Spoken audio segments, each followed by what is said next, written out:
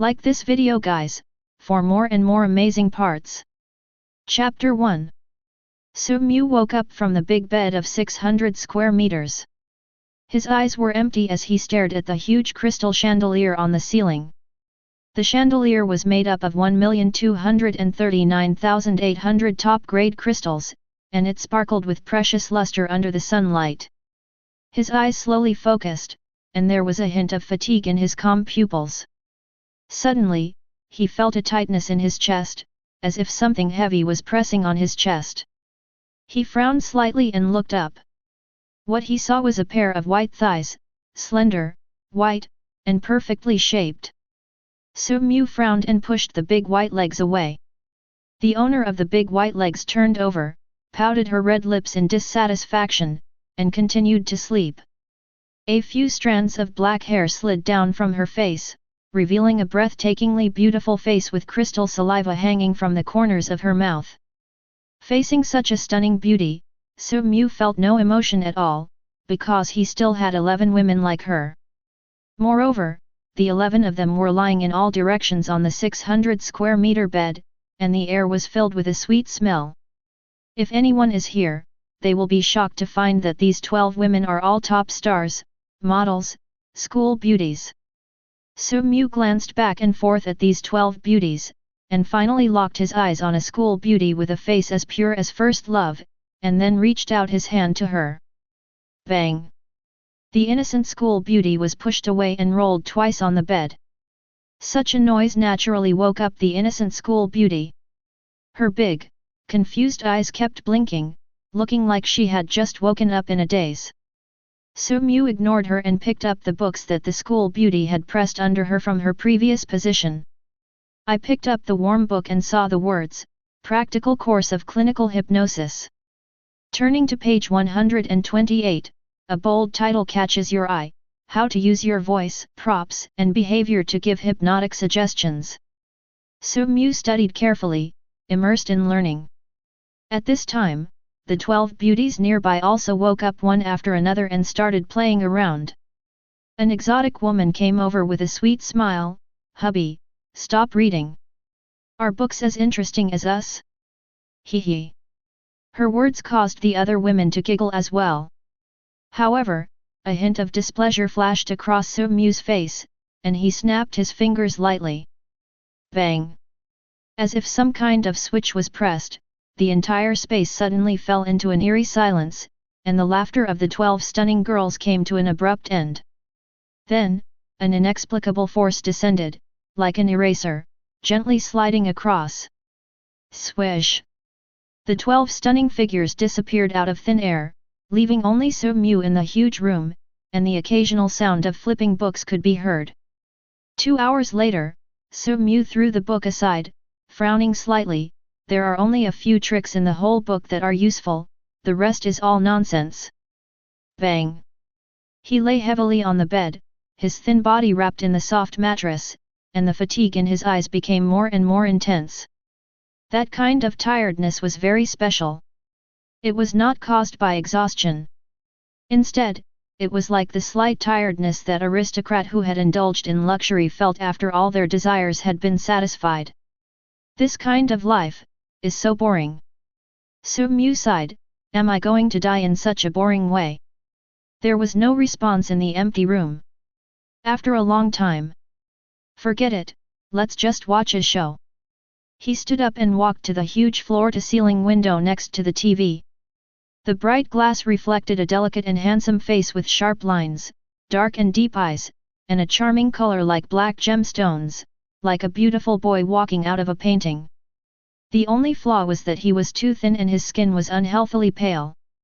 Coupled with the faint tiredness deep in his eyes that came from the lingering satisfaction of desire, he actually looked a bit like a vampire aristocrat. Su-mu stood in front of the window, overlooking the entire city from a height of hundreds of meters. The city was prosperous, with heavy traffic and pedestrians like ants. He picked up the remote control next to the TV. Press the red button above. Snap! Time seemed to freeze at this moment, and the next second, the TV didn't light up, but the sky outside was bright as the sun falling to the earth. Boom! Boom! Boom! Deafening explosions sounded between heaven and earth. The originally prosperous city seemed to be dropped with a dozen atomic bombs in an instant. Mushroom clouds rose slowly, and the blazing white light swallowed everything like a tsunami, completely wiping out the entire city. Su-mu calmly admired the doomsday-like scene before him. The white light rising into the sky was reflected in his eyes, slightly dispelling the weariness in his eyes. Even after watching it many times, it is still so pleasing to the eye, he exclaimed. The next moment, white light engulfed the skyscraper where he was. Su-mu woke up on a large bed that was 1 meter wide and 2 meters long. There were no longer 12 stunning beauties around him. Instead, there were only slightly yellowed walls, an old wardrobe, and a wooden table with many books on it. The huge contrast is like being reborn. But he was not reincarnated, but woke up from a dream. That's right, Su-mu was dreaming just now. Just as the saying goes, there is everything in dreams. And Su-mu's dream truly has everything. In his dreams, he is almost omnipotent and can create the world with a single thought, whether it is a modern city full of material desires, a world of immortal cultivation with flying and escaping the earth, or a Western fantasy world of swords and magic. As long as he can think of it, he can create anything. Want beauties? School beauties, stars, fairies, saints, and elves are all lined up for you to pick, and all of them feel exactly the same as in the real world. Want power? Speaker of the Federal Parliament, Ancient Emperor, Emperor of the Immortal World, Supreme God, take turns to be one. Want money? He really doesn't want it, because he doesn't need to spend money. A year ago, Su-mu had a great time dreaming. In reality, he was just an ordinary student and an orphan. He was not poor, but he could barely make ends meet. The strong impact in the dream brought him incomparable excitement. Here he could indulge his desires and enjoy all the beauty in the world, even the beauty of the fictional world, such as finding a cool novel to be the protagonist. He has done this many times and has played with all kinds of novels, but his favorite is still the cool novel called Until Death. He has played with it more than 10 times and still can't get enough of it. He can also control the flow of dream time, extending it to up to 1 year at most. That is, 1 night's sleep is equivalent to spending a year in a dream. However, human beings are strange creatures. They suffer when their desires are not satisfied, and they feel bored when their desires are satisfied. The happy days lasted for more than 100 years, and Su-mu enjoyed them for more than 100 years. He began to get tired of it, bored, and even a little inexplicably annoyed. It's like a player who has turned on an invincible cheat and has been playing a game for more than 100 years. It's really fun at the beginning, but it becomes more and more boring later. In particular, he discovered the biggest difference between reality and dreams, that is, the people in dreams are essentially NPCs, robots that he created. In dreams, unexpected things never happen. Su-mu even knows exactly what everyone is going to say or do next. Because he is the only one in the entire dream who truly has thinking ability, and all others are born based on his thinking. This made him even more bored. So he was no longer satisfied with enjoyment, and began to pursue excitement, adventure, and killing. After a few more decades, no excitement in the world could arouse his interest and he just felt bored. At the same time, Su-mu found that his originally strong body began to become weak, and he even had headaches and nosebleeds from time to time, but what followed was that his mind became unusually clear, and his memory and thinking abilities were growing rapidly. At that time, he didn't care and was still immersed in dreams every day, hoping to find a little bit of unusual excitement. He was too lazy to face reality, which he thought was even more boring. Until one day, he woke up with a splitting headache, as if someone was drilling into his skull with an electric drill. Then blood began to flow from all his orifices, and he finally passed out. It was at this time that he realized something was wrong and went to the hospital for a physical checkup, but nothing could be found. The doctor just said that he lacked exercise, had some anemia and low blood sugar. So he began to reduce his dreaming time and tried to exercise, but it was useless. Nothing worked. I tried exercise, medicine, dietary supplements. I tried everything, but my body became weaker day by day and my headache became worse. Su-mu could even clearly feel that his life was slipping away bit by bit.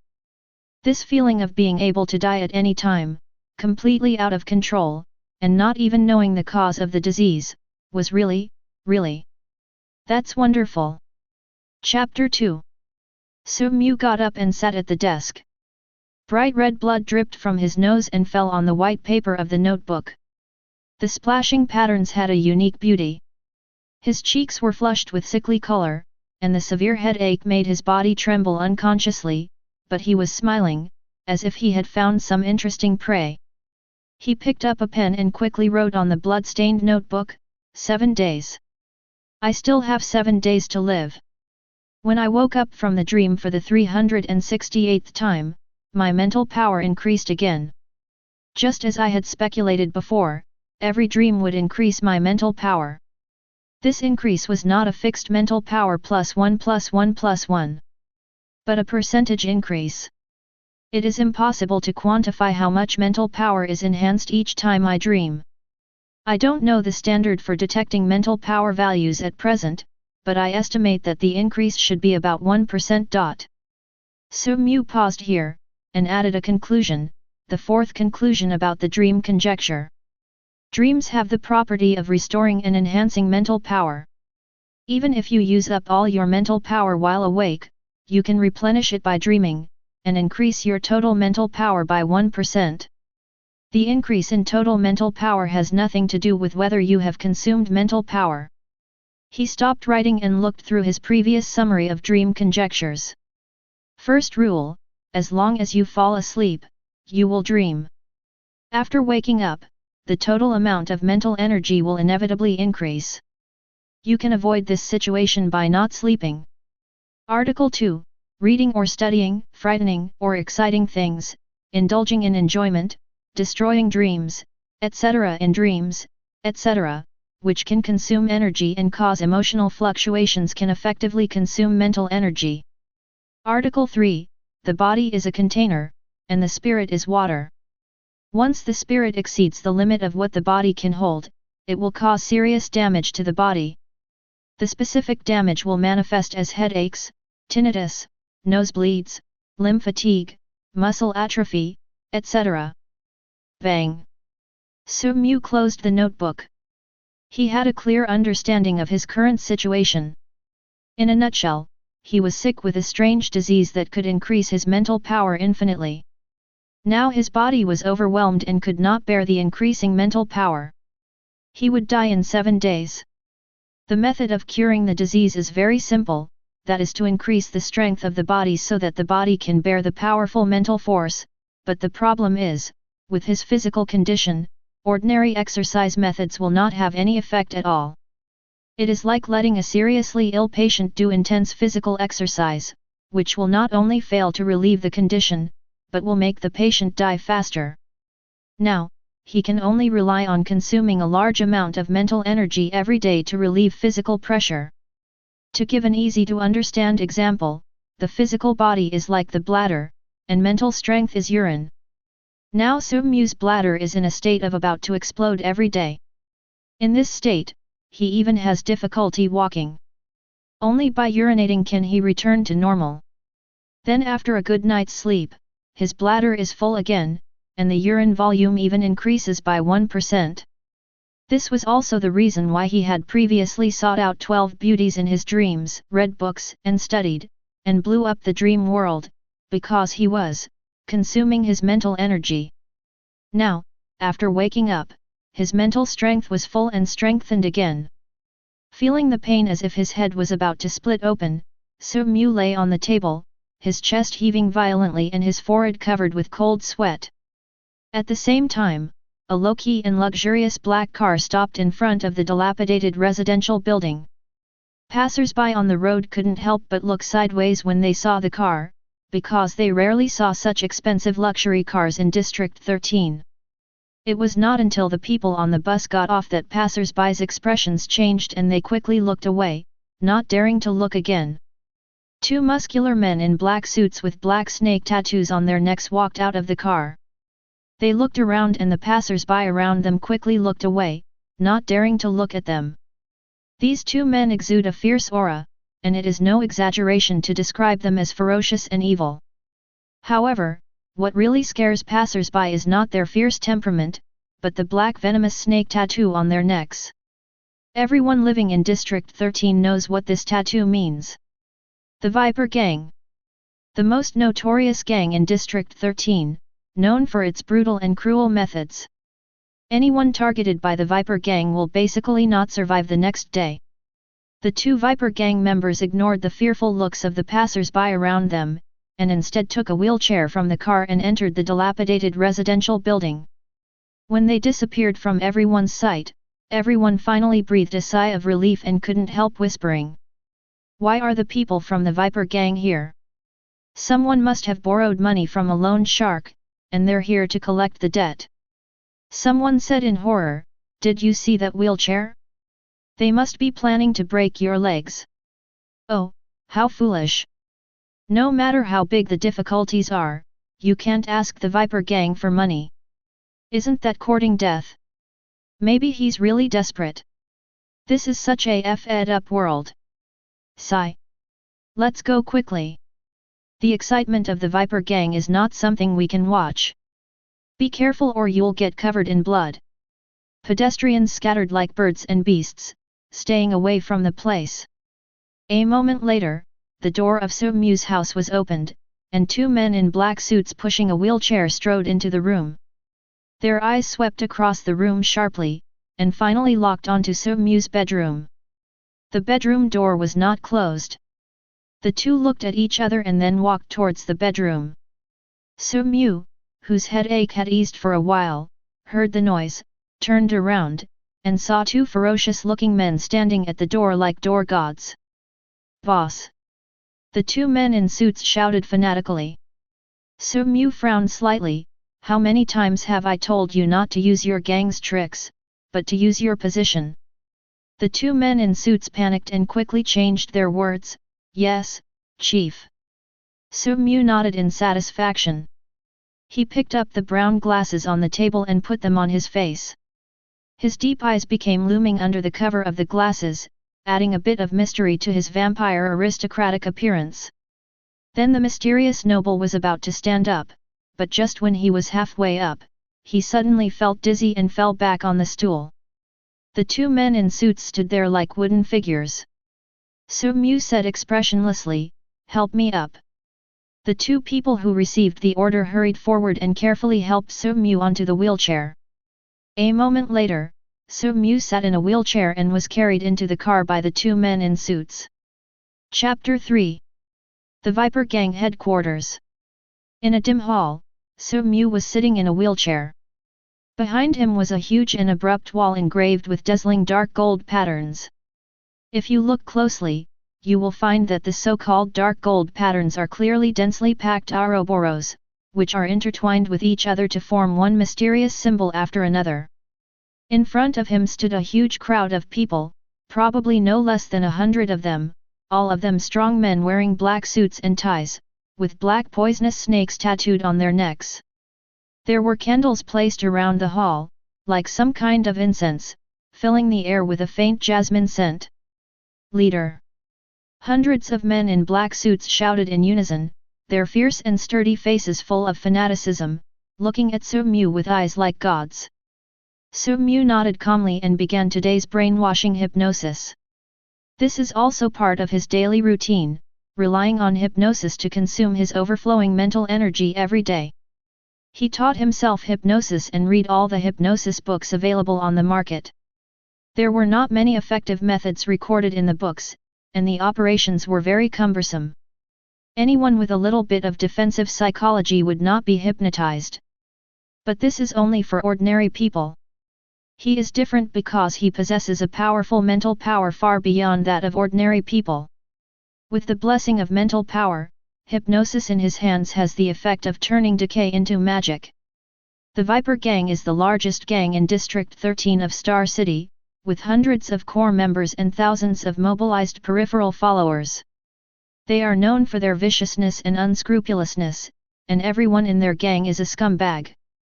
They are notorious in the entire District 13. But even such a brutal gangster was as docile as a little lamb in front of Su-mu. A few months ago, Su-mu used hypnosis to erode the Viper Gang bit by bit. He first found a lone Viper Gang member and used his mental power to hypnotize him. He then asked the hypnotized member to call his good brothers, and his good brothers' good brothers. This went on day after day, and before long, all the core members of the Viper Gang were hypnotized. No matter how ruthless the Viper Gang is, they are just ordinary people after all and cannot resist such extraordinary means. For Su-mu, who is the Emperor of the Immortal Realm, the Supreme Being of the Demon Realm, and the Lord of the God Realm, there is no sense of accomplishment in controlling a gang. The Viper Gang is just a tool for him to consume his mental energy. Hypnosis is not permanent, just like brainwashing. If you don't do it for a while, it may rebound. Under the gaze of the Viper Gang members, Su-mu pulled out a dark gold hollow patterned pocket watch from his bosom. The pattern on it was exactly the same as the one on the wall behind him, both of which were intertwined Ouroboros. This is the hypnosis symbol he designed. According to the book Psychological Hypnosis Teaching Records, hypnosis requires the design of an exclusive symbol to serve as an anchor point for hypnosis. This symbol cannot be commonplace, and it is best to remain mysterious and special enough to attract the attention of others at a glance. For this purpose, he chose the Ouroboros, a snake with its mouth wide open biting its own tail.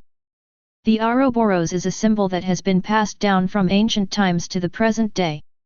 It is usually in the shape of a ring, and sometimes it is twisted and crossed to form the number 8. It symbolizes death and life, eternity and unity, and also means infinity, cycle, and immortality. He gently loosened his hand, and the pocket watch slipped from his hand, hanging in the air, connected by a thin gold chain, swinging left and right in the air like a pendulum. "Everyone, look at your pocket watch." A deep and magnetic voice came out of Su-mu's mouth, like a trickle of stream water invading the ears of the Viper Gang. The next moment, everyone's eyes were focused on the mysterious pocket watch, and their eyes kept swinging along with the movement of the pocket watch. The candles in aromatherapy around him continued to emit the scent of jasmine, and the patterned wall behind Su-mu complemented him.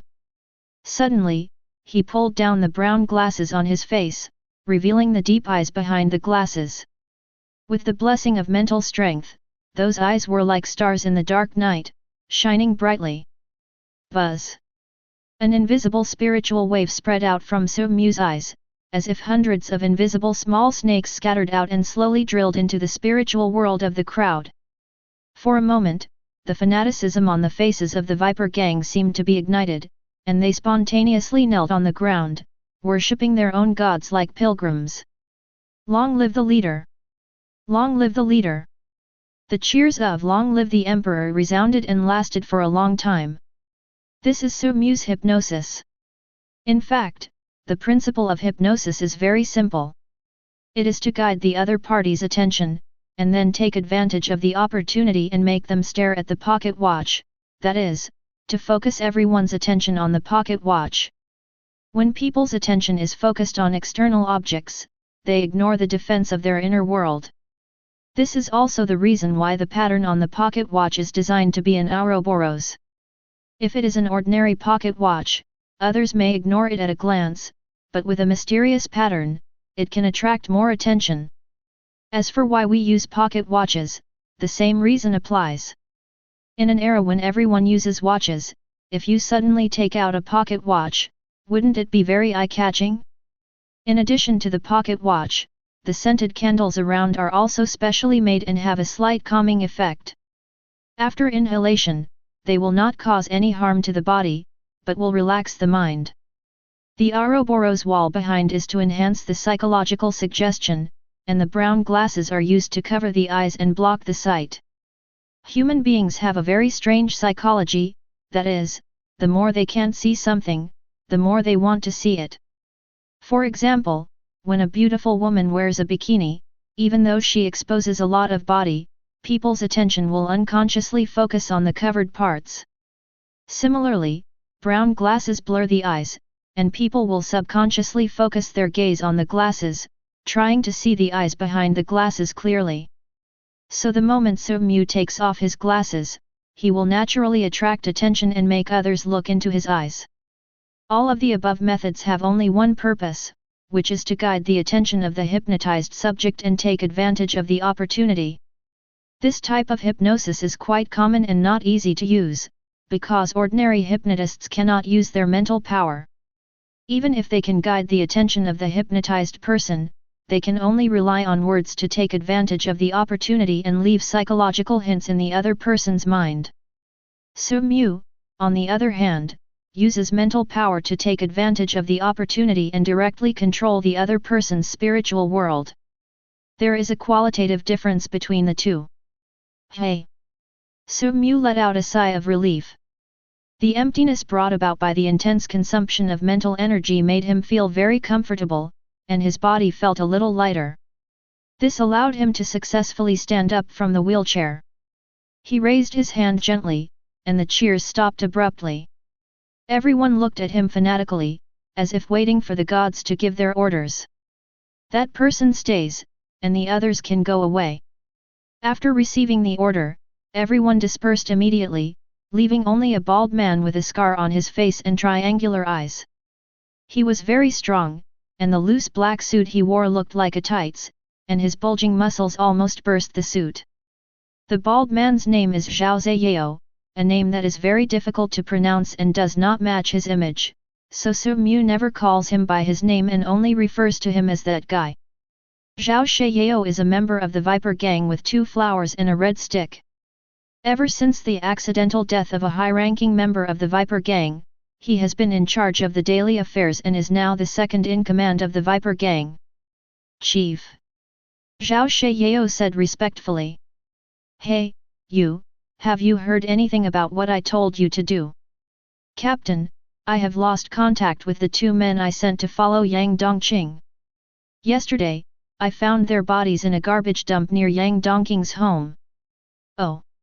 Soo-mu narrowed his eyes slightly, and a hint of interest was raised in his heart. What was the cause of death? Chapter 4. Zhao Ziyao took a deep breath, and a hint of palpitations flashed in his eyes, as if he recalled some bad scenes.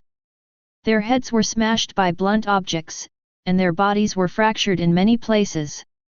Yang Dongqing was not at home when they disappeared. Judging from the traces at the scene, it can be basically determined that it was Yang Dongqing who did it, but just what? Soo-mu's mouth curled up, as if he had found some interesting prey. I don't understand the professional terms of forensic identification.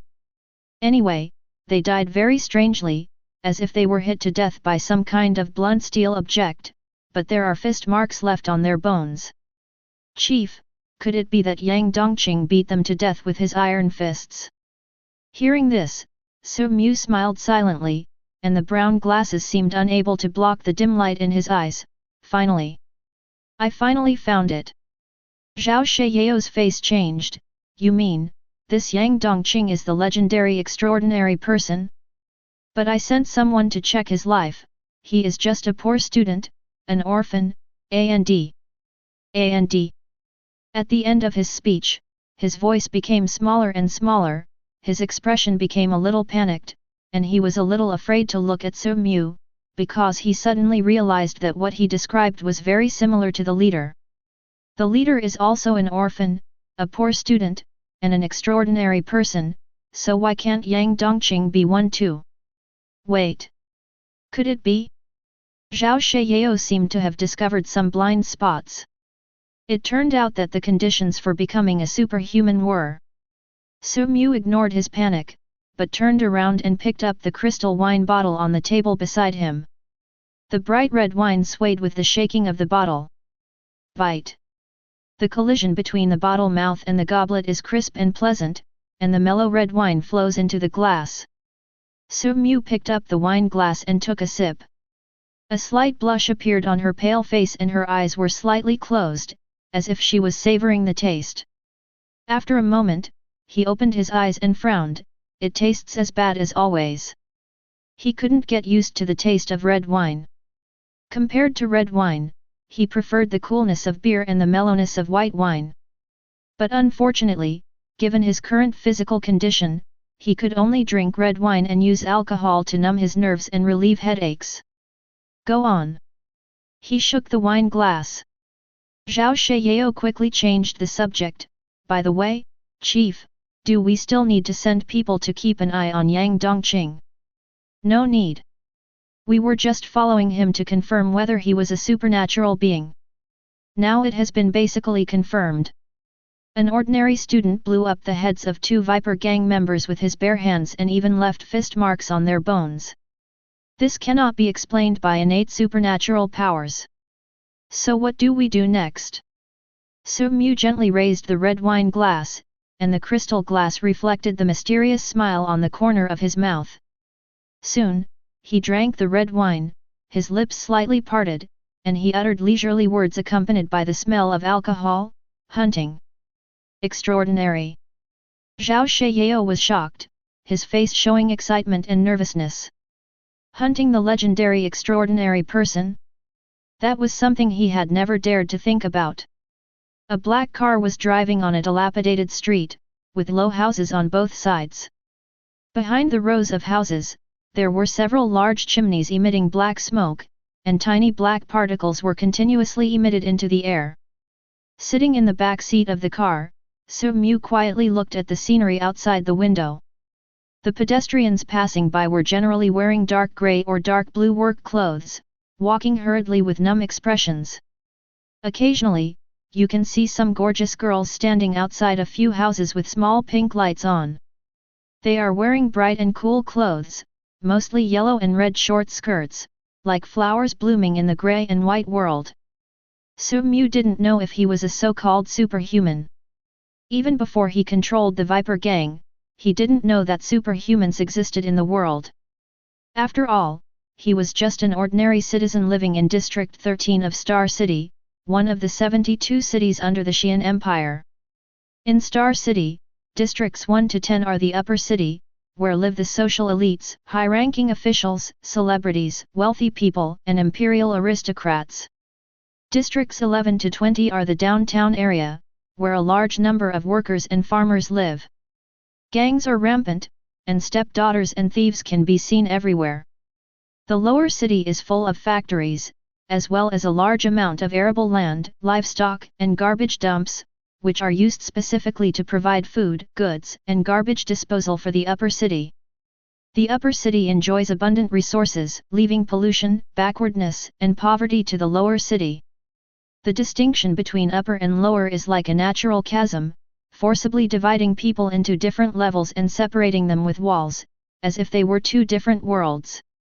Perhaps, in the upper city, the extraordinary people are not considered secret, but in the lower city, the extraordinary people are synonymous with mystery, and ordinary people who are overwhelmed by heavy work every day cannot contact them at all. Su Mu learned through the Viper Gang's news network that there is a kind of people in this world who control power that ordinary people can hardly imagine. This power is called extraordinary. He didn't know how to become a superhuman, nor did he know where the superhuman's power came from, and he didn't even know if he was a superhuman, but this did not prevent him from hunting for superhumans. Hunting down the extraordinary being named Yang Dongqing.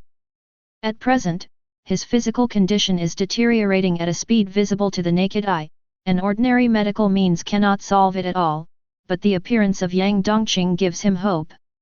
With just a pair of fists, he can blow a head apart and even leave fist marks on the bones. Such strong physical fitness needs no further explanation. As long as he can obtain this power, he can temporarily control the infinitely growing mental power and survive. Half an hour later, the black car stopped near a school. A copper plaque with traces of wind and sun was hung on the gate. The 4 big characters Elite Middle School were blurred. However, the school is as its name suggests, it trains only elites who can get a job in a factory right after graduation without having to spend money to find connections. They can be said to be born with the talent for screw tightening. Chapter 5. Soo-Mew, dressed in black casual clothes, slowly got out of the car, immediately attracting the attention of many students. After all, there were not many people like him who came to school in luxury cars in District 13. Hiss, the latest model of Thunder X600, whose car is this? It's so luxurious. Who else could it be? Mr. Soo from Class 2, Grade 3. Someone said sarcastically, with a strong hint of sourness in his words. Young Master Soo? Is he the sickly guy with narcolepsy? I heard that he takes leave every other day, and someone even saw him fainting during class. Why did he come to school today? SHH. Keep your voice down, you're risking your life. Some classmates have seen him being very close to the Viper Gang, and the rumor is that he's the Viper Gang's prince. As soon as the word Viper Gang came out, the students who were whispering to each other instantly fell into deathly silence. No one dared to speak anymore, not even to look at Soo-Mew twice. Soo-Mew walked slowly into the school gate, leaning on a snake-patterned wooden cane. The handle on the top of the cane was made of gold and diamonds, and there was a small clock hidden in the center. Unsurprisingly, a mysterious Ouroboros was carved on the dial. He walked slowly with a cane, like an emperor inspecting his territory. His handsome appearance, tall and thin figure, pale skin, and eyes hidden behind brown glasses made him look magnificent and mysterious. Some girls in the school who admired him even spread rumors behind his back, saying that his ancestors were nobles, but for some reason they ended up in the downtown area, and were therefore nicknamed the Lost Nobles. However, only he himself knows the actual situation. He walks with a cane not to show off, but given his current physical condition, he cannot live without crutches for the rest of his life. When they were almost at the teaching building, a petite girl with short hair and wearing a dark blue student skirt came jogging over. She stopped in front of Soo-Mew a little rashly. A blush had already appeared on her fair face, and she was holding a piece of pink letter paper tightly in her hand. Soo-Mew. The girl's big eyes dodged like stars, and she didn't dare to raise her head and look directly at Soo-Mew. The girl seemed to be quite famous among the students. When she appeared, the eyes of the students around her were clearly focused on her. Isn't this Zhang, the class beauty of Class 2, Grade 3? Is that a love letter in her hand? Is she going to confess her love to Soo-Mew? How come another girl confessed to Soo-Mew? This world is so unfair, a boy wailed. Haha, if you have a luxury car to pick you up every day and you are handsome, naturally there will be girls who will confess their love to you. The whispers all around made Zhang Yu's face even redder. If the weather was hotter, you might see smoke. Soo-Mew, are you feeling better? Zhang Yu asked courageously. Soo-Mew smiled, and her gentle and magnetic voice sounded, much better, thank you for your concern. For a moment, the girl's face turned even redder. She didn't dare to look up and kept staring at her toes. Well, that's good, I. She kept pinching the pink letter paper in her hands, stammering but unable to say the following words. Fortunately, Soo-Mew came to her rescue and pointed at the letter, is this for me? Zhang Yu's petite body trembled slightly, and she raised her head like a spring. She mustered up the courage to look at Soo-Mew, and saw the gentle smile on the other's lips. The courage she had just mustered up instantly faded like a tide, and her head lowered again like lightning. However, she finally mustered up enough courage to raise her hands and hand the letter to Soo-Mew. Classmate Soo-Mew, I like you. Zhang Yu, who had never dared to look up, finally spoke out her true feelings. However, unlike before, this time when she lowered her head, she not only saw her toes, but also a slightly tilted snake-patterned wooden cane. The golden dial on the top of the cane exuded a different luster in the sun, and the Ouroboros in it seemed to come alive and penetrate into the girl's spiritual world.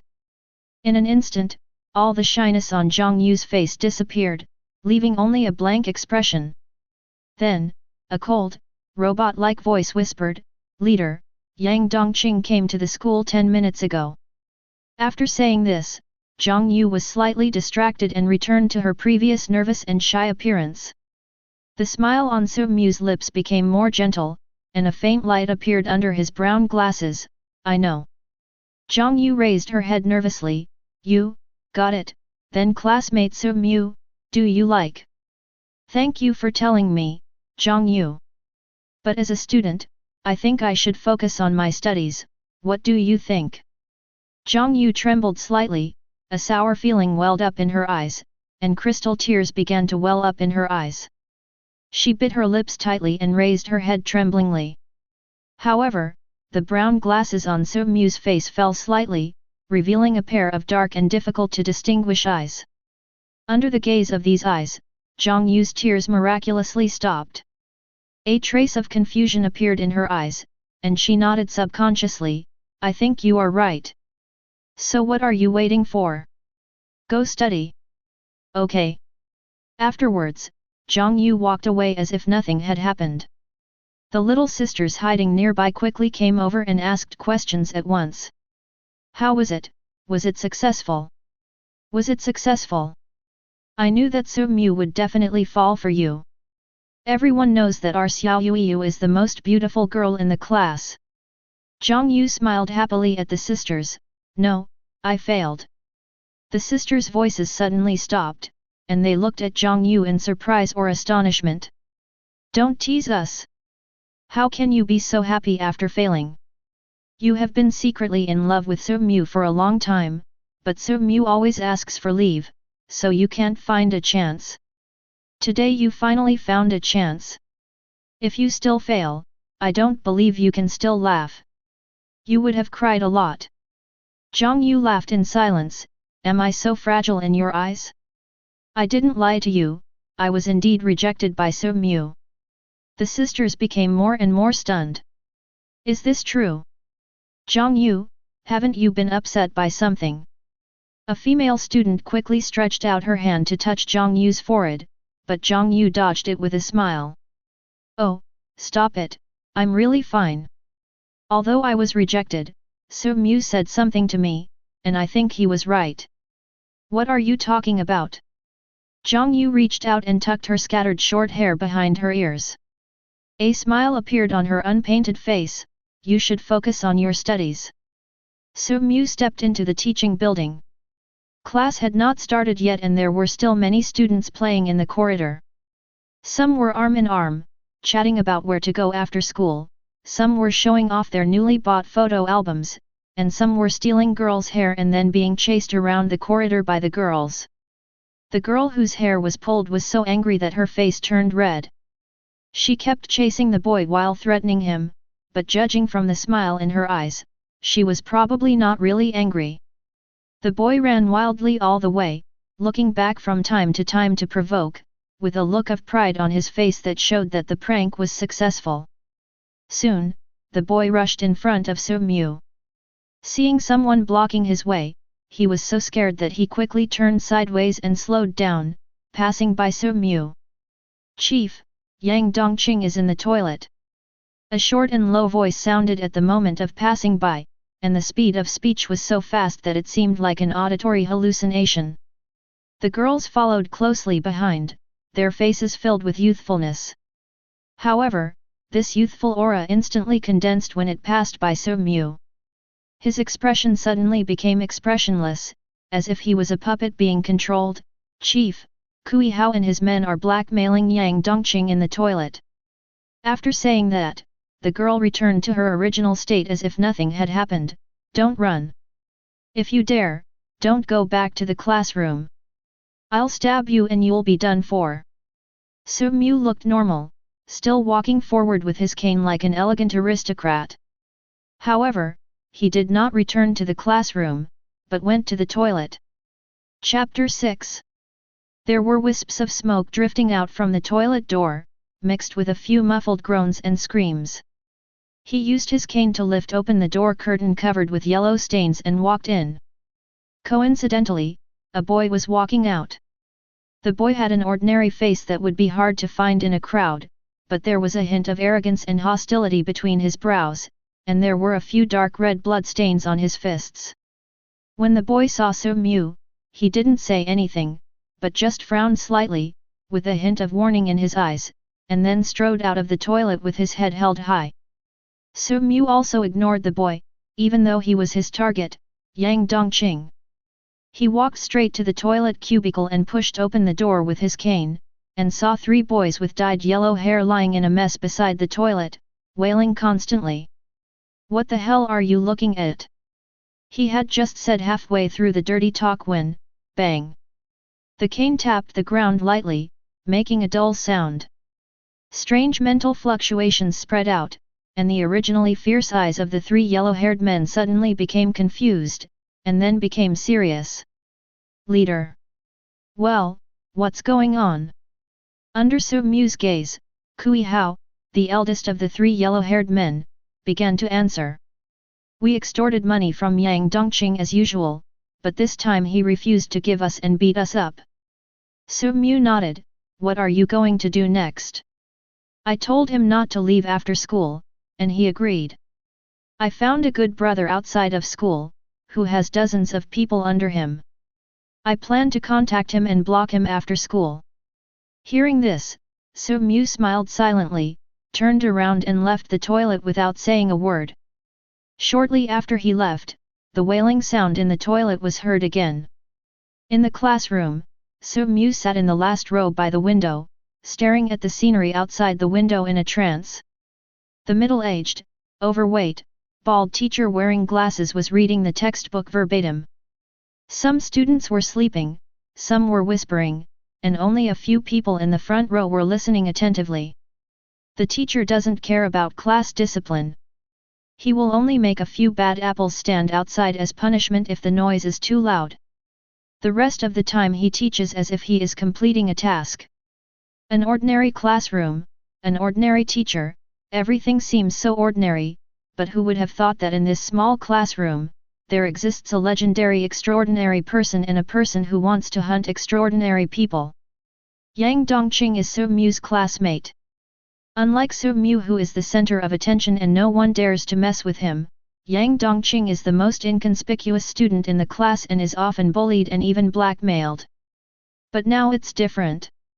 The once timid Yang Dongqing now has a hint of arrogance between his brows. It's the kind of arrogance that stands out from the crowd, as if everyone looks like a punk to him.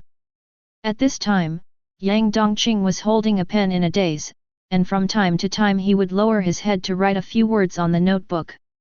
No one knew what he was thinking. Time passed by minute, and when nearly half of the class had passed, Yang Dongqing's face suddenly changed. He subconsciously covered his chest, and a trace of fear appeared on his face. "Teacher Wang, I want to go to the bathroom." He suddenly raised his hand. Teacher Wang, who was giving a lecture, glanced at him calmly and waved his hand, "Go ahead." After Yang Dongqing quickly erased the words on the notebook with a pen, he immediately stood up and left the classroom. The management of the elite middle school is so loose, even so, this school is still the best school in District 13. Of course, there are only a few middle schools in the entire District 13. Da-da-da. As the footsteps outside the classroom gradually moved away until they disappeared completely, a strange scene appeared. Teacher Wang's lecture came to an abrupt end, and the students who had been whispering also stopped talking at the same time as if they had agreed. The whole classroom seemed to have been paused and fell into silence in an instant. All the students sat straight and stiff like puppets. Whoosh! Everyone turned their heads at the same time, looking straight at Su-mu in the last row. "Leader." A uniform and low voice sounded. Su-mu withdrew his gaze from the window and looked at the crowd. What did he write? Yang Dongqing's desk mate and the desk behind him answered at the same time, "Dream. Nightmare." Su-mu's eyes moved slightly, and a thoughtful look appeared on his face. Dream? Nightmare? Why did Yang Dongqing write these 2 words? It is not surprising that adolescent boys and girls write down anything. They always have some weird fantasies, but Yang Dongqing, as an extraordinary person, is definitely different. He had been bullied for a long time, but suddenly he rose to prominence in the past half-month. It was obvious that he suddenly became an extraordinary person in this half-month. Once you become an extraordinary person, your thinking will certainly not be the same as that of an ordinary person, just like a person with a monthly salary of 3,000 yuan and a person with a monthly salary of 3 million yuan will definitely think differently. So when Yang Dongqing wrote these two words, it was definitely not some kind of youth pain literature. It must be related to his sudden change of color just now and to the extraordinary people. Could it be? Su Mu had a vague guess in his mind. Could it be that Yang Dongqing, like himself, gained his abilities through dreams? My mental power is increasing infinitely, while his physical body is increasing infinitely. In other words, I am also a transcendent? No, something is wrong.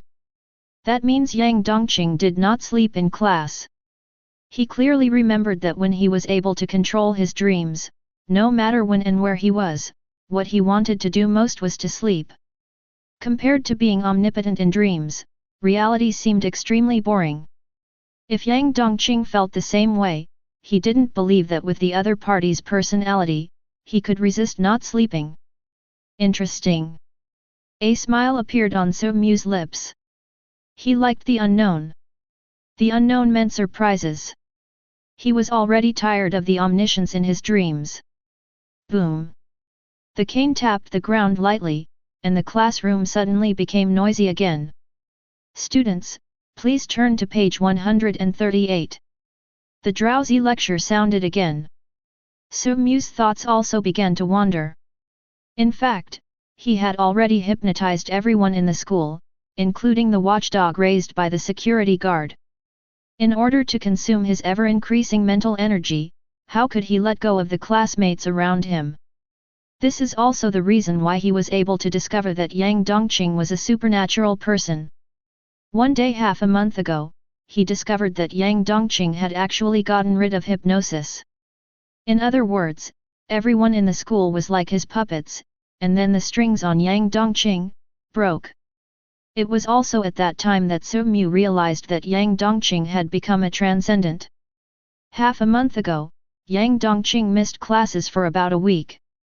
When he returned to school, Su Mu wanted to strengthen the hypnosis, so he inadvertently waved the Ouroboros pattern on the cane in front of Yang Dongqing, but he did not react at all. For subsequent testing purposes, Su Mu conducted a series of hypnotic suggestions and came to two conclusions. 1. Some changes occurred in Yang Dongqing, and ordinary hypnosis was ineffective on him. 2. This change is mainly physical rather than mental, otherwise hypnosis would have been discovered long ago. It is based on this premise that subsequent developments took place. Chapter 7. Ding-a-ling. Ding-a-ling. The school bell rang amid the students' anticipation. School is finally over. Let's go play games. There's a new arcade opened over on Zishan Road. I'm so hungry, let's go home and eat. Amid the noise, Yang Dongqing left the classroom without saying a word. He seemed to be worried about something. He had not looked good since he raised his hand to go to the bathroom in the first class. When Yang Dongqing arrived at the school gate, Kui Hao, who was beaten black and blue, had already gathered dozens of people and waited for a long time. Then he was pulled away by Kui Hao and others. Su Mu was indifferent to this and got into the luxury car and left. Soon, the luxury car stopped in front of a residential building, and under the leadership of Zhao Ziyao, the second in command of the Viper Gang, he went to the room on the top floor. The room was empty except for a chair and a telescope by the window. In addition, there were two sturdy men in black and a girl wearing a cheap dress, with an innocent face and looking timid. Two burly gangsters and a pitiful girl, this combination always makes people think of some bad scenes. Su Mu ignored everyone and sat straight on the chair. Zhao Ziyao quickly raised the telescope and carefully placed it next to his eyes. Lower. Yes, Chief. Zhao Ziyao quickly adjusted the position of the telescope. Su Mu's sight looked through the telescope and fell on a narrow alley. The alley was crowded with people at this time, including Kui Hao, Yang Dongqing, and others. Kui Hao pointed at Yang Dongqing's nose with an arrogant look on his face and cursed at him. Dozens of people behind him also followed suit, some of them holding baseball bats in their hands. Yang Dongqing, weren't you very arrogant before? Now that my big brother is here, why don't you try being more arrogant? Yang Dongqing, who was surrounded by dozens of people, did not show any fear on his face. He just frowned and his eyes revealed a hint of anxiety, as if he was worried about something. Hey, hussy, don't scare your classmates. A man wearing ripped jeans, a denim jacket and holding a cigarette patted Kui Hao on the shoulder. Brother, this guy was the one who hit me. Kui Hao looked a little excited. The man called brother smiled slightly and nodded in a very stylish manner, indicating that he could rest assured. Afterwards, the eldest brother walked up to Yang Dongqing with a slouch, without looking at him directly, but took a puff of his cigarette casually, and patted Yang Dongqing's shoulder in a deep voice. Your name is Yang Dongqing, right? Take your hands away. Yang Dongqing said coldly. The eldest brother paused for a moment while holding the cigarette. The smile on his face turned a little colder. He praised, young people nowadays are full of energy, a bit like me back then. However, Yang Dongqing, you have to know one thing. It's not a good thing for young people to be too full of energy, especially. Ah! It hurts. Let go of me now. Yang Dongqing just grabbed the big brother's hand and twisted it behind his back. Then there was a snap and it was directly broken. Ah! Sharp screams echoed throughout the alley. The big brother's face turned pale with pain and he fell to his knees. FK! What the hell are you still standing there for? Kill him for me! The gang of hooligans were stunned at first, then they reacted and rushed towards Yang Dongqing, yelling and cursing. Facing the siege, Yang Dongqing smiled coldly, you are unlucky because I am in a bad mood today.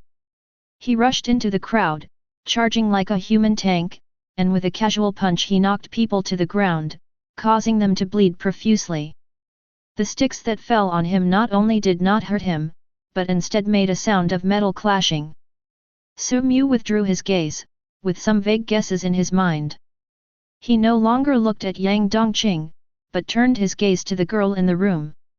The girl's body trembled, and a flattering and charming smile appeared on her innocent face. Is this the person you found? Su Mu looked at the girl. Chief, her name is Jasmine, but she is the top star of Fenjiao Club. Jasmine, why don't you call someone quickly? Zhao Sheyao urged. The smile on Jasmine's face became more charming, and she said in a coquettish voice, Hello, boss. Su Mu frowned, put away the worldly air in you, what I want is purity, not worldly, similar to the purity of Bai Yue Guang, understand? It's not as simple as changing clothes. That person, how did you explain it? Zhao Sheyao's body trembled suddenly, and he quickly explained, Chief, I just followed your instructions. Oh. Su Mu glanced at him calmly and said meaningfully, so you mean my problem? Zhao Ziyao was sweating profusely, and he quickly knelt on the ground, I dare not. Jasmine, what did I tell you before? Just act like a student. Feeling the solemn atmosphere, Jasmine also panicked, I'm only good at acting as a student, but I really didn't go to school much. It was the club that advertised that I was a student. You.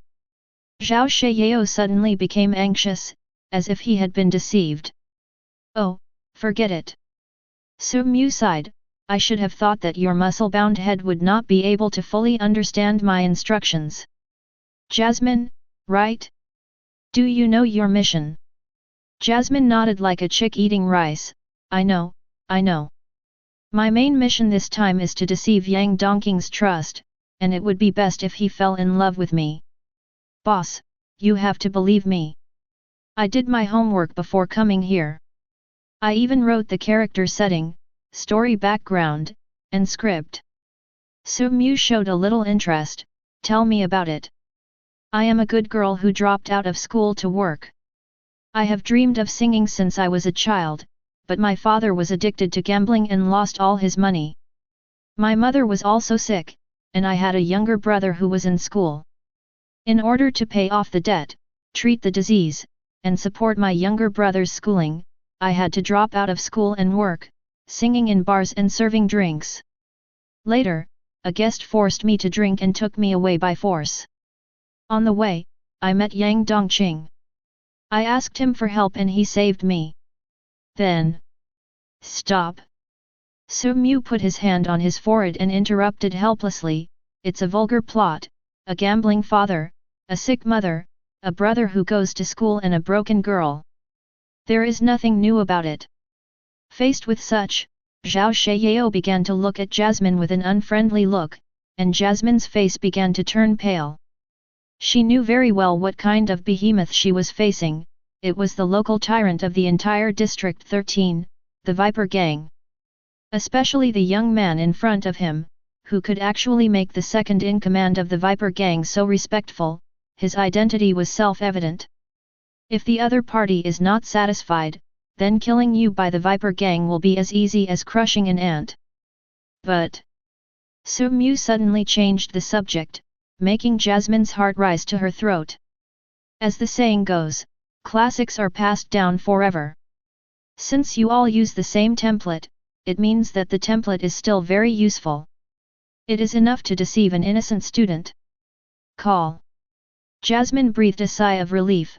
She knew she had passed. Although the script is acceptable, your temperament needs to change and you need to get into the role. A girl who has gone through so many hardships but refuses to give up her dreams and dares to face the hardships in life needs to have a kind of stubbornness, resistance, and a sense of brokenness. Do you understand? I understand. I'm fine.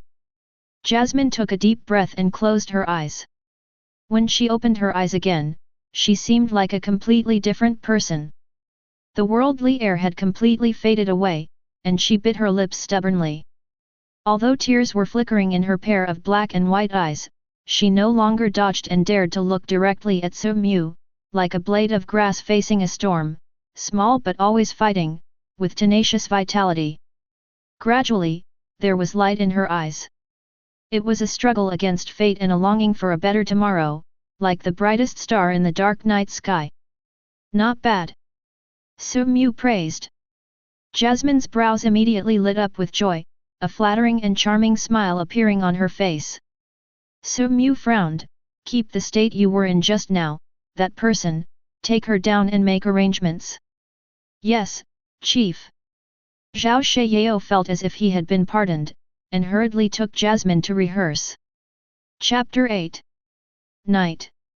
Yang Dongqing went out wearing black clothes, a baseball cap and a mask. The reason he dressed like this was because he never waited overnight to take revenge. During the day, Kui Hao came to cause trouble twice, which touched his sore spot. He could not allow the other party to breathe the same air with him. If there were not so many people around during the day, he would definitely kill him on the spot. He is vindictive like that. Since the last incident, his mentality has completely changed. Yang Dongqing clenched his fists, and the collision of his 5 fingers and palms made a steel-like sound. A hint of heat flashed in his eyes. Power. This is what it feels like to have power, but it's not enough. I need more power so that I can survive in hell and dominate my life. His eyes were burning with crazy ambition flashing in them. He pulled his hood on, hiding his face in shadow, and stepped out. He was very fast, like a ghost in the night, running through the shadows. When Yang Dongqing walked to a remote alley, he suddenly stopped and frowned. Help! Help! Please let me go, no, no. UBCH, weren't you acting so cool in the bar just now? Now you're begging for mercy? It's too late. The young woman's call and the man's lewd laughter reached Yang Dongqing's ears from the depths of the alley. Yang Dongqing looked indifferent. In the outer city, public security has always been a big problem. He shook his head indifferently. You will suffer the consequences if you bring trouble upon yourself. In his opinion, she was definitely not a good girl because she knew that the security in the outer city was bad, but she didn't go home but stayed in the bar late at night. Just as he was about to leave, he heard the voice again, "Brother, this girl is really pretty, is she still a student?" "Hee, this is also the first time I've seen such a beautiful woman. I'm so lucky today." Yang Dongqing paused, turned around and rushed deeper into the alley. In the dark alley, there were no street lights around, only the bright moonlight shining on the earth, illuminating the sinful scene before one's eyes. A woman in a cheap dress was pinned against the wall by two slovenly dressed men. The woman resisted fiercely, but how could she compare to the men in strength? A feeling of despair spread in those lively eyes, as if someone had sprinkled a layer of dust on the night pearls, making her eyes dim. But just when she was in despair, a figure suddenly appeared on the scene. A ray of hope suddenly burst out from the girl's eyes. "Save me." The person who came was Yang Dongqing. "Stop it! Let go of that girl!" He rushed forward like a locomotive, without even waiting for the two men to react. Bang! After two punches were thrown, the two men flew backwards like kites with broken strings, and hit the walls on both sides hard. When they got up again, they felt like all the bones in their bodies were almost broken. "Oh, it hurts so much! Who the hell dares to ruin my good deeds?" They were answered with two loud kicks, and the two men were kicked out again, spitting blood. "Get out!" Yang Dongqing snorted coldly. The two men knew they had met a tough guy, so they didn't even dare to say anything harsh and just ran away crawling. The girl who was finally rescued seemed to be too frightened. She collapsed to the ground without saying a word. She just buried her head between her legs and sobbed softly. "Are you okay?" Yang Dongqing walked up and asked. The woman's body trembled slightly, and she trembled for a long time before she raised her head. The moment she raised her head, the cold moonlight hit her face and Yang Dongqing was stunned. As a student, even though he possesses extraordinary powers, his mentality and vision have not changed completely. Just like in his student days, everyone liked the same face, and there was a reason for this, because everyone's circle was basically concentrated in the school. An outstanding boy or girl will always be loved by many people at the same time. Once you get out into the society, you will find that 698 is more cost-effective. In the moonlight, Yang Dongqing saw a face with tears in her eyes, a delicate body, red eyes, messy hair, and a look of despair yet a hint of stubbornness. The whole picture is full of Sumu's necessary sense of fragmentation. Yang Dongqing had never seen such a scene before, and a strong desire to protect arose uncontrollably. Feeling Yang Dongqing's gaze, the girl curled up in fear and hurriedly reached out to pick up the fallen shoulder strap. "Thank you for saving me." The girl struggled to get up, but she seemed to be injured and it was difficult for her to get up. Yang Dongqing subconsciously reached out to help her, but the girl dodged like a frightened deer. Don't misunderstand me." He began to stutter for no reason. "I'm different from them. I won't hurt you." Maybe this sentence worked.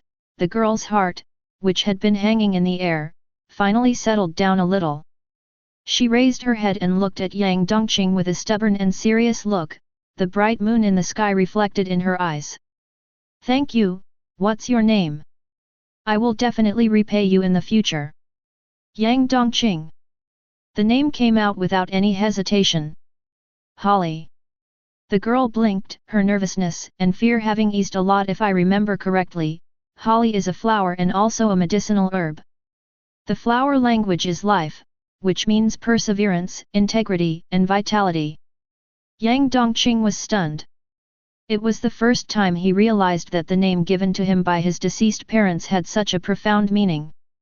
The girl smiled and said, "It's a nice name, and it suits you very well." "Well, I want to go back. I'll take you there." Yang Dongqing blurted out, and even forgot to seek revenge on Kui Hao. The girl's eyes revealed a little warning, "No need, I can go back by myself." Yang Dongqing suddenly felt a little disappointed. Seeing the girl was about to leave, he was tongue-tied and didn't know how to keep her. Perhaps God heard his thoughts, and an accident happened. The girl took 2 steps and suddenly screamed in pain, and then fell to the cold ground. As a supernatural being, Yang Dongqing had some reaction. He immediately took a step forward and hugged the girl's soft body. At that moment, he finally experienced what it meant to have a warm and soft beauty in his arms. My heart was moved. It was so small. Are all girls so small and fragile? Just as he was stunned, a soft voice like the buzzing of a mosquito came from his arms, "Can you let me go?" Yang Dongqing came back to his senses, his face turned red, and he quickly let go of the girl. "Thank you." The girl thanked him again, then limped away. Only then did he notice that the girl's slender ankle was already red and swollen. "Your foot is injured. Walking back like this may make your condition worse. I'd better take you back." The girl said without even turning her head, "No, I've already troubled you enough, I can do it myself." Ah!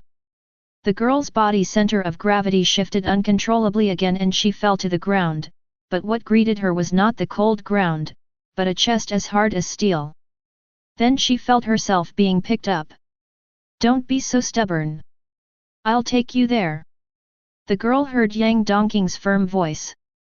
The girl seemed a little afraid to look at him. She curled up her body and hummed in a very low voice. The boy held the girl and walked under the moonlight. The atmosphere was quiet and charming.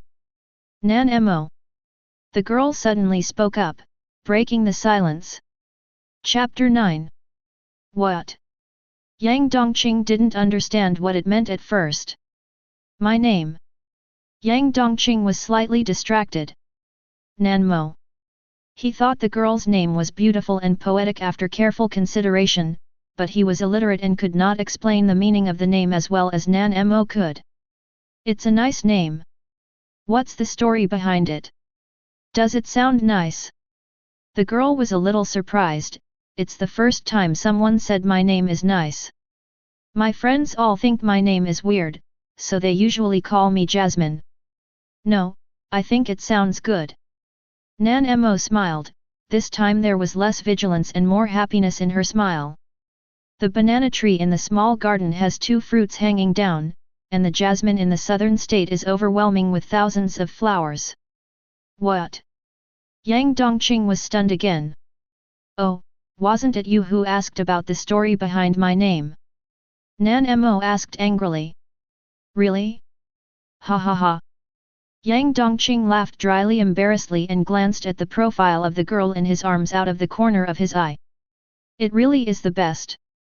"What did you just say?" "Ah? Nothing, you heard it wrong. But I clearly heard you say something about flowers." In a residential building in the distance, Su Mu slowly put down the night vision binoculars, a mysterious smile on his face. "What a great Nan Mo, what a great Jasmine. Reality is indeed more interesting than dreams. Even a small person has his or her own shining points. To be precise, it is not reality that is interesting, but the people in reality." He hid behind the scenes and witnessed with his own eyes the great show starring Jasmine, and even heard the lines clearly. He can read lips, so that's not a problem. Because studying in dreams can consume mental energy, he basically kept studying in the later period, and then mastered many interesting life tips, such as making bombs, killing people with bare hands, preparing poisons, etc. Su Mu casually threw the night vision binoculars to Zhao Ziyao, and then ordered lightly, "Go check Nan Mo, this woman is not as simple as she looks." Zhao Ziyao's heart trembled. "Yes, chief." The next day, the Viper Gang headquarters. In front of the tall and heavy Ouroboros wall, Su Mu, who had just finished hypnosis, sat in a wheelchair with an empty look on his face. The condition is getting worse. His face was pale, almost bloodless, but his eyes were brighter than ever before. Chief, Jasmine is here. The ferocious Zhao Sheyao brought in the petite Nan Mo. Nan Mo acted very nervous, and from time to time she glanced at the Viper gang members who were standing around like statues. How are things going? Su Mu's slightly hoarse voice came from the podium, echoing in the empty hall. Nan Mo looked nervously at Su Mu under the dark gold-patterned wall. For some reason, she felt like she was meeting the emperor. Resisting the urge to kneel down, she quickly said, "It went smoothly." Yang Dongqing didn't get suspicious yet. Su Mu nodded, looked at Nan Mo carefully, and asked slowly, "Are you asleep?" Nan Mo shook her head stiffly, "No. No, he cared about me very much. He knew that I was frightened and injured, so he didn't touch me." As if she was afraid that Su Mu would think she wasn't working hard enough, she added, "But I said I was very scared, so I asked him not to leave. He slept on the floor. In the middle of the night, I was afraid he would catch a cold, so I let him sleep on the bed." Su Mu's gaze moved down and fell on the other person's slender ankle. The fair skin was still a little red and swollen. It was obvious that the injury was not pretended, but a real injury. "You did a great job. Men won't cherish things that are too easy to get." Nan Mo's face lit up slightly, "Thank you for the compliment, boss. Actually, I didn't do anything. It's mainly because Yang Dongqing is too naive." Su Mu shook her head, a smile appeared on the corner of her mouth, and she looked at her with interest. "Don't be modest, your acting is very real, so real that it doesn't seem like acting." Nan Mo's face froze. "People like us have to deal with all kinds of customers every day, so we all know a little bit of acting skills. There's no need to lie. Your acting skills have nothing to do with your profession, but everything to do with your experiences. After all, only if you've really experienced it can you act out that kind of stubbornness in the face of despair." "Boss, I don't quite understand what you mean." Nan Mo's smile became more and more stiff. "It's nothing, I just sent someone to investigate your life, and it turned out that your life is very similar to the script you prepared. A gambler father, a sick mother, a younger brother who goes to school, and you were once a student who liked poetry and music. The only difference is that reality is often more cruel than the script, and you are stronger than the script." Nan Mo was silent. Her face was pale. The worldly air she had pretended to have worn away had long since faded away, and she looked somewhat sad and beautiful.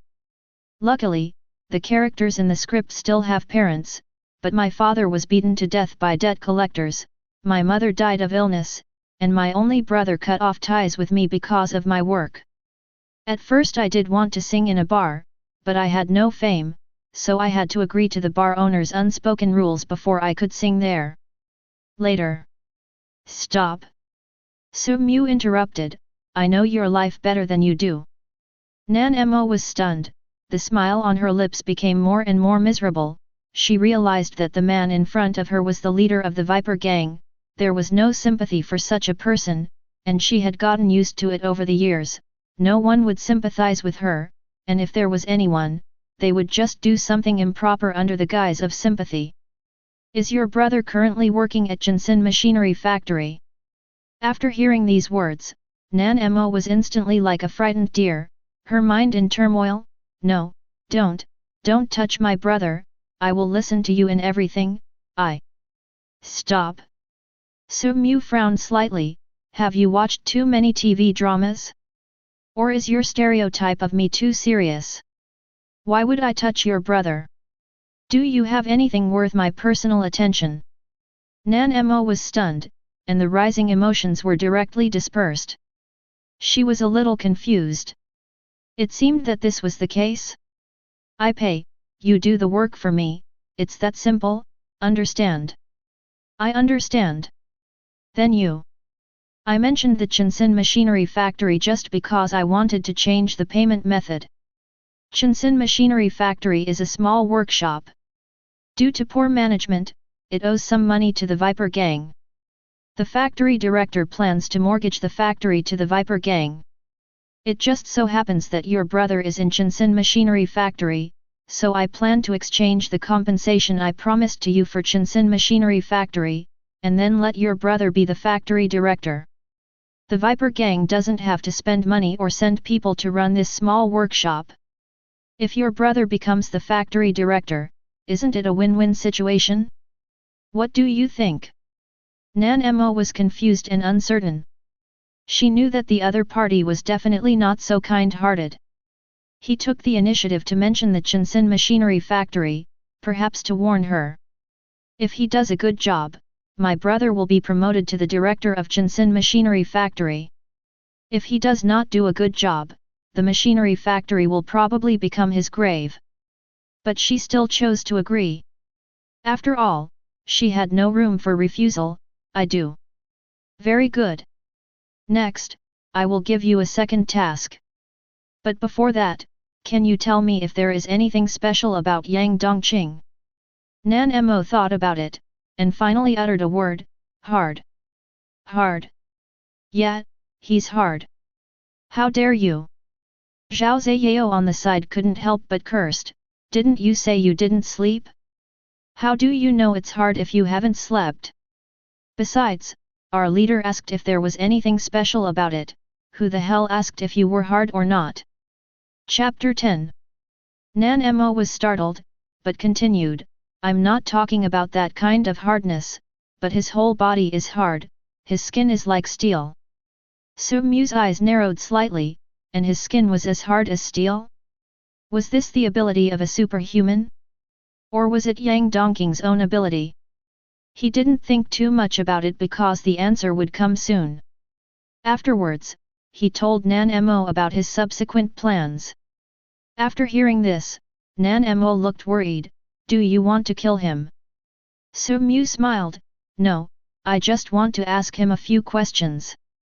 But, if it's just asking questions, is it necessary to do this? Nan Mo was still worried. You talk too much. Nan Mo's heart trembled for a moment. When she looked up, she saw the pair of eyes hidden behind the brown glasses. They were vague and seemed to contain no human emotions. The owner of those eyes was still smiling, but his smile made people feel cold. She didn't dare to say anything more and had to leave respectfully. At night, in a dilapidated bungalow, Yang Dongqing stared at the busy figures in the kitchen. She was a little cook in an apron, dancing like a butterfly in the small space. After facing the pressure of life and death for a long time, he finally relaxed for the first time in a long time. It's time to eat. The young cook Nan Mo brought 2 plates of dishes with a smile. Her white arms waved in front of Yang Dongqing's eyes, and the aroma of the food mixed with her body fragrance penetrated his nostrils. Hey, what are you looking at? Come and try my cooking. In order to repay you, I have used all my best skills. Nan Mo stretched out her white little hand and waved it in front of Yang Dongqing. Yang Dongqing finally came to his senses, picked up his chopsticks and started eating. It was his first time to have a meal with a girl at close range, and a beautiful one at that. This made him a little nervous, and he didn't even know what to say to ease the awkwardness.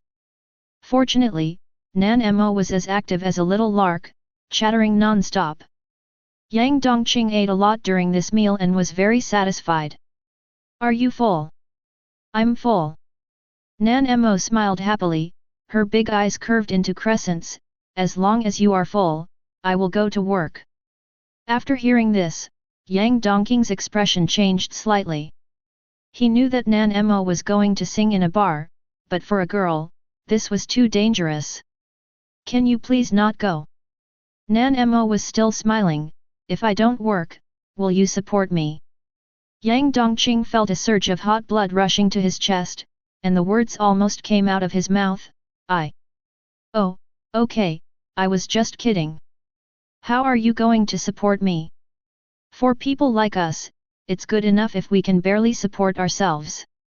I'm leaving, Yang Dongqing. Bang! The shabby door was closed, the petite figure had disappeared, and the laughter in the room seemed like an illusion, leaving only silence. Yang Dongqing clenched his fists and said firmly, Jasmine, I will support you. He couldn't say such things before, because he really had a hard time supporting himself, but now, after becoming a transcendent, money? It's just something that can be easily obtained. Afterwards, he also went out, ready to make money.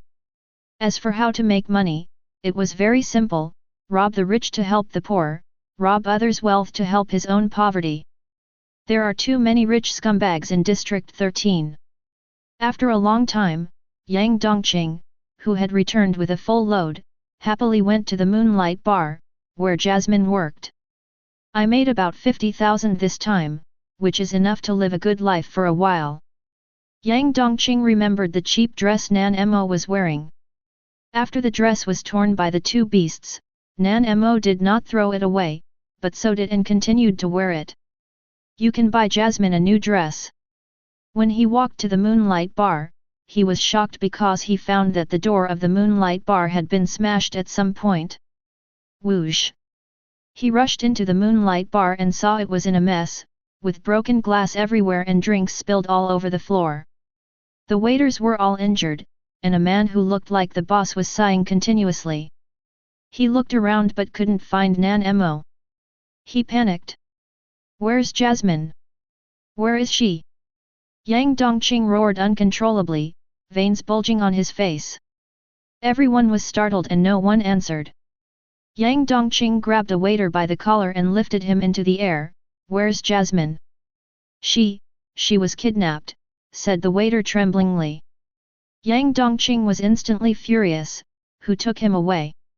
Yes, two guests wrapped in bandages rushed in with a group of people, smashing everything they saw, and saying something like someone saved you last time, let's see who can save you this time. Yang Dongqing reacted immediately and realized that they were the two beasts who were about to attack Nan Mo last time. He now regretted very much that he did not kill those two people directly. Where did they go? I don't know either.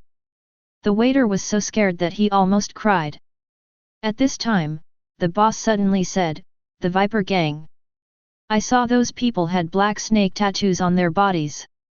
They are members of the Viper Gang. Bang! Yang Dongqing let go of his hand, the waiter collapsed to the ground, and he rushed out without looking back. The notoriety of the Viper Gang is known to everyone in District 13. Its headquarters is located on the edge of the northwest corner of District 13, close to the abandoned city area, and is very chaotic. He was extremely anxious and couldn't even imagine what kind of treatment a fragile and beautiful girl like Nan Mo would suffer if she fell into the hands of these venomous snakes. After Yang Dongqing left, the bar, which was originally filled with wailing, suddenly fell into silence. Everyone stopped what they were doing and stared at his departing back. The boss, who had been sighing before, became expressionless. He took out his cell phone, put it to his ear, and said respectfully, Chief, the prey has been hooked. Okay, got it. A low, magnetic voice came from the other end of the phone.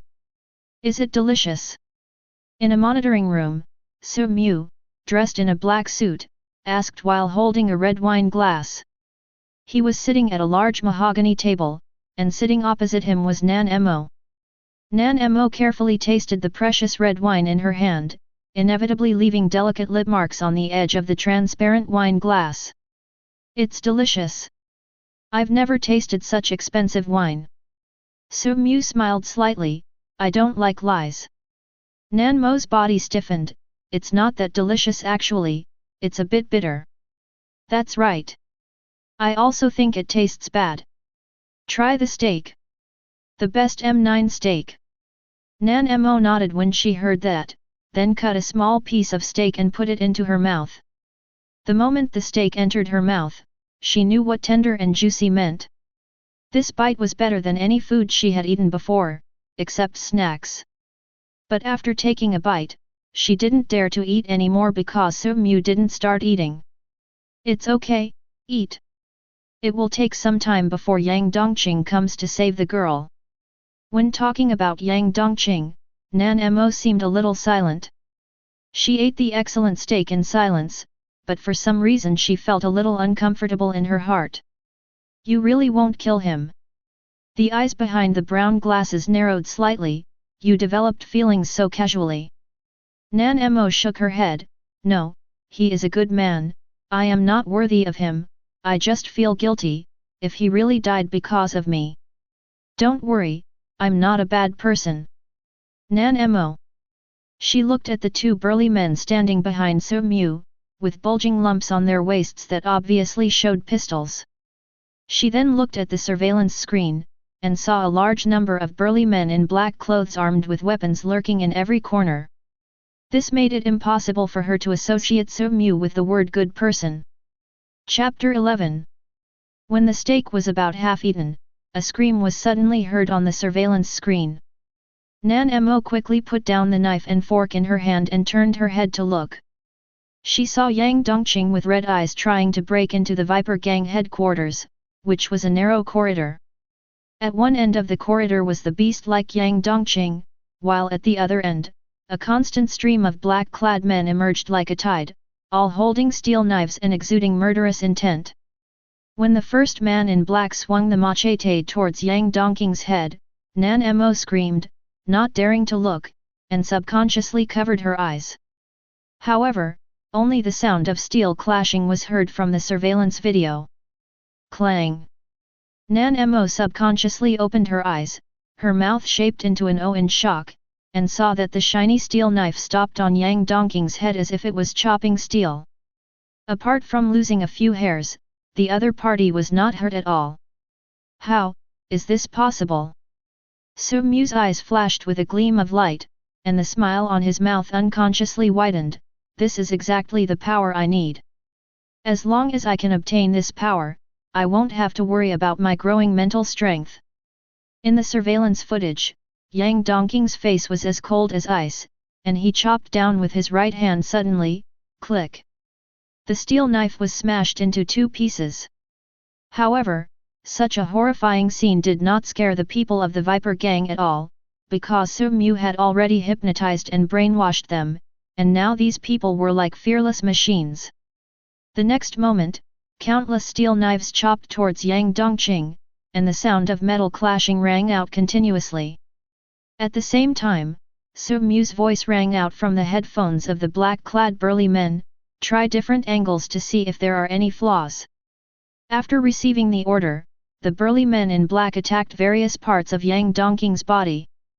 They were not afraid at all, even if it disrupted the attack pattern and even left Yang Dongqing with an opening. Bang! Bang! Bang! Yang Dongqing was like an armored tank, rampaging through the corridor, causing people and horses to fall to the ground and blood to flow wherever he passed. He was extremely strong, and with his iron fists, he could truly be said to be able to crush skulls with his bare hands. Although the battle was a one-sided crushing victory, Yang Dongqing was not happy at all. Instead, he felt a deep chill in his heart. A man in black, whose chest had just been shattered by him, got up from the ground again and rushed forward with a machete in hand. Not only was there no fear on his face, but he was very fanatical and shouted loudly, "For the leader!" Yang Dongqing's pupils shrank slightly. He couldn't imagine why he could still stand up when he was clearly in a fatal condition. If one is like this, everyone is like this. It's not that he hasn't killed gang members before. Those people only bully the weak and fear the strong. As long as he shows absolute strength, they will be scared out of their wits and kneel down to beg for mercy. But now, there is only fanaticism on the faces of all the Viper Gang members. Looking at the fearless members of the Viper Gang, Yang Dongqing's face became even colder. He made continuous attacks, and in just a moment, he cleared the entire passage. He casually grabbed a bloody man in black and asked fiercely, "Where is Jasmine?" The man in black smiled coldly, his mouth full of blood foam, "For the leader." He punched Yang Dongqing hard with his only remaining left hand. Yang Dongqing's eyes turned cold, and he was the first to arrive. He grabbed the other person's left hand and twisted it hard.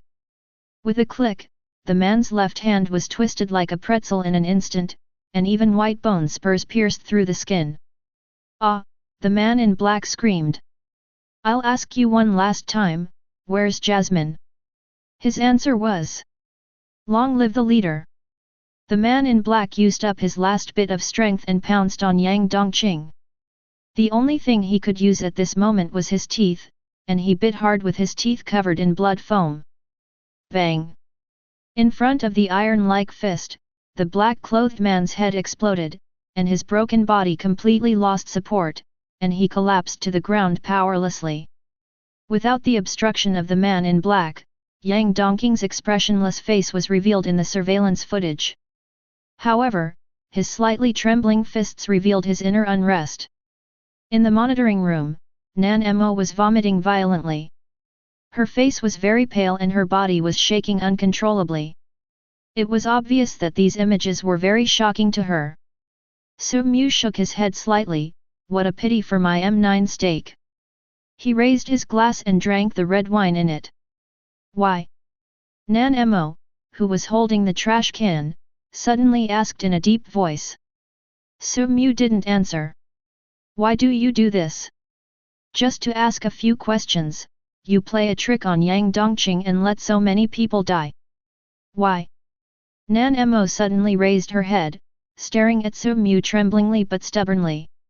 So many of your men died, yet you're wasting a piece of steak. What does human life mean to you? Silence, dead silence. Ha! Ha ha, ha ha ha ha.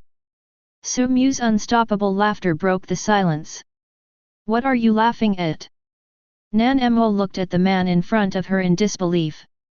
At this moment, he was as happy as a child. Interesting, really interesting. You are in the mud, but you can't bear to see others also covered in mud. It is because of people like you that the world is so colorful. What is human life? What do you say it is? Human life is human life, and only human life. The pair of eyes hidden behind the brown glasses were looking at Nan Mo with great interest, sparkling brightly in the dim monitoring room. Nan Mo was shocked. She looked at the man in front of her in disbelief, and the fear and discomfort in her heart surged like a tide.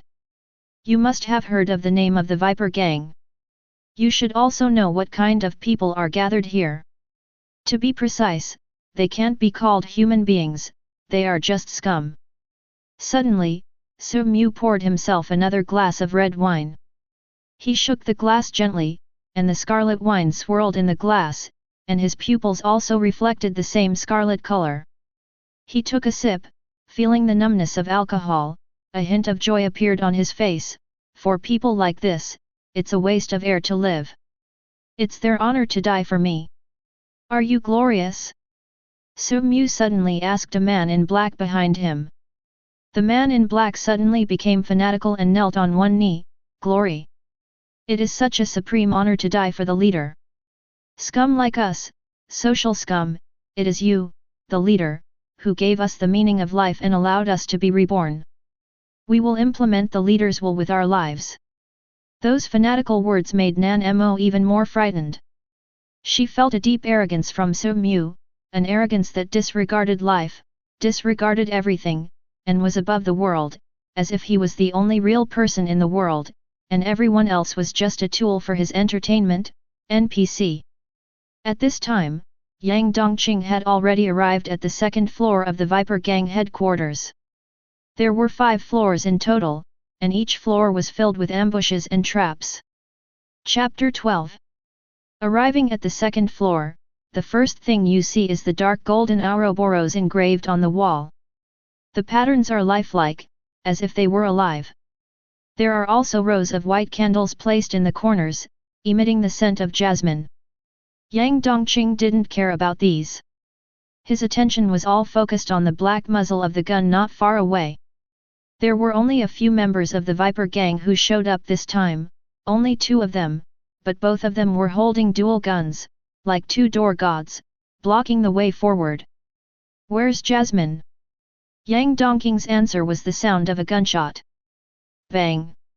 A fleeting flash of fire appeared from the dark muzzle, and a brass bullet whizzed out. Yang Dongqing did not dodge, his speed was not faster than the bullet. Clang! The bullet splashed sparks on his body and a hole was made in his clothes, revealing his skin with a cold metallic glow. Yang Dongqing stared at the two of them expressionlessly, this kind of toy. Bang, bang, bang. The dense gunfire directly interrupted his pretentious words. Ding ding ding. The series of bullets were like hitting a solid wall. Apart from causing holes in Yang Dongqing's clothes, they did not cause any other injuries. In the monitoring room, Su Mu looked at the power displayed by the other party and became more and more satisfied. At the same time, he also noticed Yang Dongqing's weakness, which was his eyes. When the bullets attacked, Yang Dongqing covered his eyes with his hands. In that case, use grenades. Su Mu said calmly through the intercom. As the order was given, the two men in black holding guns took out grenades from their pockets.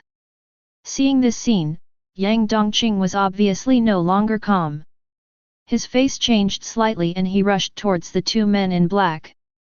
His speed was so fast that the two men had no time to throw out the grenades. However, if you can't throw it away, then don't throw it away. For the leader. Two men in black held grenades high and rushed towards Yang Dongqing recklessly. Boom boom. A violent explosion sounded, and the surrounding walls were blown apart. When the smoke cleared, only two broken bodies and the unharmed Yang Dongqing were left. Su Mu's eyes became more and more fiery. Is Ko Fan so strong? It has been less than a month since Yang Dongqing became a superhuman, but he can already ignore bullets and withstand grenades? The next moment, a violent cough interrupted his thoughts. In the picture, Yang Dongqing couldn't stop coughing, and blood gushed out of his mouth. However, he did not stop. He just wiped the blood from the corner of his mouth and continued to move forward. Is his weakness in his internal organs? It seems his internal organs are not made of steel. The third layer, the same Ouroboros pattern, the same white candles. The difference was that the enemies were two men wearing heavy fire suits and holding huge flamethrowers. As soon as they saw Yang Dongqing, they started attacking without saying a word. The raging flames were like a tide, instantly filling the entire corridor and engulfing Yang Dongqing's figure. But the next moment, a charred figure suddenly jumped out from the sea of fire and rushed towards the two men in protective suits like a swift cheetah. The two men seemed to have anticipated their fate. They threw away the flamethrowers, took out the grenades they had prepared in advance, and rushed towards Yang Dongqing. For the leader. Boom! The two men were blown to pieces, and Yang Dongqing was obviously not in a good condition either. His internal organs were damaged again, causing him to spit out blood. His hair and eyebrows were all burnt off, and his clothes turned into charcoal, sticking tightly to his body. They were obviously made of plastic. But judging from the speed of his actions, it shouldn't be a big problem. In the monitoring room, Nan Mo had already opened her mouth in shock. Not until now did she understand what kind of person the man was who had slept with her in his arms all night. Invulnerable to swords and guns, water and fire. He is simply a Superman. Is this the legendary extraordinary person? She had only heard the term superhuman from Su Mu. No wonder Su Mu had gone to so much trouble to catch Yang Dongqing. If it was Yang Dongqing, maybe. Nan Mo glanced at Su Mu out of the corner of her eye, but she did not see any fear in him, only amusement, like a hunter finding interesting prey. For some reason, she suddenly felt that the man in front of her was far more terrifying than Yang Dongqing, who was a supernatural being. Aren't you worried at all? Nan Mo suddenly asked. Worried? Worried about what? You are targeting a superhuman like this. When he finds out that you are the mastermind behind this, what do you think he will do? It is obvious that your men are unable to stop him. Su Mu tilted her head slightly, her eyes that could see through people's hearts staring at her intently.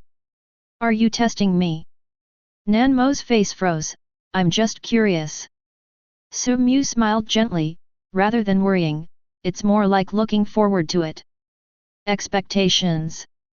Just imagine, when Yang Dongqing really came in front of me, he saw that his beloved woman was unharmed and even had a piece of M9 steak. What would his reaction be? Nan Mo's face turned pale. She understood what Su Mu meant. When Yang Dongqing knew that she was actually in the same group as the Viper Gang, what would happen? She didn't want to think about it, and she didn't dare to think about it. It must be fun. A gentle voice sounded in the monitoring room, but it made Nan Mo shudder. Relax, it won't be that easy for him to find me. The fourth level is poison gas. Previous tests have proven that only his skin is invulnerable, but his internal organs are relatively fragile. This means he is not immune to the poison gas. This is a special poison gas that I bought from the black market at a high price. I think even a transcendent would find it difficult to resist it. What if he holds on? What if he succeeds in coming to you? Hearing this question, Su Mu laughed even more happily. That would be even more interesting, I think. I would probably be torn into pieces, ha ha ha. He seemed to have anticipated this scene and was looking forward to it. Nan Mo no longer knew what her mood was, and even some irrelevant thoughts popped up in her mind. She recalled her childhood, before her father started gambling, and the family was very happy. She scored 100 points in the exam, and her father rewarded her by saying they would go to the amusement park on the weekend. She was happy for a whole week because of this. That kind of happy anticipation makes me laugh out loud just thinking about it. She discovered that Su Mu was in this state now. Chapter 13. Do you want to play a game? Su Mu suddenly looked at Nan Mo and said. Nan Mo felt panic instinctively. She knew that Su Mu was not going to say anything good. What game? Nan Mo took a deep breath and tried her best to appear calm. In this game of choosing one from two, who do you think will win? Do I capture Yang Dongqing, or does Yang Dongqing tear me apart? Nan Mo fell silent. She didn't understand why the man in front of her could treat her life as a game. I don't know, and I don't want to choose. No, you want to. Su Mu tapped the table lightly with his fingers, and the knuckles made a dull and regular sound against the mahogany table. I allow you to leave now. You can go tell Yang Dongqing that there is poisonous gas on the fourth floor. Nan Mo's pupils suddenly contracted. She had really thought about this just now. She pretended to go to the bathroom to see if she could find a chance to tell Yang Dongqing. Because Su Mu gave her a feeling of being too dangerous, she didn't believe what Su Mu would do after catching Yang Dongqing. How can a person who doesn't care about his own life care about the lives of others? She didn't want Yang Dongqing to die because of her. Temptation. He is testing me. Nan Mo reacted and pretended to be calm, saying, it's no use for me to tell him. When he sees that I am unharmed and can freely enter and leave the Viper Gang, he will definitely notice it and kill me in a rage. Su Mu smiled slightly. That's not necessarily true. You can make up a lie, such as your brother was coerced by the Viper Gang, you repented and escaped at the risk of your life, reminding him that there is a poison gas trap ahead and he must not go in, and finally drop some little pearls, apologize sincerely, and kiss passionately. After this set of operations, what do you think Yang Dongqing's reaction would be? Nan Mo didn't say anything, she just felt a biting chill. This man, he was playing with me. He treated me and Yang Dongqing as dolls and manipulated them at will. At this time, Su Mu continued, of course Yang Dongqing chooses to forgive you. Okay, he will be going to the fourth floor soon. Make a choice quickly. Will you stay with me or go find Yang Dongqing? Now that things have come to this, Nan Mo is no longer silent. Although there is always fear in her eyes, a hint of stubbornness cannot be wiped away. She looked directly into Su Mu's eyes, even though her vision was blocked by her brown glasses. What do you want to do? Su Mu was a little surprised. Is it hard to understand? I'm giving you a chance to live. If I lose, then when he comes to my house and sees us having a good chat, steak, red wine, and candlelight dinner, it will be too late for you to apologize then. You will definitely die. Of course, if I win, you can go home safely and your brother can become the director of Jinsen Machinery Factory. If you go find Yang Dongqing and I lose, you and Yang Dongqing can live together forever. If I win, then everyone will be happy. After all, I am not a bad person. I just want to ask Yang Dongqing a few questions. You can also go home safely and your brother can be the factory director. Now the choice is before you, what will you choose? Su Mu crossed his hands, supported his chin, and looked at Nan Mo with interest. With these conditions laid out, even a fool would know what to choose, but Nan Mo just felt uneasy and felt very uneasy. What on earth is your conspiracy? Su Mu shrugged helplessly, Ms. Jasmine, you really misunderstood me. From the beginning of our cooperation till now, have I ever hurt you or your family? Didn't the remuneration I offered satisfy you? Indeed not, but... Okay, time is running out. In the picture, Yang Dongqing has already started heading towards the 4th floor. Nan Mo panicked for a moment. She stood up, gave Su Mu a complicated look, and was about to walk out. Just as the hand opened the door, wait a minute. Su Mu called Nan Mo, and Nan Mo turned around with anger burning in her eyes. She knew that there was no way the man in front of her would let her go. Those members of the Viper gang couldn't do anything to Yang Dongqing and could only rely on poison gas. How could they ask me to remind them? You are playing. Meeting is fate, and this glass of wine is my farewell to you.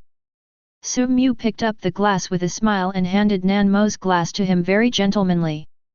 Nan Mo took the wine glass, looked at Su Mu deeply, and then drank it all. The transparent rim of the cup inevitably left delicate lip marks. I wish you success. Bang! The door was tightly closed and Nan Mo had already left.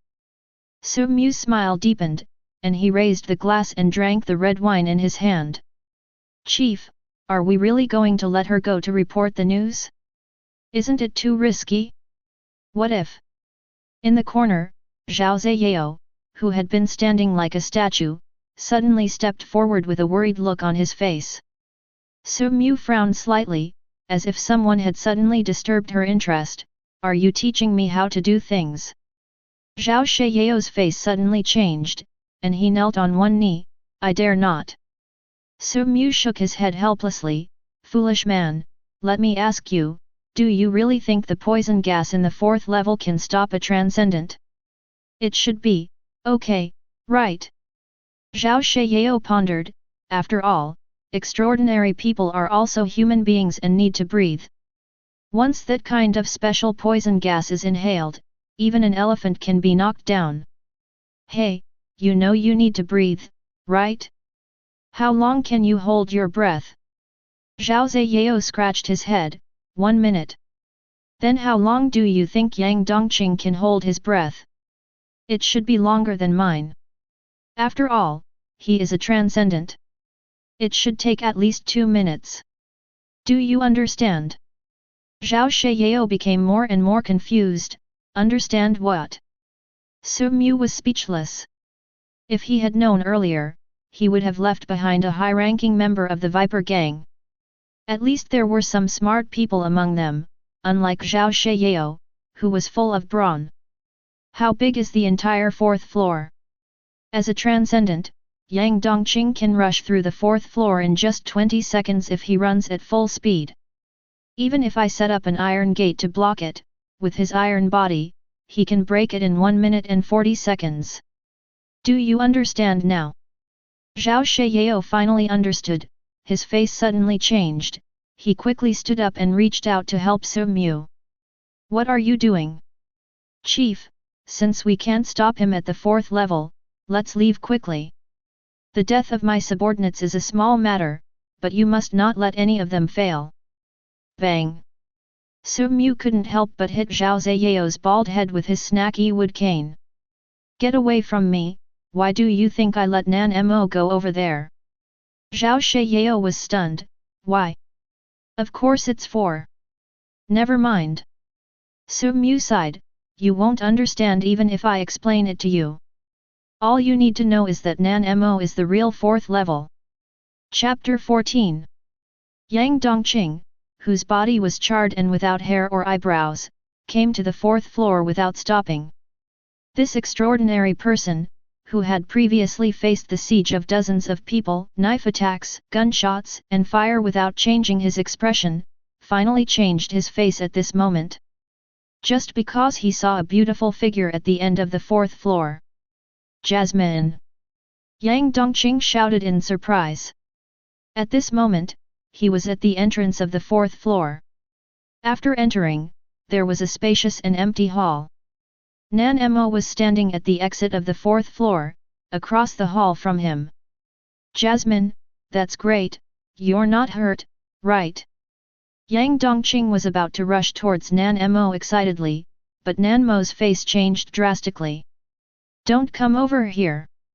Yang Dongqing was stunned. What's wrong, Jasmine? Don't worry, I'm here. Don't come over here. Go back quickly, there is poisonous gas here. Nan Mo's pretty face turned red with anxiety, and she shouted at the top of her lungs across the hall. Poison gas? Yang Dongqing's face changed slightly and he stopped. The joy he had just felt at seeing Jasmine slowly faded away. After the excitement, he quickly realized that something was wrong. Why is Jasmine here alone? Wasn't she captured? Her body is intact. Jasmine, what is going on? Yang Dongqing. I'm sorry, I lied to you. Don't come over here. This is a trap.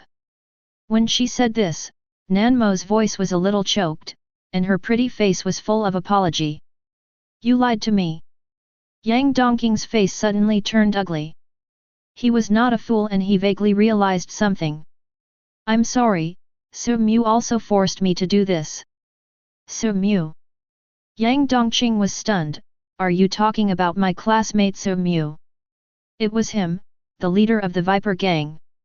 He threatened me with my brother and asked me to put on a show to lure you here. His goal was to get the extraordinary power in you.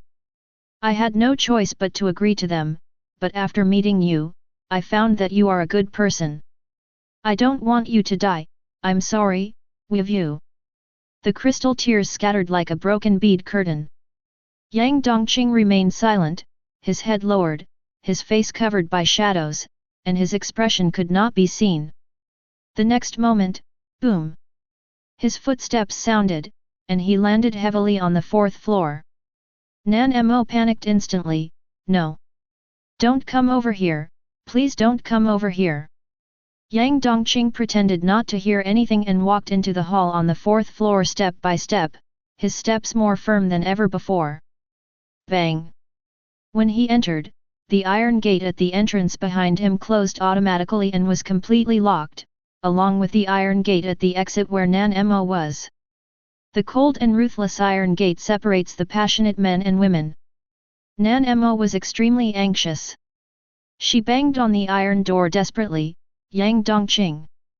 Yang Dongqing! Sizzle! A lavender poisonous gas began to flow into the closed hall, gradually submerging Yang Dongqing's figure. Yang Dongqing, who was surrounded by poison gas, did not panic at all. Instead, a sneer appeared on the corner of his mouth. He even looked up and sneered at the camera in the corner of the hall. You know nothing about the extraordinary. He said silently, then held his breath, accelerated suddenly, and turned into a shadow and rushed towards the iron gate at the exit of the 4th floor. Jasmine, stay away! Bang! Bang! Bang! He repeatedly banged his body against the iron door, and the collision of his iron-like body and the iron door made a loud roar. And the seemingly indestructible iron door, under his impact, deformed and collapsed at a speed visible to the naked eye, until, bang! The entire iron door was knocked off. A ferocious figure leaped out from the purple mist. Jasmine, who was hiding not far away, stared at the scene in amazement. Yang Dongqing, you! Before she could finish her words, she crashed into a hard chest, and then her feet left the ground and her body moved with Yang Dongqing. Behind them was a purple mist that was raging and spreading. Yang Dongqing ran all the way with Nan Mo in his arms, all the way to the 5th floor. Seeing that the poison gas could not reach the upper floors, he stopped. He still did not let go of Nan Mo, but instead looked carefully at the tearful person in his arms. Two pairs of equally fiery eyes met at this moment. You scared me. Why did you do this? Do you know it's dangerous? Nan Mo said in a crying voice. Yang Dongqing's stern expression revealed a hint of tenderness as if an iceberg had melted. He whispered to the tearful man in his arms, "Silly, because you are here." Nan Mo's eyes dilated slightly, and the softest part of her heart seemed to be hit by something, and her body trembled slightly. Tears welled up in her eyes again, but, I lied to you, it's all my fault. A trace of pity flashed in Yang Dongqing's eyes, and he gently interrupted, I don't blame you, I'm even very grateful to Su Mu, because of this, I was able to meet you. Nan Mo stared blankly at the man in front of her. At this moment, she could no longer control her surging emotions. She followed her most instinctive impulse, wrapped her white arms around Yang Dongqing's neck, leaned forward, and kissed him heavily. Time seems to stand still at this moment. Even in the deepest part of the dangerous place, it still cannot stop the most sincere and passionate emotions. Of course, the Viper Gang, who were the villains, were tactful enough not to cause trouble at this time. This is love. In the monitoring room, Su Mu exclaimed with a smile on his face. He saw the whole process through the monitoring screen. It felt like watching a TV series. Chief, you are amazing. The plot is exactly as you said. He repented, escaped at the risk of his life, warned of the trap, apologized sincerely, kissed passionately, and the finishing touch was the little pearl. Zhao Ziyao on the side flattered him, but the next second he worriedly said, but leader, considering the time, should we run away? He has already passed the 4th level. Su Mu smiled mysteriously, you are wrong, he didn't get through, but he got caught. Zhao Ziyao was a little stunned.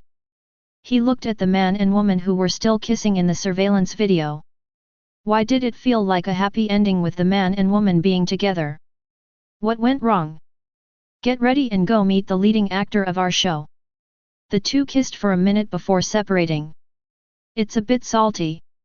Yang Dongqing recalled his first kiss. You're disgusting. Those are tears. Nan Mo pounded his chest a few times shyly, I haven't said anything about you yet, you smell like a burnt stench. At this point, she seemed to remember something and quickly grabbed Yang Dongqing to look at him carefully, you are not hurt, are you? Skin injury. Then let's run away. Yang Dongqing smiled with some disdain, the one who should escape is Su Mu. Nan Mo's expression changed slightly, do you still want to move forward? Of course. Su Mu actually dared to use you. I will let them know the price of angering a transcendent. But... Jasmine, don't worry, I'm here to take care of everything. I will protect you. Yang Dongqing said in a firm voice. But Nan Mo was still very worried. The man's face kept appearing in her mind. That kind of calm madness and the look of always being confident of victory made her very uneasy. Chapter 15. By the way, Jasmine, how did you escape? Nan Mo's eyes were a little evasive. The people from the Viper Gang went to deal with you, and there was only one person watching me. I pretended to go to the bathroom, and then came to you to report the news. Thanks a lot. Yang Dongqing held Nan Mo's hand and walked towards the depths of the 5th floor step by step. Soon, a huge wall with dark gold patterns came into view. On both sides of the wall were 2 rows of men in black, wearing neat suits and carrying guns. Each of them had a black poisonous snake tattooed on his neck and a black gas mask on his face. Yang Dongqing protected Nan Mo behind him and stared at the group of people with murderous intent. Suddenly, the two rows of men in black changed their movements and took a step back to make way for the center of the road. They lowered their heads slightly and stared fanatically at the wall, as if they were welcoming the arrival of some important person. Yang Dongqing narrowed his eyes slightly. He knew that the mastermind must have come. As he watched, a bald, muscular man in a black suit slowly walked out from behind the wall, pushing a wheelchair. The man in the wheelchair was wearing a neat suit and holding a snaky wood cane. He had a handsome face that could not be concealed even by his brown glasses, but his face was unhealthily pale. Leader! A dozen men in black shouted fanatically and bowed in unison to welcome the other party's arrival. They are us. Yang Dongqing's expression became more and more stern. It's you. Su Mu, who was sitting in a wheelchair, smiled and said, nice to meet you here, Yang Dongqing, classmate. Humph. You won't be happy soon. Yang Dongqing snorted coldly, and his eyes looking at Su Mu were full of murderous intent. Oh? But didn't you just say that you were very grateful to me for arranging for you and Jasmine to meet? Yang Dongqing's eyes turned cold. Stop talking nonsense. First you threatened Jasmine, and then you dared to send someone to attack me. Tell me, how are you going to die? Su Mu was not afraid of the threat from the extraordinary people, and even had the mood to play with the snake-patterned wooden cane in his hand. Yang Dongqing's eyes moved subconsciously and glanced at the dark gold pattern on the top of the snaky wood cane. Before you take action, why don't you listen to my conditions? Your power is indeed very strong, but have you considered Jasmine behind you? Bullets have no eyes. If they accidentally make a hole in this beautiful body, it would not be beautiful at all. As soon as these words came out, Yang Dongqing's face suddenly became ugly. Are you threatening me? Nan Mo's face turned pale. At this moment, she finally realized why Su Mu let her go. Su Mu must have known from the beginning that the poison gas on the fourth floor was useless, so he let himself go and became Yang Dongqing's weak spot, so that Yang Dongqing would not be able to move freely. But on second thought, she felt that something was wrong. If she wanted to restrain Yang Dongqing, she could just use herself as a hostage, right? Su Mu shook her head. Don't say it so harshly, it's just a kind reminder. After all, you don't want Miss Jasmine to get into trouble, right? Nan Mo trembled when she heard that, and subconsciously shrank behind Yang Dongqing. Yang Dongqing felt the beauty's fear and was a little cautious for a moment. At this time Su Mu continued, it seems that I can state the conditions now. In fact, there is no hatred between you and me. I asked you to come here this time just to ask a few questions. What's the problem? Su Mu smiled slightly and said lightly, for example, how to obtain extraordinary power. Yang Dongqing immediately sneered, are you worthy enough to covet Ko Fan? Su Mu was not annoyed, with a faint smile on her face, don't be so absolute, even you can do it, why can't I? Yang Dongqing's face flashed with anger, humph. You better give up on this idea. Listen to the conditions first. 1 million for clues to supernatural powers. In the 13th district, this number is already astronomical, after all, most of the wealth is concentrated in the upper town. Not enough. Su Mu seemed to have expected this and raised the price directly, 10 million. Yang Dongqing smiled coldly, Su Mu, I thought you were a smart person, but I didn't expect you to be so confused. If I kill you, the money will also be mine. Su Mu shrugged indifferently, since we can't reach an agreement, there's no need to talk. Click, click. The sound of more than a dozen pistols being loaded was heard, and the Viper gang members standing on both sides of Su Mu raised their guns one after another. Yang Dongqing's face was solemn, and murderous intent was spreading from his body. For a moment, the two sides became tense. Molly, don't worry. As long as you stand behind me, I will block all the bullets for you. Their bullets are not infinite. Once the magazine is empty, Su Mu will die. He whispered to comfort Nan Mo. Su Mu looked at the two with interest, then waved. Suddenly, gunshots rang out. Bang, bang, bang. Intensive gunfire accompanied by the sound of bullets being fired, weaving a network of fire in the dim hall. At the same time, tiny sparks burst out from Yang Dongqing's body, which were produced by the bullets exploding after hitting his body. His strong body kept moving back slightly. His body could withstand the bullets, but was inevitably affected by the impact of the bullets. The shooting lasted for half a minute. With the sound of empty chambers, Yang Dongqing, who had been lowering his head to defend, finally raised his head. He panted heavily, looked at the people without bullets, and smiled coldly. Next, it's my turn. Just as he was about to take action, he saw Su Mu calmly put his hand into his arms. Yang Dongqing's face suddenly tightened and he stopped quickly. He almost forgot that Su Mu hadn't fired the gun. As a result, the next second, Yang Dongqing was stunned, because what Su Mu took out from his arms was not a pistol, but a dark gold hollow pattern pocket watch with a retro style. Bite! The pocket watch was flicked open, making a crisp sound. Yang Dongqing could also see the complex patterns on it.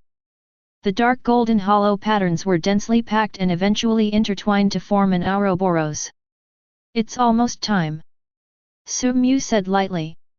Then, he stood up from the wheelchair, leaning on a snaky wood cane with one hand, and walked towards Yang Dongqing step by step.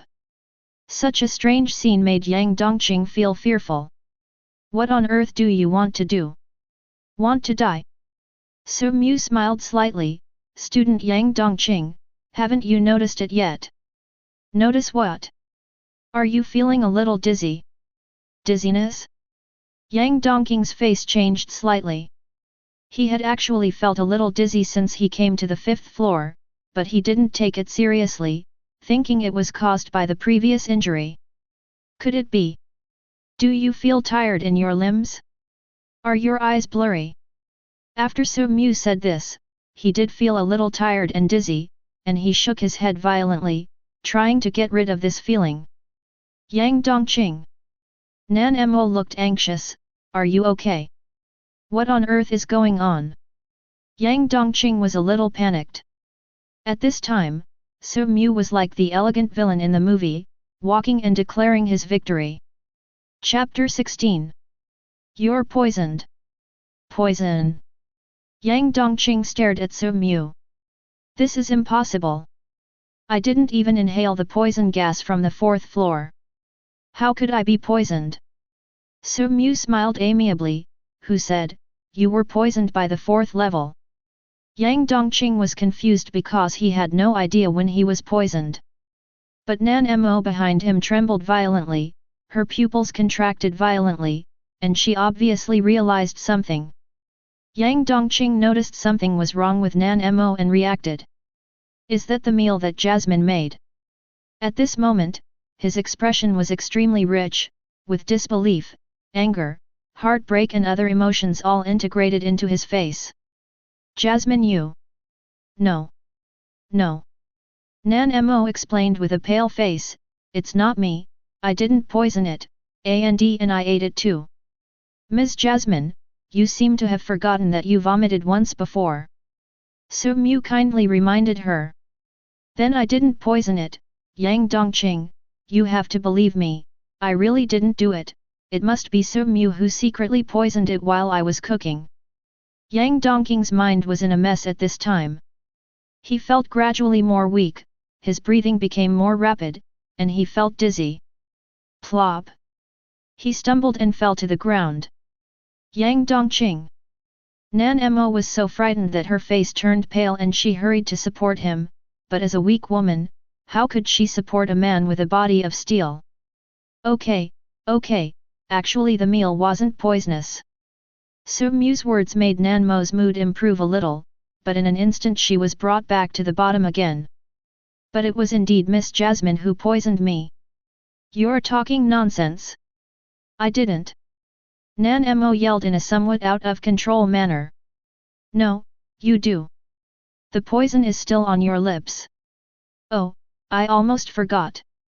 It should have all been eaten by Yang Dongqing now? It may taste a little salty. Nan Mo was stunned for a moment, and it took her 2 seconds to come back to her senses. She looked at Su Mu in shock. It was that glass of red wine. No. No, you drank it too, it was a glass of red wine. You put the poison on the rim of the wine glass and it got on my lips. I understand.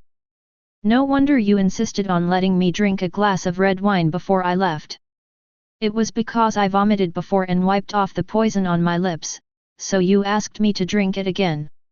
It's you. Dongqing. Dongqing. Did you hear that? It wasn't me who poisoned him. It was Su Mu. He did it. Yang Dongqing seemed to have not heard anything. He was a little lost at this moment. He looked at Nan Mo with dim eyes and said in a hoarse voice, "Didn't you say before that you ran away secretly? Why did you drink red wine with him again? You were able to find my location accurately just now, which means you were also watching the surveillance, right? So, you were sitting with him in front of the surveillance camera, admiring my miserable appearance while chatting and laughing and drinking red wine? Jasmine, which of your words are true and which are false?" Nan Mo was stunned, and her hands that were supporting Yang Dongqing fell down weakly. Her beautiful face had lost all its color and looked dull, like a puppet that had lost its soul. By the way, Miss Jasmine didn't just drink red wine. She had a good appetite and even ate a piece of excellent M9 steak. Su Mu kindly reminded her from the side. Double kill. Double kill. One sentence broke down the psychological defenses of 2 people at the same time. Looking at the 2 people who seemed to have lost their souls, Su Mu felt a little emotional. Love is so wonderful. 2 people who were kissing passionately one moment may become strangers the next. Well, can I ask questions now? Yang Dongqing, classmate. Su Mu stood 3 meters away from Yang Dongqing with a gentle smile on his face. But in the eyes of Yang Dongqing and Nan Mo, that smile looked like a devil's smile. You, ask. Yang Dongqing lowered his head and said in a buzzing voice. Okay, thank you for your cooperation. First question. Go to hell. A sudden change happened. Yang Dongqing, who was originally powerless, suddenly jumped up. He squeezed out the last bit of strength in his body and pounced on Su Mu like a hungry tiger. At this moment, the 3-meter distance between the two was the distance between life and death. With Yang Dongqing's iron body, even if his strength was weakened, as long as he touched Su Mu, he would basically be declared dead. However, Su Mu seemed to be prepared. He jumped back lightly and easily avoided Yang Dongqing's desperate counterattack. Bang! Yang Dongqing fell flat on his face, leaving several holes on the hard ground. He used up the last of his strength and was no longer able to get up. Reluctance. Anger. Hatred. All kinds of negative emotions filled his eyes. He stared at Su Mu, wanting to tear him into pieces. I knew you wouldn't cooperate honestly. After all, isn't that how it's played out in TV dramas? Su Mu gently brushed off the dust on his body, which was shaken off when Yang Dongqing fell to the ground just now. Now, I ask you questions. You're dreaming. I will never tell you, you despicable villain, even if I die. Yang Dongqing roared unwillingly. Su Mu didn't care, he just shrugged helplessly. It seems that I have to use some special means. No. Nan Mo, who had been in a daze, rushed over. She grabbed Su Mu's clothes, her delicate face full of tears. Please, please don't hurt him. Jasmine. Yang Dongqing's eyes were red and he was filled with mixed feelings. You don't ask him to. Dongqing, I am sorry for you. I can't let him hurt you again. A man and a woman looked at each other affectionately, their eyes red. Hey! Su Mu was sandwiched between the two of them and sighed deeply, you guys are making me look like a bad person by doing this. I just want to ask a few questions, why are you forcing me? In that case, I have no choice but to. Swish! A flash of silver light passed by. Then Su Mu felt a chill on his neck, and something sharp pricked his skin painfully. It was a dagger shining with cold light, and the owner of this dagger was Nan Mo. Leader! Protect the leader! Zhao Shiyao and others' faces changed drastically and they were about to rush over. If you dare to come over, I will kill him. Nan Mo roared like a kitten with its fur standing on end. Zhao Shiyao and others immediately became cautious and did not dare to make any rash moves. Su Mu, let Yang Dongqing go immediately, or I will kill you. Although Nan Mo's hands were shaking, her eyes were extremely firm, because she knew that she was protecting the one she loved. Jasmine! Don't worry about me, go first. Yang Dongqing was very anxious. He cared more about Nan Mo than his own safety. Tisk tisk tisk, you two are really good at changing your faces. You're reconciled already? 1 minute. Su Mu, who was being held hostage, sighed. Su Mu, quickly give the order to release Yang Dongqing. Unlike Su Mu's ease, Nan Mo was very anxious and nervous. However, Su Mu pretended not to hear and continued to talk to herself. Although the process is full of the sour smell of love, it is still exciting, especially at the end. I like this unexpected reversal. I have been guarding against Yang Dongqing's dying counterattack, but I ignored you, Miss Jasmine. You are very brave, but not everyone has the courage to hide a dagger in the Viper gang and take the opportunity to hold me hostage. Only. Su Mu suddenly changed the subject and her voice became deeper. Ms. Jasmine, are you sure that it is me you are holding hostage? Chapter 17. As soon as these words came out, Nan Mo felt a chill inexplicably rising in her heart, but she still pretended to be calm and said, what nonsense are you talking about, how could it not be? For the leader. A frenzied whisper suddenly escaped Su Mu's throat. Immediately, he took the initiative to grab Nan Mo's hand and slashed the dagger across her neck. Sizzle. That was the sound of a knife entering flesh, followed by the sound of blood gushing out. Nan Mo's face was sprayed with blood. She stared blankly at Su Mu who fell to the ground, with a lingering fanaticism on her face. I killed someone? Why? She looked at her bloody hands, and the dagger in her hand slipped weakly and hit the ground with a crisp sound. At this moment, pa pa pa! Sudden applause rang out in the empty hall. Wonderful! It was really wonderful. Thank you both for presenting such a wonderful performance for me. Among the dozen or so black-clad men from the Viper gang, there was a thin man who even looked a little frail and was clapping. He slowly walked out of the crowd, then took off the gas mask on his face, revealing a pale and handsome face. Su Mu? How is this possible? Nan Mo's voice was a little distorted, and she looked at Su Mu in front of her in disbelief. If you are Su Mu, then, who is he? Nan Mo trembled as she turned over the body of Su Mu lying in a pool of blood. When she saw the face clearly, she was stunned for a moment. A chilling fear ran through her whole body from the top of her head.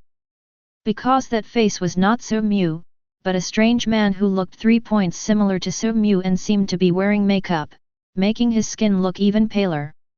This is impossible. Absolutely impossible. Yang Dongqing shouted in a panic. Although he was completely powerless, his eyes were not blind. It was obviously Su Mu who was kidnapped, so how come it became another person now? Even if this person looks a bit like Su Mu, they are definitely not similar enough to be mistaken, and he is not face blind. Etc. Yang Dongqing suddenly realized that something was wrong before. In his impression, Su Mu had always been a sickly person. He suddenly had a nosebleed during class and needed to use a cane and sit in a wheelchair. It seemed that a gust of wind could blow him down. With such a physique, how could he have avoided his dying counterattack just now? That light and nimble backward leap didn't seem like something a sickly person could do. You are also a transcendent. Yang Dongqing raised his head in disbelief, staring at the newly appeared Su Mu. Su Mu smiled but said nothing.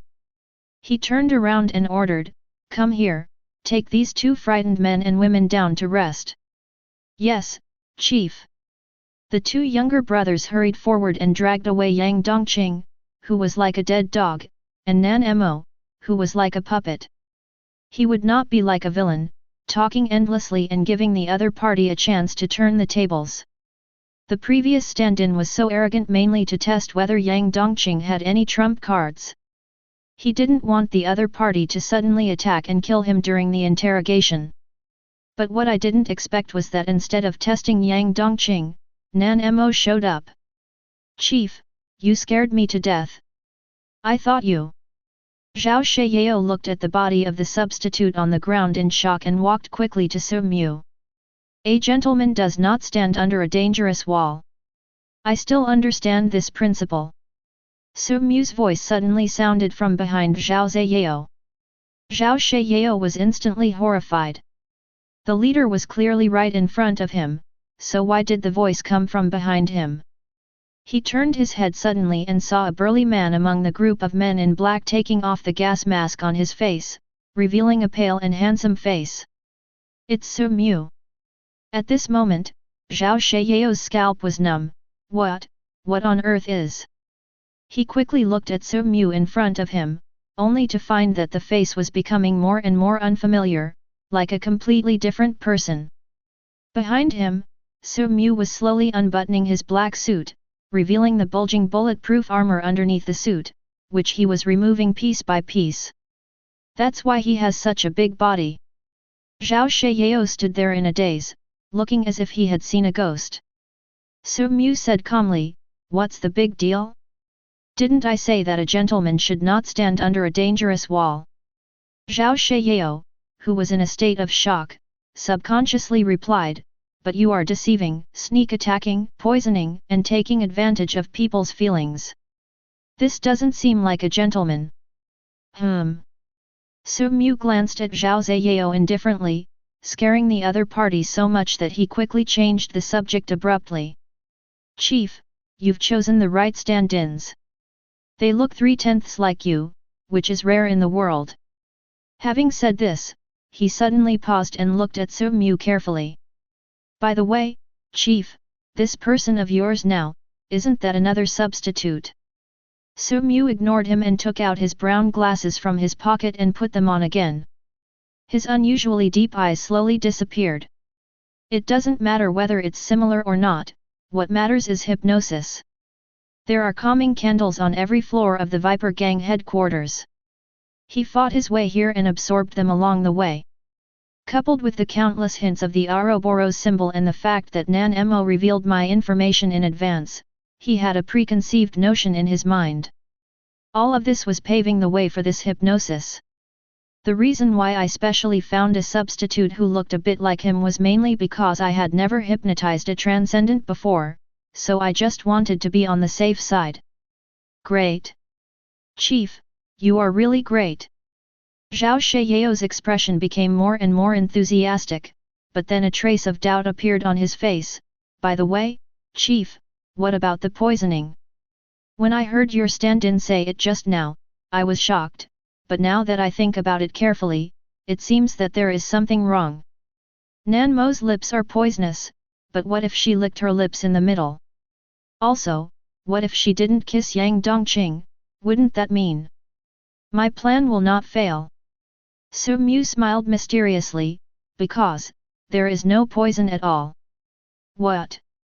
Zhao Shiyao was shocked, and the CPU became a little hot for a moment. "Have you heard of the water dripping sound killing experiment? Someone once did such an experiment. They blindfolded a tied-up death row inmate and told him to drain all his blood.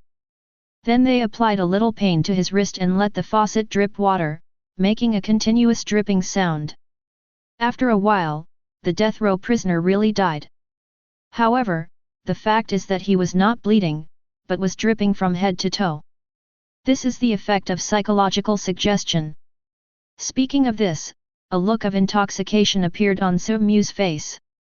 He seemed to like this power that played with people's hearts. Chapter 18. The power of psychological suggestion is very strong.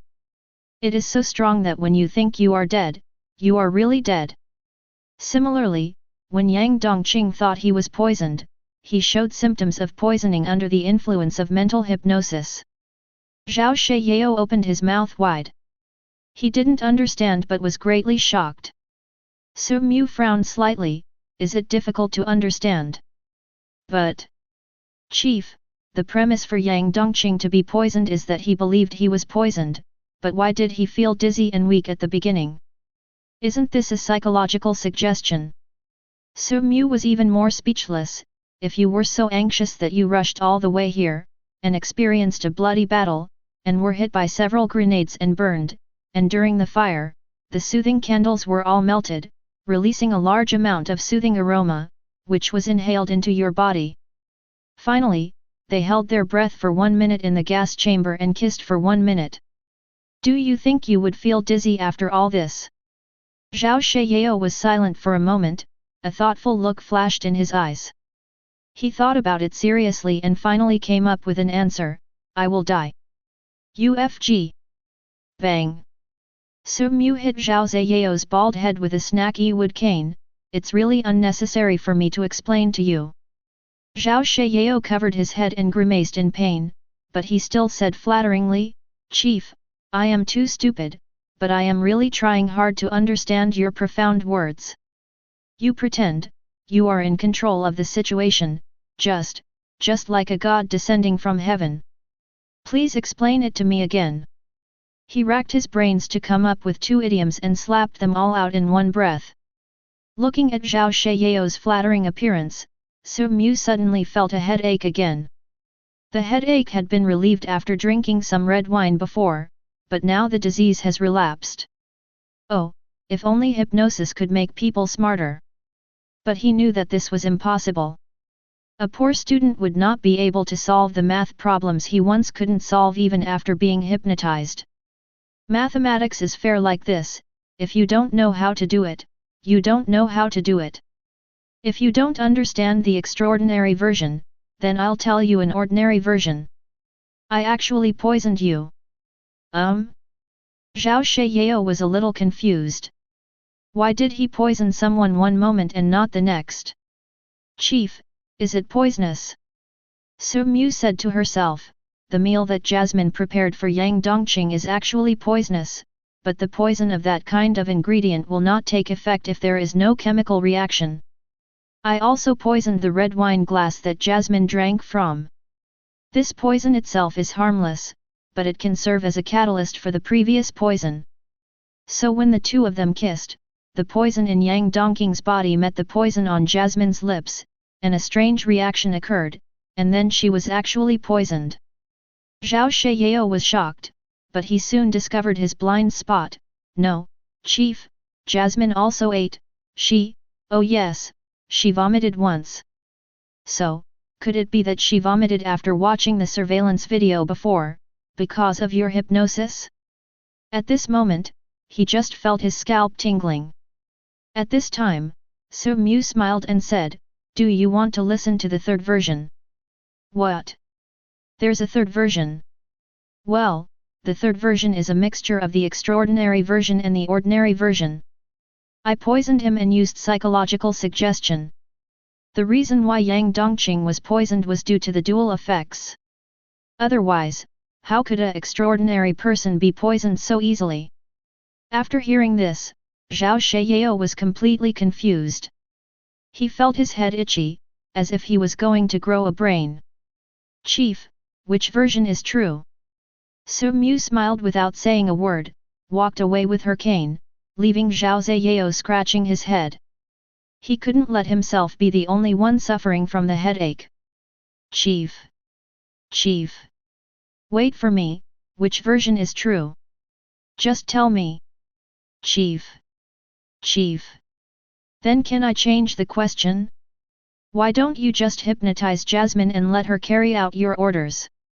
Why do you let her choose? In the end, a substitute has to die.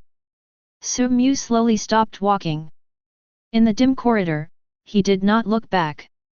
His calm voice sounded and echoed into Zhao Ziyao ears. Because I like surprises. Zhao Ziyao was stunned, staring blankly at the back shrouded in darkness, not understanding the meaning of this sentence. Don't you think the struggle of human nature is interesting? Life is too boring if everything is controlled. Su Mu's faint voice gradually faded away. In the dungeon of the Viper Gang, Yang Dongqing was wrapped in an iron chain as thick as a baby's arm and fixed to a steel seat that was welded to the ground and could not be moved. Next to him stood a middle-aged man in a white coat. After Su Mu entered the dungeon, the man in the white coat saluted enthusiastically, "Chief." "What's the situation?" he asked, ignoring Yang Dongqing's eyes that were about to spit fire. The man in the white coat quickly replied, "I have followed your instructions and made him inhale the paralysis gas every hour. I assure you that he doesn't even have the strength to move a finger now." "Yet." Su Mu nodded, then turned his gaze to the imprisoned Yang Dongqing. "Su Mu. You despicable villain. Even if I die, I will never answer any of your questions." "Oh." Su Mu pushed his brown glasses with his hand, and a playful smile appeared on the corner of his mouth. "You are not afraid of death, what about Miss Jasmine?" Yang Dongqing's whole body stiffened, and then he became furious. His eyes were red and his muscles bulged. The next moment, the iron chains wrapped around his body were pulled by the huge force and made a crackling sound. "If you dare to touch Jasmine, I will tear you into pieces." Su Mu looked at the man in the white coat expressionlessly. The man in the white coat broke out in a cold sweat.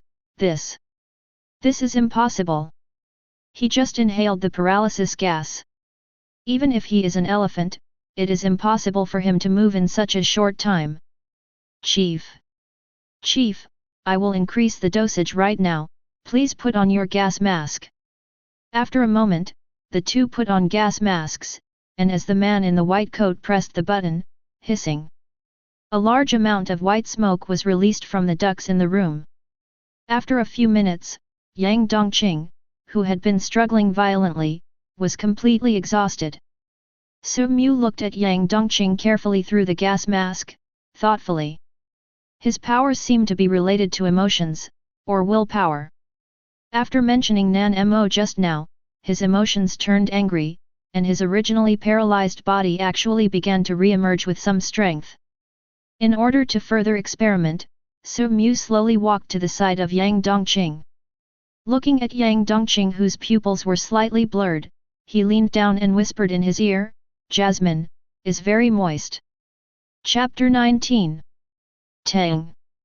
Yang Dongqing, who had originally had a dazed look in his eyes, suddenly raised his head, his eyes were bloodshot, and a terrifying force surged from his body.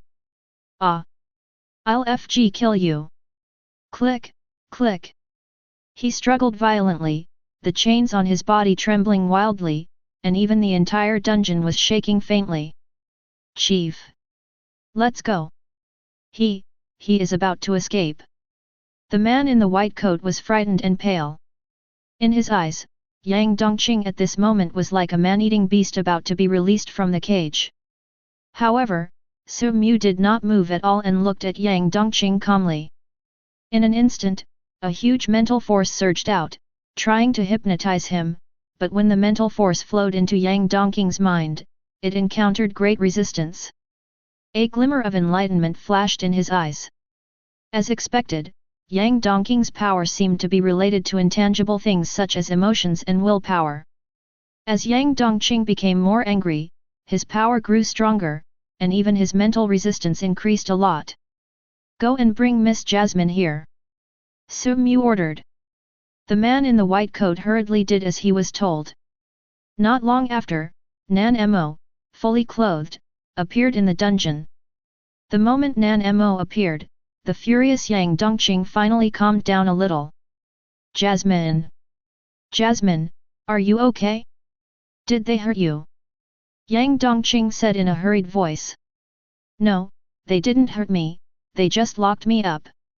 "Dongqing, are you okay?" Nan Mo saw her lover locked up by heavy iron chains, and tears began to well up in her eyes. Seeing that Nan Mo was fine, the power in Yang Dongqing's body seemed to subside. Jasmine! Don't worry, I will definitely rescue you. He looked at Su Mu fiercely. Don't you want to ask me a question? Okay, I'll tell you, as long as you let Jasmine go, I'll tell you everything. Unexpectedly, Su Mu shook his head. I don't like things that are too easy to get, so you'd better not talk about it for now.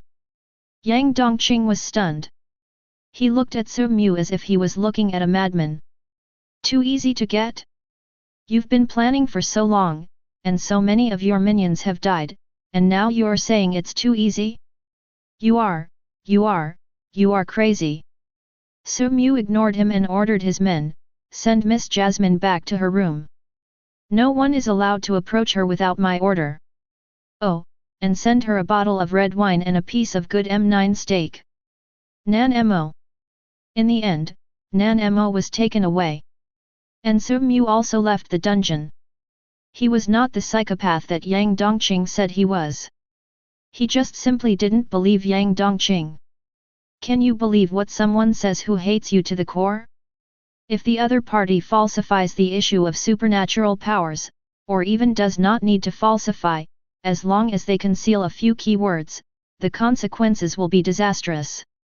So, he prefers to ask questions in his own way. When everyone left, Yang Dongqing was the only one left in the dungeon, and there was deathly silence all around. But before long, laughter and joyful chatter could be heard in the dungeon, accompanied by gusts of fragrant breeze. Su Mu! What the hell do you want to do? Yang Dongqing roared with bloodshot eyes. Next to him was a row of young ladies with plump figures, charming faces, and cool clothes. Handsome boy, your expression is so scary. Come on, smile for me. Don't you want to smile? Then I'll give you a smile. Baby, I don't know why, but my heart beats faster when I see you. If you don't believe me, just listen. Wow, sisters, this handsome boy has a great body, all hard muscles. Hee hee. Is it really hard? I don't believe it, let me touch it. Under the siege of a group of young ladies, Yang Dongqing could no longer maintain his angry expression, and even blushed a little. In the monitoring room, Su Mu was observing all this silently. Zhao Sheyao, who was standing beside him, stared with his eyes wide open. Chief, this is what you call torture. Why? You want to try it too? Su Mu said indifferently. Zhao Sheyao swallowed his saliva. It's not impossible. No, I'm just joking. I can't stand this kind of temptation. I can only look but not touch. That would be very uncomfortable. This torture is different from what I imagined. Yang Dongqing has a body of steel. Ordinary punishments cannot hurt him at all. His strength seems to be related to anger, so we have to punish him without making him angry. Zhao Sheyao looked at the surveillance camera with envy, but chief, what's the point of doing this? It can't hurt him at all. Will he surrender? I don't want him to surrender, but to make him lose his mind and reduce his willpower. A few hours later, Yang Dongqing's eyes were bloodshot, he was gasping for breath, and his throat was so dry that it was almost smoking. In order to prevent him from getting aesthetic fatigue, Su Mu specially changed several groups of people in the middle. Let them all leave. Yang Dongqing has basically adapted. Execute the next punishment. Su Mu ordered through the intercom. Soon, all the young ladies left, leaving behind Yang Dongqing, whose clothes were disheveled and covered with lipstick marks. Su Mu. UBD. Don't think you can make me surrender by using this method. Come again if you have the guts. Yang Dongqing cursed while panting. Snap. The door of the dungeon opened again, and this time a man with a stern face, wearing a black suit and holding a box of powder came in. Yang Dongqing's face turned green instantly. How come it turned into a man? Before he could react, the man poured the powder directly on Yang Dongqing's body. Suddenly, Yang Dongqing felt extremely itchy all over his body. Is this itching powder? Ha ha ha, Su Mu, you're, ha ha ha ha. For a moment, the cold dungeon was filled with Yang Dongqing's laughter. After several more hours, Yang Dongqing was exhausted to the extreme and his voice was hoarse from laughing. As we all know, laughing wildly and excitedly all the time is very exhausting. This time, Yang Dongqing was completely unable to scold anymore. He admitted that he was still young and did not expect that real punishment was completely different from that in TV dramas. It was not something that could be resisted by willpower at all.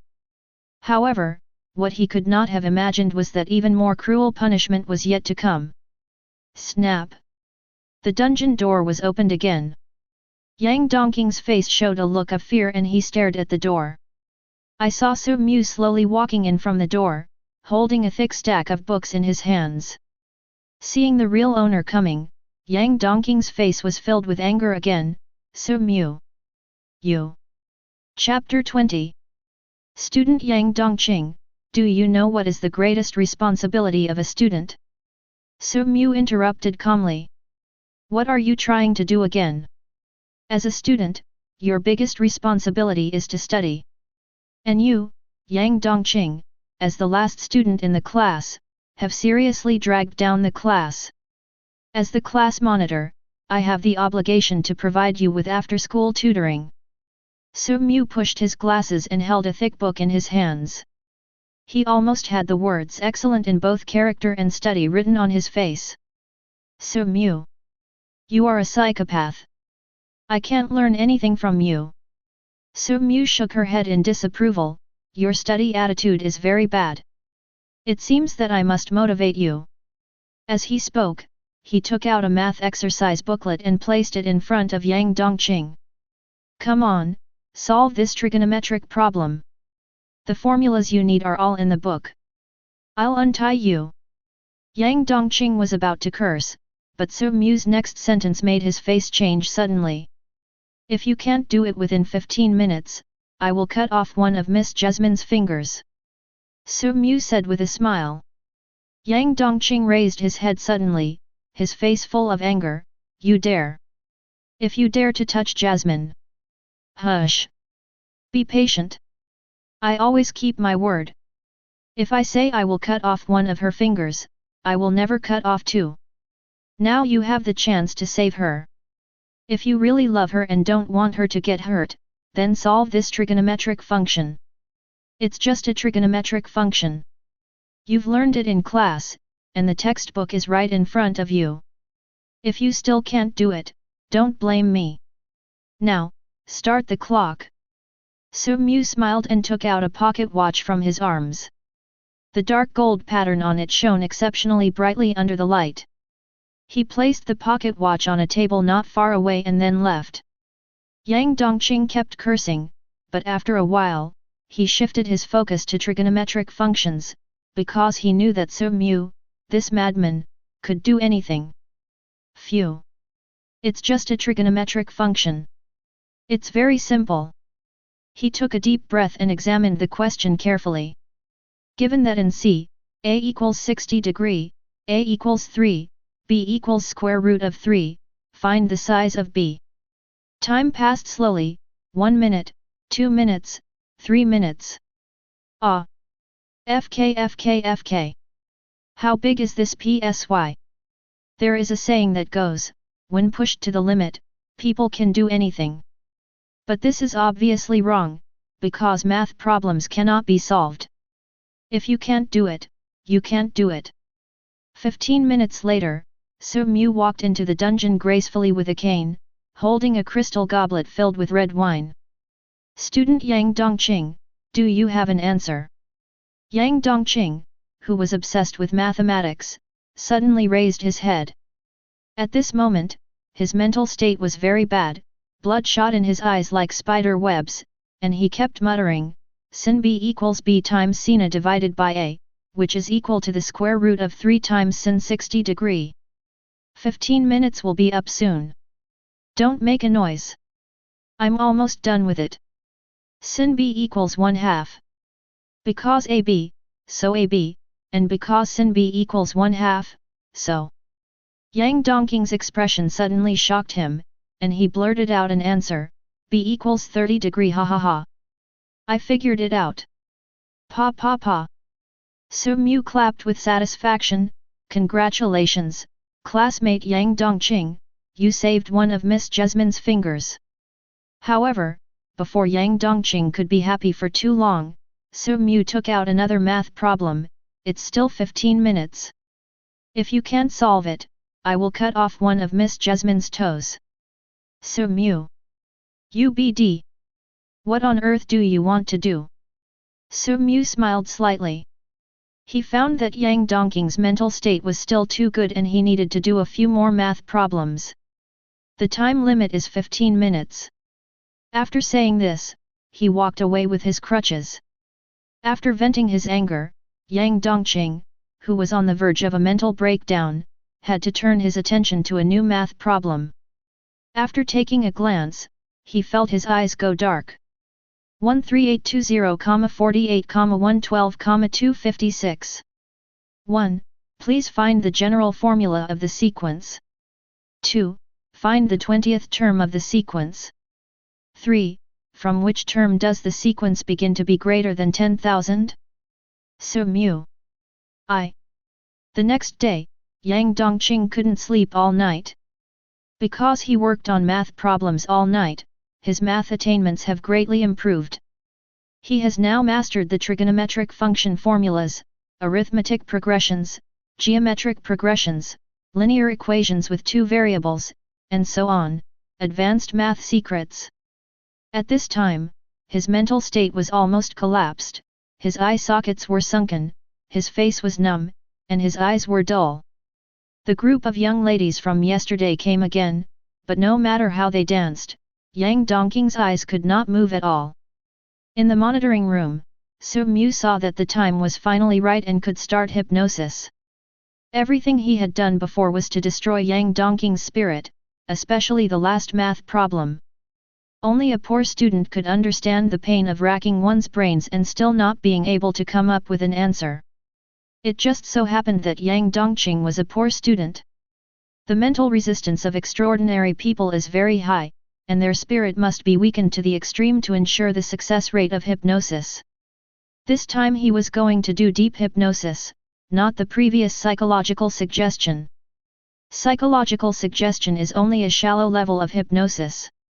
The hypnotized subject still maintains his own thoughts, but will make corresponding choices or reactions under the psychological suggestion. Deep hypnosis is like hypnotizing the members of the Viper gang, which can completely distort the mind of the hypnotized person. However, this deep hypnosis is not long-lasting and needs to be deepened every once in a while. Perhaps only when his mental strength becomes stronger can he achieve permanent hypnosis like a mental stamp. Boom! The dungeon door was opened again. Yang Dongqing, whose eyes were already blurry, heard the sound of the door opening. His whole body trembled as if by reflex, and an expression of extreme fear appeared on his face. No! No! I don't want to do math problems anymore. Ugh! As he spoke, Yang Dongqing actually began to retch. Su Mu was very satisfied with this. Student Yang Dongqing, it seems that you have fully absorbed and digested the mathematical knowledge, and now you are a little full. It looks like we can move on to the final phase. Yang Dongqing seemed not to hear anything, and kept muttering involuntarily, sin, cos, tan, cot. Chapter 21. Bite. An exquisite dark gold hollow pattern pocket watch popped out from Su Mu's fingertips and fell in front of Yang Dongqing's eyes.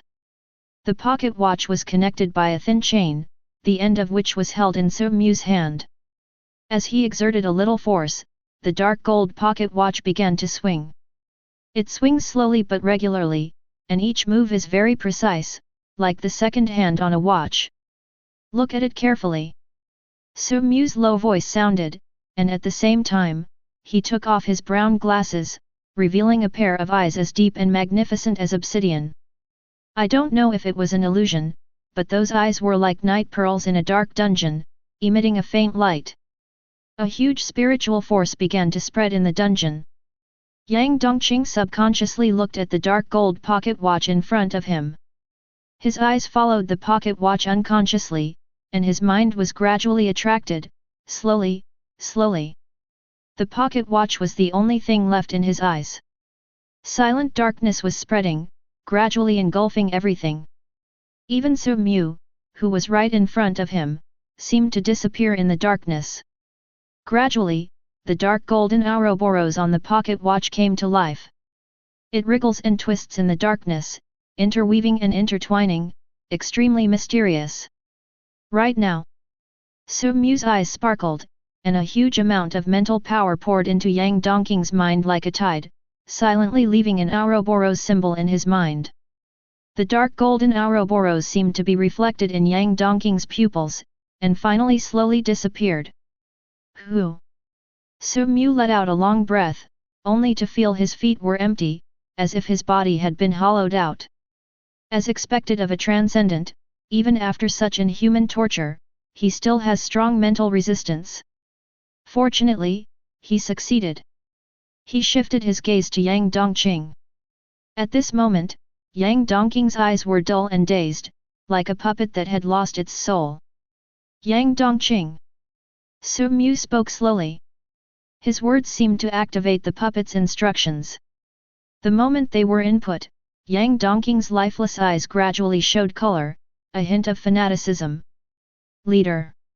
Su Mu smiled silently, but he did not indulge in joy too much, because he needed to obtain extraordinary power as soon as possible.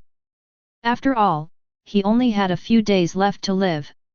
How did you become a transcendent? I became a transcendent in the nightmare world. Nightmare world? Su Mu frowned slightly. Was it related to dreams? He remembered his dreams. Every time he fell asleep, he would enter a dream, and every time he entered a dream, his mental strength would increase. What is the nightmare world? He asked the second question. The nightmare world is the world after sleep. It is a world made up of countless nightmares and filled with all kinds of weird, horrible, and incredible nightmare monsters. When he said this, a trace of fear appeared on the face of this arrogant extraordinary person. This surprised Su Mu a little. The fact that he could still feel fear under hypnosis showed that the fear brought to Yang Dongqing by the nightmare world had penetrated deep into his bones. Yang Dongqing took a deep breath and continued, I don't know when the boundary between reality and dreams was broken, which resulted in things in dreams being able to invade reality, and people in reality being able to mistakenly enter dreams. You mean, there are nightmare monsters hidden in the real world? Su Mu recalled the various rumors he had heard. Those absurd and incredible horror events were often talked about by students. However, he was so obsessed with dreams at the time that he didn't care about reality at all. That's right. If people can enter the nightmare world, then the monsters in the nightmare world can naturally invade reality. Can you imagine that kind of fear? The nightmare deep in your heart, the thing you fear the most, suddenly crawls out of your dream one day, or you fall into a real nightmare and face the nightmare in your heart. That feeling, it's just. The fear on Yang Dongqing's face became more and more intense. It's absolutely amazing. Su Mu's suppressed excitement dispelled Yang Dongqing's fear. He suddenly began to look forward to the nightmare world. He had long forgotten what fear was. In the 100 years in the dream, he experienced everything in the world. In the later period, in order to consume his mental energy, he constantly created terrifying monsters or pictures to stimulate himself. The consequence of this is that his various emotional thresholds become infinitely high, and no matter how intense the fear is, it is difficult to have an impact on him. To be honest, this feeling is very boring. When all external things in the world cannot arouse your inner fluctuations, it is like a eunuch who has left home to become a monk. This is not a detached state of mind where one is not happy with things or sad with oneself, but rather the boredom and fatigue that comes after being tired of everything. How to enter the nightmare world? Su Mu asked expectantly. Sleep. Only in dreams can one enter the nightmare world. It is like a nightmare that you will never wake up from. A month ago, I woke up from a deep sleep and found myself in the nightmare world. There were other people like me there, who also entered in their dreams. We encountered a group of horrible monsters in there. They eat people, die, all dead. Yang Dongqing's expression became more and more frightened, and he even seemed to be breaking free from hypnosis. Su Mu narrowed her eyes and quickly changed the subject. How to become a superhuman in a nightmare world. Bronze Law. Yang Dongqing uttered a term that was unfamiliar to Su Mu. What is the Bronze Law? I don't know. Yang Dongqing's eyes flashed with confusion. It's like a big net hidden in the endless dimension in the nightmare world. It is all-encompassing and omnipresent. As long as you connect to the Bronze Law, you can become a transcendent. Su Mu's frown deepened. He could understand every word Yang Dongqing said, but he couldn't understand them when they were put together. Bronze Law? A big net? How do I connect to the Bronze Law? There is no fixed method. It all depends on personal talent. People with high talent will sense the Bronze Law and connect to it after entering the nightmare world for the first time. What about those with low talent? Those with low talent may need to enter the nightmare world multiple times before they can connect to the Bronze Law. There is also a group of people who have no talent and will never be able to connect. How many times have you been to the nightmare world? Once. They said. So Ning is a genius? Do all extraordinary people have bodies of steel like you? Yang Dongqing shook his head.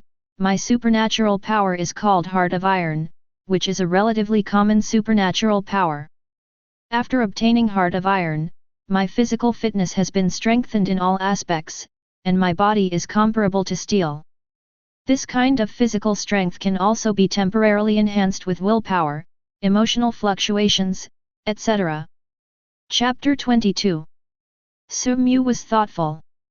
It seemed that after Yang Dongqing was paralyzed, he was able to burst out with strength after hearing that jasmine was very moist, which was related to this. Ambition of steel? Steel refers to the body of steel, and ambition refers to the enhancement of the body of steel by willpower and emotions. In simple terms, the more excited the emotions, the stronger the body of steel, or the more determined the will, the stronger the body of steel. The Bronze Law is all-encompassing, and the corresponding supernatural powers are also numerous. However, I don't know exactly what they are. I only got this information thanks to a person from the upper city who was one of the Nightmare Apostles who entered with me last time. He told me. Nightmare Apostle? Is that a nickname for people like you? Yang Dongqing nodded. Anyone who has entered the nightmare world, whether extraordinary or ordinary, is collectively called a Nightmare Apostle. This is an ominous title, because all Nightmare Apostles will eventually die in nightmares. Why? The man from the upper city said that every day there are some unlucky people in this world who dream of becoming Nightmare Apostles and enter the nightmare world in their dreams. There is no pattern to this and it could happen to anyone. And once you enter it once, it's like you're infected with a curse. You'll enter it again and again every once in a while, experiencing one nightmare after another until you die. If I want to enter the nightmare world, is there any way? Yang Dongqing shook his head again. There is no way. No one knows how to enter the nightmare world, just like no one knows how to get out of the nightmare world. Being chosen to become a Nightmare Apostle seems to be completely random, there is no pattern. Hearing this, Su Mu's face darkened. Can you become a transcendent without entering the nightmare world? Yes, I heard from the man in the upper city that there are some extraordinary people hidden in this world, and they are not Nightmare Apostles. Then how did they become extraordinary people? I only know part of it. The man was killed by the nightmare monster before he could finish his words. His original words at the time were that these extraordinary people in the real world are a bunch of cowards who get something for nothing. They all grew up by sucking the blood of the Nightmare Apostles. Yang Dongqing thought for a moment, his tone was very angry at the time, and he seemed to be very resistant to the identity of the Nightmare Apostle. That kind of resistance was not only to face the nightmare monster, but it was as if people in the real world would also be unfavorable to the Nightmare Apostle. Su Mu's eyes flickered. Sucking the blood of the Nightmare Apostle? Was it literal, or? Give me some of your blood. Yes, Chief. Yang Dongqing did not hesitate at all. He stretched out a finger and scratched his wrist with his nails as sharp as a blade. In a room full of medical equipment and experimental devices, a man in a white coat is holding a test tube filled with blood and doing various experiments with a dropper. How is it? Asked Su Mu, who was leaning against the wall. Chief, this blood is no different from that of an ordinary person, except that it's a little healthier. Drink it. Yes, Chief. The man in the white coat drank the blood in his hand.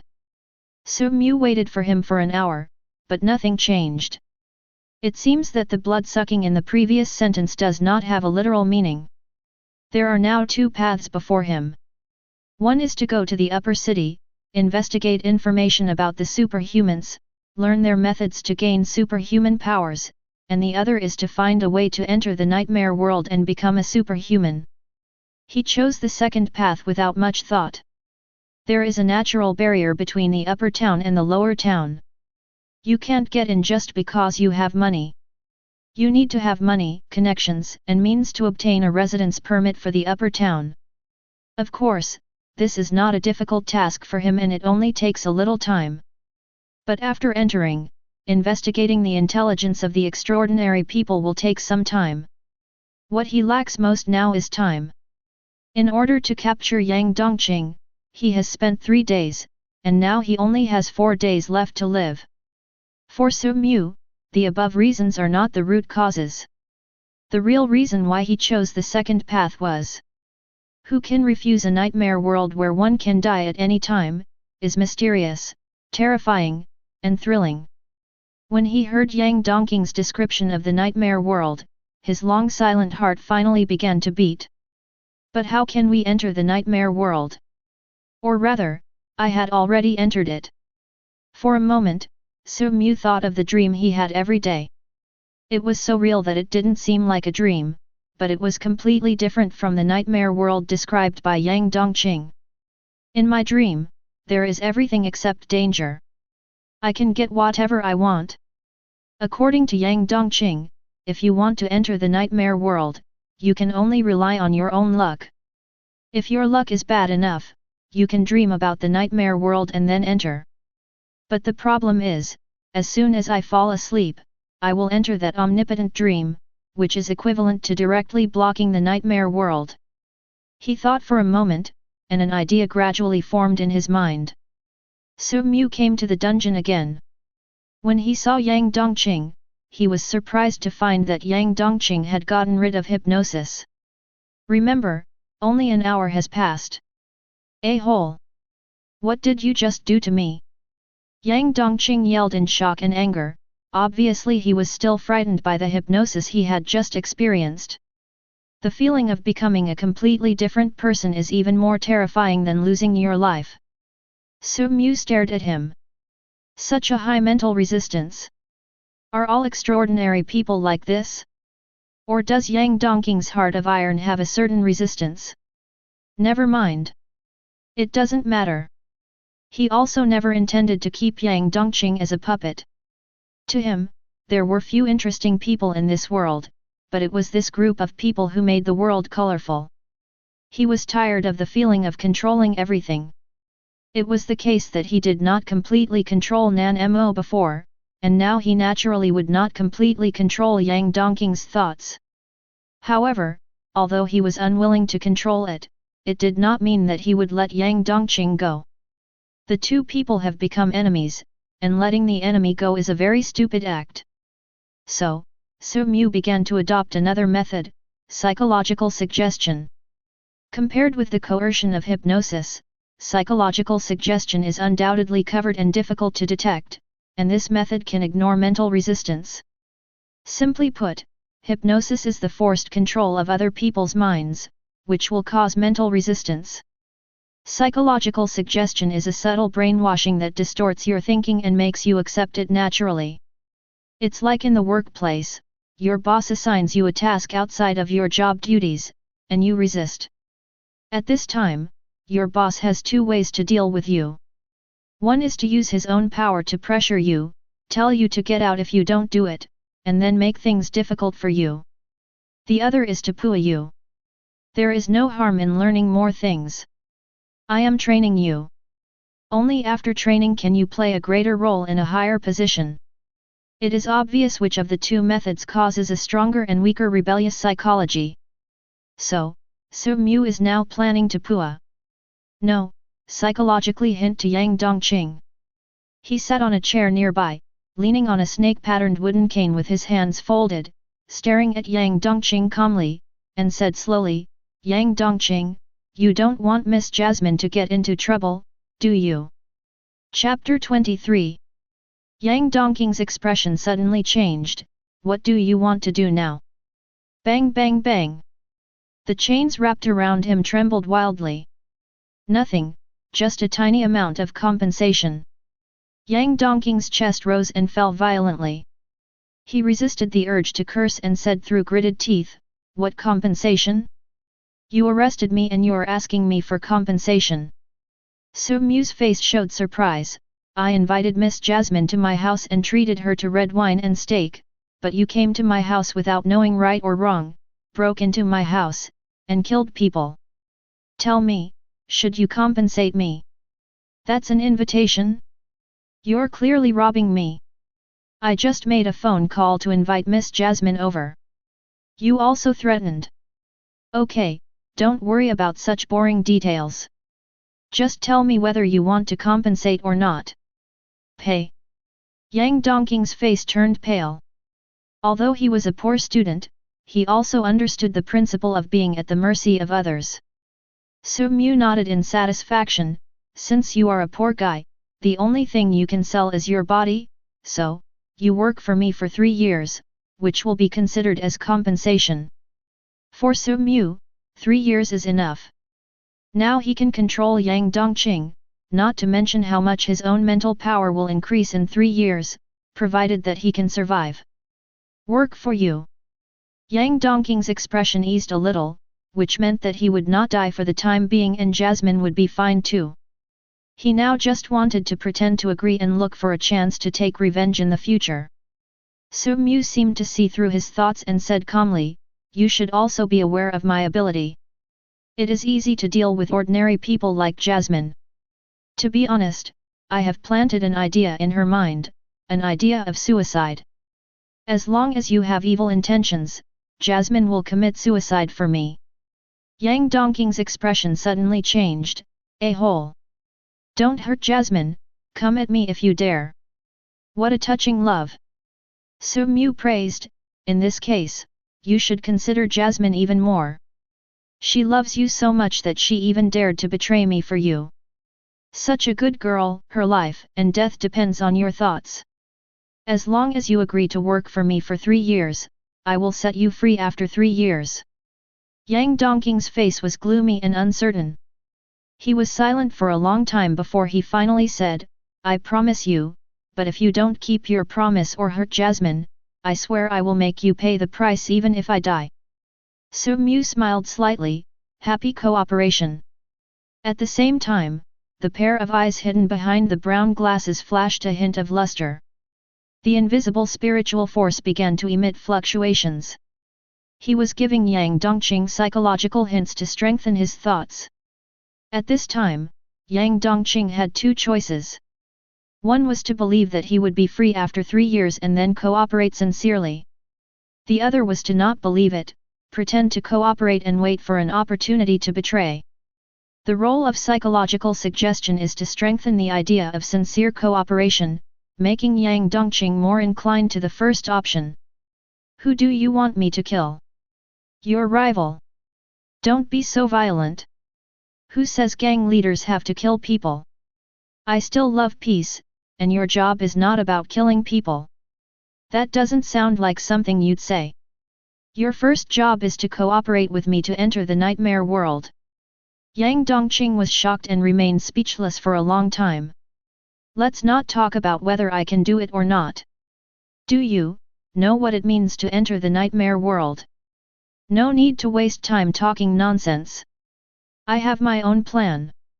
If I am not mistaken, you suddenly felt palpitations during the class. Did you sense that you were about to enter the nightmare world again?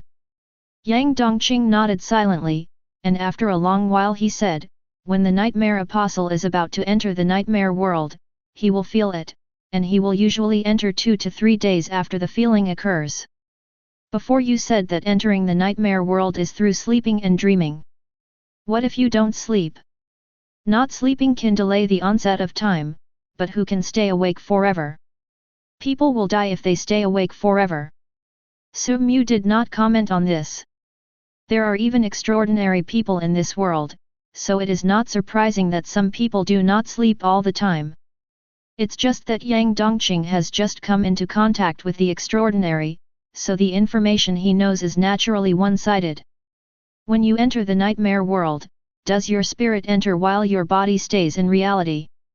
Or does your spirit and body enter together? Yang Dongqing shook his head, I don't know either.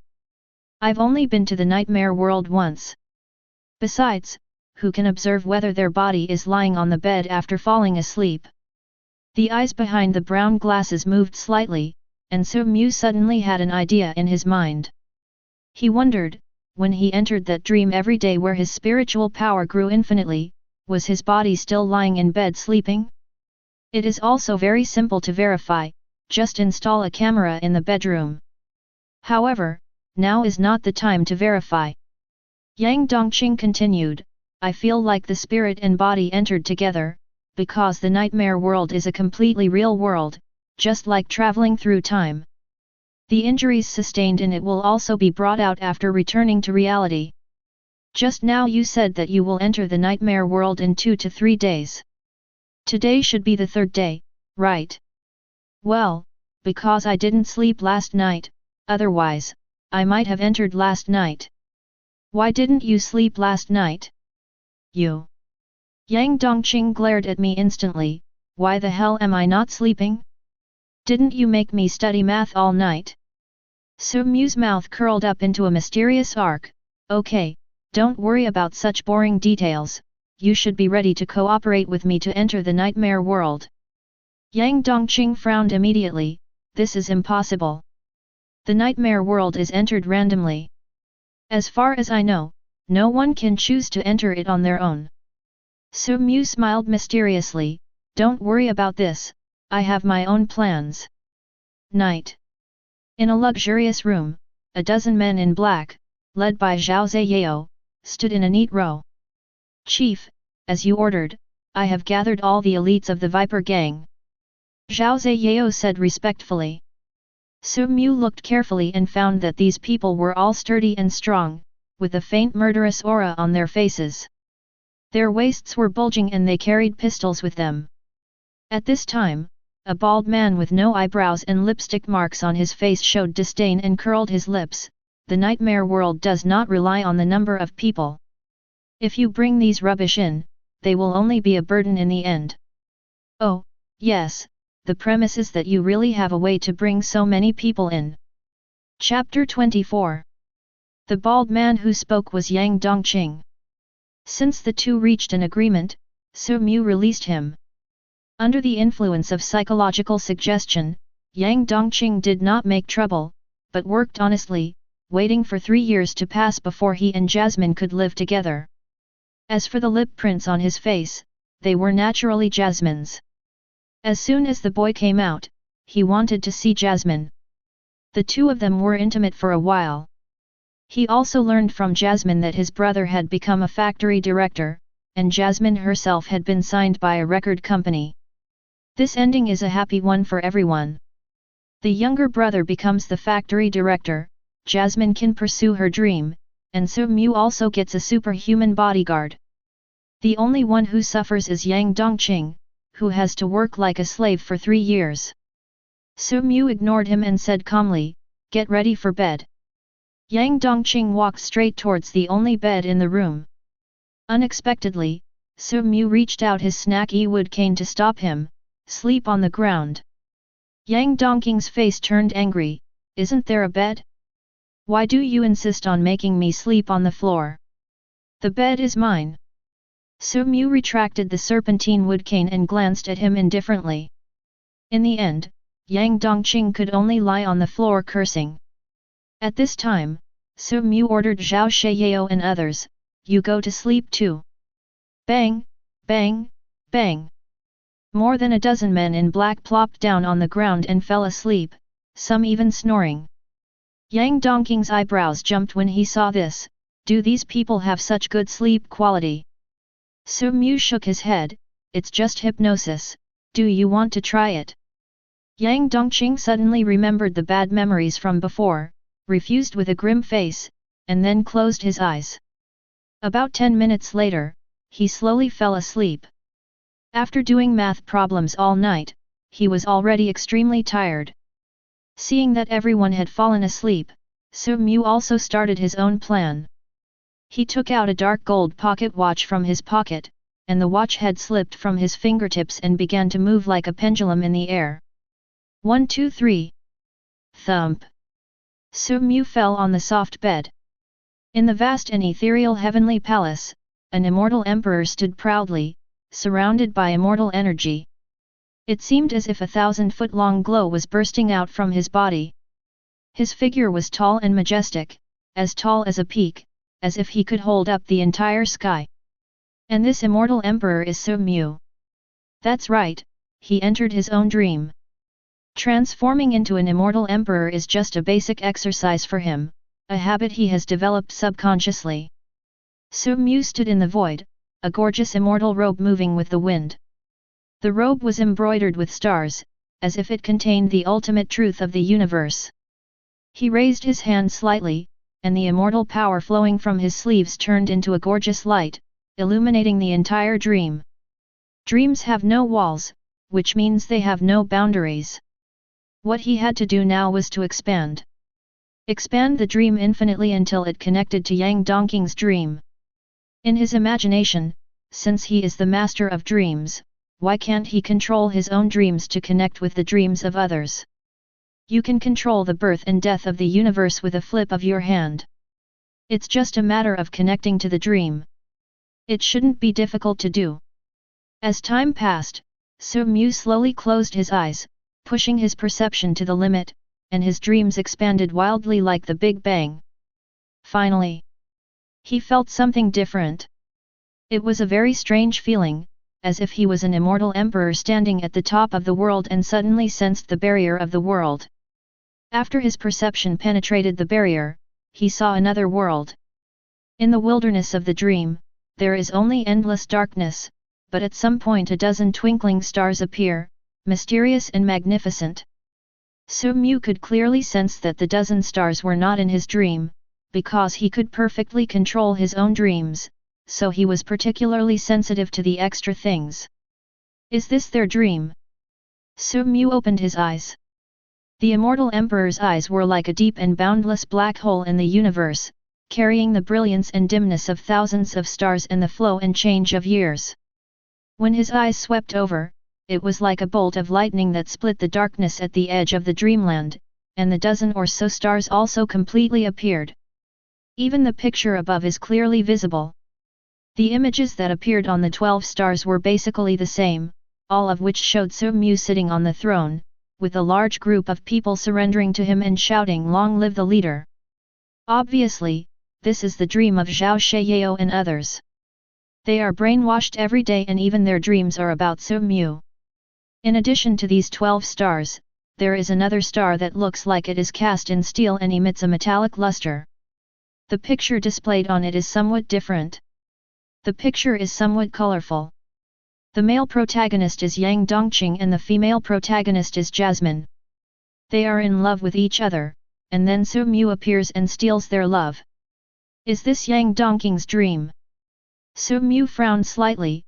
It's really bloody. In Yang Dongqing's dream, Jasmine has been successfully taken away by Su Mu, and the plot becomes more and more bloody. Jasmine, sorry, Holly, love between three people is still too crowded. Yang Dongqing, no. Jasmine. Jasmine. How can I live without you? They said. He was speechless, and just when he was about to complain, his brows slightly frowned, his eyes like cold lightning, fixed on Yang Dongqing's dream. Suddenly, a strange blood color appeared in Yang Dongqing's dream. The blood-red color was like old rust or dried blood, spreading silently in the dream, exuding a creepy atmosphere. It was like the devil's blood seeping out from the depths of hell, flowing thickly and slowly, every drop filled with endless pain and resentment. Yang Dongqing's dream was gradually covered with blood. At the same time, the dream star representing him began to shake violently, as if it was about to be pulled away from the world at any time. Is this the call from the nightmare world? Su Mu narrowed his eyes slightly. He no longer hesitated and immediately controlled his own dream to connect with Yang Dongqing's dream. The moment the two sides came into contact, his body shook violently. Because the fairyland palace that was originally filled with fairy air was suddenly stained with a strange blood color. The blood color began to spread wildly like a virus. He tried to control the blood color, but found that he could not control it at all. Even though he was the supreme immortal emperor in his dream, facing the blood color, everything seemed like a mirage, all were illusory, only the blood color was real. It felt like the supreme being in a novel, who could destroy the world with a wave of his hand, but was unable to crawl out of the novel and harm any plant or tree in reality. Chapter 25. Just as I expected, the nightmare world pulls people in through dreams. As long as I am connected to the dreams of the nightmare apostles, I will be pulled into it as well. Su Mu's eyes flickered, and at some point, his eyes were covered with a strange layer of blood. In that case, I can use the same principle to bring that person in as well. Su Mu controlled his own dream and connected it with the dreams of Zhao Sheyao and others. When all the dreams were connected together, it seemed to provide a channel for the spread of blood. It spread infinitely and eventually dyed everyone's dreams bloody. The blood-red color was like a huge net that enveloped everyone's dreams, leaving them with nowhere to escape. It seemed that once they were trapped in it, they would be swallowed up by endless fear and despair. And this is exactly what Su Mu wants. He sat upright on the supreme throne. His dark golden star robe had been dyed blood red. The blood raged wildly, gradually gathering into a sea of blood, drowning him bit by bit. Abdomen, chest, neck. At this time, Su Mu was already surrounded by a sea of blood, with only a head left. A suppressed smile appeared on his pale face. It's really exciting. As soon as he finished speaking, the sea of blood completely swallowed him up. The pitch-black night enveloped Zayajia village. The entire village was extremely desolate, with no lights in any house. Only in a two-story house was there flickering candlelight, which was particularly eye-catching in the darkness. Under the cover of night, this two-story house seemed to be covered by a thick darkness. The mottled walls were covered with strange vines. The rusty iron door made a creepy creaking sound in the breeze, like a painful groan. In the house, 4 men and 1 woman were sitting around a candle anxiously. From time to time, they turned their heads to look at the darkness that the candlelight could not cover, as if some terrible monster would appear in it at any time. It's getting dark. Let's go out and look for food and candles as planned. A man with a crew cut and about 20 years old said in a deep voice. Although his face was solemn, he did not have the panic and fear like the others. Brother Yet, do you really want to go out? What if there is a nightmare monster outside? A slightly trembling voice came from the mouth of a middle-aged man. He was wearing a faded work suit and a pair of badly worn rubber shoes. His skin was dark and his figure was slightly hunched, which were the marks left by long-term and heavy physical labor. The crew-haired man surnamed Ye gave him a cold look and said, "What if we don't go out? Are we going to die? We have been here for 3 days and haven't eaten a single bite of food for 3 whole days. If we continue like this, we will starve to death without the help of those nightmare monsters. Besides, the candles are almost gone. Once there are no candles, I don't need to tell you what the consequences will be, right? The middle-aged man shrank his neck in fear and dared not say anything else. The others were even more silent. At this time, the man surnamed Ye stood up and said, "Everyone, split up and go to the village to look for food. It's night time now, so those humanoid monsters won't appear. Just be careful of the shadows. Also, bring back all the food you find. I'll distribute it. If anyone dares to hide it, don't blame me for being rude." After saying that, he took the lead and prepared to leave, and the only woman among them hurriedly grabbed the hand of the man named Ye, with a pitiful look of pleading on her pretty face. "Brother Ye, I'm scared. Can I go with you?" The woman was wearing a thin silk pajamas, which faintly outlined her graceful curves. The neckline was slightly open, revealing a touch of fair skin and sexy collarbone. The slender shoulder straps were lightly hung on her round shoulders, as if they would slip off at any time. The other people swallowed their saliva secretly when seeing her pitiful look, and their desire to protect her was overflowing. However, the man surnamed Ye had a blank expression on his face and refused in a cold manner. "I said, split up. The more people there are, the easier it is to attract the attention of the Black Shadow." The woman still refused to give in, biting her delicate lips tightly and begging, "Please, Brother Ye, you are the only extraordinary person in the team, only you can protect me, just take me with you, I can do anything." The man surnamed Ye sneered, a hint of teasing appeared in his eyes, and he mercilessly shook off the woman's hand. "Since you know that I am a transcendent, you should also understand that there are a lot of people like you around me. If it were in the real world, it would be nothing, but this is a nightmare world. I can't even protect myself, how can I protect you? You can do anything, right? Then go and kill the shadow hiding in the darkness. As long as you do that, I will protect you 24 hours a day." The woman's face turned pale instantly, as if all her strength had been drained away. The man named Ye looked at her coldly, then picked up the lantern, turned around and left, his figure disappearing into the darkness. The desperate woman could only cast helpless eyes at other people, however, no one responded. The others were not fools either. No one wanted to bring a burden with them. They all left with their lanterns. Only the middle-aged man hesitated for a long time and finally said, "You, come with me. I'll take care of you." A hint of joy appeared on the woman's face, and she nodded in agreement quickly. Her fair and slender arms tightly wrapped around the middle-aged man's arms. The two of them picked up the lanterns and left the house. The two of them walked cautiously in the darkness, the white paper lanterns in their hands emitting faint candle light. The man and woman's bodies were pressed so tightly together that they could even clearly hear each other's heartbeats. After an unknown amount of time, a woman's voice was heard in the darkness. "Uncle Li, do you think we can get back alive?"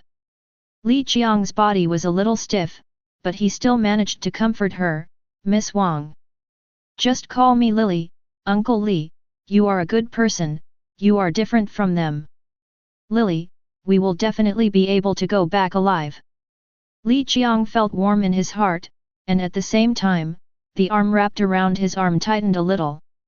The soft touch slightly dispelled the fear in my heart, but, at this moment... Snap! In the village, in an alley beside the two of them, there was a sudden sound of branches breaking. It was as if someone stepped on a dry branch on the ground and broke it. The two men's expressions changed instantly. They turned around abruptly, raised the lanterns in their hands and shone them into the alley. It was pitch black inside, like a huge mouth of the abyss, silently swallowing everything. Who's there?" Li Qiang asked in horror, "Is it Brother Ye? Or Wang Tao?" Under the dim candlelight, there seemed to be a figure standing quietly in the dark alley, without any movement. The figure was tall and thin. Li Qiang bravely raised the lantern, trying to see the man's face clearly. At this time, the figure moved. It seemed as if he took a step forward and stepped into the candlelight range. Countless darkness retreated from the man's face like tiny wood lice, revealing a pale face. He had delicate and handsome features, wore high-end brown glasses, and had a polite yet elegant smile on his face. His pale skin even sparkled under the candlelight. Chapter 26. Ah! Lily was the first to burst into a loud scream, because this face was not anyone in their team. Li Qiang was instantly surrounded by fear, his mind was in a mess. Why? Didn't Brother Ye say that humanoid monsters only appear during the day? Before he could react, he suddenly felt a pair of soft hands pushing him hard. Caught off guard, Li Qiang fell to the ground. The owner of those hands ran away like a madman. Lily knew very well that with her physical strength she could not outrun the humanoid monster, nor could she outrun Li Qiang beside her. If she wanted to survive and not be eaten, she could only let Li Qiang delay time. Snap! The white paper lantern in Li Qiang's hand also fell to the ground, and it was this fall that frightened him so much that he almost fainted, because the white paper lantern, under the action of inertia, rolled to the feet of the pale white face, illuminating the scenery behind him. People! So many people! Behind the pale white face, there were rows of people in black. They stood motionless like zombies, filling the dark alley. Ah! Ah! Monster! Don't eat me! Li Qiang's fragile heart suffered a strong shock. He collapsed and got up from the ground, then fell down, got up again, and ran away while rolling and crawling. Su Mu pushed his brown glasses helplessly. He didn't expect that he had just arrived in the nightmare world and hadn't even seen the nightmare monster yet, but he was treated as a monster by others. After he was completely swallowed by the sea of blood in his dream, he came to this village. This broken village didn't even have any lights. The most important thing was that all his lighting tools were out of order. To be precise, they were not out of order, they could still work, but the light they emitted could not dispel the darkness of this world. Su Mu turned around and asked the group of younger brothers, "Do I look like a monster?" Zhao Sheyao stared at Li Qiang's back with murderous eyes. How dare he insult the leader? I'm going to kill him. Yang Dongqing said thoughtfully, it seems that this person should also be a nightmare apostle. He should have entered before us. Maybe he knows some information about this nightmare. Su Mu waved his hand, catch him. Yes, chief. Two sturdy men in black jumped out like cheetahs and rushed straight towards Li Qiang. A few seconds later, the panicked Li Qiang was dragged back by two burly men in black like a dead dog. No! Don't eat me! Please don't eat me! Li Qiang didn't dare to open his eyes at all, and struggled and shouted there. After struggling for a while, he found that no one was attacking him. He was stunned. He opened his eyes carefully and saw the pale and handsome face from before. The owner of that face was smiling, and his smile was very gentle and not aggressive at all. Sir, are you also a nightmare apostle? Su Mu asked politely. Li Qiang nodded subconsciously, and suddenly realized something, you too. Yes, we are just like you. We are people who have strayed into the nightmare world by mistake. We are not monsters. Really? Li Qiang looked at the crowd of black-clad people in front of him with some doubt, but why are there so many of you? And you are wearing the same clothes, could it be that you can come as a group? A vein suddenly popped up on Zhao Sheyao's face. He grabbed Li Qiang by the collar and said fiercely, you're still forming a tour group? You think you're here for a trip? Just answer our leader's questions honestly. Do you understand? Hey, I've told you so many times, don't be so violent, be polite. Yes, chief. Zhao Sheyao let go of Li Qiang's collar and stepped back behind Su Mu. Su Mu looked at the panicked Li Qiang with a smile on her face, and even helped him straighten his wrinkled collar. Don't be nervous, after all, we are not bad people. By the way, what's your name? Li. Li Qiang. Li Qiang said tremblingly. For some reason, he became even more scared. Okay, Mr. Li Qiang, we are both nightmare apostles, trapped in this horrific dream. Shouldn't we help each other? After all, the power of an individual is limited. Only by uniting as one can we overcome the difficulties together. Don't you agree? The eyes behind the brown glasses emitted a barely perceptible light. Under the gaze of these eyes, Li Qiang's frightened heart gradually calmed down. You're right, we should help each other. Li Qiang said seriously. Mr. Li Qiang is such a nice person. Please tell me the information you know.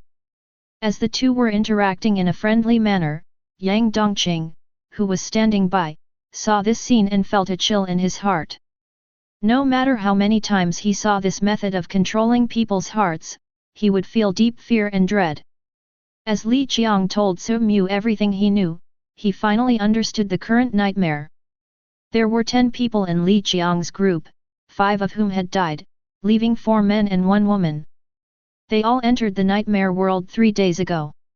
Unlike himself and others who entered together, these people entered individually. Among the remaining people, only a young man named Ye Fanyu is a transcendental person. This is his 3rd time entering the nightmare world, and the rest are ordinary people entering for the first time. As soon as they came in, they came to a village called Zayajia village. At night, the village was empty, but there was a monster called Black Shadow hiding in the darkness. It stretched out its hands to people and pulled them into the darkness. It was said that anyone who was pulled in would surely die. It is even more dangerous during the day, as the disappeared villagers will appear during the day. To be precise, they are not villagers at all, but monsters in human skin. They are extremely powerful and difficult to kill, and will actively attack humans. Once caught, they will brutally kill and eat humans.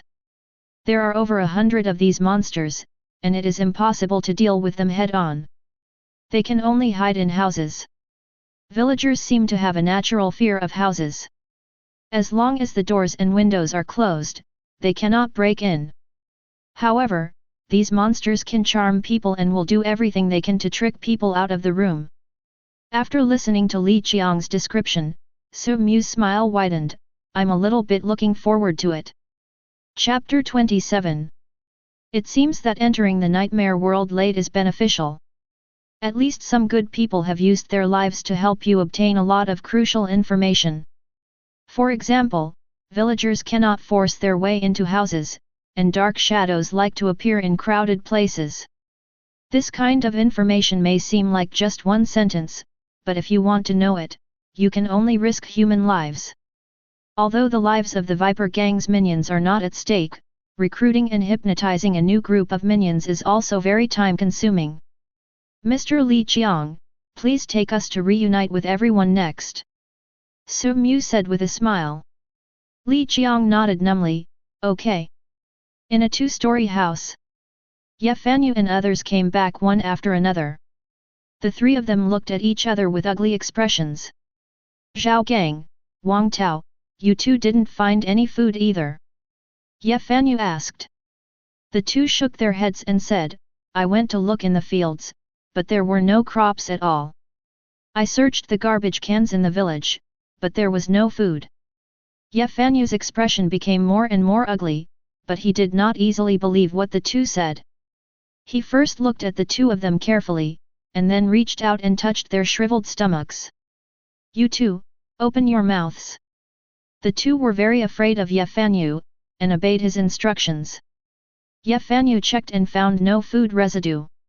He even smelled it and found no aroma of food, only the stench of not brushing teeth for 3 days. It seems that we can only place our hopes on Li Qiang and Wang Li. The 3 of them each held a lantern and sat in the corners of the room, far apart from each other. Not long after, hurried footsteps were heard outside the house. Open the door quickly. The loud BG on the door and Wang Li's frightened cries for help were particularly harsh in the silent night. The 3 people's faces changed, and they all stood up. Ye Fanyu rushed to the door first, but he did not open the door immediately. Instead, he asked, what happened? Li Qiang. Li Qiang encountered a humanoid monster. Please open the door quickly. Wang Li's once sweet voice had already been distorted at this moment, and the fear that had been squeezed for 3 days burst out at this moment. Ye Fanyu's face suddenly changed. Impossible. Humanoid monsters only appear during the day. It's night now, how could they come out? In order to confirm the time, he even walked to the window and looked out. It was pitch black outside, with only the cold moonlight hanging down from the sky, shining on the branches around, casting strange and twisted shadows on the ground, exuding a suffocating and gloomy atmosphere. I don't know either, but they just appeared. There were not just one, but many monsters, and they filled the alley. Wang Li screamed in horror, crying. Ye Fanyu did not reply, but leaned against the window and carefully observed the door. After confirming that Wang Li was the only one at the door, he replied, since there are so many nightmare monsters, how did you come back alive? Where is Li Qiang? Wang Li paused in her crying, Li Qiang, he stayed behind alone to save me, we of you. Bang! The door of the house was opened, and the faint candle light coming through the door shone on Wang Li's delicate body, casting a halo on her outline. Her white silk nightgown was covered in mud, and her long legs that were exposed had several scratches. One of the plush slippers on her feet was lost, and her clean little feet were stained with mud, and even the gaps between her toes were filled with black substance. She rushed into the room until her whole body was enveloped by candlelight, and then she breathed a sigh of relief. Bang! Without even a second's hesitation, Ye Fanyu closed the door. Afterwards, Ye Fanyu didn't give Wang Li a chance to breathe. He grabbed her hand and said in a hurried tone, tell me quickly, what's going on? He is indeed very anxious now, because Wang Li's words mean that the activity pattern of the nightmare monsters observed in the past 3 days is wrong, or has changed, which concerns everyone's life. I don't know, I was very scared. Li Qiang and I were looking for food. We passed by an alley and suddenly heard a sound. Li Qiang thought it was you, so he took a lantern to shine it, and the result. Wang Li's breathing became more and more rapid, and her pupils contracted unconsciously, as if she thought of something terrible. What's the result? Just tell me. Veins popped up on Ye Fanyu's face and he wanted to slap her. People. Full of people. The alley was filled with rows of men in black. They were motionless, just like zombies. The one leading the group had a very pale face, without a single bit of blood, and he seemed to be wearing brown glasses. Brown glasses? Yes, it was the man with brown glasses, and he was smiling all the time. He just looked at us quietly and kept smiling. As soon as these words were spoken, everyone felt a chill running down their spines. They could not help but recall the scene in their minds, a pitch-black night, holding a white lantern and shining it into the alley.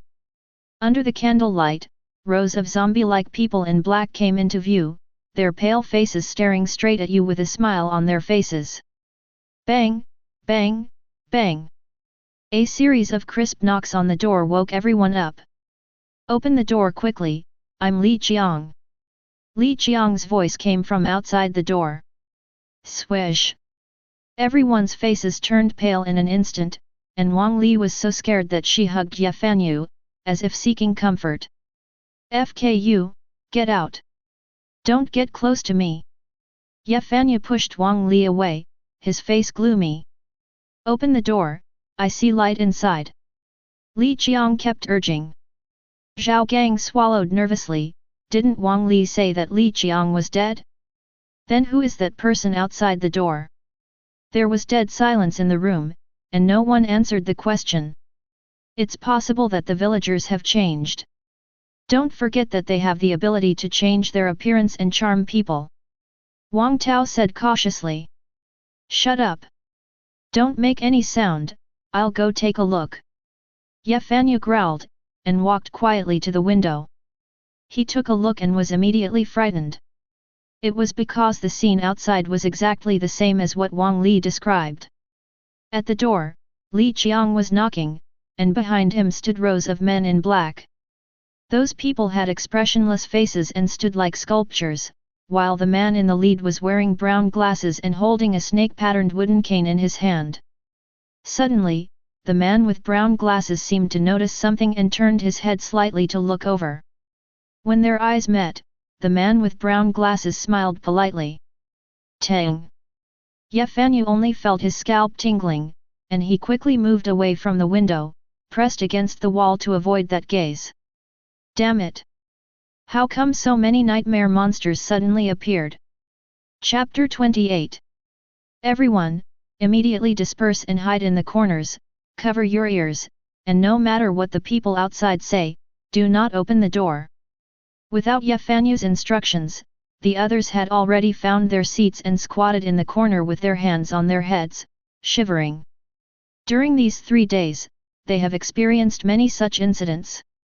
Basically, as long as it is daytime, they will be besieged by a swarm of villagers. Those villagers change in various ways and can even turn into your relatives to tempt you to open the door. So the best solution is to not look, not listen, and not respond. Outside the door, Li Qiang knocked on the door for a long time, but no one responded. Strange, what happened to them? Why didn't they open the door? There was clearly someone inside. It must be a misunderstanding. Su Mu roughly guessed what the people inside were thinking. He looked back at the rows of zombies behind him. Indeed, in the nightmare world, after being chased by humanoid monsters for 3 days, it was understandable that he was afraid when he suddenly saw a group of men in black like this. Especially since all these men in black were hypnotized, they had only one thought in their minds, which was for their leader. These people didn't know what fear was at all, so they seemed a little out of place in the painting. Chief, let me break the door open. Zhao Shiyao volunteered. Go. Su Mu nodded. At this time, Yang Dongqing stood up. No, I'll communicate with them. BG on the door rashly may cause misunderstandings. As he spoke, Yang Dongqing walked to the door and said loudly, don't get me wrong. We are not nightmare monsters, but nightmare apostles like you. We just entered 3 days later. I am a transcendent. Please open the door and discuss how to cooperate to get through this nightmare. Silence, dead silence, no one in the room responded. Yang Dongqing. Bang! He kicked the door open, and the dilapidated iron door slammed heavily to the ground, making a harsh metallic sound. The moment the door opened, Yang Dongqing was greeted by a flame like a bullet. The flaming bullet streaked across the sky, burning and distorting the air wherever it passed, leaving a long, blazing trail in the dark night sky. Yang Dongqing's face suddenly changed, and he had no time to dodge, so he had to stretch out his hand to take it. A hint of steel appeared on his palm. Boom! A violent flame exploded, and in the flames, Yang Dongqing seemed to be hit head-on by a cannonball. He flew backwards violently, and his palm became charred black. Ye Fanyu's surprised voice came from the room, Iron Ambition. Are you really a transcendent? At this moment, he was making a gun shape with one hand, with his index finger and thumb raised and the other 3 fingers closed, much like a child imitating a gun with his hands, making a beeping sound, but there was a hot flame burning on the tip of his index finger, which appeared unusually bright in the dim room. FK. Yang Dongqing got up from the ground in a panic and said angrily, didn't I just say that we are not nightmare monsters? Misunderstanding, misunderstanding. A look of surprise appeared on Ye Fanyu's face, but his right hand still maintained the pistol gesture, and the flame on his fingertips did not dissipate. You don't know, there are many monsters in this nightmare disguised as humans, they will try every means to trick us into opening the door, so I dare not believe it. However, the ability you just displayed was indeed heart of iron, and those monsters cannot break the doors and windows. I reacted subconsciously before, but now I can be sure that you are a transcendent, not a nightmare monster. Yang Dongqing brushed the dust off his body and his expression eased slightly. Then, Ye Fanyu's eyes swept over Su Mu and the others, with a vigilant look. Although I am sure that you are not a nightmare monster, what's wrong with them? Why are they wearing the same clothes? Su Mu leaned on the snaky wood cane, took a step forward, and smiled. Why? Does the nightmare apostle have any requirements for clothing? It's not that there are requirements for the attire, but all the nightmare apostles enter individually, and the nightmares they go to each time are random. You are obviously members of an organization. When did the nightmare apostles form a team? Don't tell me that you set up a temporary organization after entering and prepared the costumes in advance. You'd better give me a reasonable explanation, otherwise I can only suspect that you are not human beings at all, but nightmare monsters. Ye Fanyu held his right hand with his left hand, aiming at Su Mu and others. If it weren't for the flame between his index fingers, the scene would have been very funny. Su Mu narrowed his eyes slightly, and had a guess in his mind. It seems that when the nightmare apostle enters the nightmare world, it is just like the matching in the game. Every time he meets a different teammate, and he can only play alone and cannot enter in a team. It is precisely because of this that Ye Fanyu became alert. How should I deceive him? Su Mu certainly couldn't say that he had brought everyone into the same nightmare through dreams. Of course, even if he said it, the other party probably wouldn't believe it. Then, Su Mu pushed up his brown glasses and smiled faintly. It's a very reasonable question, but I can't help but ask, Mr. Ye, what kind of person are you? Are you worthy of me explaining it to you? Snap! Snap! The sound of countless pistols being loaded was heard. More than a dozen black pistols were pointed at Ye Fanyu. Swish! Cold sweat broke out on Ye Fanyu's face on the spot, and the flame on his index finger almost went out. The stiff feeling of being pointed at by a gun surged throughout his body. It is true that he is a superhuman, but he does not have a body of steel. Being pointed at by more than a dozen guns at such a close distance, he is bound to die. Especially after he saw the eyes of those gunmen, he was filled with fear. The rows of men in black stood straight like sculptures, all with expressionless faces and cold eyes. Their muscles were taut, ready to pull the trigger at any time. The faint moonlight cast shadows on their faces, making their expressions look even colder and more terrifying. Chapter 29. Are you satisfied with my explanation, Mr. Ye? Su Mu's gentle voice sounded. Ye Fanyu's whole body was stiff, not daring to move. Su Mu smiled.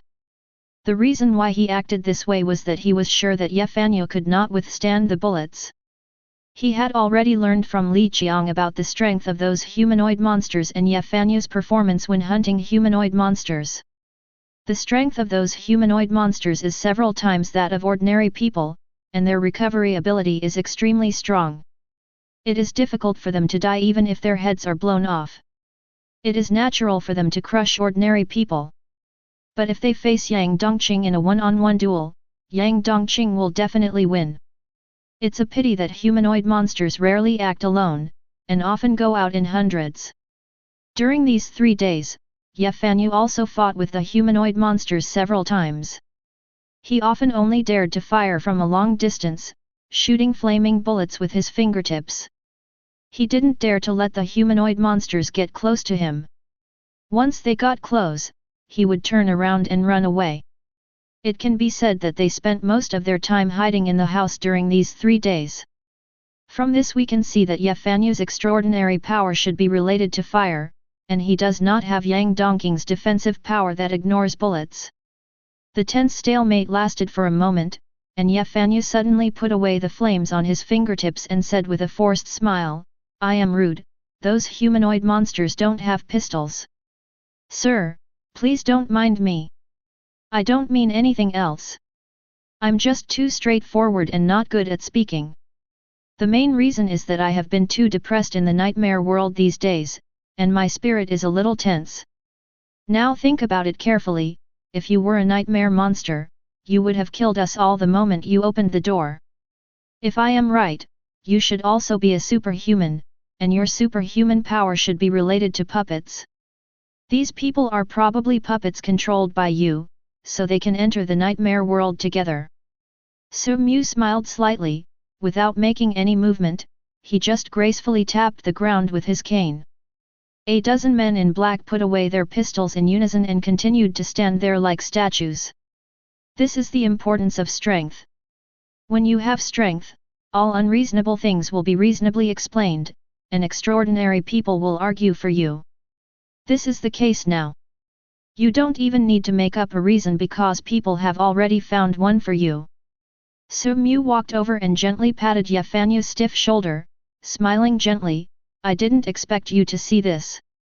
It seems that Mr. Ye has an extraordinary vision. Yafanyu laughed dryly a few times, and from time to time he glanced at Su-mu's hand on his shoulder, fearing that the other party would suddenly attack him. What's your name? I am Su-mu, and I am honored to share this nightmare with Mr. Ye. Yafanyu said in panic, you are too polite. It is my honor. With the participation of two extraordinary people, the chances of successfully surviving this nightmare have increased dramatically. Wang Li and others on the side looked at the scene with strange expressions. They had been with Yafanyu for 3 days and knew very well what kind of person he was, arrogant, selfish, and ruthless. However, these distinct characteristics all turned into docility, humility, and politeness when they met someone stronger than him. Afterwards, everyone started to exchange pleasantries and introduce themselves to each other. Both the host and the guests were having a great time and the atmosphere was very harmonious. However, there are two people who don't get along well, namely Li Qiang and Wang Li. This honest middle-aged man looked at Wang Li again and again, seeming to be hesitant to speak. Wang Li's heart tightened when she saw this. She had already made up her mind that if Li Qiang dared to report what she had just done, she would immediately turn the tables on him. However, Li Qiang said nothing in the end, as if nothing had happened. After a brief greeting, Yafanyu said, Mr. Su and Mr. Yang entered 3 days later, so they probably don't know much about this nightmare. Why don't I explain it to them? Su-mu shook his head, no need, I have heard some information from Mr. Li Qiang, I wonder what Mr. Ye plans to do next. Yafanyu quickly replied, I had planned to find a house to guard and wait for the nightmare to naturally wake up and return to reality. After all, most nightmare apostles do this. But now that you two extraordinary people have joined us, we can change the previous strategy. We can try to explore and maybe we can break this nightmare. Su-mu's eyes flickered slightly. He had already learned some common sense about the nightmare world from Yang Dongqing. The nightmare world is called a nightmare, so naturally one can wake up. Normally, most nightmare apostles would choose this way, finding a safe place and then staying there. Generally, they would wake up from the nightmare in about 7 days and return to reality, provided that they did not die within 7 days. But this method cannot be used all the time. It is said that as the number of times you enter the nightmare world increases, the time it takes to wake up will also become longer. It may take 7 days, 10 days, a month, or even half a year. Maybe in the end, you will never wake up again. Unless you break the nightmare, you will stay in the nightmare world forever. Therefore, if you encounter a simple nightmare, it is best to break it if possible. At this time Yafanyu said again, if we are lucky, maybe we can find 1 or 2 treasures. The eyes behind the brown glasses glanced at Yang Dongqing secretly and found that the other party was also slightly confused, obviously not knowing what the treasure was. So Su-mu followed up with the conversation and said, yes, the treasure is a good thing. I was lucky enough to own one, but unfortunately I lost it for some reason.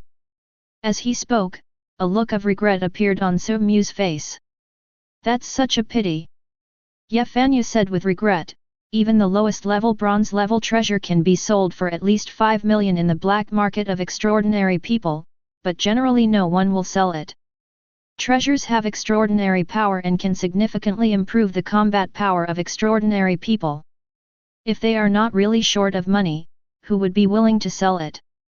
If I had a defensive treasure, even if it was only bronze level 1, with my bronze law 5-finger flame bullet, I wouldn't be trapped in the house by nightmare monsters all day long.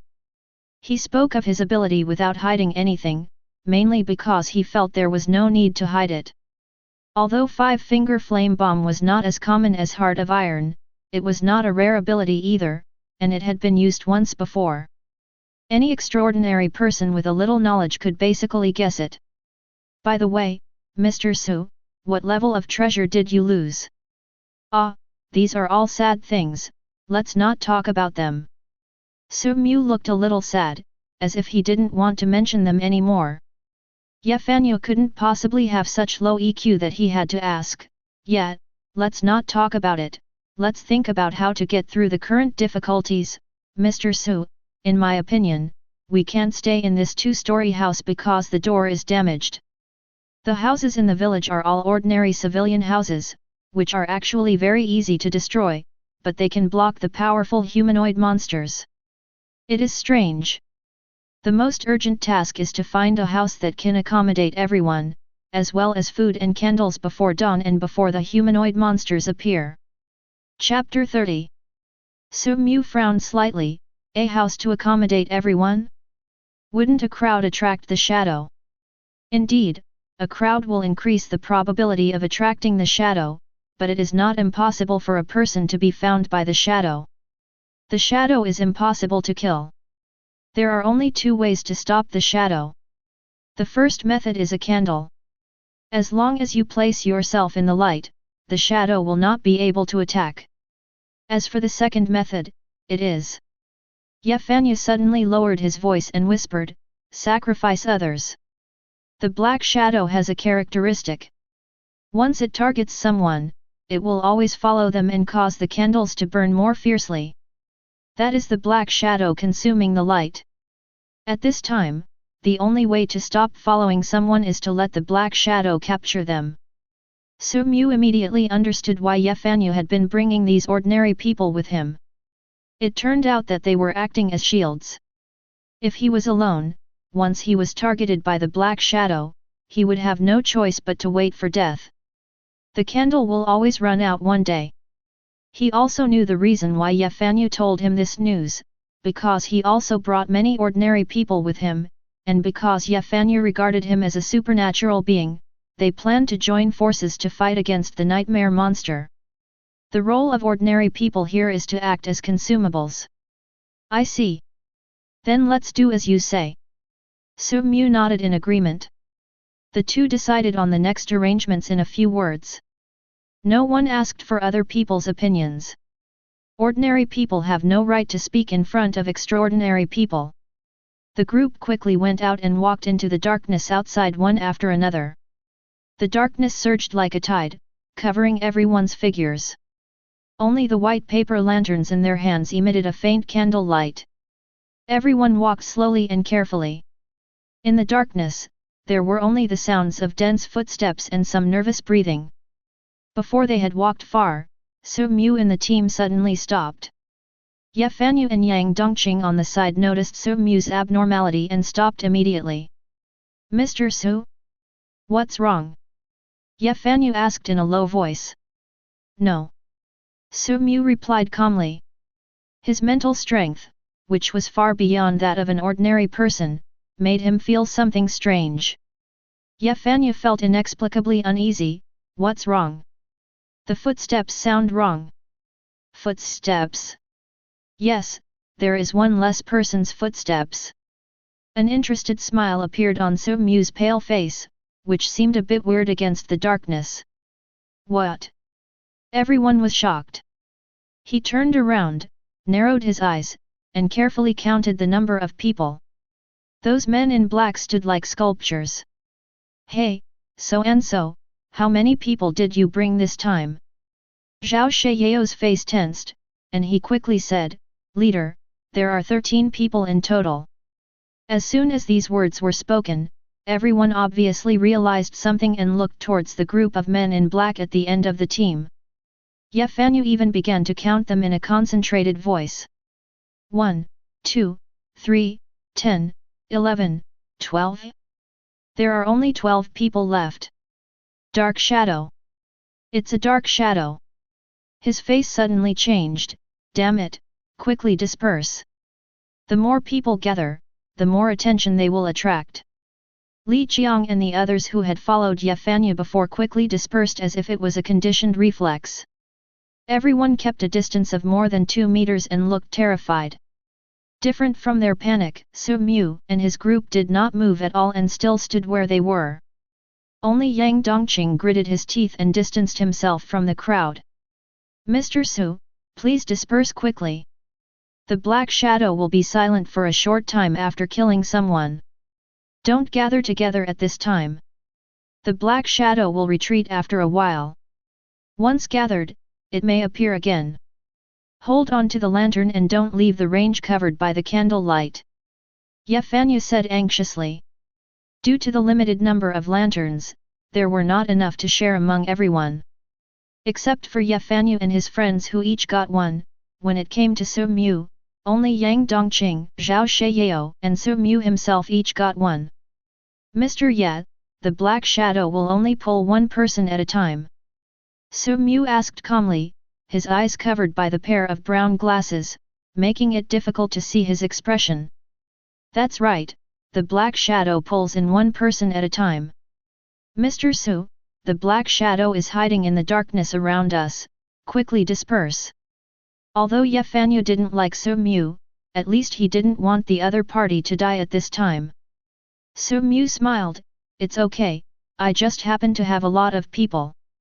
As he spoke, he instructed a man in black at the end of the team, leave the range of the candlelight and stand in the dark. Yes, Chief. Without any hesitation, the man walked straight out of the candlelight range and into the bottomless darkness. He stood quietly in the darkness, his entire figure becoming blurred, with only the outline of a human figure remaining. Ye Fanyu and the others were horrified. None of them had expected Su Mu to be so cruel that he would directly send his younger brother to die. The most important thing was that the younger brother did not hesitate. Wang Li, who had originally failed to cling to Ye Fanyu, was planning to throw herself into Su Mu's arms. But now, seeing this scene, she couldn't help but feel disappointed and gave up the idea. This man is even more ruthless than Ye Fanyu. Even though he looks polite and gentle, he is extremely cold-blooded in his bones. Under Su Mu's gaze, a shadow suddenly surged behind the younger brother standing in the dark. It was a shadow darker than the night. It kept twisting and stretching, gradually bulging, and actually grew into a human shape. The figure was extremely thin but very tall, like a 2-meter-tall giant with only bones left, but his arms were so long that they almost reached the ground. The moment the black shadow took shape, a pair of scarlet eyes opened in its head, cold and indifferent, without any human emotion. Ye Fanyu and the others all showed fear on their faces, and they stepped back subconsciously, holding their breath. Su Mu watched the black shadow with interest, wanting to see the other party's next move.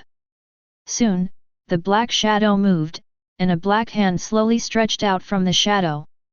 It was slender and dry, like a deformed branch, with 5 long nails on the front of the fingertips. The terrifying black hand slowly reached out to the younger brother. For some reason, Su Mu actually saw a hint of strange elegance in it, as if at a grand party, a gentleman stretched out his hand to a beautiful lady and invited her to dance a waltz. Attack! Su Mu gave the order. Without any hesitation, the younger brother pulled out a pistol from his waist and shot wildly at the twisted figure in the darkness. Bang! Bang! Bang! Fires flying everywhere. The black shadow that was hit trembled like water waves, but quickly calmed down in the next second and was unharmed. Su Mu's eyes flashed, and he took off his brown glasses without knowing when. His deep eyes emitted a faint light in the darkness, and his invisible mental power surged out, covering the black shadow. He planned to try and see if he could hypnotize the shadow, but the result disappointed him. The mental power poured into the black shadow's body like entering a quagmire, without causing any ripples at all. Chapter 31. Is it really not possible? At this moment, the slender and dry black hand moved. It grabbed the younger brother's hand, and then pulled him into the darkness with a sudden pull. The younger brother struggled violently, but it was all in vain. The darkness around him drowned him like a tide. The dark shadow dragged him, with slow but firm steps, moving towards deeper darkness step by step. As the distance increased, the younger brother's figure gradually became blurred, and the faint sound of his struggle was ruthlessly swallowed up by the darkness, until finally, he and the black shadow disappeared into the boundless and desperate darkness, as if they had never existed, leaving only deathly silence and fear. Such a horrifying scene had a great impact on everyone's mind. Even Yefanyu and others who had seen the black shadow could not suppress the fear in their hearts. To them, the black shadow is an almost unsolvable existence, seemingly immune to any attack and even more terrifying than the extremely powerful humanoid monsters. When facing humanoid monsters, at least they can fight and hide in the house, but once caught by the black shadow, no matter who they are, they will be dragged into the darkness. Its appearance means death, and no one is spared. Let's go. Su Mu's calm voice broke the fear in the scene. He walked towards the darkness ahead gracefully, leaning on his serpentine wooden cane, as if nothing had happened. Behind him, 11 expressionless men in black followed closely. He had a general understanding of the black shadow, and next he was waiting to meet the villagers of Zayajia village. In the endless darkness, a group of people moved forward with bated breath. The sound of their heartbeats and heavy breathing intertwined into a terrifying melody. Every step was filled with fear of the unknown, and every breath seemed to be swallowed by silence. Their figures were looming in the darkness, and the faint candle light could only illuminate a very small area under their feet. Everyone kept a certain distance and did not dare to approach each other, because they knew very well that the figures in the darkness were staring at them hungrily. The darkness is like a thick curtain, hiding everything tightly, and the fear of death follows like a shadow. On both sides were houses shrouded in darkness, but most of them were one-story and were directly abandoned by Yefanyu. Now that there were so many more people, the one-story houses were not enough to live in, and it was impossible for everyone to keep a distance. It would be best to find a 2-story or 3-story house. As they continued to move forward, the darkness around them began to thin, and a white edge of light appeared in the distant sky. The sky was about to brighten. Yefanyu and others were startled. Oh no, it's almost dawn, Mr. Su, we have to speed up. Once it's completely light, the villagers will show up. Su Mu looked at the distant horizon and frowned slightly. The time is wrong. He took out a dark gold pocket watch from his pocket. With a crisp sound, the pocket watch was opened, and the time displayed on it was 3 o'clock. The dark gold pocket watch sparkled under the candle light. Yefanyu and others looked at it subconsciously and saw a mysterious Ouroboros engraved on it.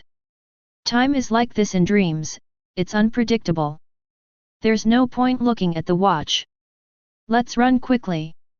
Yefanyu's tone became more and more anxious. It was obvious that the villagers had left a deep impression on him. Su Mu calmly put away his pocket watch and signaled to Zhao Ziyao with his eyes.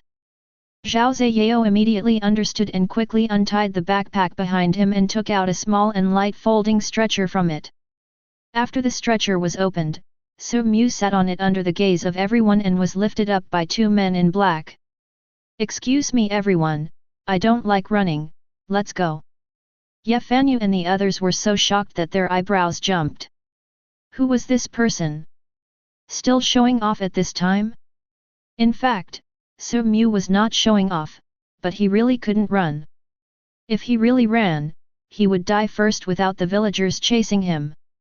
Everyone started running, while Su Mu sat quietly on the stretcher and admired the scenery. It was too dark before and they couldn't see the village clearly, but now they could see it more clearly. Zayajia village is very desolate, as if it were a corner forgotten by time. There are many adobe houses that are crooked, as if they will collapse at any time. The narrow village roads are covered with deep and shallow ruts, which are not from cars but more like horse-drawn carriages. Weeds grew tenaciously from the cracks. On both sides of the road, dilapidated fences leaned here and there, enclosing small patches of barren farmland. The sky was getting brighter, and Su-mu could even see the black fog outside Zayajia village. The thick fog enveloped the entire Zayajia village like a cage. He had heard Yang Dongqing say before that the black fog was the boundary of nightmares, and Zayajia village wrapped in the black fog was a complete nightmare. Once one entered the black fog, one would fall into the crack of the dream. If one was lucky, one might be able to reach the next nightmare, but if one was unlucky, one might be lost in the crack forever. It is said that no one can emerge alive from the black fog. Su-mu stared at the black fog with interest, and he was eager to try it out, but he was not in a hurry. To him, the nightmare world was like a peerless beauty. Under the gorgeous robe, every inch of her skin was full of unspeakable temptation. He wanted to explore it bit by bit, and go deeper, so that he could taste the deliciousness to the greatest extent. As for the possibility of death if entering the black fog? Wouldn't that be more interesting? Without the pressure of death, how can we witness the sparks of life that splash between life and death? How can we witness the excitement? Roar! An inhuman roar interrupted Su-mu's thoughts. He turned around and saw a man who had appeared in the corner of the village without him noticing. He appeared suddenly like a ghost, with a hunched body and an indescribable weirdness in his eyes. Soon after, more and more roars were heard, coming from all directions of the village. These roars were mixed with endless pain and anger, as if cursed souls were suffering endless torture. Every syllable was filled with resentment and was creepy. 1, 2, 3, hundreds. Chapter 32. Dense crowds of people walked out of the dark corners and stepped into the area covered by sunlight. There were men and women, young and old, and they were dressed simply. However, no one had an expression on their face, but their eyes revealed endless evil thoughts. They gathered more and more, like a tightening net, rushing towards Su-mu and others. Heavy footsteps sounded in the village, like the drumbeats of death, beating in everyone's heart. They appear. Run!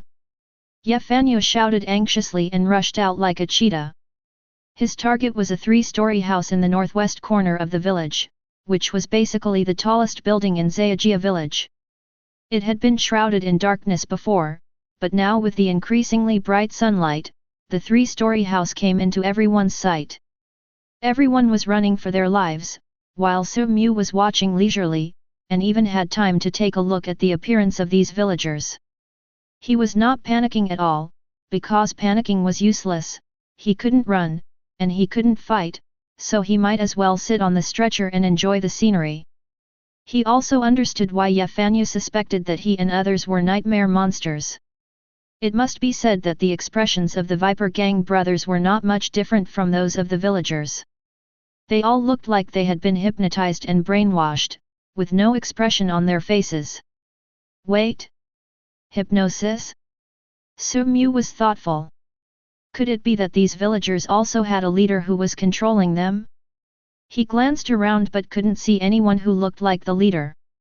Yes, not all leaders are as stylish as himself, and his outstanding temperament that stands out from the crowd cannot be concealed at all. Get out of the way! Ye Fanyu, who was at the front of the team, roared angrily. He formed his right hand into a gun shape and fired at a villager who was blocking the road. Boom! Highly compressed flame bullets whizzed out from the fingertips and hit the villagers directly, bursting into intense flames. However, although the villager fell in the flames, he stood up quickly. Even though most of his body was burnt, he was not affected at all and still rushed towards Ye Fanyu. Bang! 2 more 5-finger flame bombs were fired, and the villager was completely turned into a broken piece of charcoal, and then he fell silent. Su-mu watched silently. Does it take 3 inflammatory bombs to kill a villager? No wonder Ye Fanyu didn't dare to go out for the past 3 days. There were hundreds of villagers, but he was the only extraordinary person. Unless he had a 5-finger Gatling, he couldn't fight at all. At this time, more and more villagers appeared in front of the crowd, blocking their way, and Yang Dongqing was forced to join the battle. Compared to Ye Fanyu's gorgeous fire attack, Yang Dongqing seemed much more simple. Relying on his heart of iron, he rushed towards the villagers like a heavy tank. With one punch, a villager was knocked several meters away, and a large dent was left on his chest.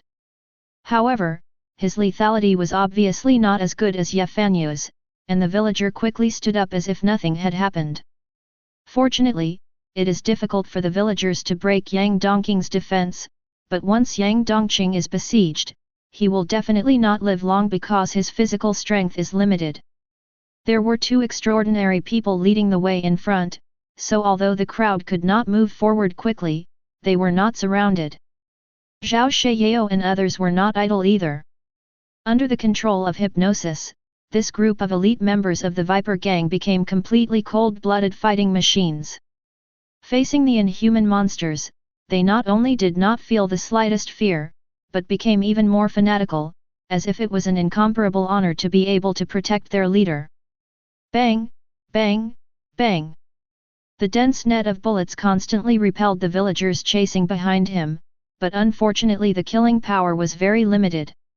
Unless you concentrated your fire on one villager and shot him into a sieve, it would be difficult to kill him. After a moment of exchange of fire, Ye Fanyu, using the fire bomb to clear the way, was the first to rush into the yard of the three-story house. He did not stop and ran straight to the gate. It was a heavy solid wooden door with a pair of bronze door knockers inlaid on it, showing solemnity and simplicity. He pushed open the door and shouted to the people behind him, "Quick! Come in!" Li Qiang and the others all showed happy expressions on their faces. After 3 days of hunger, a bit of strength emerged again in their bodies, and they ran towards the gate desperately. However, no matter how fast they ran, they could not outrun the Viper Gang members. After all, these dozen or so members were all elites, and even while carrying a stretcher, their speed was still astonishingly fast. Of course, no matter how fast the Viper Gang was, they could not be faster than the extraordinary Yang Dongqing. He took the lead and won the second place. Just as the Viper Gang members were carrying Su Mu and trying to enter the gate, something unexpected happened. No one noticed that 2 villagers suddenly rushed out from behind a big locust tree in the courtyard of this 3-story residential house. They pounced on everyone suddenly, catching them off guard, and even the elite members of the Viper Gang were knocked to the ground. Ah! Wang Li screamed in fear, Li Qiang and others also panicked, and the scene instantly became chaotic. "Protect the leader!"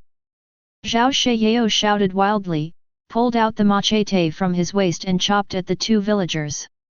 However, how could ordinary people deal with the villagers who were difficult to kill even for the extraordinary people?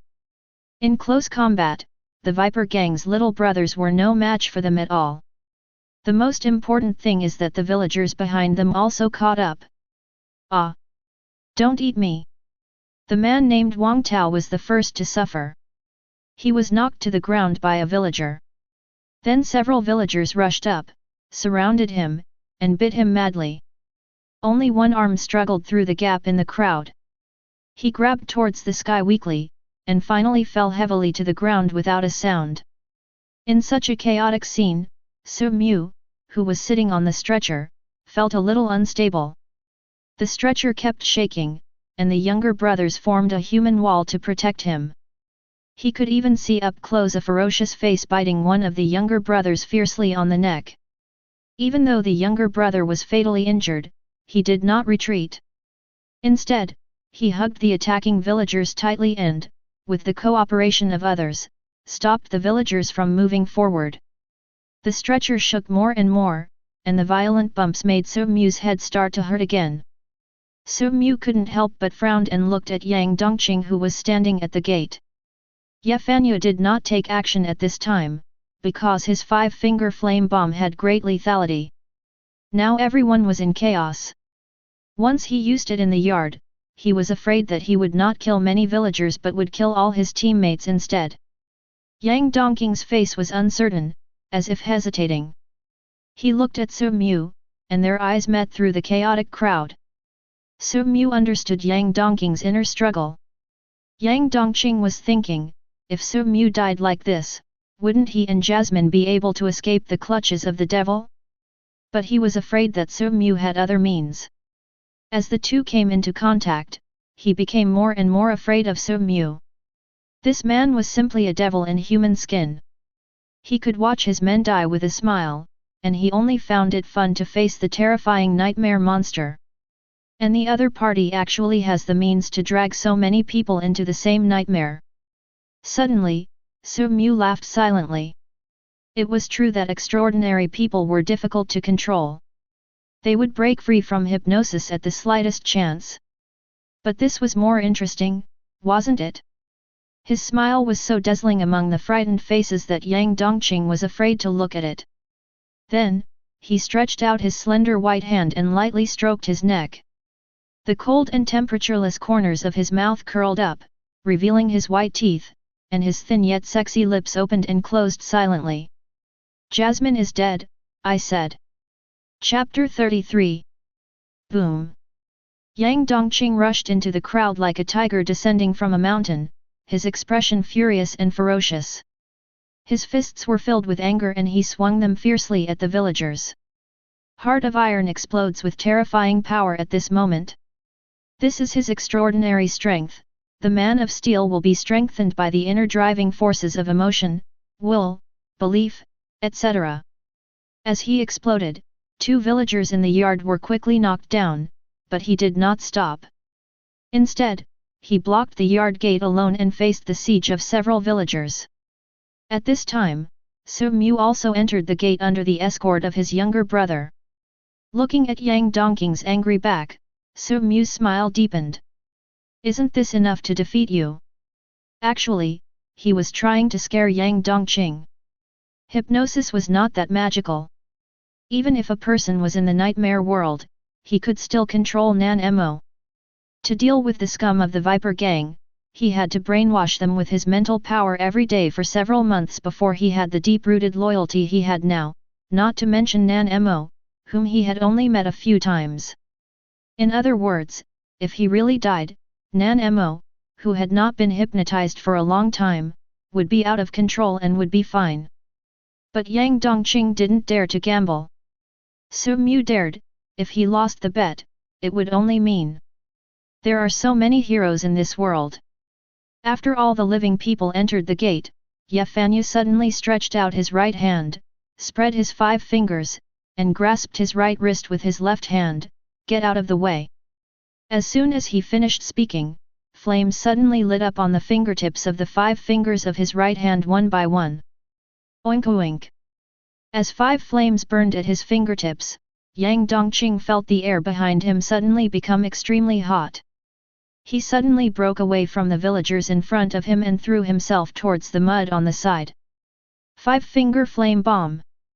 5 highly compressed flame bullets were ejected, dragging long flame tails that rotated and intertwined in the air, eventually merging into a fist-sized flame shell. It was as bright as a meteor, streaking across the sky, burning and distorting the air in the entire yard, and a long path of fire illuminated everyone's horrified faces. Boom! A loud roar like a small artillery shell explosion was heard, and an intense flame shot up into the sky, illuminating everything around. The shock wave produced by the explosion and flames was like an invisible giant hand, sweeping the villagers away. Countless sparks flew, turning into a small, gorgeous, and raging sea of fire. Yang Dongqing, who had just climbed up, had a flash of horror in his eyes. This attack was so powerful. If Ye Fanyu had used this attack against himself before, even a body of steel would have been injured. As expected of a superhuman who had experienced 3 nightmare worlds, if a fight really broke out, this new superhuman would still be one step behind, unless he could get close. The thought flashed through his mind and he rushed into the house quickly. Bang! The heavy wooden door was tightly closed.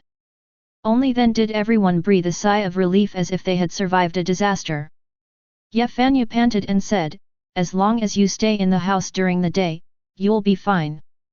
The black shadow has never appeared during the day, and there is basically no danger in the houses. It took him a long time to calm down after gasping for air. It was obvious that the previous attack had exhausted him greatly. In the room, Yang Dongqing stared at Su Mu with anger in his eyes.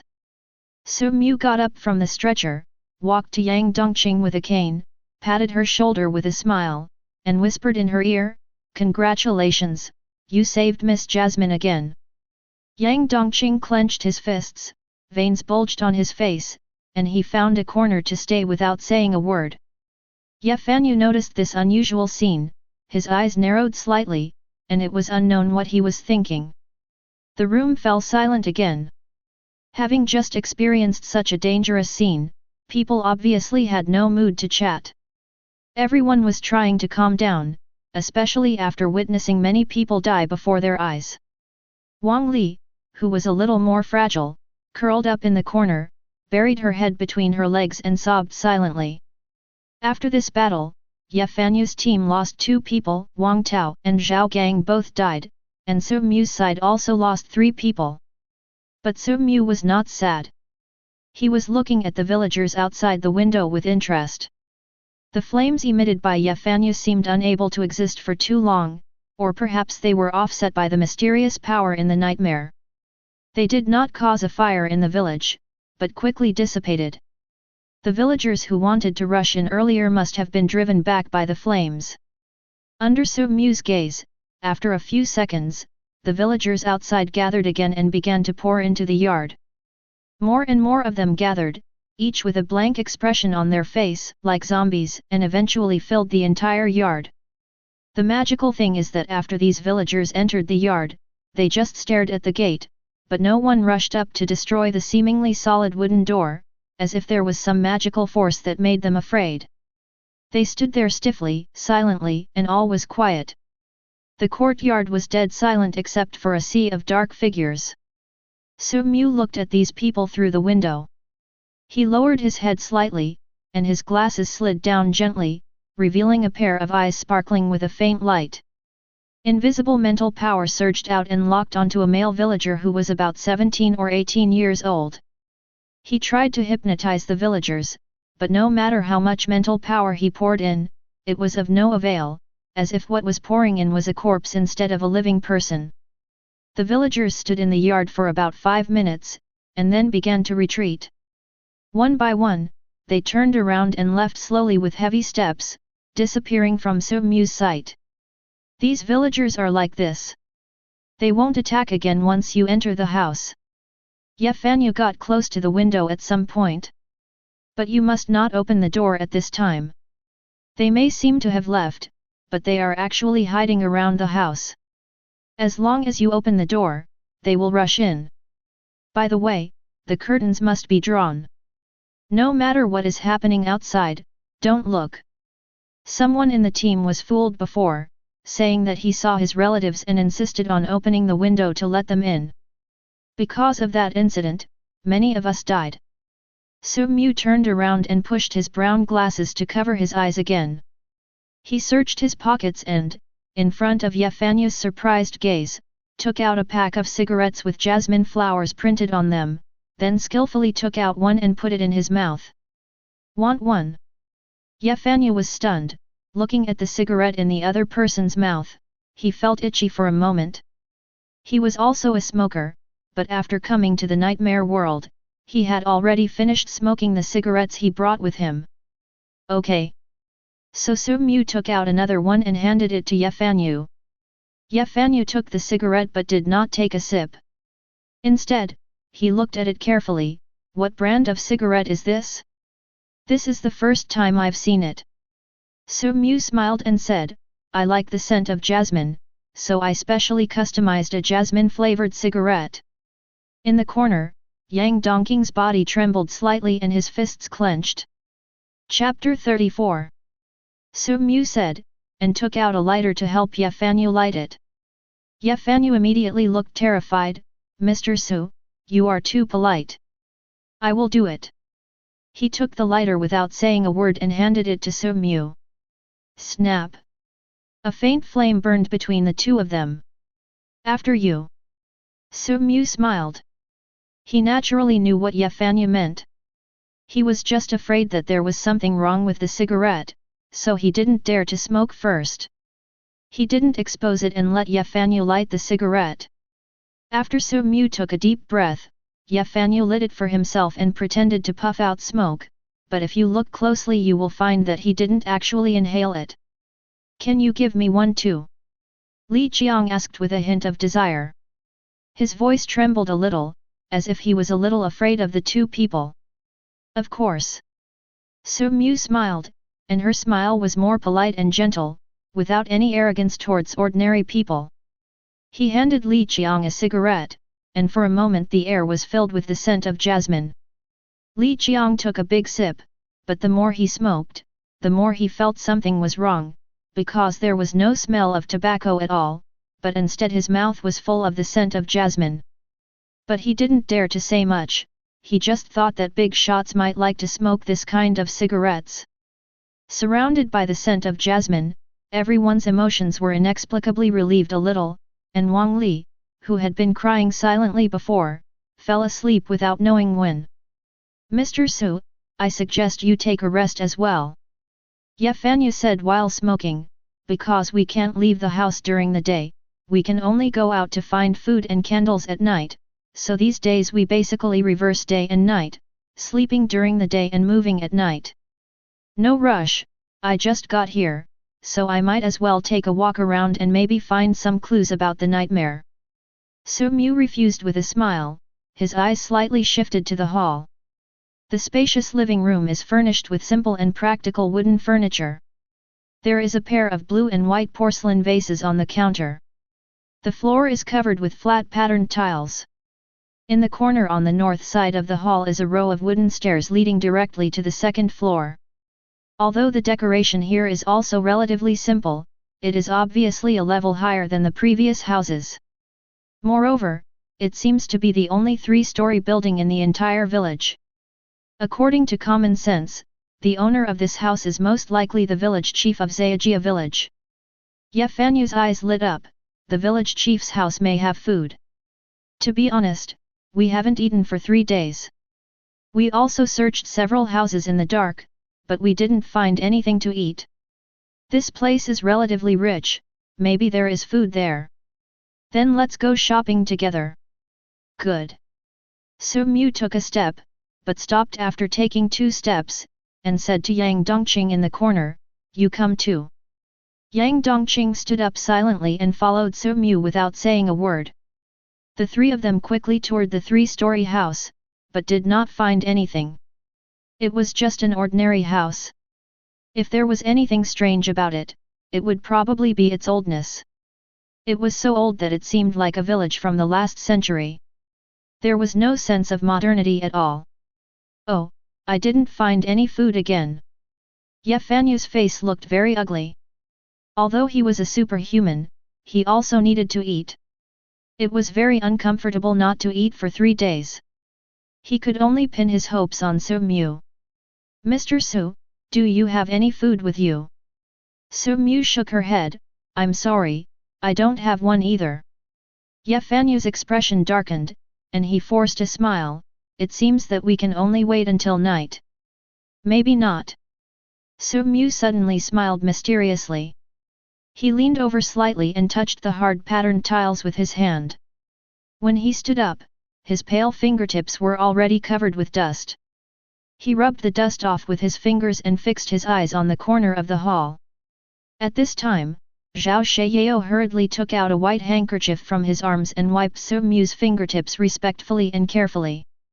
Seeing this, Yefanya's mouth twitched a little. He asked tentatively, Mr. Su is a noble. Oh? Why do you think so? I just think that Mr. Su, your actions, manner, and temperament are really like those of an aristocrat. Su Mu just smiled politely and didn't answer. Living in the lower city, he had never seen a noble, and it was hard for him to imagine that there were people like him in the world. Such people were called nobles, right? Seeing that Su Mu did not answer, Yefanya immediately changed the subject. By the way, Mr. Su, you just said that maybe it is not necessary, what does that mean? Have you discovered something? He has always been very polite. When there is no conflict of interest in the nightmare world, it is a very stupid thing to make enemies with other extraordinary people, especially since Su Mu, a extraordinary person, is obviously not easy to mess with. Su Mu nodded, raised his snaky wood cane, and pointed to the ground at the staircase leading to the second floor. There is very little dust there. Ye Fanyu looked in the direction of the cane, and his expression suddenly brightened. The village may have the habit of building cellars to store food, so there may be a cellar there. He walked over quickly. The shadow cast by the slanting stairs just blocked the tiles below. He reached out and touched it. Sure enough, there was only a thin layer of dust, much less than other places. At this moment, he had his back to Su Mu, and no one noticed that his expression showed a hint of solemnity and fear. What a keen observation! Being able to control so many people and having such a keen observation, how many secrets does this Su Mu have hidden? Just now he went upstairs with Su Mu, but he didn't notice that there was a problem with the tiles in the shadow under the stairs, or rather, it was not visible to the naked eye. Tiles covered by shadows, who can see the dust on them? This person must have some means of detection. In fact, Ye Fanyu's guess was correct. Su Mu did not see with his eyes, but perceived with his mental power. His mental power that surpassed that of ordinary people not only gave him the ability to hypnotize, but also gave him powerful perception. Boom boom! Ye Fanyu knocked on the tile with his knuckles, and a clear and hollow sound suddenly rang out. He turned around with a look of joy on his face. It's empty. He ran his hand along the gap between the tiles and touched a bulge. He pushed hard and the tile opened up, revealing a cellar large enough for one person. Mr. Su, there really is a cellar. Ye Fanyu walked over happily, but did not go down directly. He was not a fool. Although he knew that there was no danger in the house, who could guarantee that there was nothing wrong in the cellar? Which good person would build a cellar in his home and hide it so secretly? Chapter 35. Su Mu did not expose his little thoughts. In the nightmare world full of dangers, Ye Fanyu still has value. Hey, someone, arrange for someone to go down and take a look. Yes, leader. Zhao Sheyao immediately assigned someone in the team. The man was naturally fearless. He lit the lantern and went down to the cellar. Everyone was watching from above, watching the faint candle light gradually go deeper and then be swallowed up by the darkness bit by bit. After a moment, the younger brother's voice came from below, "Leader, there is no danger inside." Su Mu's expression remained unchanged. He did not go down, but ordered, "You come up first." "Yes, Chief." Afterwards, the younger brother climbed up unharmed. After Su Mu took a careful look, he was completely sure that there should be no danger in the cellar. Ye Fanyu had said before that villagers could change their appearance and imitate people close to them. If a villager in the cellar killed a member of the Viper gang and turned into his appearance, then going down rashly would definitely be dangerous. "What's down there?" Reporting to the leader, "It's very dark down there, there are some dried blood stains on the wall, and there are also torture instruments, but those torture instruments are quite special, mostly whips, chili oil, ropes, cross locks, etc." Ye Fanyu laughed sarcastically. It seems that this village chief is quite playful. Su Mu frowned slightly. "Go down and have a look, Yang Dongqing will lead the way." As a meat shield, Yang Dongqing naturally has to be at the front. The silent Yang Dongqing took the lead and went into the cellar, followed by Ye Fanyu, and then Su Mu. Soon, everyone went into the cellar, leaving only a few younger brothers to guard outside. The cellar was about 50 square meters in size and was completely dark. Only the lantern in my hand could barely illuminate the way ahead, and the cellar was filled with the smell of decay. "Let me do it." Ye Fanyu was probably really hungry and couldn't wait any longer. He stretched out a finger, and whoosh! A blazing flame appeared at the fingertips, and the light it emitted was several times brighter than a candle, instantly illuminating the entire cellar. At this time, everyone had a clear view of the cellar. The surrounding walls were all made of cement with many mottled bloodstains on them. Those bloodstains had long been imprinted on the walls over time, appearing a dark black color. There was a huge cross lock in the middle of the cellar, with bloodstains on the handcuffs and shackles. It looked like someone was fixed on it in the shape of a big character. Next to the cross lock was a wooden table on which were displayed whips, short sticks, candles, and some women's clothing. Seeing this, it is not difficult for everyone to imagine what this cellar is used for. FK. Yefanya cursed inwardly, why use this good cellar to store food instead of stuffing it with these things? He stepped forward and picked up the unused red candle on the table.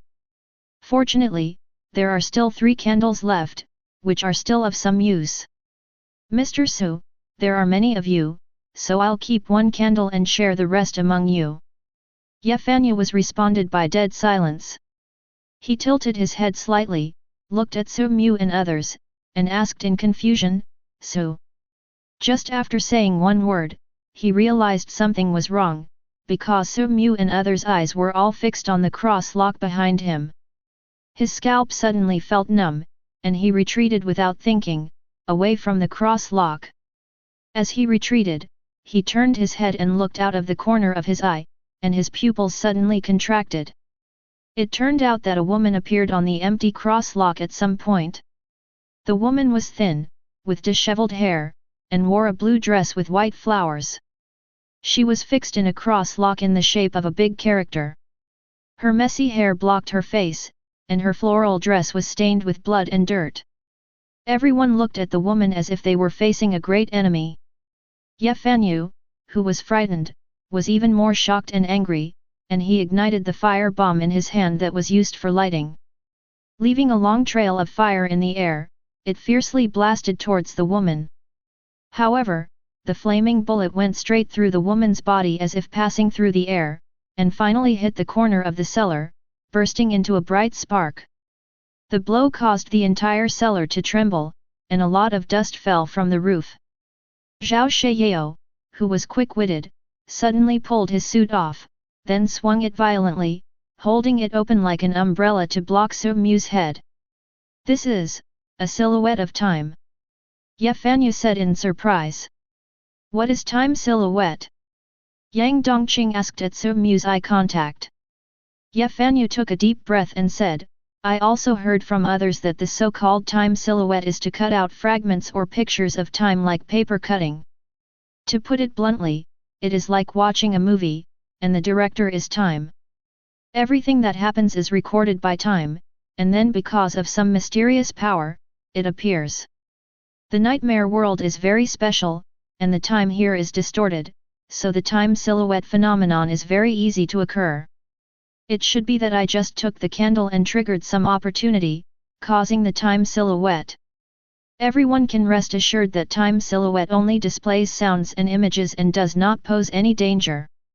Is time so boring? Record everything. Yang Dongqing frowned as he looked at the woman in the picture.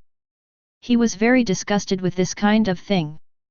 Yefanya shook his head, not everything is recorded, only some people or things with special meaning, or the protagonist in the picture is in some extreme emotions, which resonates with time, will be recorded. In this nightmare, the time silhouette was actually triggered. Maybe the woman in the picture is the source of the dream. In other words, this is her nightmare. Her nightmare. Yang Dongqing's eyes fell on the woman's floral dress. Her clothes are very retro. They don't look like modern people, but more like people from decades ago. Could this be a nightmare from decades ago? That should be the case.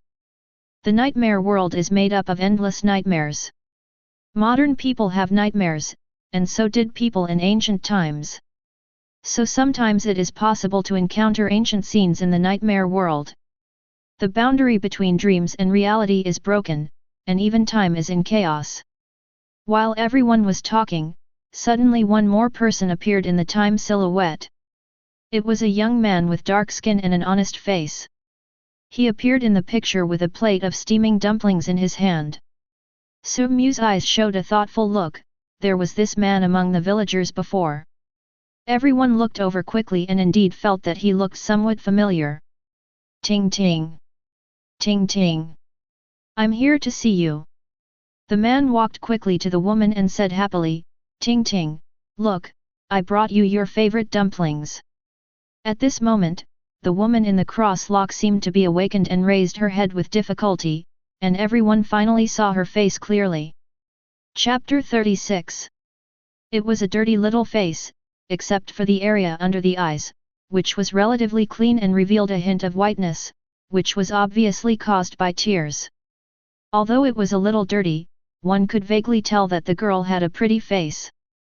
She couldn't be called a beauty, but she had a bit of a pretty girl feel. The most eye-catching thing should be the eyes. The clear pupils are like a clear spring, but at this moment they have long been covered by fear. When the woman saw the steaming dumplings in front of her, there was a hint of life in her eyes. Ting ting, my father has abused you again, hasn't he? The man looked at Ting Ting's haggard appearance, with a flash of anger in his eyes. Don't worry, I will definitely rescue you. Come, eat dumplings first, you must hold on. The man carefully picked up a dumpling, blew on it, and then handed it to Ting Ting's mouth. Ting Ting opened her mouth with difficulty and chewed it in small bites. Is it delicious? I made it myself. There was an anticipation in the man's eyes, and his voice contained a hint of eagerness and desire, like a child waiting for candy, fully expecting to hear a positive answer. It's delicious. Ting Ting said weakly, and a smile appeared on her dirty face. That smile was very pure, without a trace of impurities and disguise, and her clear eyes curved into a crescent shape. The man got a positive answer and trembled with excitement. Great, I knew you would like it, Ting Ting. After all, these are dog meat dumplings made by me. Dog meat. Ting Ting trembled slightly. The man became more and more excited. Yes, it's the big yellow dog you have raised since childhood. Even though it is old now, it is still quite strong. When I tried to kill it with a knife, I was almost bitten by it. As soon as these words were spoken, Su Mu and others on the side saw what a frozen smile meant. The originally innocent and pure smiling face gradually became stiff and solidified until it broke. The clear and bright eyes seemed to be covered with a layer of dust that could not be washed away no matter how many tears were used. Eat, Ting Ting. Don't you like dumplings the most? The man fed the dumplings to Ting Ting rudely. Just eat it. The expression on his face became more and more excited and even a little ferocious. Ha ha ha. You're such a fool, you actually believed it. Ever since you were imprisoned, that old dog has been guarding the door of your shabby thatched cottage, refusing to eat or drink. He must have died a long time ago. Where can I find dog meat? At most I can get you 2 dog bones. Click. That was the sound made by Yang Dongqing's fists because he exerted too much force, a bit like 2 pieces of metal rubbing against each other. His face was extremely gloomy, and his eyes were like a volcano about to erupt, with extreme anger brewing. This beast! He almost bit his teeth. If the scene in front of him was not fake, he would have rushed up by now. However, something even more cruel and insane was yet to come. After feeding the dumplings, the man became excited and started to commit violence. For a moment, the cellar was filled with men's laughter and women's screams. How's it going, Ting Ting? Has my dad been here? Ting Ting, do you know what I like most about you? It's your SY body, ha ha ha. BD. Yang Dongqing was furious. He rushed forward and punched the man violently, but his punch only hit the air. It's useless. These are things that happened in the past. You can't stop it now. Ye Fanya said. Yang Dongqing's chest heaved violently, his eyes were bloodshot, and he turned his head away, unable to bear to watch any longer. Soon, the man left, leaving behind only the dying Ting Ting and the dead silence and darkness in the cellar. She looked as if all her tears had run dry, staring blankly at the crushed dumplings on the ground. The picture at this moment seemed to be still, without any movement, but everyone knew that the picture was not still. Ting Ting in the picture was suffering from extreme despair and grief at all times. Suddenly, the perceptive Su Mu noticed the change in the picture and pointed to the shadow in the corner. A dark shadow appeared. Everyone was shocked and dispersed subconsciously, but they soon discovered that the so-called black shadow did not appear in reality, but in the picture. In the corner of the cellar where Ting Ting was, there was a shadow that was silently surging.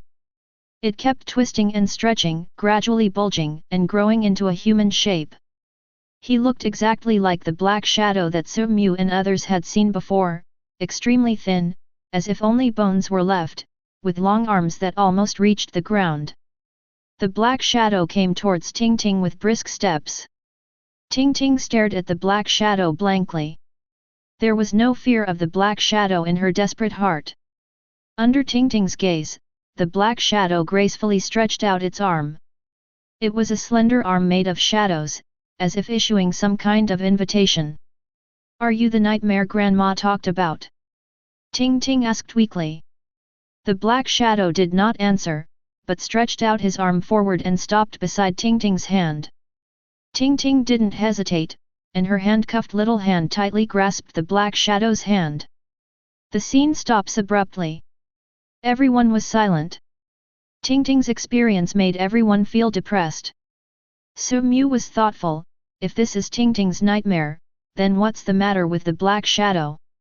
Logically, it should be a monster in the nightmare, but according to the time silhouette, the black shadow has also appeared in the reality where Ting Ting is. Ye Fanya suddenly said, "Maybe the black shadow is a monster from another nightmare, and then it invaded reality and found Ting Ting." Some kind of reaction occurred between the two, leading to the current nightmare? Or maybe this is not Ting Ting's nightmare at all, and the black shadow is the source of the nightmare. No matter which possibility it is, black shadow is extremely important. Perhaps the key to solving the nightmare lies in black shadow. After a brief discussion, no one could come to a conclusion, and they all returned to the ground. "Mr. Su, I'm going to the room on the second floor to rest for a while. I didn't find any food this time, so I have to save my energy by sleeping. I'm sorry to trouble you during the day." Ye Fanya said tiredly. Su Mu nodded and let the other party go to rest. Not eating or resting properly for 3 days was something even an Iron Man could not bear. He made some simple arrangements and asked Zhao Sheyao and others to rest. Then he took Yang Dongqing to the room on the 3rd floor. Yang Dongqing was his personal bodyguard, so it was impossible for him to do something stupid like sleeping in the room himself and then arranging for Yang Dongqing to sleep next door. In the room on the 3rd floor, Yang Dongqing had a gloomy face, and seemed to be still immersed in Ting Ting's suffering. It was true that he was a transcendent, but he was also a young man, a passionate young man, and his values simply could not accept such a tragic thing. Su Mu was lying on the bed, staring at the ceiling calmly.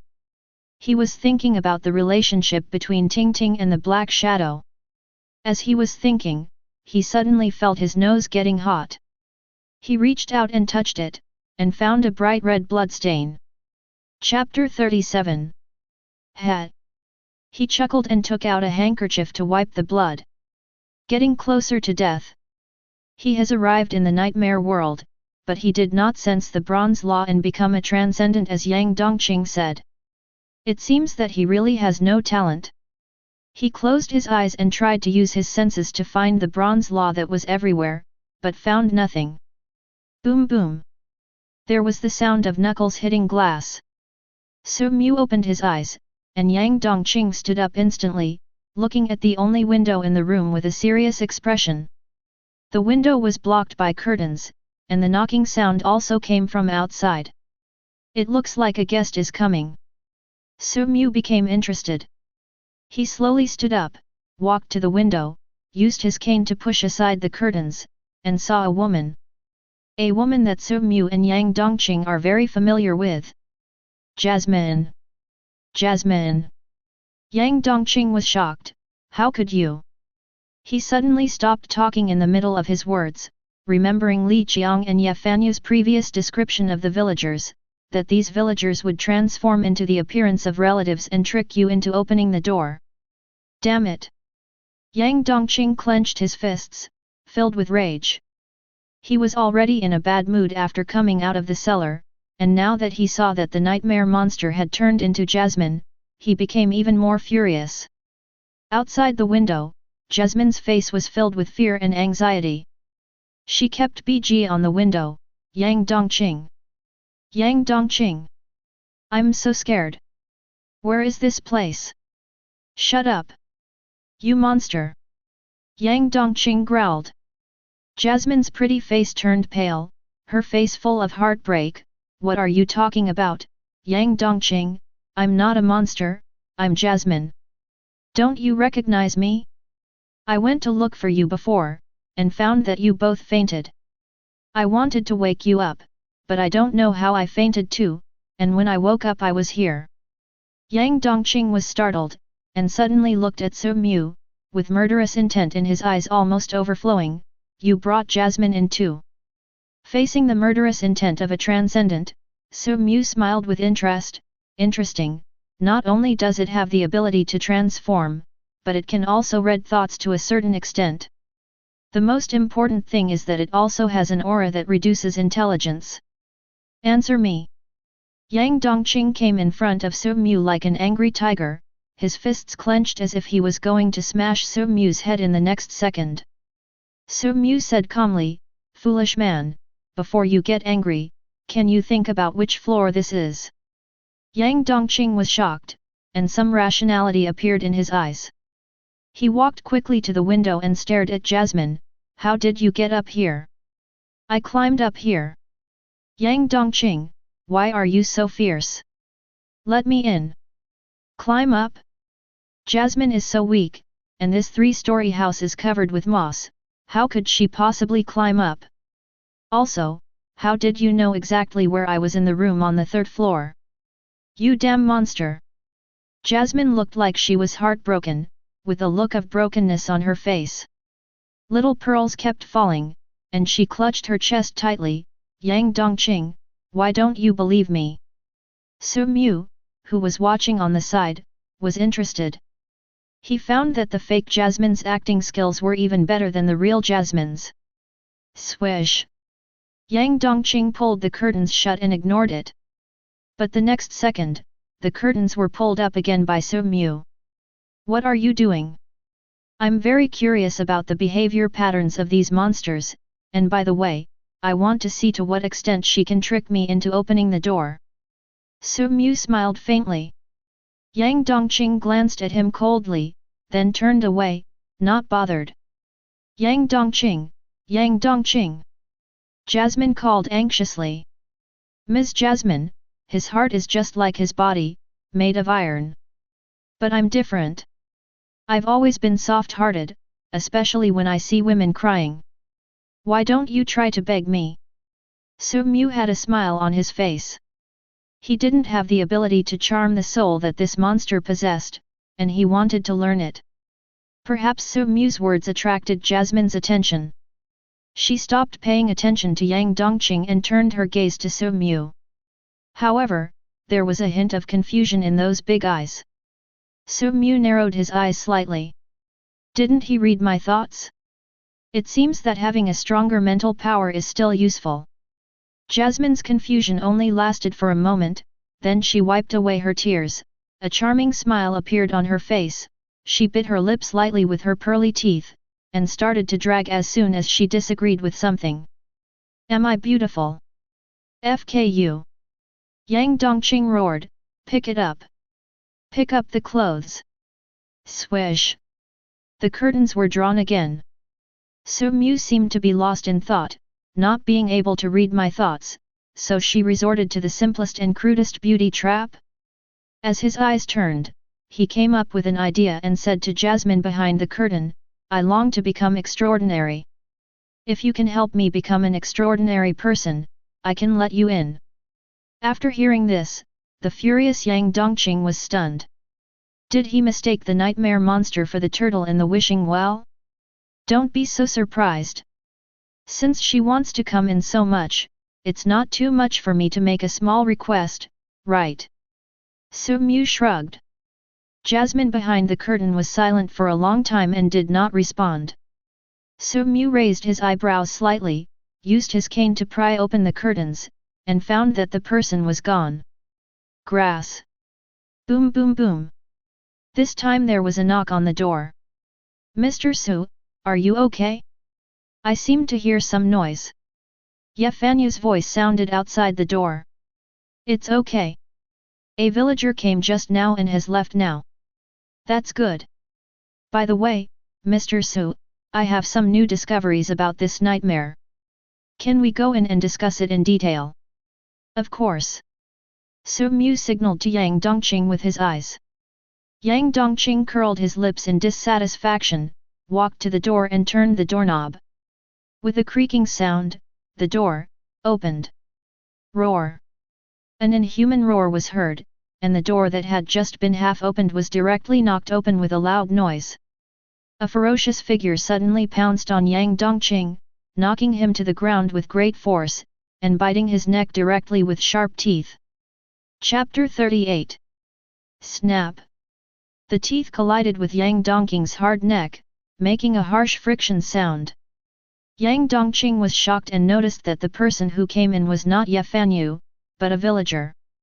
He struggled violently, turned over suddenly and pressed the villager under him, and punched out with his iron fists continuously, soon smashing the villager's head. What the hell is going on? Yang Dongqing stood up, panting heavily, still a little frightened. There was a trace of blood on his neck. If he didn't have a body of steel, he would have died with that blow. He looked at Su-mu, only to find that Su-mu was standing there with his head down, his body trembling slightly. He thought Su-mu was frightened by the scene just now. Before he could open his mouth, Su-mu suddenly raised his head, and his pale face was filled with an excited grin. Yang Dongqing was startled. You. It's so wonderful. Ha ha ha, that's the feeling. Su-mu's expression became more and more crazy, and an abnormal blush appeared on his pale face. He looked at Yang Dongqing with blazing eyes. This is the surprise I wanted. You know, it was just a little bit, just a little bit. If it was me who opened the door just now, I would be dead now. Unfortunately, I am too weak and don't want to take even one more step. I didn't expect that I could escape the disaster. Wonderful. Indescribable. Ha ha ha. Madman. Absolutely madman.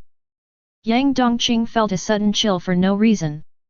He suddenly felt that he would rather face those nightmare monsters than be in the same room with Su-mu. At this time, screams were heard from downstairs. There are still villagers downstairs. Damn it! How did these villagers get in?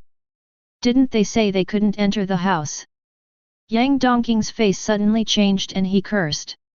Instead of cursing here, why not go down and take a look? Su-mu's gentle voice sounded beside Yang Dongqing.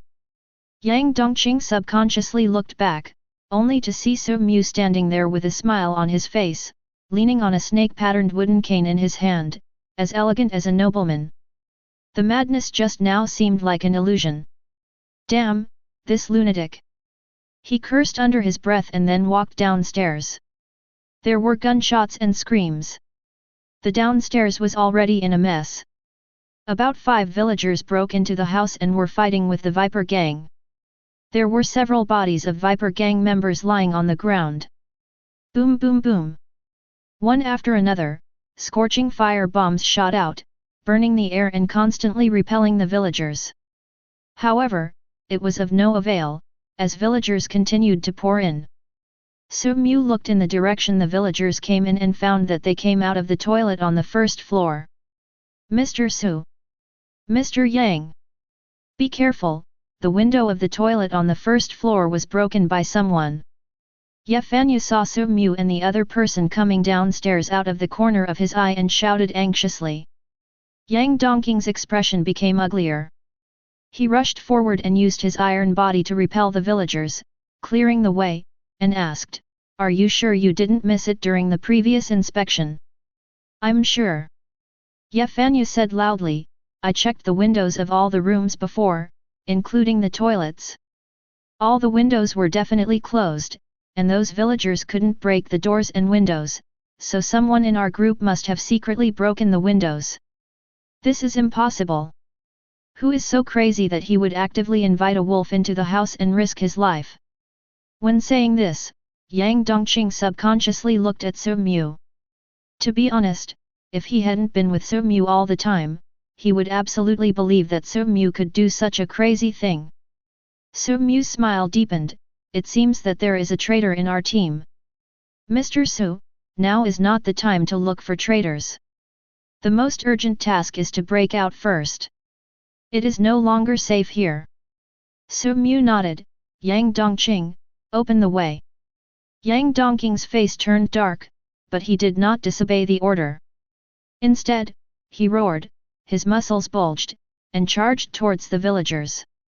His iron-like steps made the entire corridor tremble slightly, and every step made a dull noise. He rushed into the crowd of villagers, ignoring the attacks with his iron body, and swung his arms left and right like a pair of giant hammers. Any villager he touched would end up with a collapsed chest and broken limbs. However, these villagers ignored their injuries and pain. Even though their heads were sunken and their necks were broken, they still roared and rushed towards Yang Dongqing. In just a moment, Yang Dongqing's body was covered with villagers, who were biting him madly. Ye Fanyu and the members of the Viper Gang did not treat Yang Dongqing as a human being, and they shot at him crazily. With the joint efforts of everyone, all the villagers hanging on Yang Dongqing were shot down. The only price was a few more bullet marks and traces of flames on Yang Dongqing's body. He has a body of steel, but that doesn't mean he can't feel pain. After a series of attacks, he was already grimacing in pain. Walk. Seeing the villagers being repelled, Su Mu immediately gave orders. Zhao Sheyao quickly came to his side, took out a folding stretcher, and ran out with Su Mu, followed by the others. What no one noticed was that in the chaos, the honest middle-aged man Li Qiang secretly picked up a pistol from the body of a Viper Gang member. When everyone rushed out of the house, they felt like they were falling into an icy cave, because outside the house were densely packed with villagers pouring in like a tide. They had blank expressions on their faces, staring at everyone, with evil thoughts in their eyes almost overflowing. I don't know when a drizzle started to fall from the sky, adding a bit of desolation to the world.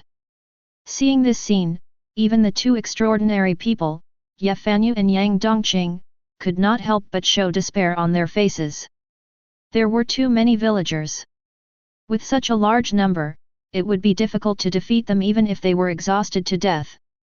However, Su Mu felt his heart beating for the first time in a long time at this moment. In his dream, in order to seek excitement, he experienced scenes that were much more exciting than the desperate situation in front of him, but he could not feel his heartbeat because he knew that dreams were fake and he would not die no matter how he committed suicide. But it's different now, I will really die now. He started to get a little excited. Chapter 39. Go back. Su Mu's calm voice sounded. Retreat back to the room. Ye Fanyu was shocked. If we retreat now, we will be besieged by the villagers inside and outside the house. Wouldn't we be trapped in a jar? Su Mu didn't have time to explain, nor was he too lazy to explain. Just because Ye Fanyu disobeyed his orders didn't mean that others wouldn't listen. Yang Dongqing and the members of the Viper Gang immediately retreated back into the house according to Su Mu's instructions. Ye Fanyu's face turned extremely ugly when he saw this, but he couldn't face the group of villagers outside the house alone, so he had to go back into the house. Just as he was about to close the door, he was stopped by Su Mu. Don't close the door, lead them in, upstairs. Ye Fanyu was stunned, but saw that Su Mu had already started to go upstairs under the escort of everyone. Only then did he understand Su Mu's intention. The villagers could only enter through the first floor main door and the first floor toilet window. As long as they were all led to the first floor, everyone could jump out of the window upstairs and leave successfully. Ye Fanyu looked at Su Mu's back deeply, without closing the door, and followed him upstairs. It is not difficult to come up with this escape plan, but the real difficulty is that when faced with being surrounded by hundreds of villagers, one can react in such a short time and calmly come up with a response plan. This is not something that everyone can do. Most people become confused when facing danger and find it difficult to make accurate judgments in the first place.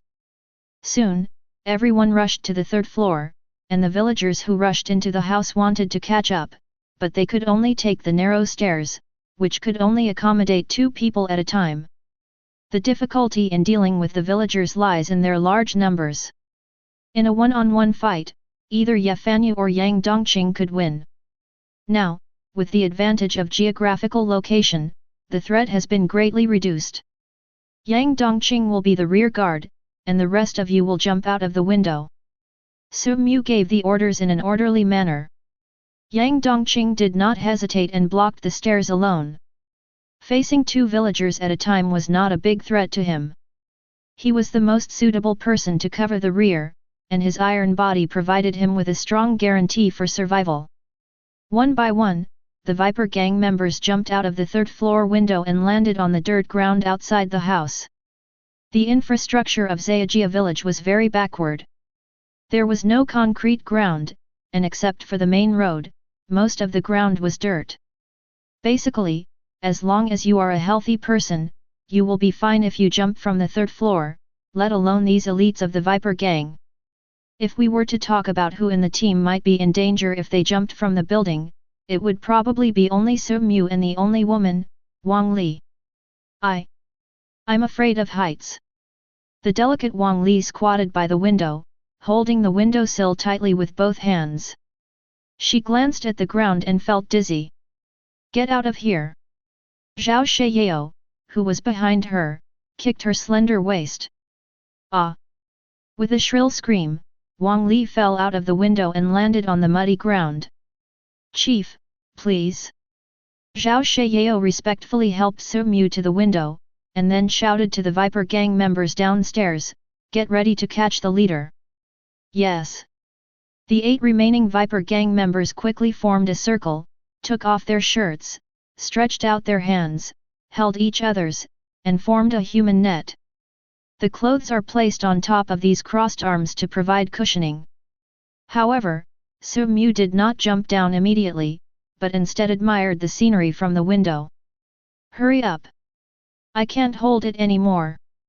It was not until he heard Yang Dongqing's rapid roar from behind that Su Mu took off his brown glasses, held a serpentine wooden cane, and lightly jumped from the window, finally landing safely on the human flesh net.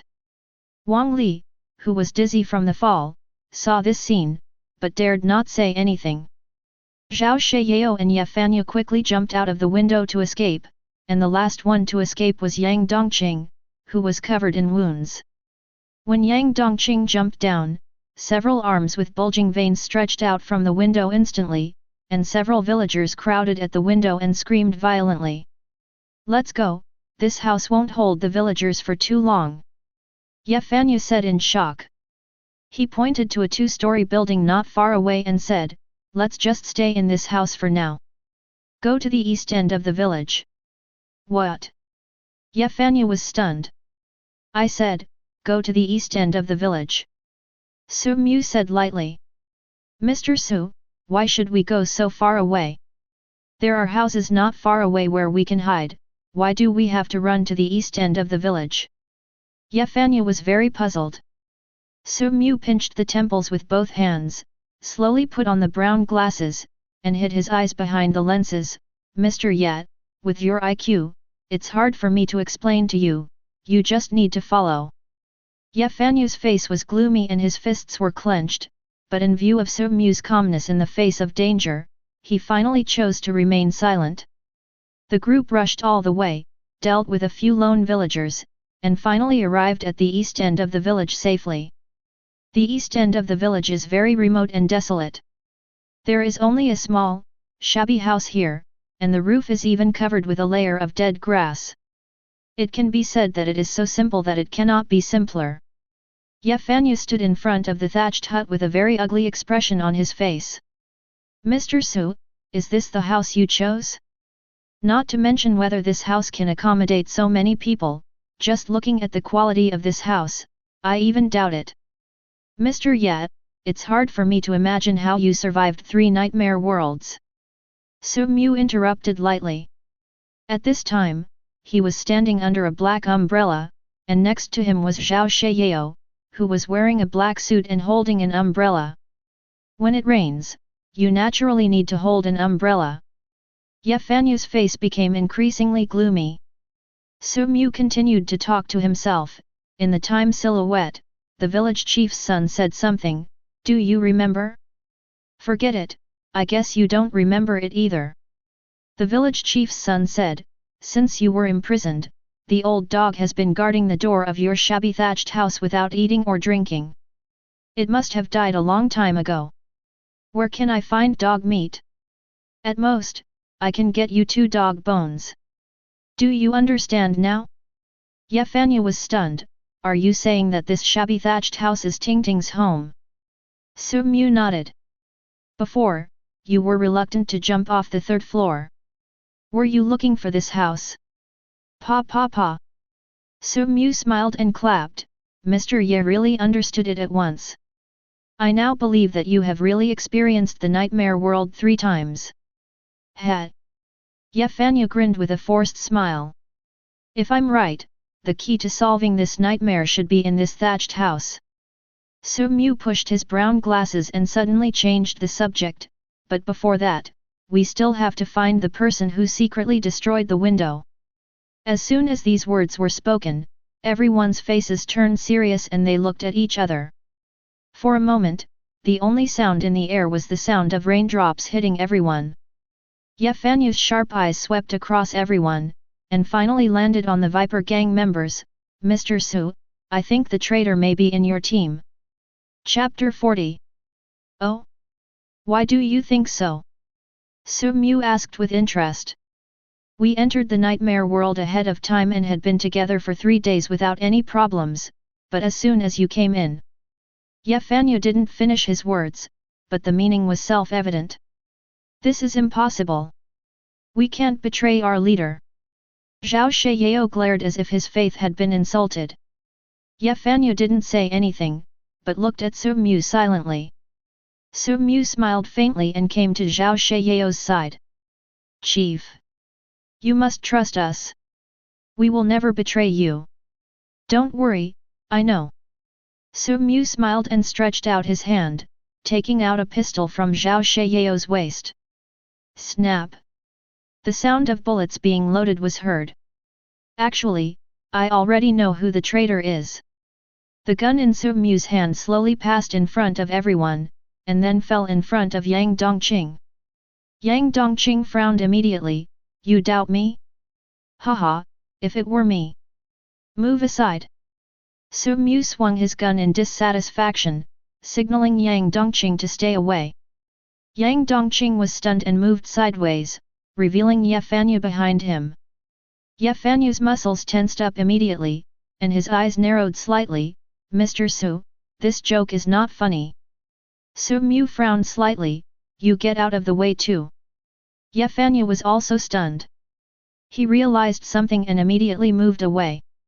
This time, the person who appeared was Wang Li, who had been hiding behind the crowd. The delicate Wang Li was frightened to see that everyone's eyes were on her, and her face turned pale. She quickly looked back, hoping that there was someone behind her, and that Su Mu would ask her to make way, but there was no such person. There was no one behind her. At this moment, Wang Li's face turned even paler. She waved her hands in panic. "No. It's not me.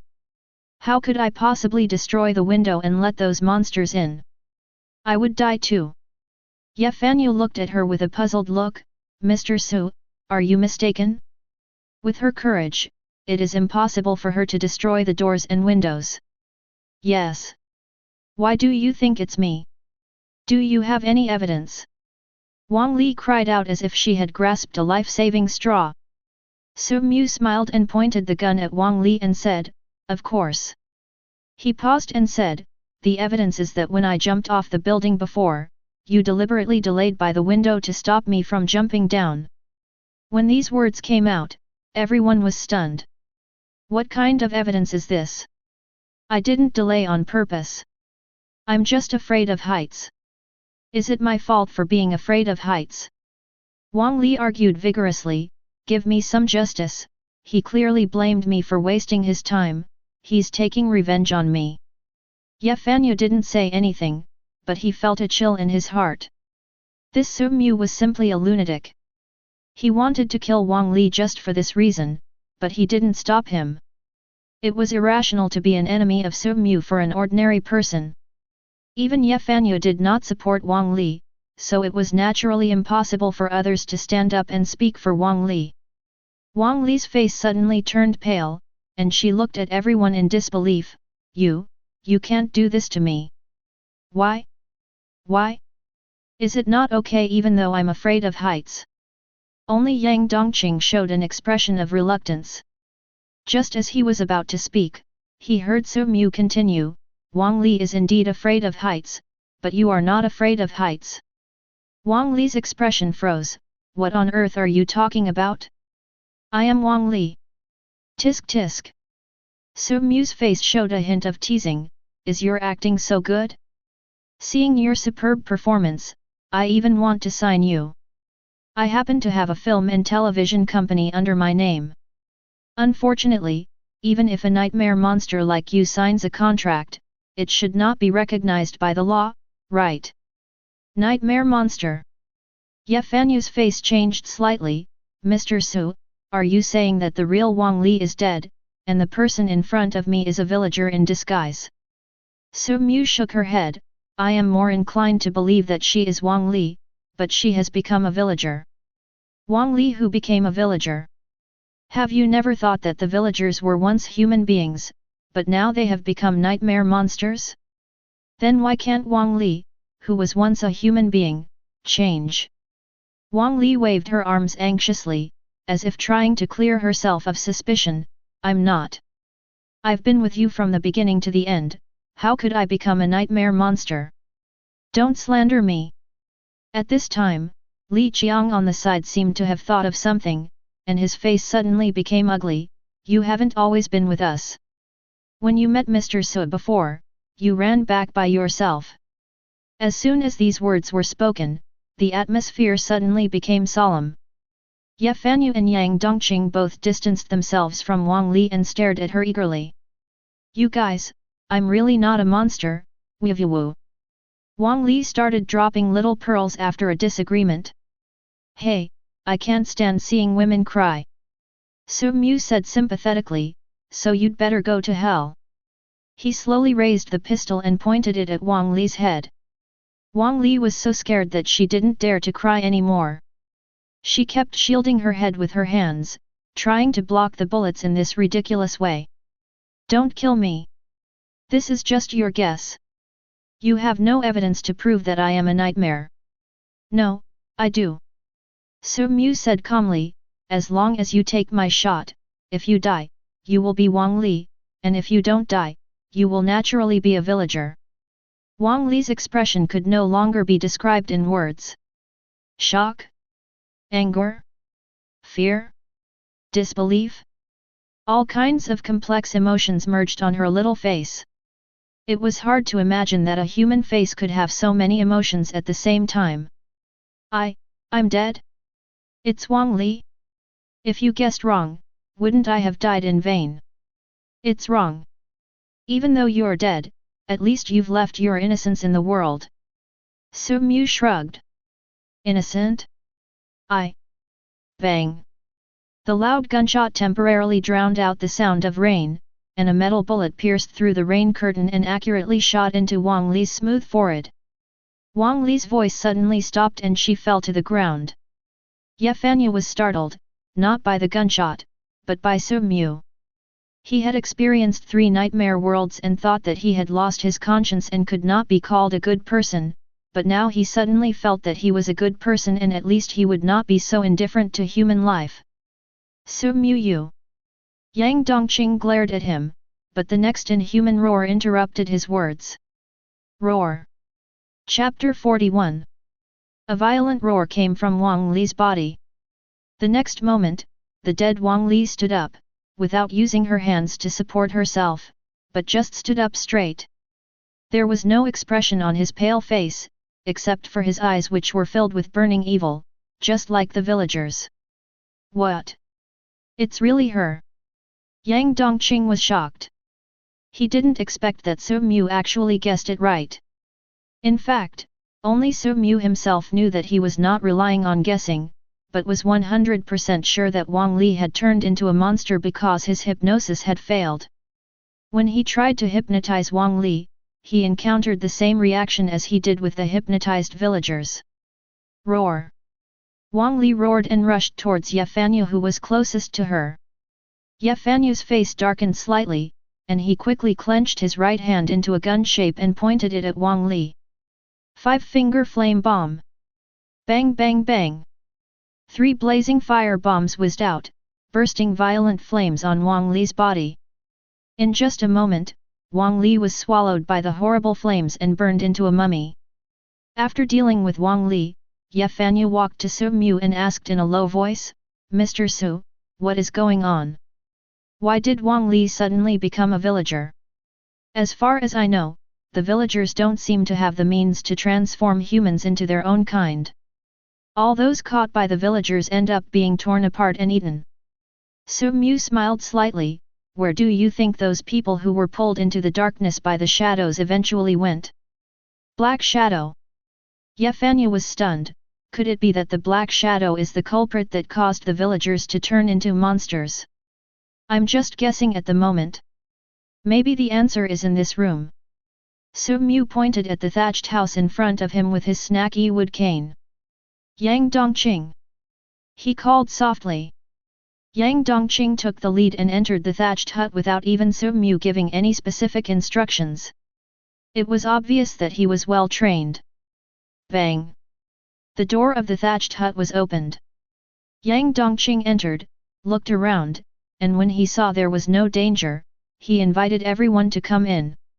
After Su Mu entered, he looked around through his brown glasses with scrutiny. The facilities in the house were very old. There was only a wooden recliner, a large square table with peeling paint, and an old-fashioned cabinet against the wall. On one side of the main room is the bedroom. The bed frame is carved with simple patterns and some children's graffiti. The bedding on it is faded but clean and tidy. Further in is the kitchen.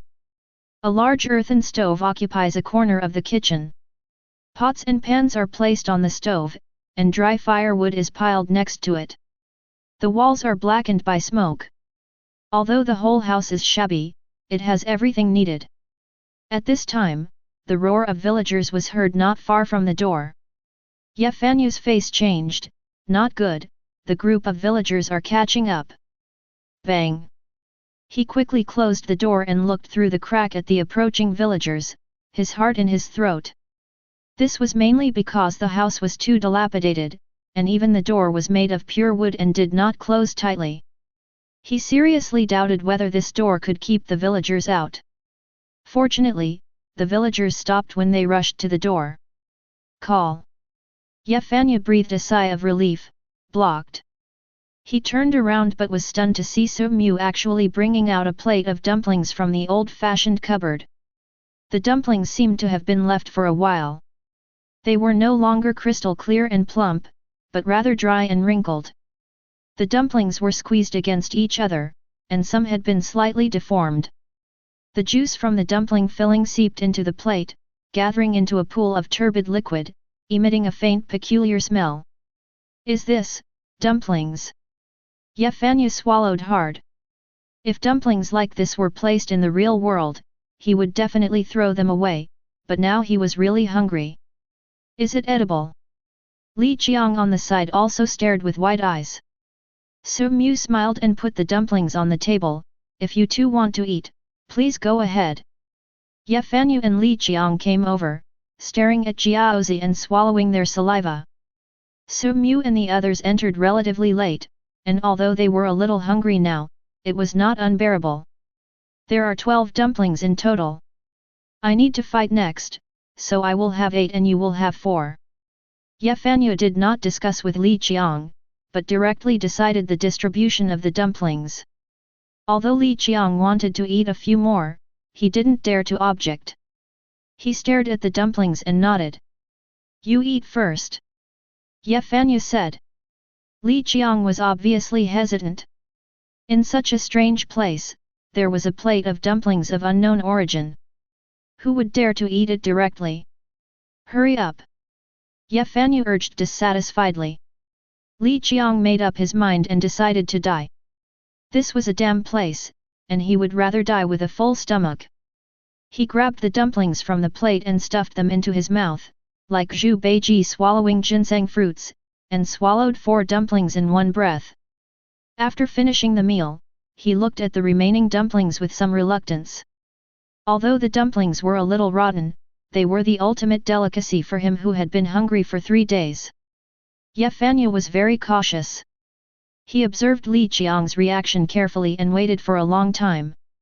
After seeing that Li Qiang was really normal, he felt relieved and slowly started to eat dumplings, while observing Li Qiang. After eating 8 dumplings, Ye Fanyu finally felt alive again. Mr. Su, why are there dumplings here? Ye Fanyu asked.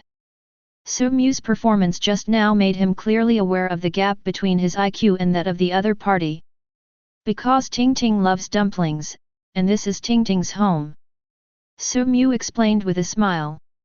Then, Ye Fanyu just opened his mouth to say a word, and suddenly his face changed drastically. Not only that, even Yang Dongqing and the others changed their expressions. Swish! Everyone's eyes were immediately focused on the wooden bed in the bedroom. Because the wooden bed just made a dull thud, as if someone had hit the bedboard with their head. Who? Get out here! Ye Fanyu's expression was tense, his right hand had already been clenched into a gun shape, the flame between his index finger kept spewing out, causing the temperature in the room to continue to rise. Zhao Sheyao and others also drew their machetes from their waists. They had almost used up all their bullets in the previous battle with the villagers. In this solemn atmosphere, there seemed to be a dark shadow trembling under the bed. Come out quickly! Ye Fanyu shouted again, and the flaming bullet at his fingertips almost shot out. At this moment, a snake-patterned wooden cane blocked his way. Ye Fanyu looked at Su Mu in confusion. Mr. Su. Su Mu shook his head at him, motioning him to put down the gun. Ye Fanyu extinguished the flame on his fingertips, and Su Mu took a step forward and whispered to the bottom of the bed, Ting Ting, we are not bad people, come out. Ting Ting? Everyone was shocked. Could it be Ting Ting was under the bed? Sure enough, the shadow under the bed stopped trembling immediately after hearing these words. A moment later, a timid little girl's voice came from under the bed, are you really not bad people? You really won't hurt Ting Ting. Chapter 42. Everyone was stunned again. This voice was wrong. Ting Ting was clearly a young girl, but the voice under the bed was that of a little girl. The smile on Su Mu's face became more gentle, like a big brother next door. His tone was gentle but firm, and every word seemed to be carefully considered. Ting Ting is a good child. Of course we won't hurt Ting Ting. The dark shadow under the bed hesitated for a long time, and finally crawled out from under the bed. She is a little girl about 6 years old, with black hair casually tied into 2 small braids, a little frizzy but still natural. She is very thin but looks quite agile, like a deer in the mountains. She has a round face with a slight blush, which is the mark left by frequent exposure to the sun. Her eyes are big and bright, like a clear mountain stream, pure and flawless. Her long eyelashes are like 2 small fans, gently fluttering in the blink of an eye. The little girl was wearing tattered clothes. She looked at the people in the room timidly, her dirty little hands nervously holding the photo frame. Everyone did not let down their guard. After all, they had just experienced what happened to Wang Li, and no one could guarantee whether this little girl would suddenly turn into a monster like the villagers. I just feel that the little girl in front of me is indeed somewhat similar to Ting Ting before. Mr. Su, this little girl is quite older than Ting Ting. Could they be sisters? Ye Fanyu asked in a deep voice. No, she is Ting Ting. Ye Fanyu was more and more surprised. How did you know? Su Mu gave him a strange look. This is Ting Ting's house, and the person living here is naturally Ting Ting. Is this strange? Ye Fanyu was unable to refute for a moment. Ting Ting, why are you hiding under the bed? Su Mu smiled gently. The little girl Ting Ting said nervously, I just heard some noise outside, so I hid in fear. There are bad people outside. They will bully Ting Ting. As Ting Ting was talking, she caught a glimpse of the empty plate of dumplings on the wooden table. Her mouth pursed and her big eyes were filled with tears. Those are the dumplings my grandma left for me. Li Qiang, who had just eaten dumplings, scratched his head in embarrassment. Ye Fanyu didn't take it seriously, but instead looked alert. Grandma? Where is your grandma? Ting Ting was a little bit surprised and aggrieved. She stretched out her dirty little hand and pointed behind everyone. Grandma is right there. Ye Fanyu was startled instantly and turned around suddenly, but he saw only a wooden rocking chair with no one on it.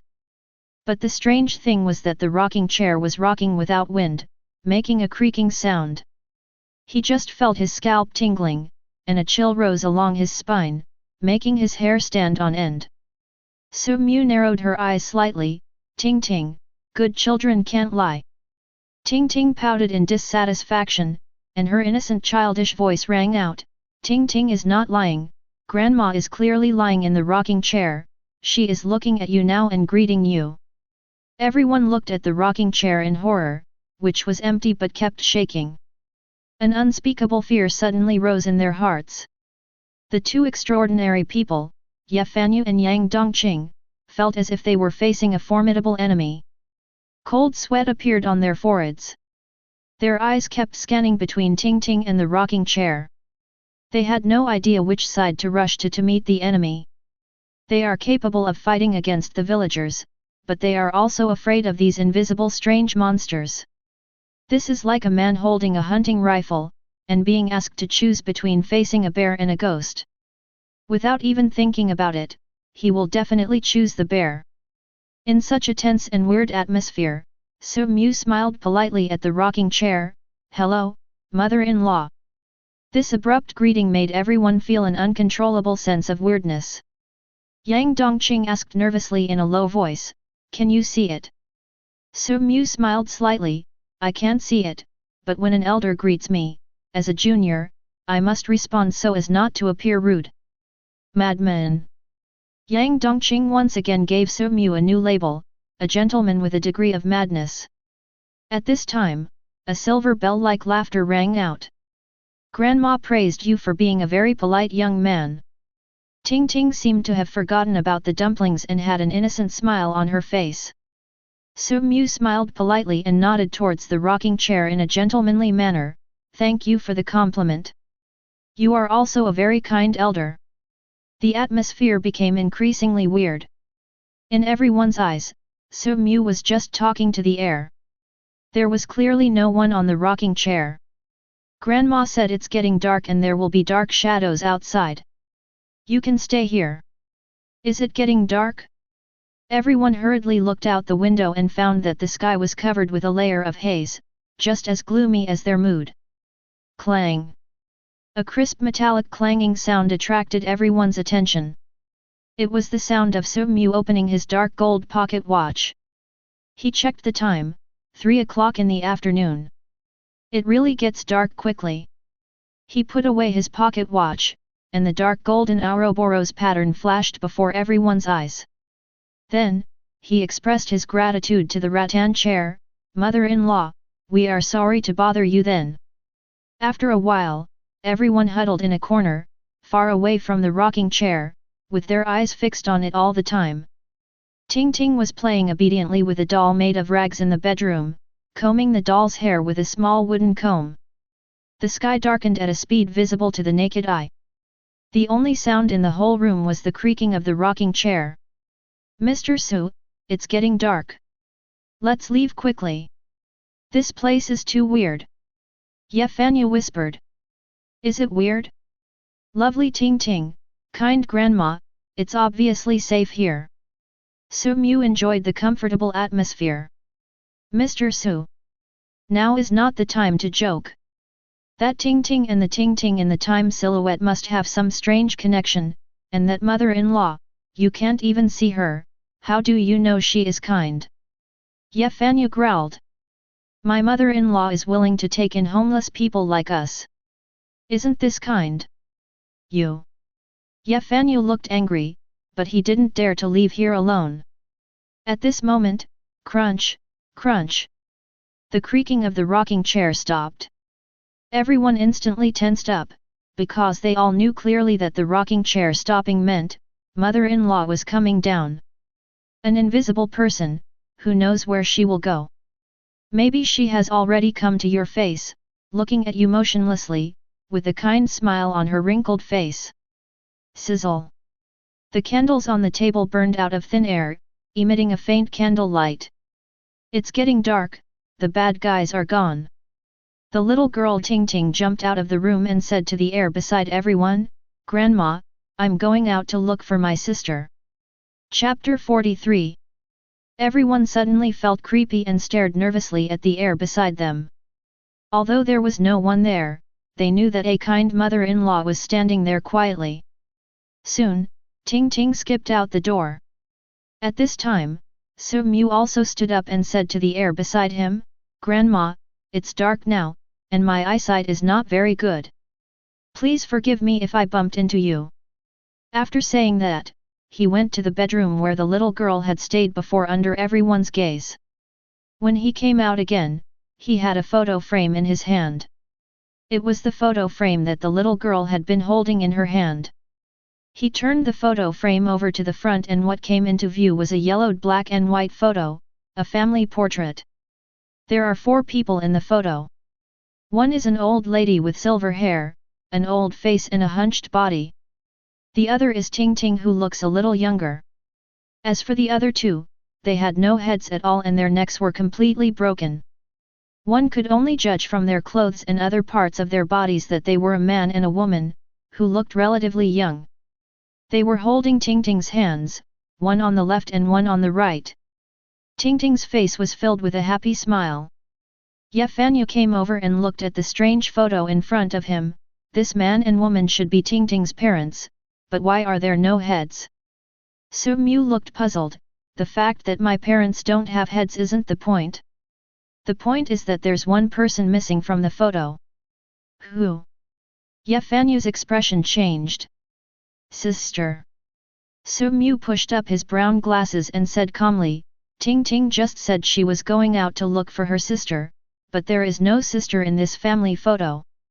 So the question is, who is the sister?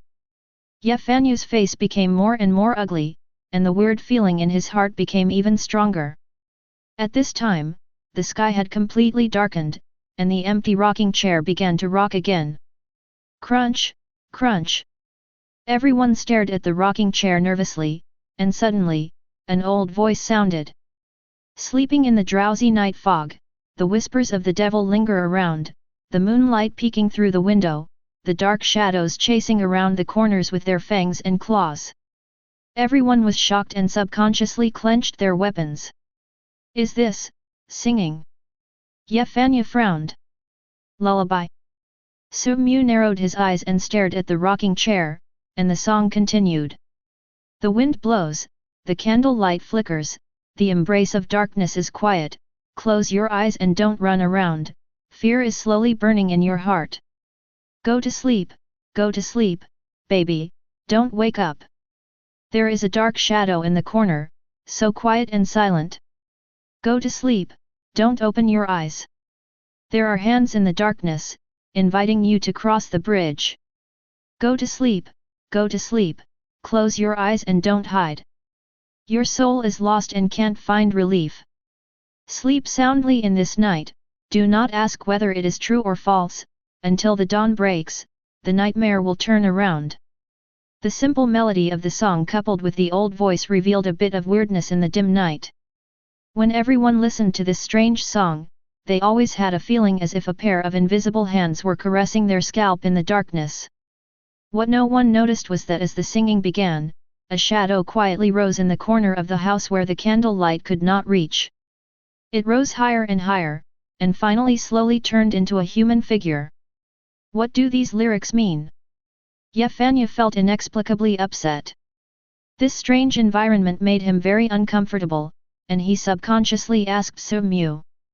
But the moment he turned to look at Su-mu, his scalp suddenly exploded, his face changed drastically, and his body retreated rapidly, distanced himself from Su-mu. Black Shadow. He retreated to the corner of the room, his right hand clenched into a gun shape, pointing at Su-mu's back. Everyone was shocked and looked towards Su-mu, only to see a black figure with long arms and a skinny body standing strangely behind him. Chief. Zhao Sheyao was very anxious and raised the machete in his hand. Su-mu, behind you. Yang Dongqing stared at the dark shadow behind Su-mu, not daring to act rashly. Su-mu didn't look back, but smiled faintly, behind me. Mr. Su, the black shadow has set its sights on you, quickly let someone else replace you. Yefanya shouted hurriedly. However, Su-mu did not arrange for his younger brother to die in his place. Instead, he turned around calmly, with a tall, thin black figure reflected in his brown glasses. At this time, the black shadow had already stretched out its slender and dry arms towards Su-mu. Are you inviting me? Su-mu asked. The black shadow did not answer, but stretched his hand closer, and the sharp fingertips made of shadow almost touched the brown glasses on his face. Su-mu smiled slightly and stretched out his hand towards the shadow. I accept your invitation. The next moment, a white and slender hand tightly grasped the black shadow's hand. Everyone was shocked. Leader. Su-mu you. Su-mu turned around and smiled at everyone. The faint candle light hit his face and flickered on his brown glasses. Don't worry, the answer is hidden in that lullaby. After saying that, he closed his eyes and walked into the darkness hand in hand with the shadow. Everyone stared blankly at Su-mu disappearing into the darkness, lost in thought for a long time. The house fell into a deathly silence. After a long while, Yang Dongqing said, although he is a lunatic, I don't think he would take the initiative to seek death. Just now he said that the answer is hidden in the lullaby. Maybe he discovered something. A thoughtful look flashed across Yefanyu's eyes. The lyrics of the lullaby say, don't open your eyes, there are hands in the darkness, inviting you to cross the bridge, and then close your eyes and don't hide, the soul is lost and can't find relief. Hands in the darkness should refer to shadows, so closing your eyes and not hiding is the way to deal with shadows, right? It's possible. Su-mu did close his eyes just now. Hey, Mr. Su actually risked his life for a line of lyrics, this is simply. Yefanyu hesitated and did not say the second half of the sentence. Yang Dongqing said for him, he is simply a madman, right? Yes, he is a madman, it is not surprising that he can do anything. A-hole! How dare you insult the leader? The leader has his own plans for what to do, how can you talk behind his back? Zhao Sheyao glared at him. Yang Dongqing glanced at him coldly and ignored this person who had already been brainwashed. Now is not the time to quarrel. For now, let's split up and go out to look for candles and food. The appearance of the black shadow means that this place is no longer safe. Yefanyu suggested. Everyone looked at each other and finally agreed to Yefanyu's proposal. Chapter 44. In the dark. Su-mu closed her eyes tightly, holding the big hand made of shadows, which was slender, cold, and hard. It wasn't a human hand at all, it looked more like the hand holding the dead body of some monster. With his eyes closed, Su-mu had no idea what environment he was in. Although his spirit was strong, it was not strong enough to replace his eyes. He was like a blind man, being led by a dark shadow, walking slowly forward. Here, time seemed to have lost its meaning. He could not sense the passage of time at all. It seemed as if he had been walking for a long time, but also as if he had been walking for a short while. It was silent all around, and I could not hear the shadow or my own footsteps. Gradually, the sound of water began to sound under Soo-Mu's feet, but the sound was a little dull, not like walking in the rain, but more like stepping on some thicker liquid. Is it blood? Soo-Mu guessed casually. He was not panicked at all, but rather had a faint expectation. He had seen Ting Ting holding hands with the black shadow in the time silhouette before, so he guessed that the black shadow pulled people into the darkness and might not kill them directly. It's a very simple truth. If Ting Ting was killed by the black shadow, she would most likely become a monster like Wang Li, but Ting Ting was not seen among the villagers. Moreover, Ting Ting in the time silhouette clearly knew the black shadow, and even talked to the black shadow. Are you the nightmare that Grandma talked about? This sentence shows that Ting Ting learned about the existence of the black shadow from her grandmother a long time ago. The lullaby that Grandma just sang was probably the one she sang to her every night. Why didn't Ting Ting turn into a monster by the shadow? She must have listened to her grandmother, closed her eyes and walked away hand in hand with the shadow. That's why Soo-Mu chose to follow the black shadow. He wouldn't live for more than a few days. According to his idea, even if he could not become a superhuman, perhaps becoming a nightmare monster like the villagers would not be bad. After all, the villagers' bodies were very strong and difficult to kill. As time passed, Soo-Mu found that the sounds in his ears became clearer and clearer, and there was even the sound of wind whistling past. Boom!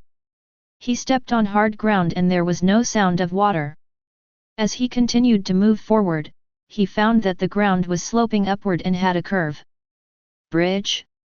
He remembered the song that said there was a hand in the darkness trying to pull you across the bridge. He continued to follow the black shadow, and when the ground rose to a certain level, it began to descend, as if he was going down a bridge. Soon, he walked down from the bridge, and at this moment, he heard a voice. Leader. Soo-Mu was very familiar with this voice. He clearly remembered that it was the voice of the younger brother who was dragged away by the black shadow before.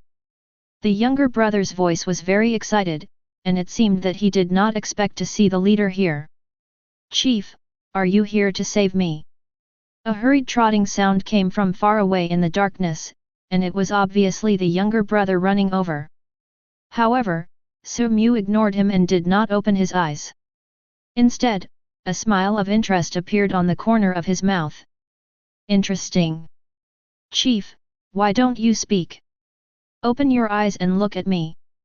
This time the younger brother's voice was closer, almost right next to Soo-Mu's ear. Soo-Mu frowned slightly, but still closed his eyes. Get away. The younger brother's footsteps paused, and his voice was filled with resentment and trembling. Chief, are you going to abandon me? I have always been following you. Hold head high. Soo-Mu responded very confidently. But he always remembered the lyrics, sleep, sleep, close your eyes and don't hide, the soul is lost and can't find relief. Sleep in this night, don't ask whether it is true or false, until dawn breaks, the nightmare will turn around. The meaning of this line of lyrics is very clear, which is to close your eyes tightly and not be deceived by illusions, otherwise your soul will be lost in the darkness. As for when you can open your eyes, it is naturally time to wait until dawn. When it comes to the means of deceiving people, no one dares to claim to be first if Soo-Mu is second. It is impossible for him to be deceived by a mere illusion. After being rejected, the younger brother's breathing became heavier and his tone became colder. Chief, since you have abandoned me, then you can't live. Go to hell. A voice full of resentment exploded, and the younger brother rushed towards Soo-Mu frantically. An ordinary person would have opened his eyes out of fear, but Soo-Mu didn't. He just walked forward calmly, not paying any attention at all. Sure enough, when the sound of the younger brother's charge reached Soo-Mu's ears, everything stopped abruptly and the sound returned to silence again. He continued to move forward, and gradually felt a hint of warmth, and a beam of light pierced into his tightly closed eyes. The feeling was like closing your eyes facing the sun in the daytime. Even with your eyes closed, you could still feel the dazzling light. Chief. Zhao Sheyao's surprised voice came from a distance. Mr. Su, you're back. Ye Fanyu's voice also contained some surprise. Su Mu, wake up, why are you still closing your eyes? What happened after you and the black shadow left? The voices of the crowd all poured into Su Mu's ears, but he still did not open his eyes. Instead, a sneer appeared on the corner of his mouth. How clumsy! Can you use your brain before lying? Su Mu was too lazy to complain. If a normal person saw that he had come back alive, his first reaction would definitely not be welcome, but vigilance and suspicion. After all, Wang Li had become a monster like the villagers. Moreover, it is known that dark shadows only appear at night or in shadows. Now the sunlight is so dazzling, but the dark shadow's hand is still holding his hand. How is this possible? The voices around paused, and then the tone of Zhao Sheyao and others became extremely cold. He found out. Kill him. Yes, kill him. A group of people rushed towards Su Mu, roaring inhumanly. Similarly, after these sounds rushed to the front, they became silent. Su Mu walked for a while, and this time he heard some different voices, the voices of children. Fool! Hey, here comes the big fool Ting Ting! Go, go, we don't play with fools! A group of children were laughing and playing. Amid the laughter, Ting Ting's aggrieved voice rang out, Ting Ting is not a fool. Loyalu! Look, this fool is crying. Aren't you a fool? Your parents don't want you because you're stupid. You're talking nonsense. Grandma said that mom and dad went out to work. They didn't abandon Ting Ting. Chapter 45. Su Mu kept walking forward, and the innocent voices of the children became more mature, as if they had grown up. This fool is still playing in the mud. She must be playing in the mud. She is a fool after all. Hey, you see, this fool's thing is quite big. Really? Let's go over and take a look. Ting Ting, let's play together. Really? Ting Ting asked in surprise, are you willing to play with me? Su Mu found that even Ting Ting's voice had changed, getting closer and closer to Ting Ting in the silhouette of time. Of course, we are from the same village after all. Let's play a fun game, Ting Ting. Okay, okay, what game? You'll understand after you play for a while, but you must not tell your grandma, or we won't play with you anymore. Woo. I don't want to play games, this game is not fun. You are all bad people, you bully Ting Ting. Catch her quickly, don't let her run away. You bunch of beasts. An old voice rang out, followed by the sound of wooden sticks hitting people and screams. Su Mu recognized the voice as Ting Ting's grandmother. Ting Ting, remember, when grandma is working in the fields during the day, you should stay at home and lock the door. Don't open the door for anyone to come. Grandma made your favorite dumplings and put them in the cupboard. If you are hungry, take them out and eat them. Yes, Grandma, Ting Ting remembers it. Grandma, why do they call Ting Ting a fool? They are all bad guys. Ting Ting is not stupid. Ting Ting is the smartest child in the world. A bell-like laugh rang out. It was Ting Ting cheering and jumping for joy. Ting Ting is the smartest child in the world. Ting Ting is the smartest child in the world. Ting Ting, open the door for Uncle. No, Grandma said Uncle is a bad man. How can Uncle be a bad guy? Look, Uncle even brought you your favorite lollipop. Really? Of course it's true, open the door. Ah. You're a liar. You're a bad person. Hee, Ting Ting is getting more and more beautiful. Hey, look, this idiot is carrying dumplings to the cemetery again. She's so silly. Aunt Li saw that she had been hungry for several days and kindly gave her 2 steamed buns, but she refused them and insisted on dumplings, saying that her grandmother liked dumplings the most. The village chief was kind enough to give her dumplings every now and then, but she took the dumplings to her grandmother's grave every day. I don't know who told her that her grandmother was sleeping in the ground, so she started going door to door asking people for dumplings. Hey, I heard that as long as you give her dumplings. At this point, the sound stopped abruptly. The hand of the black shadow in his hand disappeared at some point. Su-mu opened his eyes and saw a dark and dilapidated house. The rocking chair inside was not rocking, and there was a hazy sky outside. The little girl Ting Ting was standing quietly in front of him, tilting her head and looking at him curiously. Big brother, were you sleeping standing up just now? Su-mu smiled gently and rubbed Ting Ting's dry and frizzy hair with his hands. Yes, big brother just fell asleep while standing. Ting Ting smiled happily when she heard this. Big brother, you are lying. Who would sleep standing up? Su-mu made a surprised expression. Ting Ting actually saw through it.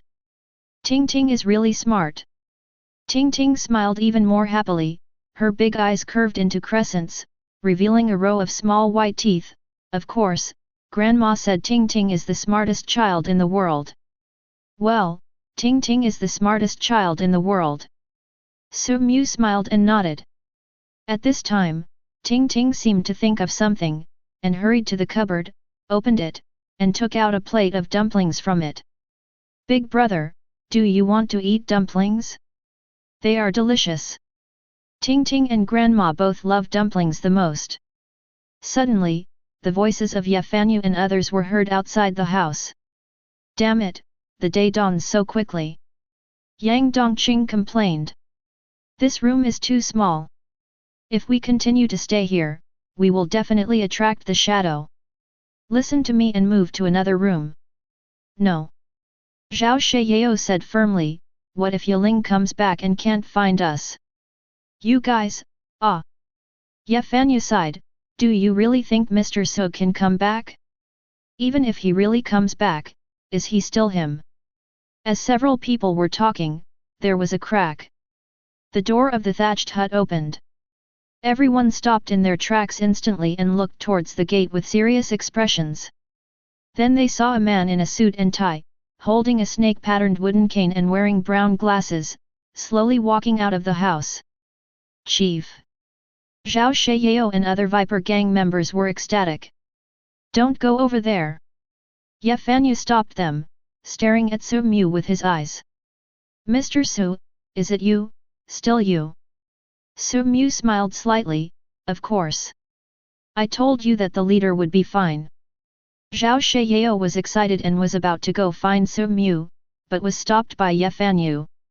Wait! What proof do you have? As soon as these words came out, Su-mu's smile deepened. Mr. Ye seems to have forgotten again. He gently pushed his glasses, the smile on his face slowly faded, and he said lightly, have you forgotten who you are? Let me prove it to you. Are you worthy? Yefanyu's face suddenly became as ugly as if he had eaten shit, and Zhao Sheyao and others walked behind Su-mu without hesitation. Yang Dongqing hesitated for a moment and walked over. Mr. Yang, even you. Yang Dongqing said without even turning his head, I just think that nightmare monsters shouldn't imitate so closely. Yefanyu's face became increasingly ugly, and beside him was only the uneasy Li Qiang. Su-mu said calmly, so, Mr. Ye, do you understand? It doesn't matter whether I am a nightmare or not. What matters is, the truth is always on my side. Do you call the number of people the truth? Yefanyu said gloomily. Su-mu smiled slightly, number of people is just a manifestation of power, and power is truth. After saying that, he led everyone into Ting Ting's home. Li Qiang hesitated for a moment and followed in. Only Yefanyu was left with a gloomy look. He stood there for a long time and finally went into the house with a gloomy face. As soon as he entered the room, Yefanyu's eyes were attracted by Ting Ting, who was sitting at the table and eating dumplings. To be more precise, he was attracted by the dumplings. He rushed over and snatched the plate of dumplings from Ting Ting. That was given to me by my grandma. Ting Ting pouted and was about to cry. Chapter 46. Ye Fanyu didn't care about these things, as long as the dumplings were in his hands, they were his. Yang Dongqing. Su Mu gave an order, and Yang Dongqing, who had been unhappy for a long time, immediately rushed forward to snatch it. Ye Fanyu was shocked. He did not expect Yang Dongqing to suddenly attack, so he quickly dodged backwards. At this time, Ting Ting waved her hands hurriedly, her face flushed with anxiety. Don't fight, Ting Ting doesn't like fighting. If you want to eat dumplings, I'll give it to you. Yang Dongqing showed hesitation, and Ye Fanyu said angrily, put away your unnecessary sympathy, we are human. What about her? She is a creature in nightmares, maybe even a nightmare monster. Stop arguing. Ting Ting doesn't want the dumplings anymore. Ting Ting became more and more anxious. She was kind-hearted and didn't want to see people arguing. Did you hear that? She herself said she doesn't want it anymore. Ye Fanyu said in a low voice, suppressing his anger. Yang Dongqing finally unclenched his fists. He knew it was useless to snatch it back and it would only make Ting Ting even more unhappy. After a small dispute was settled, Ye Fanyu picked up the dumplings and called Li Qiang to come and eat. For a man who had been hungry for 3 days, the 8 dumplings from yesterday were basically the same as nothing. You eat first. I'll give you 2 this time. Ye Fanyu said coldly. Li Qiang agreed in a muffled voice, but when he went to get the dumplings, he exclaimed, 11? 1 less than yesterday. Ye Fanyu looked carefully and found that there was indeed 1 less than yesterday. He looked at Ting Ting, why is there 1 less? Did you eat it or hide it? Ting Ting shook her head, I didn't eat them, and I didn't hide them. Grandma made 11 of them. Ye Fanyu looked at her deeply, said nothing more, and continued to eat dumplings with Li Qiang. Yang Dongqing no longer paid attention to Ye Fanyu and the others, but asked Su Mu, what happened after you left? Su Mu did not intend to hide and said bluntly, just as I expected, the black shadow is not unsolvable. Just close your eyes, hold his hand and keep walking, and you will be able to return from the darkness when the day breaks. Yang Dongqing was stunned, is it that simple? It's easy for me, but not necessarily for you. Yang Dongqing's face immediately fell, what do you mean? It's meaningless. In the darkness, there will be all kinds of sounds tempting you to open your eyes. As long as you open your eyes, you will be completely lost in the darkness and eventually become a monster like the villagers. Yang Dongqing curled his lips in disdain, isn't it just closing my eyes? What's so difficult about that? Since I know those voices are fake, I will definitely not open my eyes. Well, you are right. Anger flashed across Yang Dongqing's face. He always felt that he was being despised, but he had no evidence. Although Ye Fanyu was eating at the side, he had actually pricked up his ears to listen. At this time, Su Mu changed the subject, I also got some information in the dark, information about Ting Ting. He glanced at Ting Ting, only to find that the little girl had gone to the bedroom again to comb her doll's hair. He slowly told what he saw and heard in the darkness, mainly about Ting Ting's voice. 5 minutes later, Yang Dongqing's face had been twisted into a hideous expression by anger. His fists were clenched tightly, with veins bulging on them. Beasts! These beasts! FK! At this moment, he only felt an unprecedented anger filling his chest, and even his skin appeared to have a metallic color. He wanted to kill people, and he couldn't stop wanting to kill people. Compared to his anger, Ye Fanyu on the side was full of joy, great. What did you say? Yang Dongqing glared at him, like an angry lion. No, don't get me wrong, what I want to say is that according to Mr. Su's description, Ting Ting is most likely the source of this nightmare. In other words, this is Ting Ting's nightmare. Ye Fanyu changed his gloomy expression and showed excitement on his face, because he found a way to break this nightmare. A little friction was nothing compared to staying alive. He said excitedly, "This is my third time entering the nightmare world. I have some experience with nightmares. Although nightmares are bizarre, they also have traces to follow. For example, if a person watches a zombie movie before going to bed, there is a high probability that he will dream about zombies when he has a nightmare that night.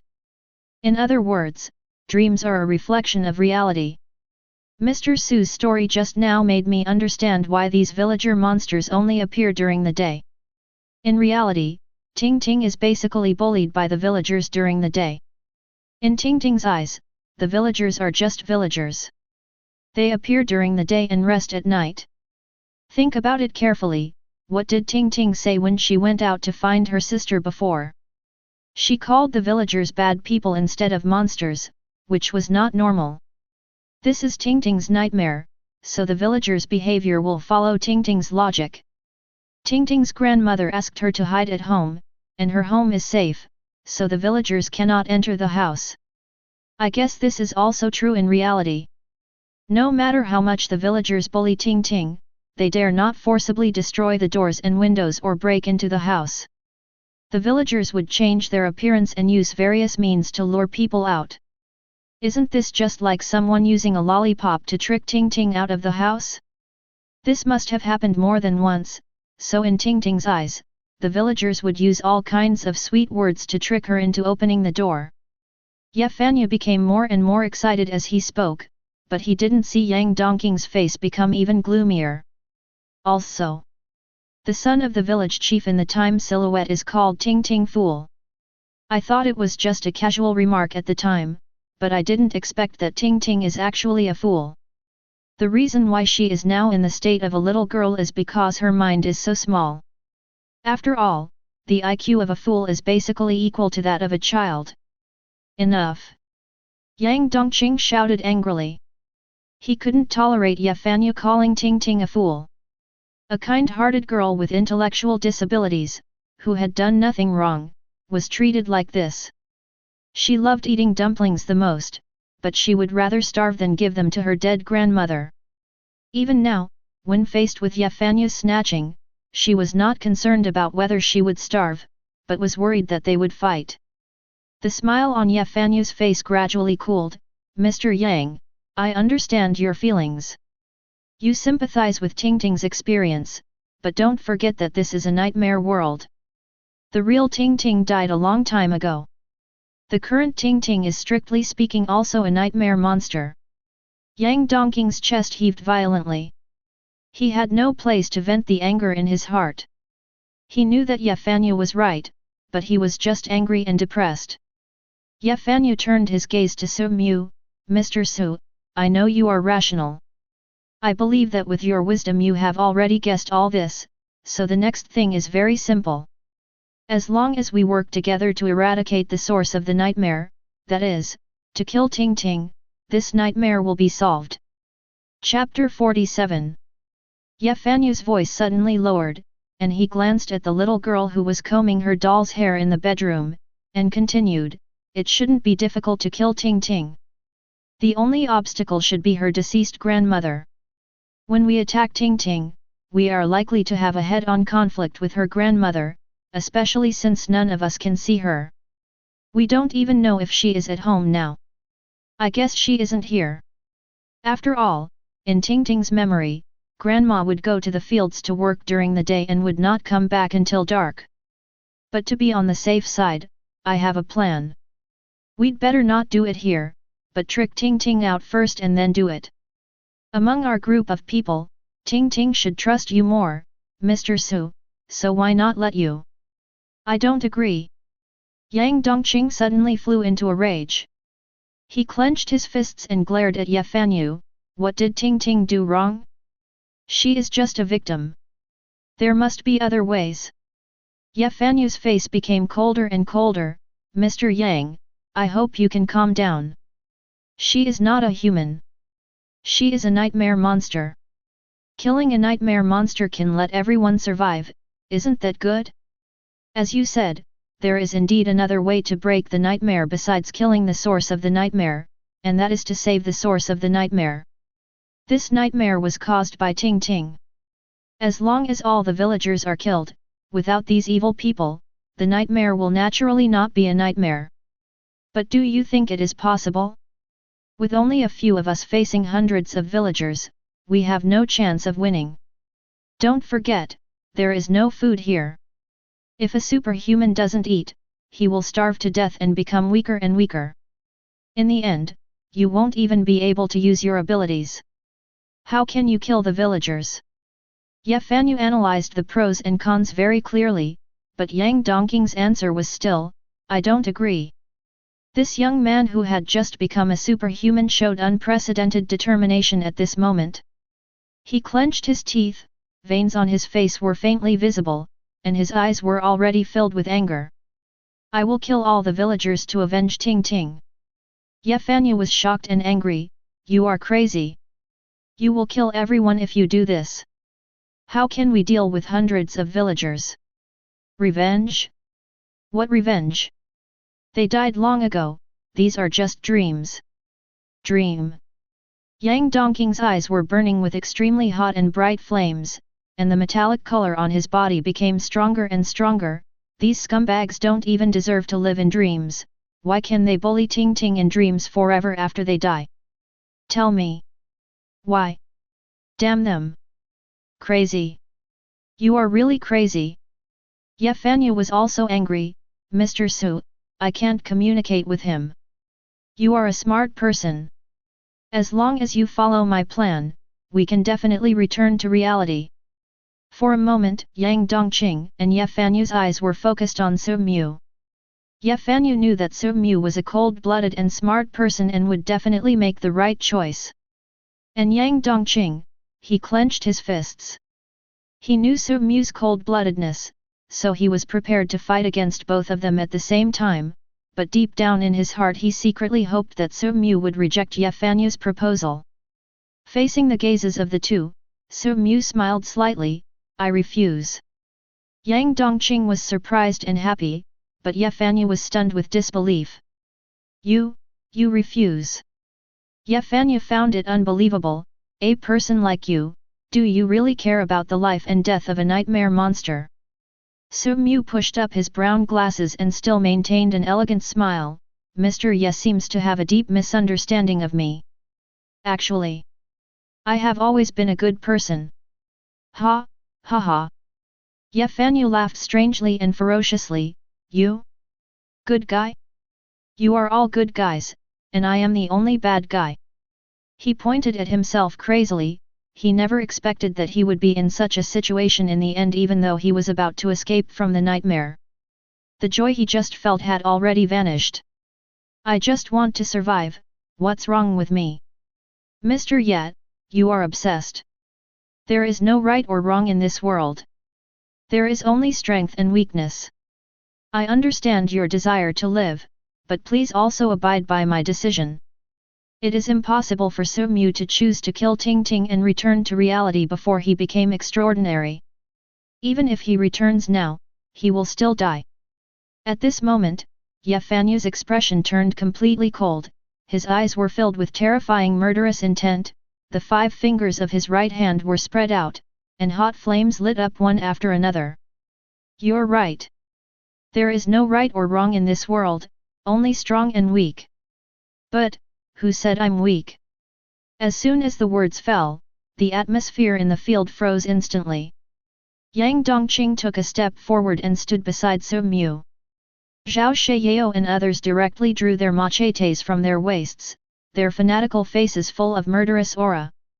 Su Mu smiled faintly, Mr. Ye, if you are really strong enough, then the moment you saw me, you should have understood that you have no chance of winning from the beginning to the end.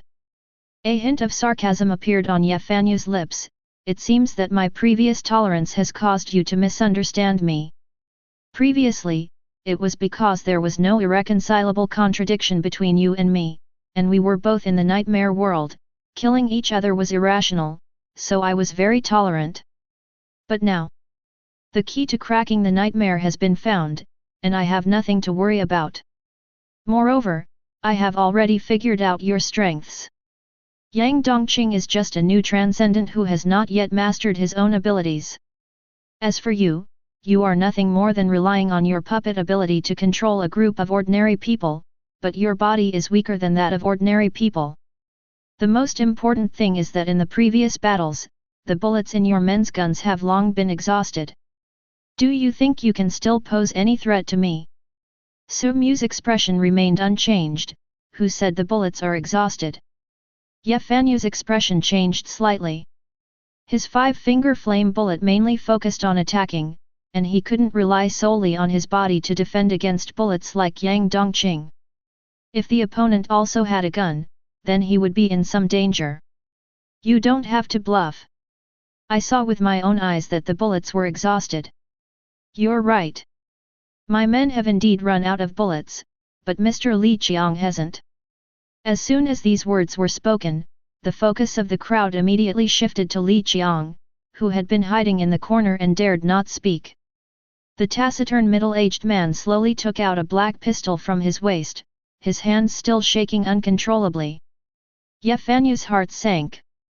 Although a gun could not pose any threat to him, as long as Yang Dongqing and others were not around, in a one-on-one situation, he was not afraid of a gun at all. Li Qiang! Don't you want to live? Now the opportunity is in front of you. As long as you kill that little girl, we can return to reality. The middle-aged man, whose spine was broken by the burden of life, trembled more and more. Chapter 48. I want to live. Mr. Su, I have always been an honest person. I want to go back alive. I still have family, relatives, and friends. I really can't die here. Mr. Su, I don't want to kill anyone. Please get out of the way. A big man like you has the energy to uphold justice for monsters. But I have already used up all my strength just to survive, and my family is still waiting in reality. Stop! Su Mu interrupted, no one likes to listen to your sad story. If you want, go and join Ye Fanyu. One more person won't make much difference anyway. At this moment, the middle-aged man's face suddenly turned red. He raised his gun and pointed it at Su Mu, then moved closer to Ye Fanyu. I don't want to kill anyone. Don't make me do it. Either you agree to kill that monster, or you die. No one expected that Li Qiang would suddenly explode at this time. Yang Dongqing, Zhao Sheyao, and others hurriedly protected Su Mu behind them. Ye Fanyu sneered, Mr. Su, see, not everyone is on your side. Oh? Really? Su Mu gently pushed his brown glasses, and his eyes behind the lenses emitted an invisible light. Bang! The sudden gunshot startled everyone, but what surprised everyone even more was that the bullet actually hit Ye Fanyu. Ye Fanyu is worthy of being a transcendent who has experienced 3 nightmare worlds. Facing the cold gunshot from behind, he actually gave advance warning and twisted his body, causing the bullet that was supposed to hit him to deflect. However, even so, he was shot, and a bloody hole appeared on the right side of his back, with blood gushing out. Ye Fanyu groaned, and suddenly retreated, distanced himself from everyone. At this time, his face was already covered with pain and anger. Li Qiangyu. No. It's none of my business. My hands are out of control. Li Qiang was completely panicked, his body trembling violently, his dark face full of fear, as if he had encountered something unexpected. Bang bang bang! Several gunshots rang out, and fatal bullets whizzed towards Ye Fanyu, but he was a transcendent after all. When he kept a distance, his amazing physical fitness was revealed. Facing the bullets shot by Li Qiang, he was like a nimble snake. He suddenly turned over and broke through the window and escaped from the house. Brother Ye, I really didn't mean it. My hands were out of control. Ha ha ha. A wild laugh suddenly burst out from Li Qiang's mouth, and he chased out while shooting. I lied to you. You idiot. How dare you disobey the leader? You deserve to die. You guys are a bunch of lunatics. You all deserve to die. Outside the house, Ye Fanyu, who was hiding in a panic, was completely overwhelmed by anger. Bang! An inflammable bullet shot out from his fingertips, leaving a trail of hot flames in the air and hitting Li Qiang's body hard. In just a moment, Li Qiang's laughter stopped abruptly and he was burned to ashes by the flames. At this time, several villagers who had been squatting outside the house roared and rushed towards Ye Fanyu. In a rage, he attacked continuously, and several flaming bombs whizzed out, directly killing the villagers. Ye Fanyu stared at the broken thatched house. He knew he had to get rid of everyone before a large number of villagers arrived. So he suddenly opened his hands and pointed them at the thatched house, saying in an extremely cold voice, 10-finger flame bomb. The tips of his 10 fingers lit up with blazing flames one after another, and the flames quickly twisted and gathered, transforming into 10 compressed fire bombs. Boom! 10 flaming bombs whizzed out, and 10 flame trails appeared in the air. They swirled and intertwined, and finally merged into a fist-sized flaming bomb, which hit the thatched hut hard. The fire bomb collided violently with the thatched hut, sparks flew in an instant, and the thatched hut was like a huge bonfire that was lit. The flames devoured every piece of wood mercilessly. The red flames shot straight into the sky, and thick smoke rose up, forming a huge black smoke column that covered the sky. Ye Fanyu had hidden his strength before. Facing the siege of villagers, he always used 5-finger flame bomb to deal with it. But this time, facing Su Mu and others, he used all his strength. Is he dead? Ye Fanyu gasped. The pain from the gunshot wound on his back continued to irritate his nerves. Just when he thought everyone was dead, he discovered that behind the blazing flames, several figures in black suits were looming. They walked out steadily from the side of the flames, gathering like a small black torrent. The leader was Su Mu, and beside him, Yang Dongqing was holding Ting Ting, who looked frightened. Ye Fanyu's face darkened as he realized that Su Mu and the others must have escaped through the back window in advance. He knew without thinking who came up with the idea. It must have been Su Mu. Only Su Mu had the brains to guess in advance that he was going to burn the house. Yang Dongqing put Ting Ting down, and a soft look appeared on his steely face. Ting Ting, be good, stay away. Brother will go and deal with this bad guy first. Although Ting Ting's intelligence remained at the level of her childhood, she was not unable to distinguish between good and evil. She nodded obediently, then jumped out of Yang Dongqing's arms and ran away on her short legs. Yang Dongqing was not worried about Ting Ting's safety. She was the source of the nightmare and had lived here for who knows how long. It was difficult for anything in the nightmare to hurt her. Afterwards, Yang Dongqing stared at Ye Fanyu with his tiger eyes solemnly. Neither of them spoke, but they both saw the determination in each other's eyes. The two people have different ideas, and no one can persuade the other, so the only option is to fight.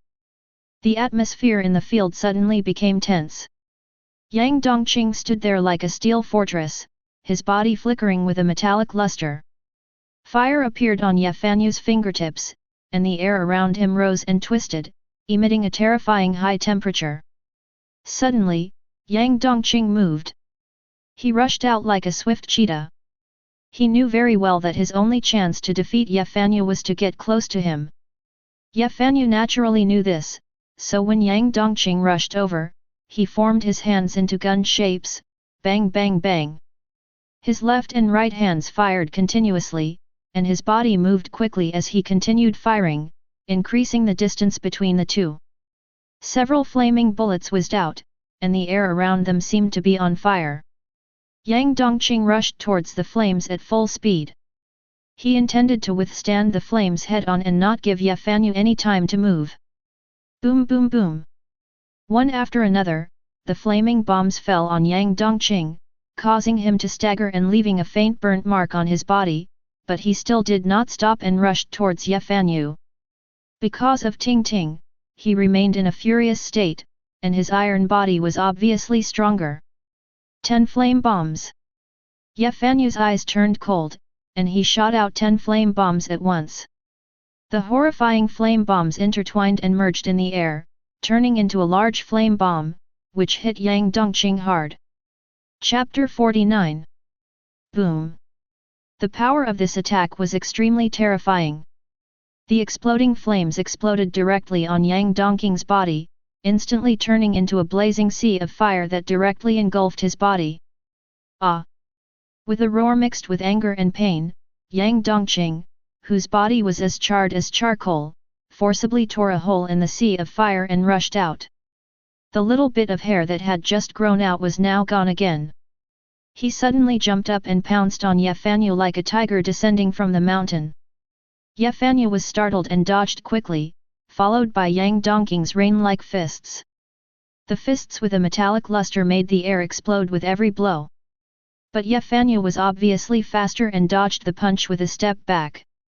After all, he was experienced in combat and took advantage of the gap in Yang Dongqing's attack and seized the opportunity to fire a flaming bomb at Yang Dongqing's face.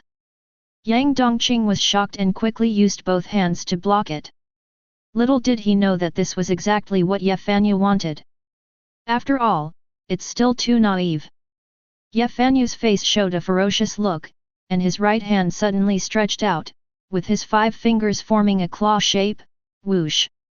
Flames lit up at his fingertips and transformed into 5 highly compressed fire bombs. However, this time, he did not shoot the fire bombs. Instead, he clenched his 5 fingers tightly. What would happen when 5 highly compressed flame bullets were held in his hands? The next moment, Ye Fanyu gave the answer. His entire fist seemed to be ignited by flames, burning ragingly. The fire was no longer bright orange-yellow, but mixed with a hint of fiery red. Flame fist! He punched out, hitting Yang Dongqing's exposed abdomen. Boom! A deafening explosion sounded, and the terrifying flames almost instantly engulfed the two of them. Ah! Screams were heard, and a charred figure was seen flying backwards like a cannonball. His body drew an arc in the air and crashed into the row of thick trees. With the sound of crackling, several large trees fell down, and leaves flew all over the sky. He fell heavily to the ground, and the powerful impact caused him to plow a deep mark on the ground, causing dust to fly and gravel to splash everywhere. The person flying backwards was Yang Dongqing. He thought Ye Fanyu was not good at close combat, but he didn't know that he had a trump card and everything was just an illusion. At this time, Yang Dongqing's abdomen was burnt, and even gave off a pungent smell of burnt meat. His consciousness began to blur, his eyes turned white, and he struggled to get up, but collapsed heavily to the ground. He stared at the sky absent-mindedly, until then he realized, it turned out that he had always been a weak person, even after becoming a superhuman. Are you going to die? He had already fallen down, and he didn't think Su-mu could defeat Ye Fanyu. Perhaps this was the place where he and others would die. But why am I so unwilling to accept this? Tingting's revenge has not been avenged yet, and Jasmine is still waiting for me to return. I can't die yet. His strong will made a surge of strength surge in his body again. With this strength, he stood up with difficulty, his eyes full of fighting spirit. He can't fall down yet. Boom! A flaming bomb flew through the air and landed accurately on Yang Dongqing. Bang! Yang Dongqing's eyes turned completely white and he fell asleep. He finally fell down. Ye Fanyu didn't even give him a chance to stand up. At this time, the flames around Ye Fanyu had dissipated. He was in a very bad condition. His face was pale, his chest was heaving violently, and even his body showed signs of being burned by the flames, especially his right hand, which was already burnt and hanging limply. Su-mu, who had been watching the battle, narrowed his eyes slightly. 5-finger flame bomb provided Ye Fanyu with a high degree of fire resistance, otherwise he would not be able to control the fire. However, this fire resistance was also limited. The flaming fist just now was hurtful to both others and himself. 5 compressed fire bombs exploded at close range, first injuring Ye Fanyu's hand, and then Yang Dongqing. However, Yefanyu blocked most of the damage with his fire resistance. Although Yefanyu, who had lost one hand, was in a miserable state, he had a grin of confidence on his face. He walked towards Su Mu step by step. "Mr. Su, you are the only one left." Zhao Shiyao and others looked tense, and they all stood in front of Su Mu with machetes in their hands. Yefanyu's smile became more and more ferocious. "Do you think you can stop me with just these few ordinary people? Ha ha ha! Weren't you always arrogant before? I'm curious about how ugly a person like you would be before dying." Facing Yefanyu's wild laughter, Su Mu also laughed. He waved his hand, signaling Zhao Shiyao and others to disperse. Zhao Shiyao and the others, who obeyed orders only, naturally dispersed, revealing Su Mu who had been protected before. Yefanyu paused, his face showing a vigilant look. "Mr. Su, in the face of absolute strength, any tricks you play are useless." Hearing this, Su Mu smiled faintly, and with his slender white fingers he gently took off his brown glasses, folded them slowly, and put them in his pocket. The confidence that he could control everything made Yefanyu even more vigilant, and he did not dare to let his guard down at all. At this time, I only heard Su Mu smile and said, "Mr. Yet, do you really think my ability is a puppet?" Yefanyu's heart skipped a beat. "What do you mean? How could your ability not be a puppet? If it's not a puppet, how can you bring so many subordinates into the nightmare world together?" Su Mu shook his head slightly. "My ability is standard user. Stand-in? I don't care what your abilities are, go to hell." Yefanyu suddenly launched an attack, and a blazing flame bomb whizzed out and hit Su Mu's body. Boom! Su Mu died and turned into a charred corpse. "Humph, playing tricks!" Yefanyu sneered. "Mr. Yet, please be careful." Su Mu's voice suddenly sounded from behind Yefanyu. Yefanyu was startled and turned around to see Su Mu rushing towards him. The running speed he burst out at that moment was completely unlike that of a weak person. He was even faster than an ordinary person. How is this possible? I don't believe it. Yefanyu was shocked and angry, and shouted, "Five-finger flame bomb!" Bang! A blazing fire bullet cut through the air and landed precisely on Su Mu, causing a blazing flame to burst out on him. However, the next moment, Su Mu rushed out from the flames. Although most of his body was burnt, he still kept rushing towards Yefanyu. Yefanyu was more and more shocked. How could someone with a body of steel take his inflamed bullet? Also, if he had just killed Su Mu, who was this person in front of him? An irresistible weird feeling lingered in his heart, and he fired again. Bang bang! 2 more inflammable bombs finally killed Su Mu completely. Another charred body fell to the ground. However, Yefanyu did not relax at all. He looked around nervously, and sure enough, the thing that scared him the most happened. Chapter 50. Su Mu. Su Mu is everywhere. At this moment, he just felt extremely absurd. He was actually surrounded by a group of Su Mu? No. This is impossible. What is going on? Yefanyu was completely panicked. He had never seen such a strange scene. He fired like a madman, and the flaming bullets sprayed out in all directions like flowing water. In an instant, the entire battlefield turned into a sea of fire. In that sea of fire, the Su Mu, whose bodies were twisted and skin blackened by the flames, still rushed towards him fearlessly. Su Mu! Yefanyu roared to the sky, his eyes already bloodshot. "I don't care what weird abilities you have, I will kill as many as you come." He was completely crazy, his emotions seemed to be ignited, and he rushed towards Su Mu around him madly, killing anyone he saw. Kill me, and then, become me." The Su Mu who looked exactly the same around him spoke at the same time. "Ah! Die! All of you die! 10-finger flame bullet! Flame fist!" The sounds of explosions, flames, and corpses falling to the ground were endless, interweaving into a melody in this flaming battlefield. 5 minutes later, there was only one figure standing on the entire battlefield. That figure was staggering, gasping heavily, and almost fainting. It was Ye Fanyu. He bent over, supported his knees with his hands, and breathed in big gulps of the hot air. There were even snowflakes in his eyes. But he was laughing, a hysterical laugh as if to vent, looking at Su Mu's body around him. Ha ha ha. I won. I won after all. Cough cough cough. He was coughing violently and his waist was aching so much that he could hardly stand up straight. It took him a while to calm down. Just as he was about to prop himself up, he froze in place, as if someone had cast a spell on him, and he couldn't move. His expression was extremely horrified, as if he had seen something creepy, and his pupils almost shrank into needles. What he saw was a small puddle on the ground. It was a puddle left over from the previous rain. Some rainwater had accumulated in it and it mixed with the soil and looked very turbid.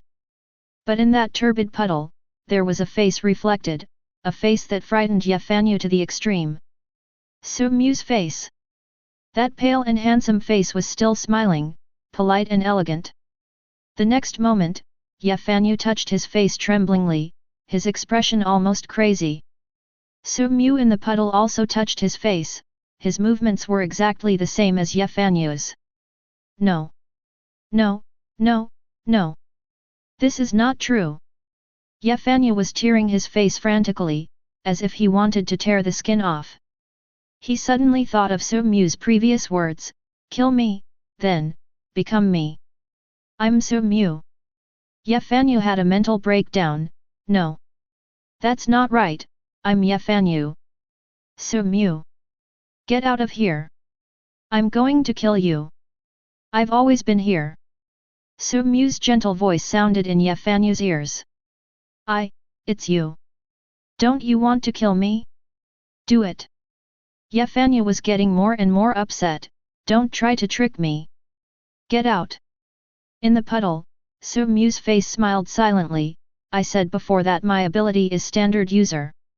From now on, I will live on in your place. Your power, your wealth, even your family, friends, wife, will all belong to me. Don't even think about it. Ye Fanyu yelled crazily, his eyes bloodshot. Even if I die, I won't let you succeed. You want to live in my place? Ha ha ha ha. Let's die together. He suddenly raised his right hand, which was clenched into a gun shape, and then stuffed his index finger into his mouth. With red eyes flashing with madness, Ye Fanyu chose to shoot without any hesitation. 5-finger flame bomb. He fired the last 5-finger fire bullet in his life, and the target of this fire bullet was himself. Bang! Ye Fanyu fell to the ground. See? He committed suicide. It's none of my business. Deep in the woods, Su Mu shrugged helplessly. Yang Dongqing beside him was already stunned. As a spectator of this battle, he has the most say. He has never seen such a strange battle. After being knocked unconscious by Ye Fanyu, he suddenly felt a sharp pain in his lower body while unconscious, and then woke up. After waking up, he found that it was Su Mu who was hitting him with a snaky wood cane. Just as he was about to curse, Su Mu said hush and pointed at Ye Fanyu. He looked towards Ye Fanyu and found that he was slaughtering the villagers like a madman, shouting Su Mu's name while slaughtering. Finally, he shot himself in the head. What's happening? Yang Dongqing didn't understand at all, but he understood the purpose of Su Mu waking him up, which was because the villagers appeared. They not only attacked Ye Fanyu, but also attacked Su Mu and others. After waking up, Yang Dongqing cooperated with Zhao Sheyao and others to kill a wave of villagers, but their own side suffered heavy casualties. Let's go. If we continue to stay here, we will be besieged by the villagers. Let's go find Ting Ting. Su Mu said lightly. The seriously injured Yang Dongqing dragged his broken body and followed Su Mu step by step. He looked at his charred body and then at Zhao Sheyao and others who were covered in blood, and felt it was very absurd. There were only 5 members of the Viper gang who had followed Su Mu before. One of them was Zhao Sheyao. The names of the other 4 were unknown and they were all seriously injured. Only Su Mu, wearing a spotless luxurious suit and looking elegant, seemed to be going to a party. This made Yang Dongqing wonder, were he and Su Mu really participating in the same nightmare? In a low-rise house. Su Mu and others stayed there temporarily, and outside the house were densely populated by villagers. I didn't expect that someone like you would choose to help Ting Ting. Yang Dongqing stared at Su Mu, as if trying to see through what kind of person he is. Su Mu smiled slightly, who do you think I am? You are just a madman, a crazy gentleman who doesn't care about human life at all and talks about wanting to witness wonderful things every day. Yang Dongqing gave his own objective evaluation. Thank you for the compliment.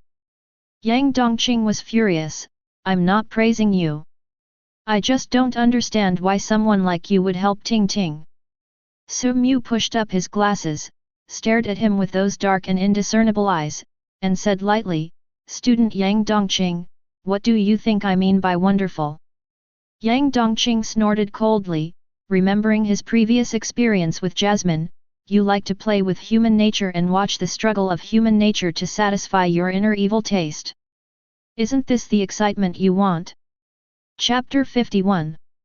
Su Mu shook her head slowly, you are wrong. The struggle of human nature is wonderful, but, people's unyielding resistance to fate, their selfless pursuit of ideals, their unswerving love, and even the true feelings revealed in the simplest and most ordinary life are also wonderful. These are what make up a person's wonderful life.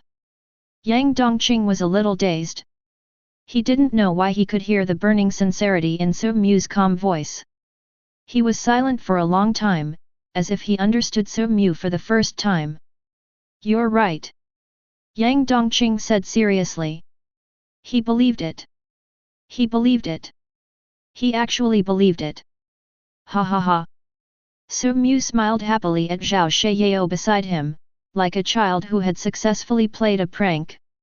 FKU. Yang Dongqing's defense was instantly broken. If he hadn't been seriously injured, he really wanted to jump over and blow Su Mu's head off. Student Yang Dongqing, your expression right now is also very interesting, ha ha ha. Yang Dongqing's face was as black as coal. He turned his head away in anger and ignored Su Mu. Chief, what should we do next? Should we kill all these villagers? Zhao Sheyao asked worriedly. He was not worried about his own life, but about Su Mu's safety. In his current state, it is difficult for him to protect the leader. Su Mu shook his head, if I'm right, even if I kill all these villagers, the nightmare won't end. What? Zhao Sheyao was shocked, and even Yang Dongqing, who had turned his head away, turned back. Didn't Ye Fanyu say before that there are 2 ways to break a nightmare, one is to kill the source of the nightmare, and the other is to save the source of the nightmare? If we kill all the villagers, isn't it equivalent to saving Ting Ting? Yang Dongqing didn't care about the quarrel anymore and said in a hurried tone. He knew that Jasmine had been waiting for him, and he didn't want to die here. Su Mu stared at him and said slowly, do you really think that killing the villagers can save Ting Ting? She is the source of the nightmare. Everything here is caused by her. In other words, those villagers can't hurt her at all. What trapped her was never the villagers, but her own obsession. Her own obsession. Yang Dongqing showed a hint of doubt on his face, aren't her nightmares about these villagers who have been bullying her? As long as she kills these villagers, how can the nightmare not be broken? Su Mu recalled the innocent little girl, with a gentle smile on her lips, a little girl who doesn't want you and Ye Fanyu to conflict, and would rather starve herself than give up her favorite dumplings. Is revenge really her obsession? Perhaps, there has never been hatred in her heart. She is just an innocent little girl, a little girl who longs to find her family. Do you remember that photo? Even if Ting Ting hides, she will hold the photo, so, in Ting Ting's heart, what is important is never hatred, but family. Yang Dongqing was suddenly shocked, and an indescribable emotion surged in his heart. For some reason, he felt very sour in his heart, and that sour feeling climbed up from his heart to his eyes. He was silent for a long time. When he spoke again, he found that his voice was already hoarse. This world shouldn't be like this. Su-mu looked at him deeply, and said calmly, maybe, this world is just like this. Then I will change the world. Yang Dongqing suddenly clenched his fists, and veins bulged on his face. Su-mu's tone remained calm, you know what? Many young people's initial dream is to change the world, and in the end, they are all changed by the world. I'm different from them. Yang Dongqing growled, as if he was taking an oath, or as if he was strengthening his belief, since God has given me this power, I will use it to change this FG world. Student Yang Dongqing, have you ever thought that maybe you can't change anything? Behind every nightmare there may be a Ting Ting. You can't even save Ting Ting now, so how can you save her in the future? You are now overwhelmed by the passion, but what about a few days later? When you are about to die of starvation and thirst, will you agree with Ye Fanyu's idea? Impossible. Even if I, Yang Dongqing, die, I will never do anything to her Ting Ting. She is already pitiful enough, she shouldn't be treated like this. Yang Dongqing said with red eyes. Su-mu pushed up her glasses elegantly, really? What about Jasmine? You would rather die here than go back to see Jasmine? Jasmine loves you so much that she even drew her sword against me for you. If you die, what will happen to Jasmine? These words were like a sharp knife, piercing into Yang Dongqing's heart and making his face turn pale instantly. Jasmine! Wake up, Yang Dongqing, this is the cruelty of reality. Yang Dongqing raised his head abruptly and said firmly, I will help Ting Ting find her family, and then return to the real world. Su-mu smiled and said, Student Yang Dongqing, you are unexpectedly greedy. You want to have your cake and eat it too, but that's not something you can do just by talking about it. For example, up to now, you don't even know who the sister that Ting Ting has been looking for is. Yang Dongqing was stunned, and an indescribable feeling of frustration surged in his heart. He hated his own incompetence, but the next second, he seemed to think of something and actually grinned. I really don't know anything, but I still believe I can. Oh. Su-mu was slightly curious, who gave you the confidence? Yang Dongqing looked at Su-mu with sharp eyes and said firmly, you. Su-mu was stunned and pointed at herself, me. Yang Dongqing grinned, even though he was grimacing from the pain of his wound, he was still smiling, yes, it's the confidence you give me. A dangerous guy like you, since you can kill Ye Fanyu without hesitation, it means that you must have a way to help Ting Ting. Su-mu stared at Yang Dongqing, as if he was getting to know him all over again. Yang Dongqing did not avoid it, and his determined eyes also looked directly at Su-mu. Suddenly, Su-mu smiled silently, Student Yang Dongqing, I really have a new respect for you. Yes, I do have a way, but I'm not sure if it will succeed. You know, if we fail, we'll probably all die. I don't care. Su-mu's smile widened, what a coincidence, me too. Chapter 52. Very good. Su-mu leaned hard on his snacky wood cane and stood up from his seat. The elegant nobleman issued his first order. First, find Ting Ting.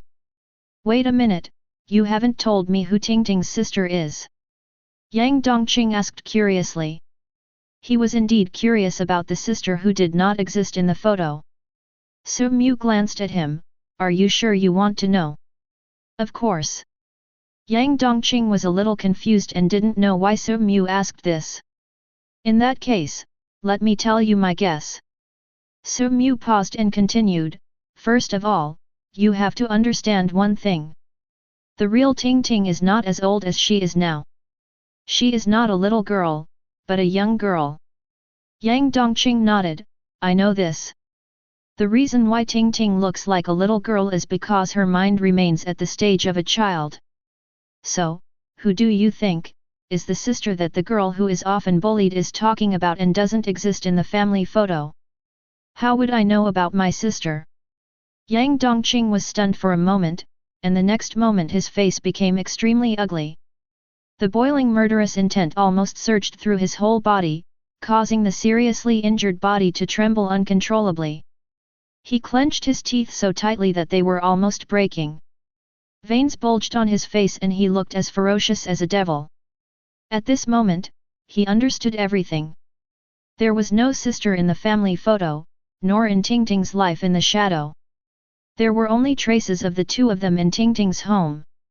Grandma only left a plate of dumplings. It seems that you have figured it out. Tingting may have never had any brothers or sisters. The reason she calls you sister is because she doesn't have the concept of. Enough. Stop talking. Yang Dongqing roared angrily. FK. FK. Ah. Yang Dongqing smashed the tables and chairs in the house as if to vent his anger. He did not stop until the house was in a mess. As a result, the wounds on his body opened again and the bright red blood soaked his clothes. However, the next moment, a metallic luster emerged from his body surface. Under the illumination of the metallic luster, the injuries on his body continued to recover, and even a hint of gold appeared on the surface of his skin. A gleam of light flashed in Su Mu's eyes. Is this heart of iron? He had previously confirmed that emotional willpower could strengthen the body of steel, but he did not expect that when Yang Dongqing was in extreme emotions, this blessing could actually achieve this extent. He even suspected that if extraordinary people had levels, Yang Dongqing's level might have been 1 before, but now it has become 2. This is obvious. Ye Fanya became a transcendent earlier and his combat power is obviously stronger than Yang Dongqing, which shows that their abilities still have potential for further development. Have your abilities increased? Su Mu asked. Yang Dongqing's chest heaved violently, and it took him a long time to calm down before he hummed heavily. Very good, then I will be more confident next. Let me briefly tell you my plan. In fact, the plan is very simple, which is to hypnotize Tingting. Yang Dongqing suddenly turned his head, obviously very sensitive to the word hypnosis. Su Mu ignored his hideous expression and continued, it's impossible to find Tingting's family because they died a long time ago. Even Tingting herself only exists in nightmares. Moreover, even if we find her, it won't be a happy ending. After all, Tingting's parents deliberately abandoned Tingting. Therefore, the only way is hypnosis. Through hypnosis, Tingting can have hallucinations and the family can be reunited. What kind of method is this? Yang Dongqing roared, even if you do it, what's the point? All of this is fake, it's all an illusion. Su Mu pushed up his brown glasses, hid his gaze behind them, and said calmly, you are wrong, this is the true meaning of illusion. People you can't see in reality can be seen in illusions. What you can't do in reality, you can do in illusion. Remember the last words of the lullaby? Sleep soundly in this night, do not ask whether it is true or false, until the dawn breaks, the nightmare will turn around. Yang Dongqing fell into silence. His mind was so confused that his brain couldn't think. Do you think the nightmare in front of you is true or false? Since the boundary between dream and reality has been broken, it means that the truth is also false and the false is also true. Since Tingting can manifest such a nightmare, why can't I use illusion to construct the beauty in her heart, and then let her get rid of the nightmare and manifest a beautiful dream? Can you really do it? Yang Dongqing said hoarsely. Su Mu nodded, in theory, it is absolutely possible. First of all, Tingting is the source of the nightmare, which means that everything is caused by her. As long as her concept is changed, the nightmare will naturally change. However, there is one thing that is rather troublesome. I guess that in the process of hypnotizing Tingting, the rules of nightmares will change accordingly, because hypnosis is equivalent to modifying her cognition, and nightmares are based on her cognition. And the villagers will definitely stop me. After all, they live on nightmares, and changing their dreams is equivalent to killing them completely, so leave it to me." Yang Dongqing growled. At this moment, the metallic luster on his body became brighter. "These damn beasts! Even if they are living in a dream, I will never allow them." "Very good, then let's wait until night falls." After saying that, Su Mu sat back on the stool. Yang Dongqing, who was full of vigor, paused. "Aren't we going to look for Ting Ting?" "Let's go." Su Mu shook her head. "This is Ting Ting's nightmare. If she doesn't want to come out, no one can find her. She won't come out during the day, after all, she has to hide from the villagers. If Ting Ting's house is not destroyed, we can go there to find her, but now we can only wait. Then I'll go out and kill a few villagers first." Yang Dongqing couldn't bear it any longer and was ready to leave immediately. "Wait a minute." A snacky wood cane blocked his way. "What you need to do now is to conserve your energy, there will be a big battle tonight. But can you guarantee that you can find Ting Ting at night?" Su Mu smiled mysteriously. "Of course, but I need to get some sleep before that." After saying that, Su Mu fell asleep leaning on the chair in front of Yang Dongqing's surprised gaze. He folded his hands on his abdomen, his body still standing upright. Even in deep sleep, he still gave people a feeling of refinement and elegance. The reason why Su Mu was sleeping was not because he was tired, but because his mental strength was exhausted. He had consumed a lot of mental strength in order to hypnotize Ye Fanyu. In fact, as soon as he met Ye Fanyu, he began to prepare for hypnosis, whether it was looking at the pocket watch many times or smoking jasmine-flavored cigarettes, all for hypnosis. Chapter 53. When he fought with Ye Fanyu, he relied on the preparations of the past few days and a lot of mental power to successfully modify Ye Fanyu's cognition. There is a disease in this world called prosopagnosia. People with this disease are usually unable to distinguish faces. In the eyes of people with this disease, everyone looks the same. Su Mu used this principle to modify Ye Fanyu's cognition, causing him to see everyone as Su Mu. Hypnotizing a superhuman is a very mentally exhausting task. Fortunately, Ye Fanyu's mental resistance is obviously not as good as Yang Dongqing's. He guessed that it was due to the different abilities of the two. One is Five-Finger Flame Bomb, the other is Heart of Iron. Each kind of extraordinary ability will bring all-round enhancement to the extraordinary person, but this enhancement has a focus. For example, although the Five-Finger Flame Bomb enhanced Ye Fanyu's physical fitness and mental strength, it focused more on affinity and resistance to fire. Yang Dongqing's Heart of Iron did not give him the ability to control fire, but it greatly enhanced his physical fitness and mental resistance.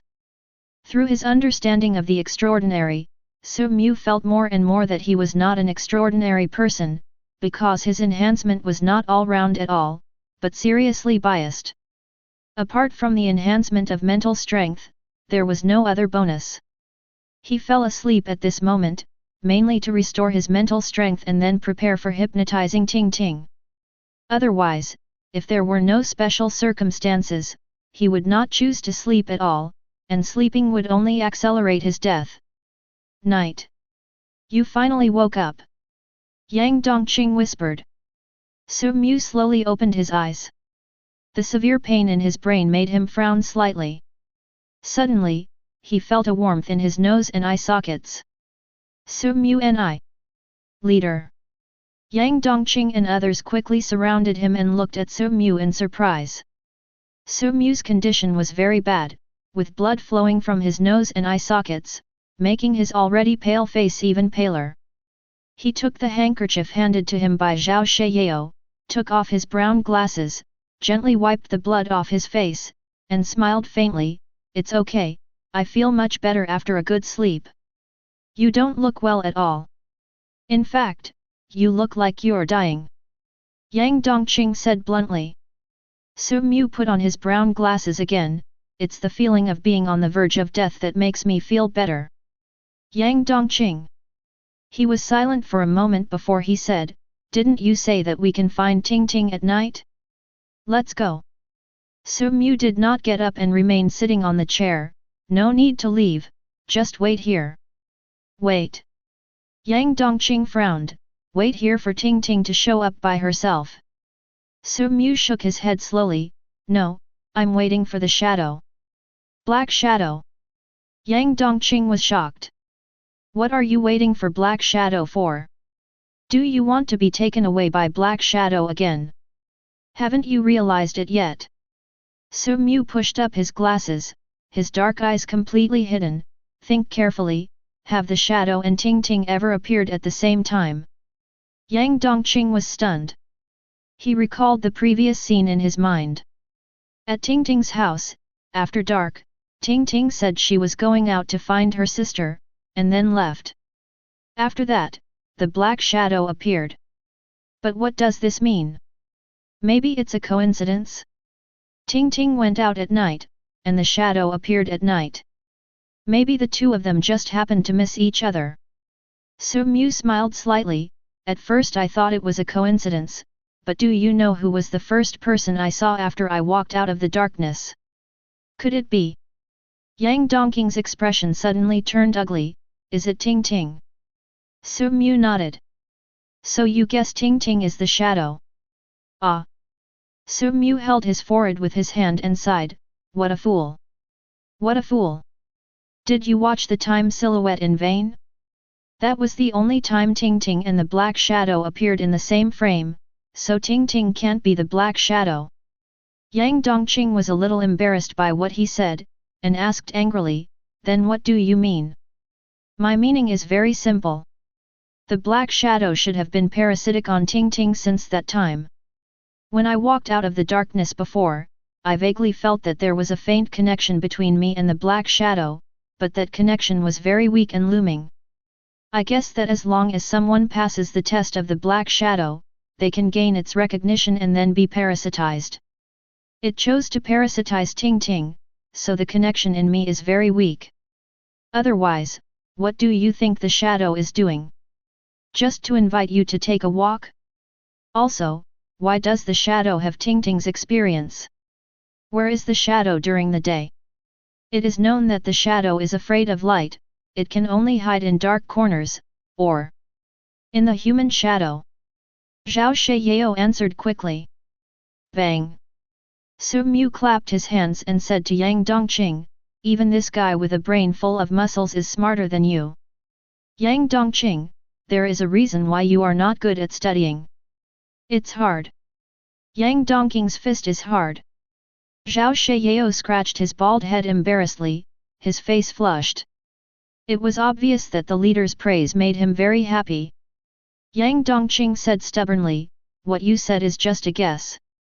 What if the shadow is not hidden in Ting Ting's shadow, but in a dark corner somewhere? Su Mu became more and more helpless. Student Yang Dongqing, you know, sometimes those who raise questions are not necessarily smart people, they may also be self-righteous fools. In nature, even animals with lower IQs than humans know how to seek benefits and avoid harm, let alone nightmare creatures like Black Shadow. If you were the shadow, where would you think you were safe hiding? Yang Dongqing was speechless because he had figured it out. In the entire nightmare, the safest place must be in the shadow of Ting Ting, the source of the nightmare. It seems that you have understood. This is why I walked out of the darkness and saw Ting Ting first, because I came out of Ting Ting's shadow. Chief! Look! Zhao Sheyao suddenly screamed, his tiger eyes fixed on the shadow in the corner of the room. Everyone turned their heads to look, and saw a shadow surging in the dark corner. Gradually, it transformed into a human figure, tall and slender, as if a 2-meter-tall giant was left with only bones, with long and slender hands that almost hung on the ground, and a pair of scarlet eyes slowly opened in place of its head. Su Mu smiled slightly, good friend, you are finally here. He walked slowly to the black shadow, leaning on a snake-patterned wooden cane. Before the other party could extend his hand, he had already reached out his hand. I don't know if it was an illusion, but the black shadow seemed to be stunned for a moment when he saw the pair of white and slender hands in front of him. Chapter 54. After a moment, the black shadow slowly raised his slender and skinny palm, and then, passed Su Mu and reached out towards Yang Dongqing and others. The smile on Su Mu's face gradually disappeared, and he pushed up his brown glasses expressionlessly. That's a bit rude. After saying that, he directly grasped the black shadow's hand and said firmly, "You can only invite me today." To be honest, Su Mu didn't want Black Shadow to invite others because it was too risky. Yang Dongqing was just a fool. After entering the dark illusion, there was no need to lie to him. As soon as Jasmine's voice came out, this fool would definitely open his eyes. Zhao Shiyao and others are no match for him either. He can hypnotize them and tell them not to open their eyes, but there is a drawback to this. Once his voice appears in the illusion, these people will definitely obey it. The black shadow's scarlet eyes looked at his held hand, and after a moment of silence, he finally chose to pull Su Mu and slowly walk into the darkness. "You guys go wait outside. When I find Ting Ting, I will set the nearest house on fire." Su Mu's calm voice disappeared into the darkness. Darkness, deathly dark. Su Mu, with his eyes closed, was led by his good friend, walking in the darkness, just like a guide dog leading a blind person. Gradually, various voices began to appear in his ears: Ye Fanyu, Yang Dongqing, Zhao Ziyao, Ting Ting. It was still the same stupid illusion as before. Su Mu was no longer able to complain. His attention was not focused on the illusion, but on himself. In order to hypnotize Ting Ting this time, he did not use up his overflowing mental energy, which resulted in a huge burden on his body. He could even hear the creaking sound of his bones under the heavy burden with every step he took. He began to bleed, blood flowed out of his eyes, nose, ears, and mouth. But he still did not stop, even though he might die. Sometimes he even thought that he did not die at the hands of the nightmare monster, did not die at the hands of Ye Fanyu, and did not end up dying from walking. But it doesn't matter anymore. Even if he doesn't die now, he will die when he returns to reality, because he has not become a transcendent until now. "Su Mu, do you want to become a transcendent?" A strange voice sounded in the darkness. Su Mu's mouth curled up into a hint of sarcasm. He knew that the illusion had sensed his wandering thoughts and started to play new tricks. "Su Mu, I am the only one who can help you. The source of the shadow power is hidden deep in this darkness. As long as you seize it, you can become a transcendent, and I can escape. You may not believe me, but you know your physical condition well. You are going to die no matter what, so why not take a chance? If you win the bet, you still have a chance of survival. If you lose the bet, there is no loss, because you are going to die soon anyway." Hearing this, Su Mu smiled slightly. It's a very tempting proposal. In the darkness, the strange voice revealed a hint of joy. "You are a smart person and will definitely make the right choice." Su Mu's smile widened. "It's just. With a waste like you who can't even get out of the black shadow illusion, what qualifications do you have to help me? Are you worthy?" The voice in the darkness fell silent. After a long while, he said, "I was just careless for a moment, that's why I ended up here. If... Ha ha ha, losers always have reasons, but winners just stand there, and that is the only truth. Go away, no matter who you are, don't show up and embarrass yourself." At this point, the sounds in the darkness completely fell silent.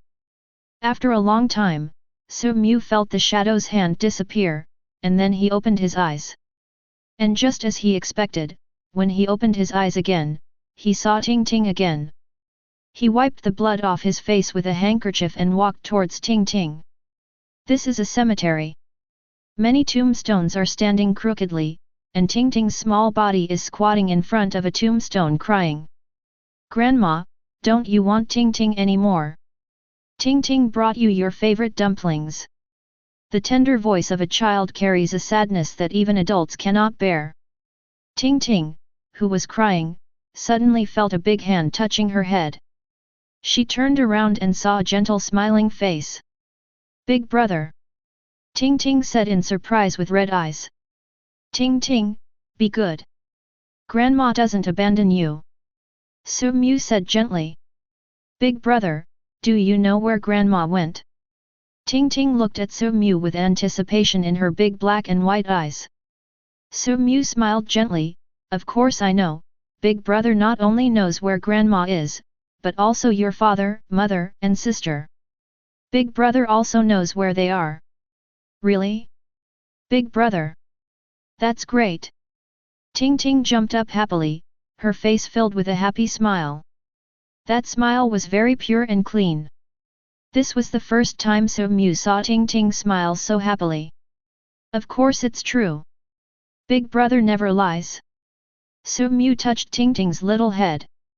Then Big brother, please tell Ting Ting where they are. They are, playing hide and seek with Ting Ting. They will appear when the time is up. How long will we have to wait? Ting Ting asked, tilting her head. Su Mu smiled slightly and took out a dark gold pocket watch from his arms. The mysterious Ouroboros symbol came into Ting Ting's eyes. See this pointer? When it hits 12, they will all appear. Ting Ting clapped her hands excitedly, that's great. That's great. Ting Ting is going to see Mom, Dad, Grandma, and Sister. Ting Ting, take this pocket watch. Big brother has something to do. Okay, Big brother. Ting Ting smiled sweetly. Afterwards, Su Mu came to a tree not far away, took out cigarettes and a lighter, lit all the cigarettes, and then threw them on the dead leaves, guiding the flames little by little, and finally ignited the whole tree with flames and black smoke rising into the sky. Ting Ting, let's play a game. When Ting Ting heard the word game, she was obviously a little scared and curled up unconsciously. Su Mu smiled gently and took the pocket watch from Ting Ting. This game is called time acceleration. Time accelerates. Ting Ting is a child after all, and was attracted unconsciously. Yes, actually my big brother is a magician who can speed up time. Really, big brother? After time is accelerated, will Ting Ting be able to see Mom and Dad soon? Of course it's true. Have you forgotten that big brother never lies? Okay, now big brother is going to start the show. Su Mu released the pocket watch in his hand and let it fall naturally. The chain at the end was clamped between his fingers. As he exerted a little force, the dark gold pocket watch began to move like a pendulum. Chapter 55. Ting Ting, take a closer look. Are the hands on the pocket watch moving faster? Ting Ting quickly opened her eyes, her pupils constantly following the movement of the pocket watch. Tick tick tick, the crisp sound of the second hand moving came into her ears. It seems, it's really getting faster, that's great, big brother. Then Ting Ting, you must watch carefully and be careful not to be lazy. Yeah. Ting Ting nodded vigorously, Ting Ting will definitely watch carefully and not let time slack off. Time passed by minute, and without knowing when, Su Mu had taken off his brown glasses, and his deep eyes emitted a barely perceptible light. Invisible spiritual power surged out. He is trying to hypnotize Ting Ting, which is also the biggest difficulty of this plan. Even he himself doesn't know whether hypnosis can succeed. After all, Ting Ting is not a human being, but a nightmare creature. Previous attempts to hypnotize the villagers and the Black Shadow had all ended in failure, but Su Mu felt that there was still a chance because the villagers were obviously controlled zombies and hypnosis had no effect on corpses. As for the Black Shadow, this nightmare monster is not simple. It can create a dark illusion, which is beyond his ability with his current mental strength. Only Ting Ting is different. She is the subject of the dream and a being with independent consciousness. Even if her mental power is stronger than his, she still has a chance of success because Ting Ting's mind is equivalent to that of a child and she has no defenses against him. The essence of hypnosis is never to crush the other person's spirit, but to guide the other person's spirit into your own rhythm. This is a gamble. If you win, you return to reality. If you lose, you die in the nightmare world. Fortunately, Su Mu won the bet. He discovered that his mental power could invade Tingting's body. Tingting's mental power was very strong, much stronger than his own. This was normal. After all, Tingting was the main body of this dream world. However, Tingting's mental strength was very peaceful, like a sea without waves, blue, clear and very pure. What Su Mu has to do is to guide Tingting's mental power little by little and then change the dream. Just as he was working hard, Yang Dongqing and others finally arrived and saw the fire that Su Mu had lit. Yang Dongqing and others did not disturb Su Mu and Tingting. They already knew Su Mu's plan and just guarded quietly from a distance. Gradually, Yang Dongqing and others were surprised to find that some unspeakable changes seemed to be taking place in this world. Sky, sky. Zhao Shiyao looked at the sky in shock, his mouth wide open, unable to speak for a long time. Yang Dongqing was not in a much better condition either, and was also stunned. It was because the changes in the sky were truly terrifying. The originally blue sky now had spider web-like cracks appearing on it, like a broken mirror. Not only that, the surrounding trees also began to distort, as if they were covered with a layer of mosaic, becoming extremely blurry. They looked at the houses in the distance, and saw that those houses seemed to be squeezed by an invisible giant hand. The houses collapsed one after another, raising dust all over the sky. The ground began to tremble, and the farmland was torn apart, revealing bottomless gullies. Su Mu is going to succeed. Yang Dongqing said ecstatically, this should be a sign that the nightmare is about to be shattered. Roar! Countless inhuman roars interrupted Yang Dongqing's ecstasy. Everyone's face changed suddenly. They turned around and saw villagers coming out from the woods not far away, one after another. The appearance of these villagers was even more horrifying. The skin on their faces was melting like candles, dripping to the ground. These beasts! Yang Dongqing, who had been suppressing his anger for a long time, saw the villagers appear. The anger in his heart erupted like a volcano, and bloodshot appeared in his eyes. "FK you all must die!" Yang Dongqing roared and rushed towards hundreds of villagers, while Zhao Shiyao and others guarded near Su Mu to prevent any fish from slipping through the net and disturbing the leader. With the blessing of Heart of Iron, Yang Dongqing's body burst out with an unprecedented metallic luster. Every muscle of his seemed to be cast in steel, containing terrifying power. Ah! With this roar, he stomped his feet on the ground, and the ground beneath his feet cracked instantly. With the help of the reaction force, he smashed into the crowd that was pouring in like a tide like a cannonball. "Die for me!" Yang Dongqing swung his iron fists like falling meteors, with terrifying whistling sounds. Every time his punch landed, a villager's head exploded like a watermelon, with brains and blood splattered everywhere. He swept his legs across like a dragon swinging its tail, carrying a tremendous force. Wherever he went, the villagers' bodies were cut in half, their broken bodies flying in the air, with their internal organs scattered all over the ground. For a moment, there was a bloody storm among the crowd. After becoming stronger, Yang Dongqing's strength obviously rose to a higher level.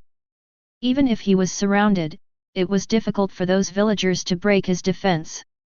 He suddenly grabbed a villager, lifted him above his head, and then used both hands to tear him in half. Broken limbs and internal organs fell like rain. However, although it is difficult for the villagers to break his defense, it does not mean that they cannot restrict him, and the villagers' strength is also not weak. Some villagers with only the upper body left tightly clung to Yang Dongqing's legs. Caught off guard, Yang Dongqing tripped. Then, the villagers around him rushed forward and pressed him down. Countless bloody mouths began to bite Yang Dongqing all over his body. Yang Dongqing struggled desperately, but 2 fists were no match for 4 hands. There were too many villagers, and gradually, his iron body began to get hurt. Zhao Shiyao and others were unable to go forward to help. They were fighting with a few fish that had escaped the net. However, as ordinary people, how could they be a match for the nightmare monster? In just 3 or 2 hits, Zhao Sheyao and others were knocked away by the villagers. The villagers ignored the people who fell to the ground, but rushed straight towards Su Mu. Protect the leader! Zhao Sheyao shouted wildly. At this time, a fearless younger brother burst out with the potential of life, dragging his seriously injured body towards the villagers, shouting, "Long live the leader!" Then he threw himself on the villagers, crushed them with his own weight, and fell into the huge crack in the ground with them, and disappeared without a trace. Seeing this, the other brothers followed suit. Their mortal bodies were indeed no match for the nightmare monster, but they could choose to die with the nightmare monster. For the leader, for the faith in their hearts. These ant-like mortals roared their last in anger, rushing towards the villagers one after another, dragging them into the cracks in the earth. Chapter 56. Ah! You bunch of beasts! Yang Dongqing, who was overwhelmed, had bloodshot eyes. He looked at the villagers who were biting his body all over. He opened his mouth without hesitation, and his metallic teeth bit into the throat of a villager. At this critical moment of life and death, Su Mu is finally about to succeed. Big brother, the pointer is pointing to 12. Where are mom and dad? Tingting's eyes were empty and lifeless, and it was obvious that she had completely entered a hypnotic state. Su Mu put away his pocket watch and slowly stood up. Behind him were countless broken limbs and debris, a broken earth, and a shattered sky. He smiled gently, stretched out his hand in this doomsday scene, and rubbed Tingting's little head. "Tingting, close your eyes and listen carefully, Dad and Mom are calling you." Tingting closed her eyes obediently. "Tingting! Mom and Dad are here to pick you up." A doting male voice and a gentle female voice sounded one after another, followed by the grandmother's old voice. "Tingting, you must be hungry. Come home with us and let Grandma make dumplings for you. Sister, come and play with me." Several voices rushed into Tingting's ears, and her small body trembled slightly. Even with her eyes closed, she could not hide the crystal tears. "Tingting, open your eyes quickly, they are here to take you home." Su Mu's gentle voice sounded. Tingting opened her eyes, and her little body trembled as she turned around. In that void, Dad, Mom, Grandma, and Sister were all standing there quietly, with gentle and doting smiles on their faces, waving to Tingting. "Mom and Dad! Grandma! Sister!" Tingting was already sobbing. "Tingting misses you so much." This little person threw himself into the arms of his family without hesitation. At this moment, Tingting was happy because she finally found her family. Su Mu stood quietly where he was. In his field of vision, he only saw Tingting crying alone. In fact, even the sound just now was imitated by him using the ventriloquism he learned from his dream. He didn't know whether he succeeded or failed. He did succeed in hypnotizing Tingting, but the nightmare seemed to never turn into a sweet dream. "Tingting, go home with your mom and dad." The strange man and woman stroked Tingting's hair lovingly. Tingting nodded vigorously, and a smile appeared on her innocent face again, like a flower blooming for the first time in spring, pure and gorgeous. She followed her family, step by step, towards nothingness. Slowly, her small body began to become blurred and unreal, as if it was also about to merge into nothingness. But at this moment, Tingting suddenly stopped. "Mom, Dad, Grandma, and Sister, please wait for Tingting for a moment." After saying that, the little person turned around and ran back. She ran straight to Su Mu and smiled sweetly. "Thank you, big brother. Thank you for helping me find them." "You're welcome, go home quickly, Tingting." Su Mu smiled gently. "Yet." Tingting nodded vigorously, then a bit of hesitation appeared on her face. She moved closer to Su Mu and whispered, "Brother, let me tell you a secret." Actually, Tingting lied before. Tingting secretly hid a dumpling. As she spoke, she stretched out her dirty little hand and took out a wrinkled, rotten dumpling from her pocket. Ting Ting knew that Big Brother didn't eat either, so she wanted to save this dumpling for Big Brother. Ting Ting's voice became smaller and smaller, like a child who felt guilty about doing something wrong. Big Brother, is Ting Ting a bad kid who lies? Su Mu took the dumplings, leaned over, and gently wiped away the tears on Ting Ting's face. He spoke slowly, his tone gentle but firm, as if he was reiterating some fact. Ting Ting is the best child in the world. Really? Ting Ting tilted her head back, her big eyes sparkling with surprise. Su Mu smiled gently and patted Ting Ting's head. Of course it's true, because Big Brother never lies. That's great. Ting Ting is the best child in the world. Go home and don't keep Mom and Dad waiting anxiously. Well, bye, Big Brother. Goodbye, Ting Ting. Ting Ting left. Su Mu watched her walk farther and farther away. Her figure became more and more illusory, but even so, Ting Ting was still waving vigorously, with a happy smile on her face as she was about to disappear. Suddenly, Su Mu seemed to see a few blurry shadows around Ting Ting, and they looked exactly like those in the family photo. Boom! The world completely collapsed, and everything was swallowed by darkness. The Viper Gang headquarters. Su Mu opened his eyes. He looked around and found himself still lying on the soft bed, as if everything before was just a dream. But there is indeed a smell of blood in the nose. Ah! Yang Dongqing suddenly roared and jumped up from the ground. After he saw the surrounding environment clearly, a look of confusion flashed across his eyes. You're back. Chief. Are you okay? Zhao Sheyao, covered in blood, limped to the bed. Su Mu slowly stood up and looked around, and found that only Yang Dongqing and Zhao Sheyao were left in the room. At this time, a man in a white coat came running over in panic. Chief, you are finally back. You have been gone for 3 whole days. Bring the previous video. Su Mu ordered. The man in the white coat quickly brought the video over. Su Mu looked at it carefully and saw the scene after everyone fell asleep. About 2 minutes after falling asleep, everyone seemed to be wiped out by something and disappeared out of thin air. This also shows that the Nightmare Apostle entered the nightmare world not with his soul, but with his body. In fact, Su Mu had known this for a long time. If it was really a soul entering, he would never be so weak. With the strength of his soul, he was definitely the strongest among everyone. Okay, let's all go down. Su Mu you. The seriously injured Yang Dongqing hesitated to speak. I said, everyone go away. Su Mu drove everyone away, lay on the bed alone, and looked at the ceiling calmly. Yes, he is dying. Have I failed after all, he murmured to himself. There was no fear of death in his eyes, only endless emptiness and boredom. He originally thought that entering the nightmare world would allow him to become a superhuman, but he did not expect that fate would play such a trick on him. Even if he successfully solved the nightmare, he still had no hope of becoming a superhuman. His body had reached its limit, and he was extremely certain that if he slept any longer, his body would burst due to the overflowing mental energy when he woke up. Chapter 57.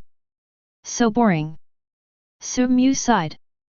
If he had never seen the wonders of the nightmare world, perhaps it would not matter if he died like this, just like a person who already lived in darkness would have long been accustomed to the darkness if he had never seen the light. Now that the door to the new world has just opened, he is about to die. Tisk, what a boring life. Su Mu turned over and took out a wrinkled dumpling from his pocket. The skin of the dumplings had long since dried up and gave off a sour smell. It was the dumpling that Ting Ting had secretly hidden when Ye Fanyu had snatched her dumplings from her. He put the dumpling into his mouth, chewed it gently, and then swallowed it. It's delicious. Su Mu slowly closed his eyes, fell asleep, and quietly waited for death to come. But the next second, he suddenly opened his eyes, and his dark eyes emanated a terrifying light that even the brown glasses could not block. Ha ha ha ha. Uncontrollable laughter burst out from Soo-Mu's mouth, and he was as happy as a child with a new toy. I love surprises like this. He raised his palm and watched the changes on it. The slender white palm was emitting white light.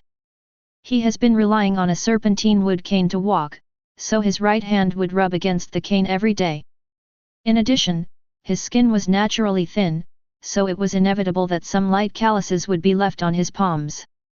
But now, those calluses are disappearing at a speed visible to the naked eye. Moreover, the already fair palm became even warmer, giving people a feeling as crystal-like as jade. He suddenly stood up from the bed, his body felt indescribably light, and a gentle and pure power burst out from his body, like the silent spring rain that moistened the dry earth. He went to the mirror and found that even his appearance had changed quietly. His cheeks were thin, his skin was pale, and his lips were bloodless, which inevitably gave people a sense of harshness and coldness.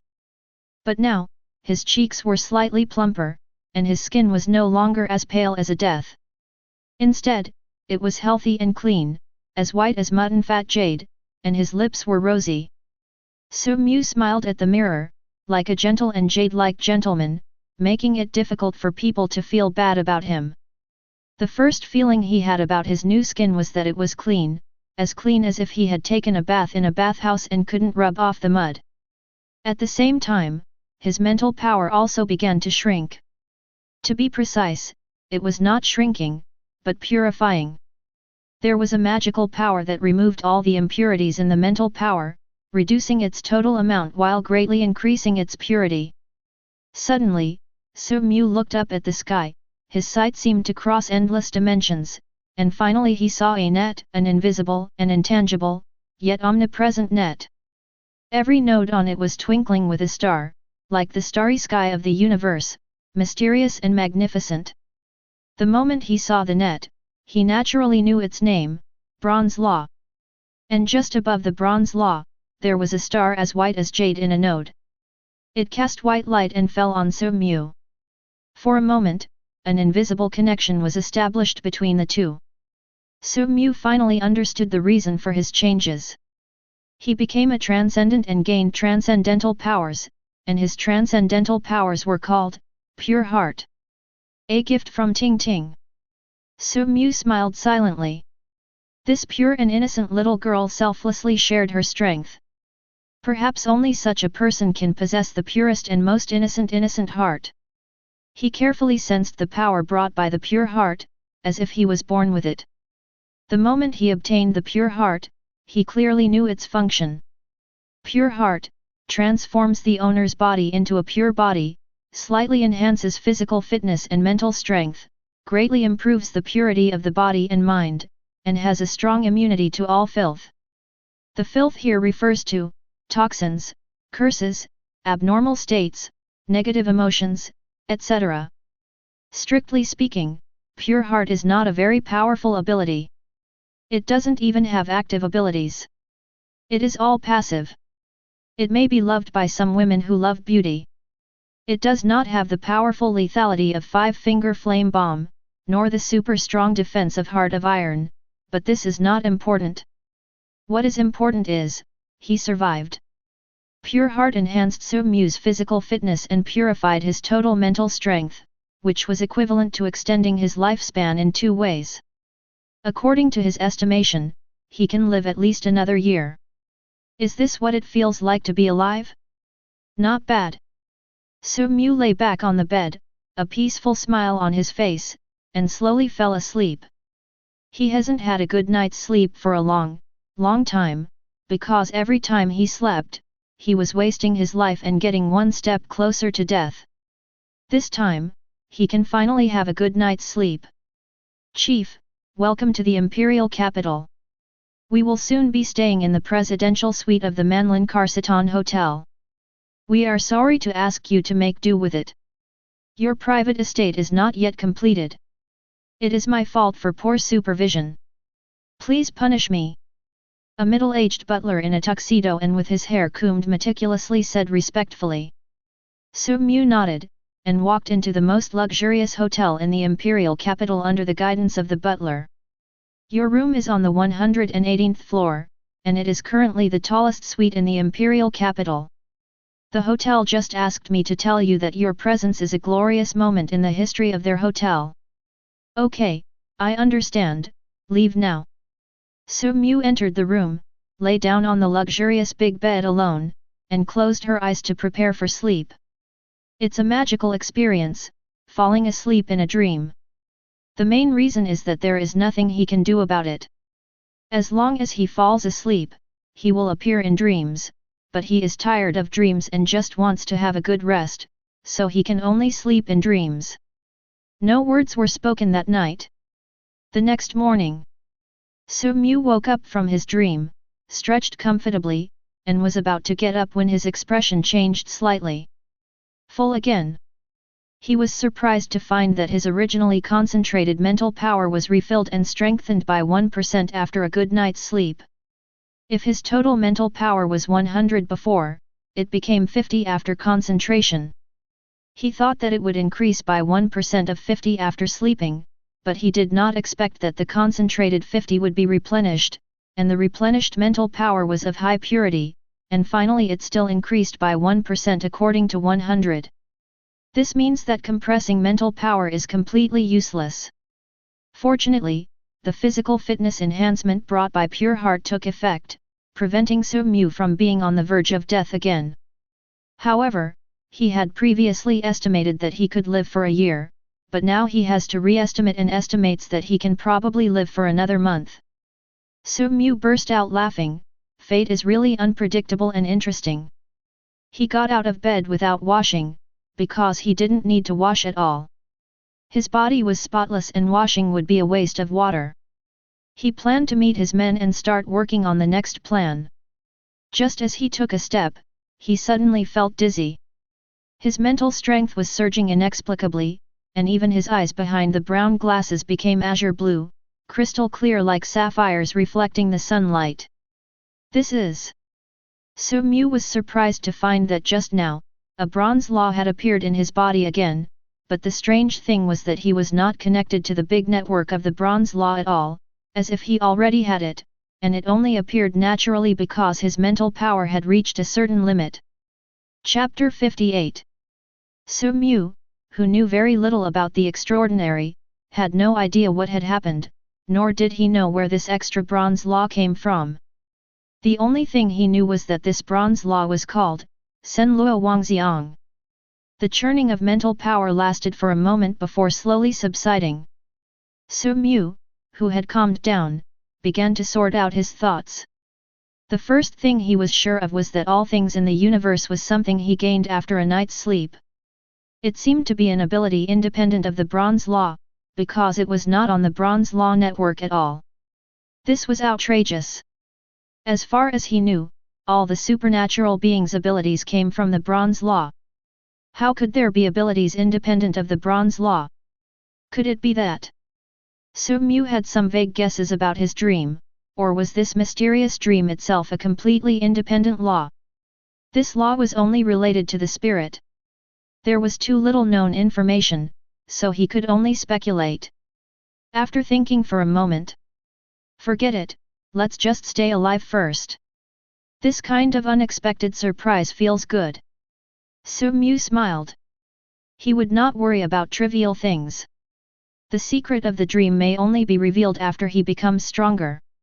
Now all he can do is accept it calmly. Moreover, he was also very satisfied with the ability of Sen Luo Wangxiang. "Jasmine, you sing so beautifully." In a coffee shop, Yang Dongqing looked at Jasmine beside him lovingly. At this time, Jasmine had just finished her performance and had not had time to change out of her performance clothes. It was a light blue long dress. The slim cut perfectly outlined her graceful curves. The hem of the skirt fell like a waterfall, and the upper body adopted an off-shoulder design. Her white shoulders and charming collarbones made Yang Dongqing unconsciously steal a peek out of the corner of his eye. Jasmine took a sip of coffee, her beautiful big eyes sparkling with a gleam that reflected her vision for the future. She felt like she was dreaming, as if she had escaped from the quagmire of life overnight, stood out from it, and transformed into a shining pearl. She realized her dream and found love. Really? Don't lie to me. This is my first time performing on stage. I was so nervous that I sang several words wrong. Jasmine stuck out her tongue playfully. There was a circle of coffee foam on her delicate lips, making her look particularly playful. Yang Dongqing swallowed his saliva subconsciously, feeling an urge to lick it. Of course it's true. Even if you sing it wrong, it still sounds good. Jasmine smiled happily. Thank you, Yang Dongqing. My destiny has changed since I met you. To be precise, it was after she met Su Mu, but Jasmine couldn't possibly say another man's name in front of her boyfriend. Don't say that, Jasmine. It should be. Sir, your coffee. A waiter came over and placed the coffee in front of Yang Dongqing. Yang Dongqing frowned slightly and looked at the waiter. I didn't order coffee. The waiter smiled and pointed to the corner of the cafe. The lady over there ordered it for you. Yang Dongqing turned his head and was stunned to see a woman sitting quietly in the corner of the cafe. She was like a quietly blooming orchid, quiet and elegant yet exuding a silent charm. She was wearing a simple white silk shirt with a slightly open collar, revealing her slender white neck and delicate collarbone. The cuffs of her shirt were slightly rolled up, and on her slender wrist she wore an exquisite lady's watch with a simple and low-key style. She wore a pair of black straight wide-leg pants. It was difficult to judge the shape of her legs, but the only thing that was certain was that her legs were very long, longer than Jasmine's.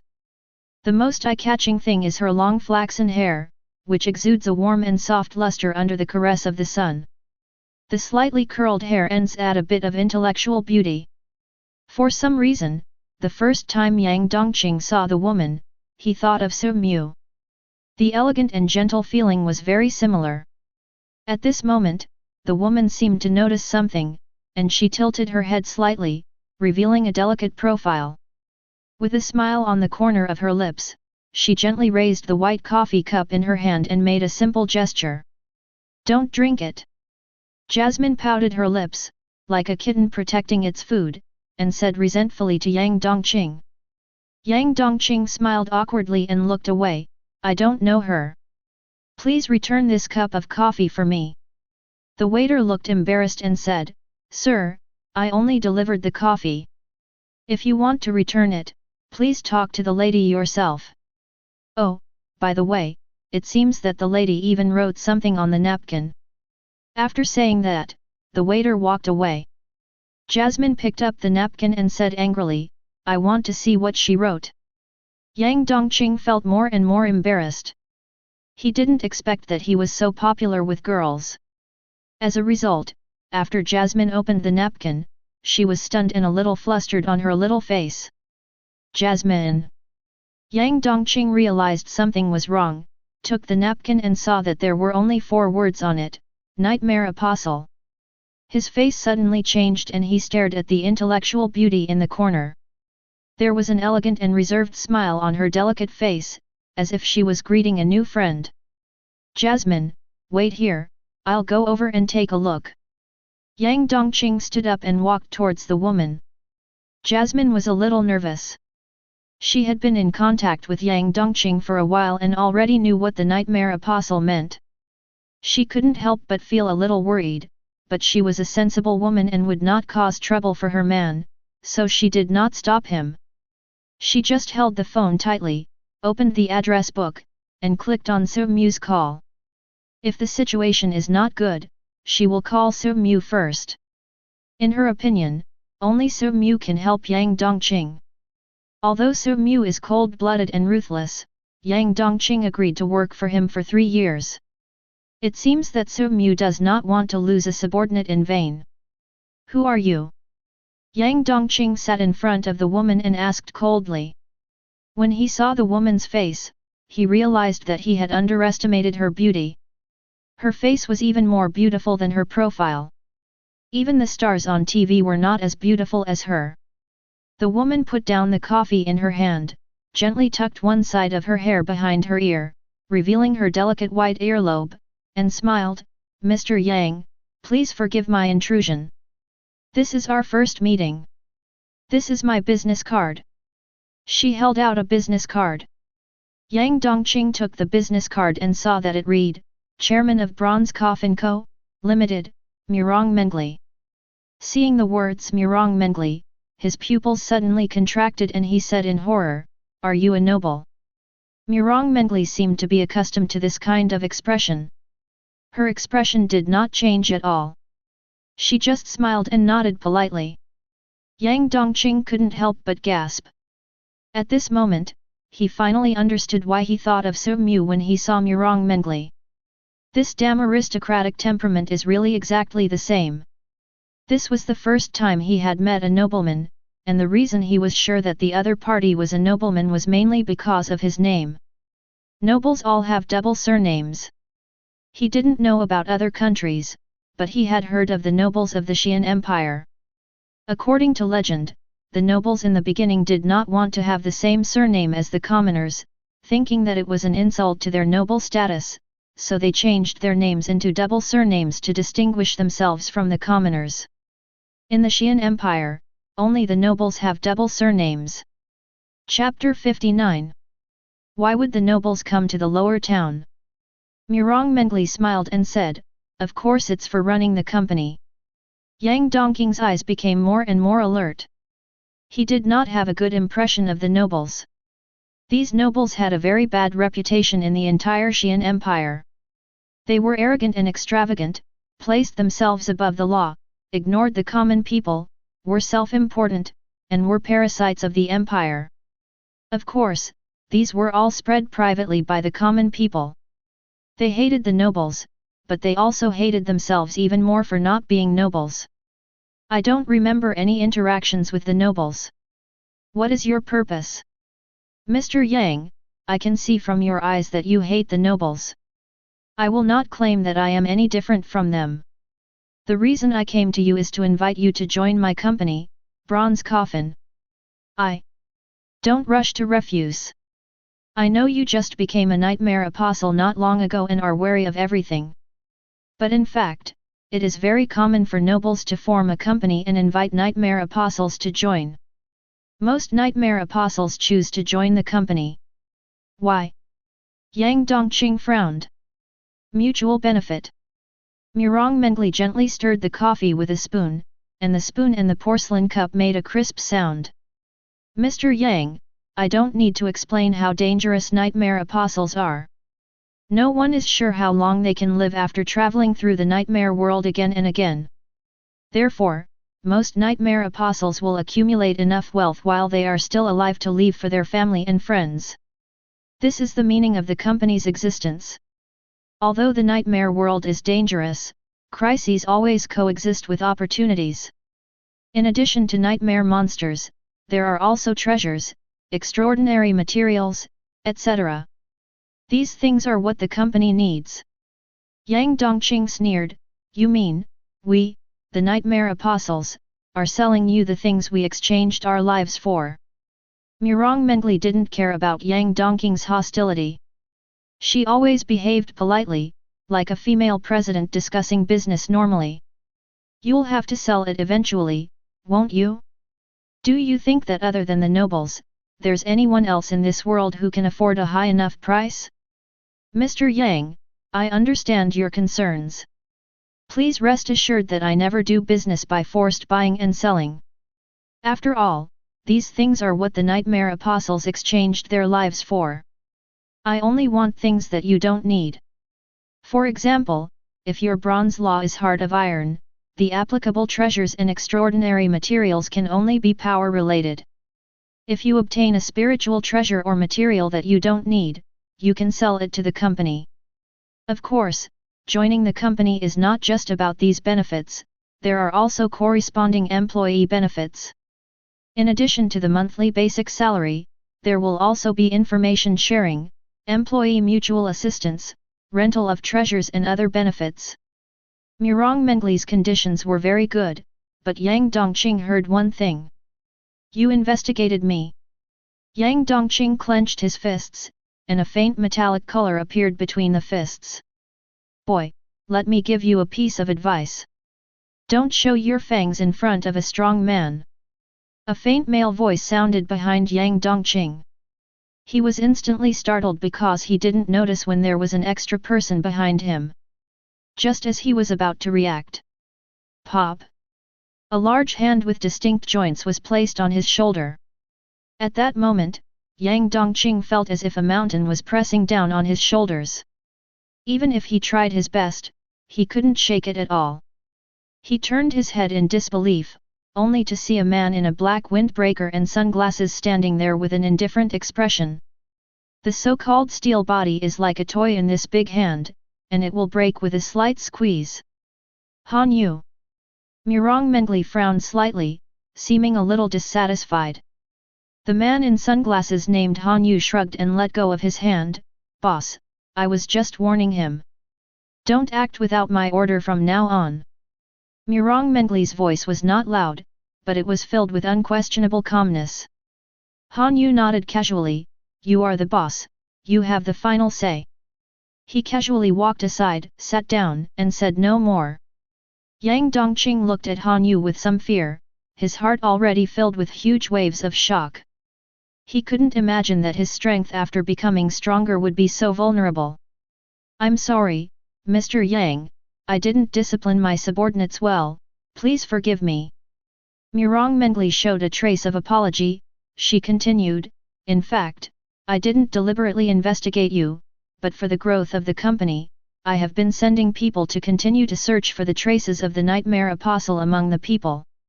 The main thing is that you once committed a robbery and stole 50,000 yuan. The victim reported the case and said that he fired a gun while fighting with the gangster, but the gangster was unharmed. It just so happened that I had some friendship with the chief of the 13th District Public Security Bureau, and I learned about this matter, so I conducted a follow-up investigation. By the way, I also helped suppress your robbery. Although you have gained extraordinary powers, your methods are still too crude. Yang Dongqing. He felt a little embarrassed when his story of robbing the rich to help the poor was exposed.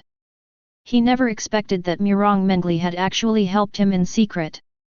Murong Mengli continued, Mr. Yang, I actually have another reason for looking for you. What's the reason? Yang Dongqing let go of his hostility a little. After all, he was receiving a favor from someone. Because you are kind. Murong Mengli said with a smile. Many ordinary people often commit inhumane crimes after becoming extraordinary people, but you are different. The target of your robbery is a black-hearted boss who often withholds workers' wages, and you did not kill anyone. Although I do not advocate doing this, in comparison, your moral standards are relatively high. Yang Dongqing smiled awkwardly, seeming a little embarrassed. I don't want the company's employees to be evil people, even if they are very capable. Having said so much, what do you think, Mr. Yang? Joining the bronze coffin will benefit you in every way. Our understanding of the nightmare world and the extraordinary people is definitely better than your own. What you need to do is to sell the treasures or extraordinary materials that you don't need to the company first. Of course, the company will not let you suffer a loss in terms of price. Murong Mengli invited sincerely. In her opinion, Yang Dongqing had no reason to refuse. However, Yang Dongqing was silent for a moment and finally shook his head. I'm sorry, Miss Murong, although your conditions are very tempting, I refuse. Murong Mengli's eyes flashed with surprise. She was not angry or disappointed when she was rejected. She just asked with interest, can I know the reason? Yang Dongqing was a little hesitant. The scene of Su Mu rejecting Ye Fanyu and waving goodbye to Ting Ting kept appearing in his mind. It was this seemingly selfish, cold-blooded gang leader who stood up to help him at the critical moment and even saved his life. Mr. Su, I can't communicate with him. You are a smart man. As long as you follow my plan, we can definitely return to reality. At that time, Su Mu smiled as usual, I refuse. It was also at this time that Yang Dongqing changed his opinion of Su Mu. Yang Dongqing cleared the image in his mind, took a deep breath and said, because I promised someone that I would work for him for 3 years. Murong Mengli was a little surprised, is that person also a noble? Yang Dongqing shook his head, no, he is a gentleman with a degree of madness. Murong Mengli smiled slightly, I really appreciate a man with good manners. I wonder if Mr. Yang can introduce one to me. A strange look appeared on Yang Dongqing's face, I think you may have misunderstood. The madness I mentioned is the madness of a madman. Murong Mengli was stunned. Chapter 60. The Viper Gang Headquarters. Su Mu hung up the call with Jasmine. An unidentified woman approached Yang Dongqing, and her temperament was not like that of an ordinary person. Interesting. The corners of his mouth curved up. Apart from his identity as a supernatural being, Yang Dongqing is just a poor student with almost no social connections. The fact that such a woman came to him means her intentions are obvious. He has never forgotten what Yang Dongqing said. It was said by a person from Upper Town when Yang Dongqing first experienced the nightmare world. The extraordinary people in the real world are all a group of cowards who get something for nothing. They all grow up by sucking the blood of the nightmare apostles. Now, it seems that the vampire has come? Hey, please get ready. We have guests coming. Yes, Chief. Zhao Sheyao said respectfully. About an hour later, a low-key and luxurious black car stopped in front of the Viper Gang headquarters. The one driving was Han Yu. He looked around the Viper Gang headquarters for a few times, his face showing disdain. Gang? A transcendent is actually employed by a gang. Yang Dongqing looked a little ugly. He could hear the disdain in the other party's voice, but he didn't say anything. It was obvious that he was shocked by the man's strength just now. At this time, Murong Mengli's calm voice sounded, Han Yu, I know you were sent by my father to help me, but this does not mean that you can belittle my guests at will. Han Yu looked at the other person's beautiful face and said perfunctorily, okay, boss. Soon, everyone got off the car. 2 Viper Gang members stepped forward and said, welcome guests, the leader is waiting for you. Yang Dongqing was stunned. He didn't expect that Su Mu knew about it in advance. He didn't know that it was Molly who reported the news, and he had already asked Molly to go back early. Led by a member of the Viper Gang, the 3 came to a hall deep inside the headquarters. The hall is brightly lit. Above the dome, which is more than 10 meters high, hangs a dazzling giant crystal chandelier, with tens of thousands of crystals reflecting brilliant light. The floor is paved with precious marble, which is warm and smooth. The texture of each stone is unique. The walls are decorated with exquisite murals with delicate brush strokes and bright colors. In the center of the hall, a group of luxurious sofas are arranged in an orderly manner, and in the middle is a wooden coffee table with intricate patterns carved on the surface. As soon as Murong Mengli entered the hall, she couldn't help but reveal a hint of appreciation. What she appreciated was not the luxury, as she had seen many luxurious places. What she appreciated was the other person's taste. The entire hall exudes an exquisite artistic atmosphere, whether in terms of spatial layout or decorative details, as if it is a solidified art palace, and all the combinations are just right. Except for the abrupt Ouroboros wall behind the sofa. Han Yu curled his lips with disdain, another poor imitation of the nobility. Please take a seat first, the leader will be here soon. Zhao Sheyao led the few people to the sofa, made some tea, and then left. After taking their seats, Murong Mengli asked, Mr. Yang, is the Mr. Su you mentioned also a transcendent? Yang Dongqing thought about Su Mu's miraculous performance and felt that he was not an ordinary person. Although he didn't know what his bronze law was, he still said affirmatively, yes. Murong Mengli's eyes flickered slightly, and it was obvious that she also had feelings for Su Mu. Not long after, the door on one side of the hall was opened. Everyone looked in the direction of the sound and saw a man in a black suit, brown glasses, and holding a snake-patterned wooden cane slowly walking in. His appearance seemed to fill the air around him with a layer of elegance. He had a slender and upright figure, and every step he took was steady and calm. His high nose bridge and slightly upturned mouth corners outlined a confident and charming smile that made people feel like they were in the spring breeze.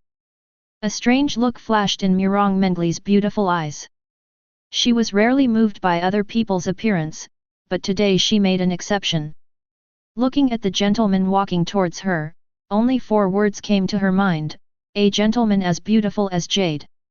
It's not that the other person's appearance is flawless, but the other person's temperament, that temperament as clean and gentle as jade, is really hard to ignore. In addition to her temperament, what is most striking about her is her skin. It was hard for her to imagine that a man's skin could be so good, without even a single blemish. A hint of jealousy flashed in Han Yu's eyes. He thought he was good looking, but compared with the visitor, he seemed not on the same level. A man's handsomeness does not lie in his appearance, but in the confident temperament that emanates from his bones. The visitor was naturally Su Mu. He had a warm smile on his face and nodded politely to the guests. Yang Dongqing was stunned. He didn't understand why Su Mu became more handsome after not seeing him for just 1 day. He looked at him carefully and found that his appearance had not changed, but he felt that he was more handsome. He couldn't tell where he was handsome. Let me introduce myself. My name is Su Mu. Nice to meet you all. Murong Mengli retracted her gaze and calmly responded, Hello, Mr. Su, I am Murong Mengli. Su Mu smiled and nodded, without changing his expression because of the other party's noble identity. This gave Murong Mengli the illusion that she was back in the upper city and was having a meeting with a real noble. After the greetings and introductions, Murong Mengli stated her purpose. Originally I just wanted to invite Mr. Yang to join my company, but now after meeting Mr. Su, I changed my mind. Oh? I'd like to hear more about it. Su Mu took a sip of tea and looked at Murong Mengli gently. This was probably the most beautiful woman he had ever seen in real life. Even in a dream, such a woman was qualified to enter his harem. I would like to invite you and Mr. Yang to join the bronze coffin. Murong Mengli said sincerely. She did not have the arrogance of a noble, only a sincere invitation. Su Mu smiled and did not directly reject Murong Mengli. Instead, she asked, Miss Murong, can you give me a reason to join?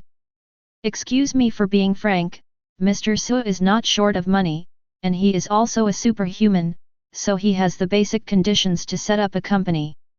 However, as far as the system of the Red Flame Empire is concerned, it is difficult to complete the relevant procedures without noble connections, and the official management of private superhuman companies is very strict. As far as I know, all the extraordinary companies, big and small, on the market have more or less aristocratic backgrounds. Although I don't think the status of a noble is worth showing off, it does bring a certain degree of preferential treatment and convenience in the Red Flame Empire. Moreover, the bronze coffin was established not long ago, and you two are considered veterans if you join now, so you don't have to worry about your welfare benefits. Ms. Murong, I can feel your sincere invitation, but... Su Mu changed the subject, I have a better suggestion. Chapter 61. What is it? Invest in the company. Invest. A look of surprise appeared on Murong Mengli's face. She didn't expect Su Mu actually wanted to invest. Good. But I'm not short of money. Su Mu shook her head, I'm not talking about investing with money, but investing with intelligence. Miss Murong, your company is just a startup, so your intelligence should be weak, otherwise you wouldn't have found Yang Dongqing just now. I am not a very talented person, but I am very good at intelligence work. To be frank, if I want, there are no secrets in the entire District 13. Ha ha ha. Han Yu suddenly couldn't hold back his laughter. Murong Mengli glanced at him, but he seemed not to see it and continued laughing to himself. I'm sorry, I just can't help it. Mainly because I can't help it when I see the country bumpkins from downtown bragging so seriously. As soon as these words came out, Murong Mengli's expression changed, and Soo-Mu's face curled up an interested smile, and the eyes behind the brown glasses were looming. This master and servant don't seem to get along. Boy, you are just in control of a small gang, and you dare to speak so brazenly? You think there are no secrets in the entire District 13? You want to buy shares? Do you think you can buy shares in the company of an imperial noble with the intelligence network of a small gang? Han Yu. Apologize to Mr. So quickly. Murong Mengli's tone became unusually stern. Apologize? Boss, you are an ordinary person, you don't understand the extraordinary. I have seen many young men who have just obtained extraordinary powers. The sudden power makes them lose their minds. They think they are so powerful, but they don't know that they are just standing at the bottom of the extraordinary. Patriarch Murong sent me to assist you, so I naturally have the obligation to ensure that you are not deceived. Murong Mengli's expression became uglier and uglier. She took a deep breath and said, Mr. Su, I'm sorry to have caused you trouble. Soo-Mu waved her hand casually and smiled, Ms. Murong, you are too kind. I am not so petty as to get angry when a dog on the street barks at me. Han Yu's laughter stopped abruptly. He looked straight at Soo-Mu, with murderous intent in his eyes without any concealment. Boy, if you have the guts, say it again. Facing Han Yu's threat, Soo-Mu didn't even look at him, but said to Murong Mengli, Ms. Murong, do you need me to teach your subordinates a lesson for you? For some reason, the calm smile of the man in front of her made her inexplicably convinced. Looking for death. Han Yu was furious. As a retainer of an imperial noble, he was also a powerful transcendent who came from the upper city. He naturally looked down on the people in the lower city. However, he did not expect that today he would be despised by the country bumpkin he looked down upon. Swish! He jumped up instantly with astonishing speed, and a pair of fists arrived almost instantly, aiming at Soo-Mu's head. Stop! They are us!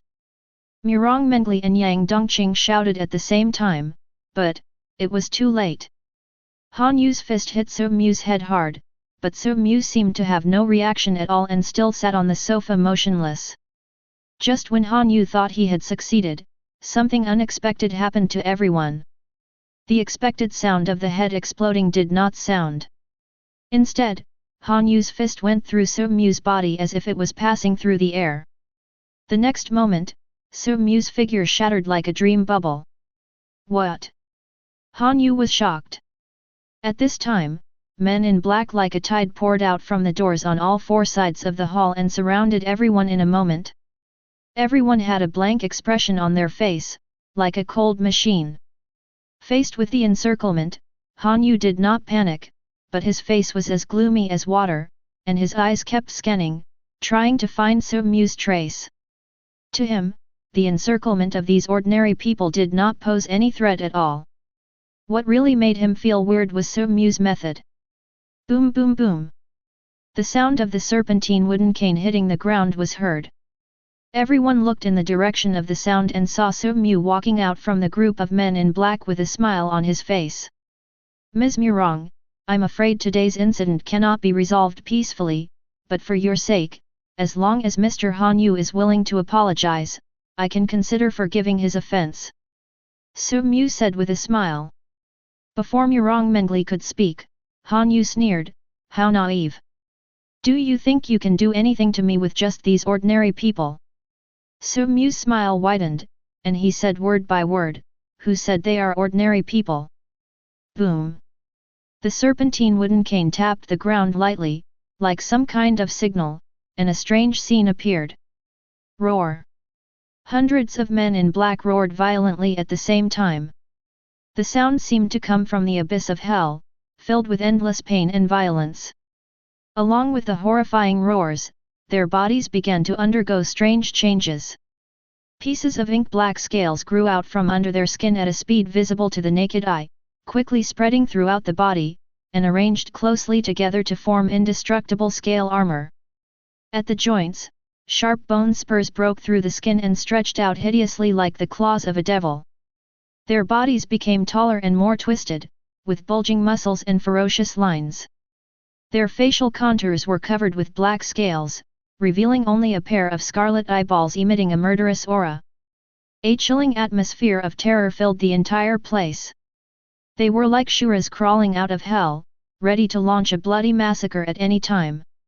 This sudden and terrifying change made Murong Mengli and Yang Dongqing's faces change slightly, not to mention Han Yu, who was targeted.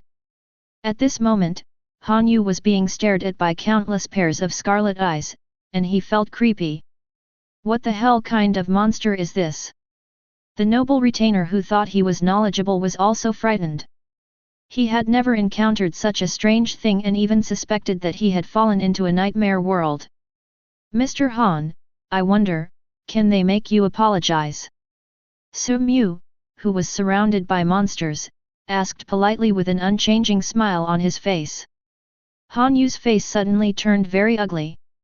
He looked around nervously, silently estimating whether he could defeat so many monsters. The key point was that he had no idea how strong these monsters were. But judging from their aura and the terrifying black scales, these monsters seemed to be terribly powerful. Seeing that Han Yu did not answer, Su Mu continued, "It seems that I am not prepared enough, in this case." Papa! He clapped his hands, and saw countless secret compartments appear on the walls of the hall. As the secret compartments opened, machine guns slowly extended from the walls. The black muzzles of the guns emitted a terrifying glow under the light. Not only that, the marble floor at the edge of the hall was also turned over, revealing the secret compartments inside, in which were placed time bombs. Chapter 62. The shell of the bomb is made of cold metal, emitting a heart-pounding cold light. The main body of the bomb is cylindrical, with a small electronic display screen embedded on the top.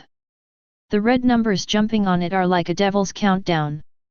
Around the display screen, there are densely packed wires and interfaces. Seeing this scene, Han Yu broke out in cold sweat. He suddenly regretted offending this country bumpkin from the downtown area. This man looked gentle and humble, but in fact he was clearly an extremely dangerous person. What kind of good person would plant so many bombs in his own home?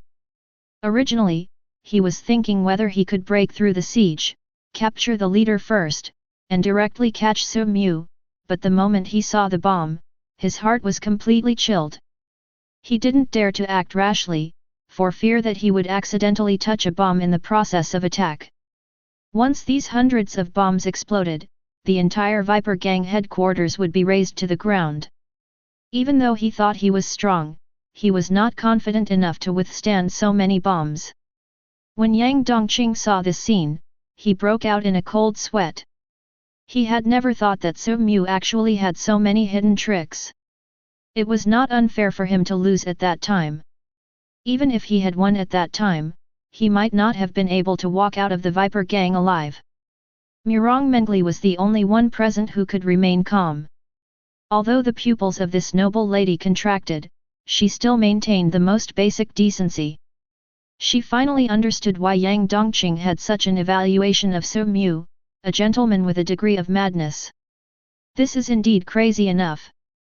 What do you think, Mr. Han? Su Mu asked politely, as if a gentleman was showing off his collection to a guest.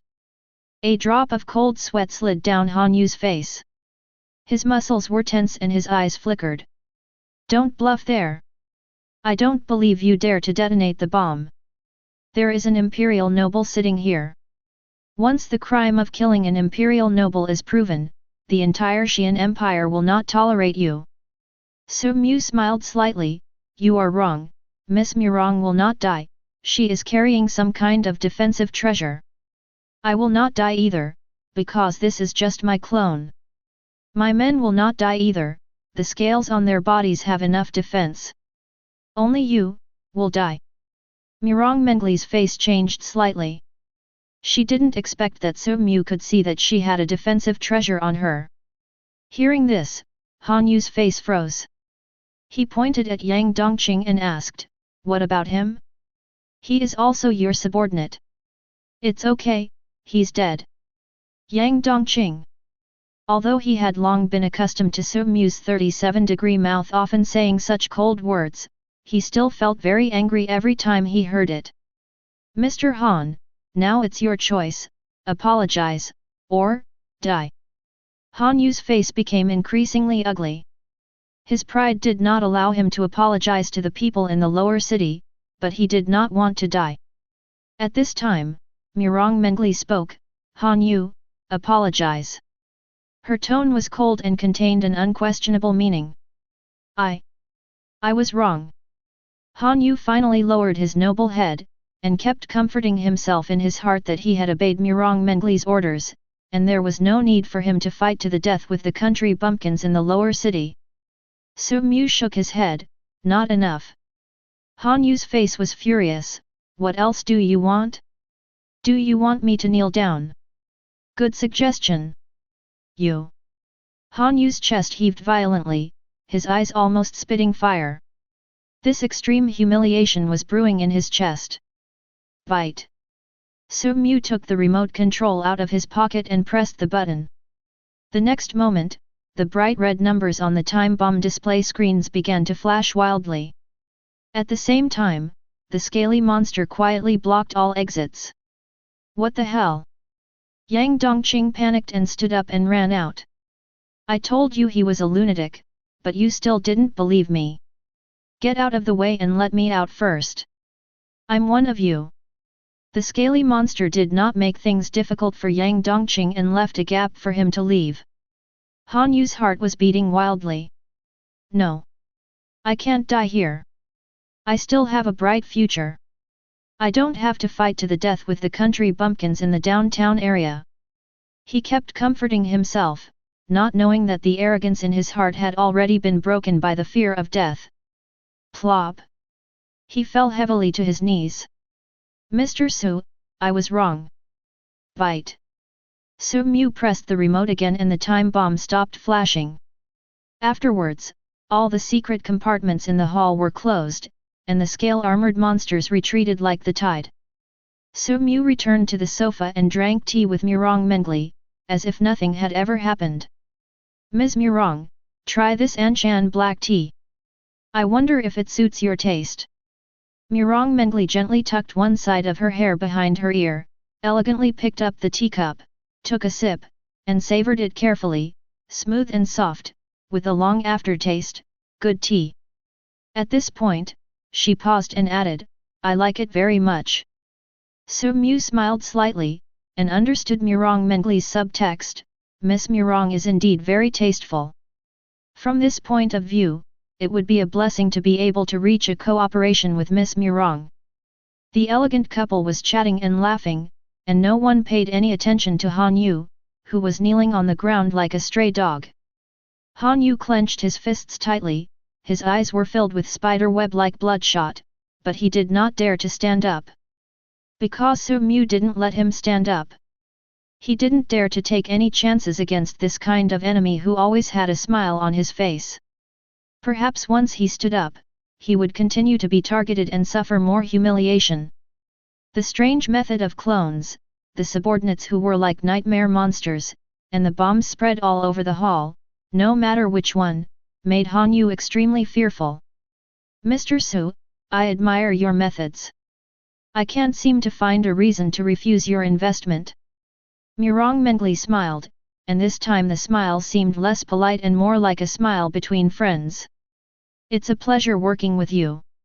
Su Mu smiled and extended his hand. It's a pleasure working with you. Mirong Mengli smiled brightly and also extended her hand.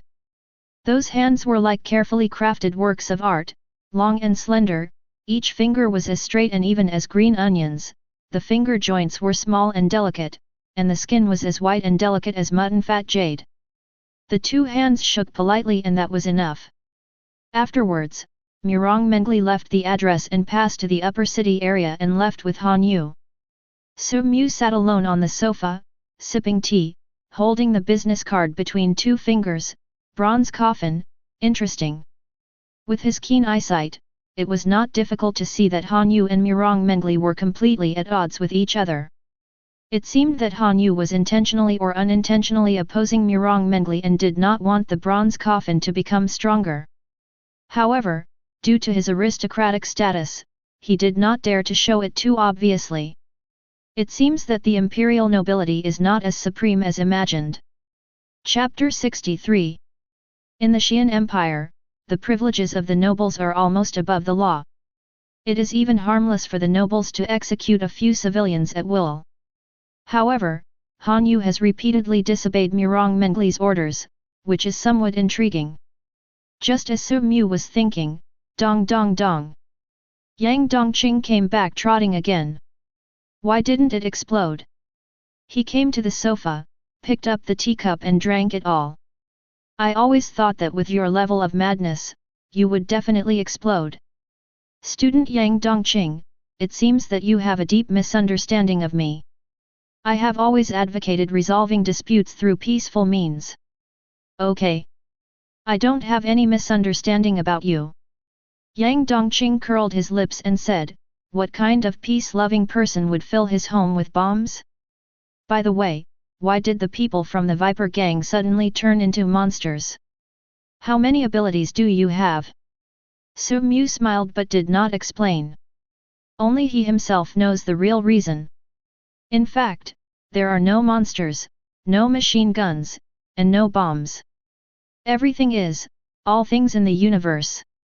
Sen Luo means numerous and listed, while Wangxiang refers to various things and scenes in the universe. Put together, it means all the phenomena and forms listed in the universe. It means everything is included. This is the ability of Sen Luo Wangxiang. In human terms it means, an illusion that controls vision. All things in the world, can control vision and consume mental power to create all kinds of scenes in the world. So, the transformation of the Viper Gang's brothers into monsters and the bombs and stuff were all fake, all illusions. As for why he knew that Murong Mengli had a defensive treasure, it was simple, because he had tried hypnosis before, but his mental power was blocked by some invisible barrier. The next night, uptown. Su Mu and Yang Dongqing finally arrived at the outskirts of the upper city. District 13 was far away from the upper city, and it took them several hours to get there. The two stood under the huge city wall, looking at the endless stream of people passing by the city gate. The tall and majestic city wall, like a sleeping dragon, winds around the edge of the city, as clear as the boundary between Chu and Han, isolating the upper and lower urban areas from the world.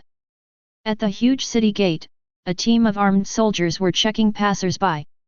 Here, people from the lower city could not enter without a pass. Su Mu and Yang Dongqing followed the crowd, and when they came in front of the soldier, he calmly took out the pass left by Murong Mengli. When the soldier saw the seal representing the nobility on the pass, he was shocked and quickly stood at attention and saluted. Su Mu smiled and nodded at him, then entered the upper city. The moment he entered the upper town, he felt as if he had come to another world. What meets the eye are towering skyscrapers standing like a steel jungle, with glass curtain walls reflecting colorful yet cold light. Countless neon signs flashing wildly, cutting the dark night sky into countless broken blocks of color. Extravagant S were scrolling on the huge display screen, the pedestrians passing by were dressed in bright and fashionable clothes, and the light from the neon street lamps on both sides of the road was like an ocean, flooding every street. The red, blue, and purple lights intertwined to form a dreamy color vortex. Luxurious and extravagant. This was Su Mu's first impression of the upper town, but he was already accustomed to this kind of scene in his dreams. He even created a fairyland in his dreams, which was far from comparable to the upper town. Compared with his calmness, Yang Dongqing was like a country bumpkin entering the city. He was in a state of stunned expression, staring at every sight without blinking. He had heard that the upper town was prosperous, but he had never expected it to be this prosperous. This reminded him of District 13, where the sky was always grey, factories were everywhere, gangs were rampant, and even the streets were dilapidated. Suddenly, he couldn't help but clench his fists, because he knew that the reason why the upper city was so prosperous was because it sucked the blood of the lower city. As a person from the downtown area, he can feel the injustice most directly. The two of them were strolling on the streets of Upper Town, and soon Yang Dongqing noticed something wrong. Most of the pedestrians on the roadside focused their eyes on him and Su Mu. Passers-by looked at Su Mu with amazement and awe, as if they were looking at an aristocrat, but when it came to themselves, they were surprised and even contemptuous. Yang Dongqing turned his head to look at Su Mu and found that he was wearing a well-cut expensive black suit, holding a gold-inlaid snaky wood cane, walking leisurely and calmly, and every move revealed the elegance of an aristocrat. Looking at myself now, I was wearing a yellowed white t-shirt, ripped jeans, a pair of bulky sneakers, and walking with my feet turned outward, which made me look out of place in the upper town. Damn! Yang Dongqing made up his mind to buy a new set of clothes in Shangcheng district before going back. The looks from passers-by made him unhappy, but he had no way to vent his anger and could only keep walking. Suddenly, he found a disheveled, slovenly beggar begging at the corner of a street. This upper town is not that great, aren't there beggars there too? Yang Dongqing curled his lips in disdain. Su Mu glanced at him with a half-smile, obviously seeing through his thoughts, and did not say anything.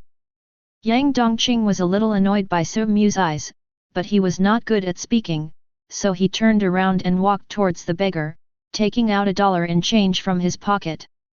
The people in the upper city are so rich, yet they are still so indifferent. He muttered, targeting the quality of the people in the upper city and planning to give alms to the beggar. When he walked up to the beggar, he threw $1 into the other's bowl and turned to leave. The beggar was stunned and suddenly said, "Wait a moment." Yang Dongqing turned around and said coldly, "You're welcome."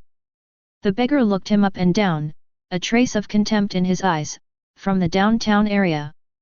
Yang Dongqing frowned, "What's wrong?" The beggar took out $1 from his bowl and threw it over with a look of disdain, "Go away, people from the lower city are not qualified to give me alms. No matter how poor I am, even if I beg in the upper city, I don't need alms from you people from the lower city. Who are you looking down on?" Yang Dongqing was furious. Being despised by a beggar was something he had never experienced before.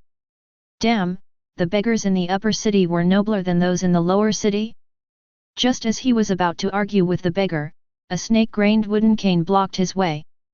Su Mu slowly walked over and said to the beggar, "I asked him to give alms." Beggars are the best at judging people. When he saw Su Mu for the first time, his face suddenly changed, his expression became extremely flattering, and he kept kowtowing to thank him. "Thank you for the reward, sir. Thank you for the reward, sir." Chapter 64. Yang Dongqing was almost furious seeing how he acted rudely at first but then flattered himself. "Let's go, don't cause any trouble," Su Mu said lightly, and then left with Yang Dongqing. The two hailed a taxi and arrived at an office building according to the address given by Murong Mengli. This office building is relatively small and located in a remote area. There is a sign of Bronze Coffin Co., Limited hanging on the door. The two entered the company and were quickly greeted by a hostess. "Excuse me, who are you two looking for?" "Look for your chairman," Su Mu said with a smile. When the etiquette lady heard this, her attitude became even more respectful. "Excuse me, are you Mr. Su and Mr. Yang?" "Exactly. The chairman is on the top floor. Please follow me." As the elevator started, the two soon met Murong Mengli in the chairman's office on the top floor, but this time Han Yu was not by her side. "Mr. Su, Mr. Yang, I've been waiting for you for a long time." Murong Mengli stood up from her office chair and greeted them. "Nice to meet you again, Miss Murong." Su Mu greeted politely. Yang Dongqing also whispered, "Hello, hello." He seemed a little uncomfortable. He had just arrived in Shangcheng district and met the chairman of the board in a large company. This was his first time experiencing such a scene. Especially this chairman is extremely beautiful. Today, Murong Mengli was wearing a white women's suit with an exquisite silk scarf tied around her collar. She looked elegant in simplicity. Her delicate face was lightly made up, with a faint blush on her fair complexion. Her long flaxen hair was casually draped over her shoulders, adding a bit of charm and maturity to her look. Yang Dongqing only saw the beauty, but Su Mu saw other differences. Murong Mengli was not very old, in her early 20s, and she was obviously dressing herself up to make herself more mature and stable, and to enhance her prestige. As a noble, she shouldn't have to do this, because her aristocratic identity was enough to support everything. Combined with Han Yu's previous attitude, he guessed that the noble Murong Mengli probably did not have a high status in the family. After a few greetings, Murong Mengli got down to business. She took out a document and handed it to Su Mu. "Mr. Su, this is the shareholding agreement, please review it." Su Mu flipped through the pages and realized that he, who had taught himself imperial law in his dreams, didn't need a lawyer to read the contract. After confirming that there were no problems with the contract, he signed it readily. "Mr. Su, you are a smart man. I believe you have guessed from Han Yu's attitude yesterday that my status in the family is not high," Murong Mengli said calmly. Facing her partners, she did not use the aristocratic status to seek benefits for herself, but chose to get straight to the point. Su Mu nodded, "I admire Miss Murong's honesty. I believe that sincerity is the basis of cooperation." Murong Mengli's eyes were firm and confident, "Besides, I don't think success can only rely on family." Indeed. Su Mu had to admit that this woman was very smart, because Han Yu's matter had exposed her low status.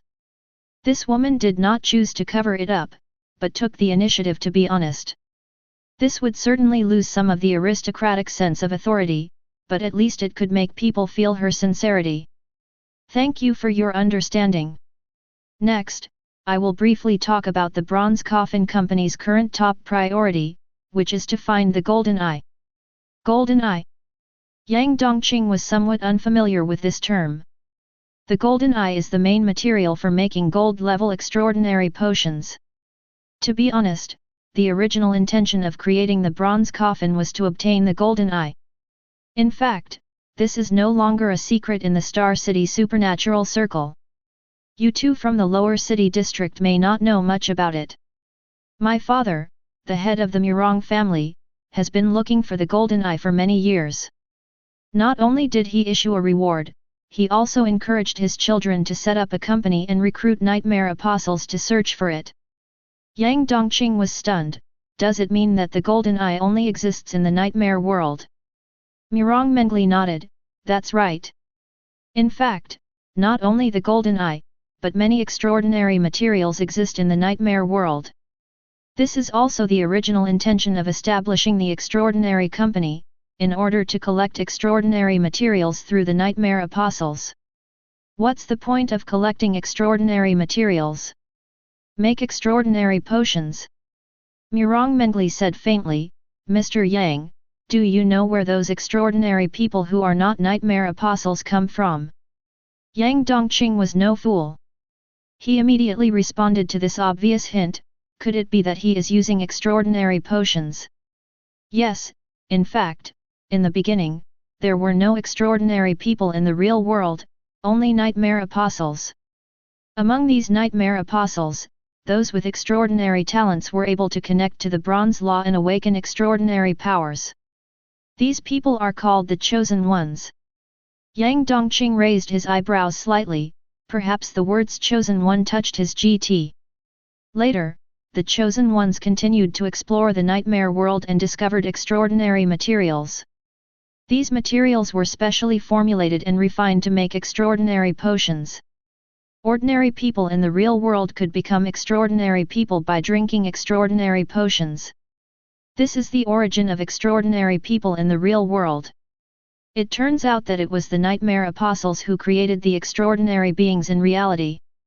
Yang Dongqing suddenly realized. That's right.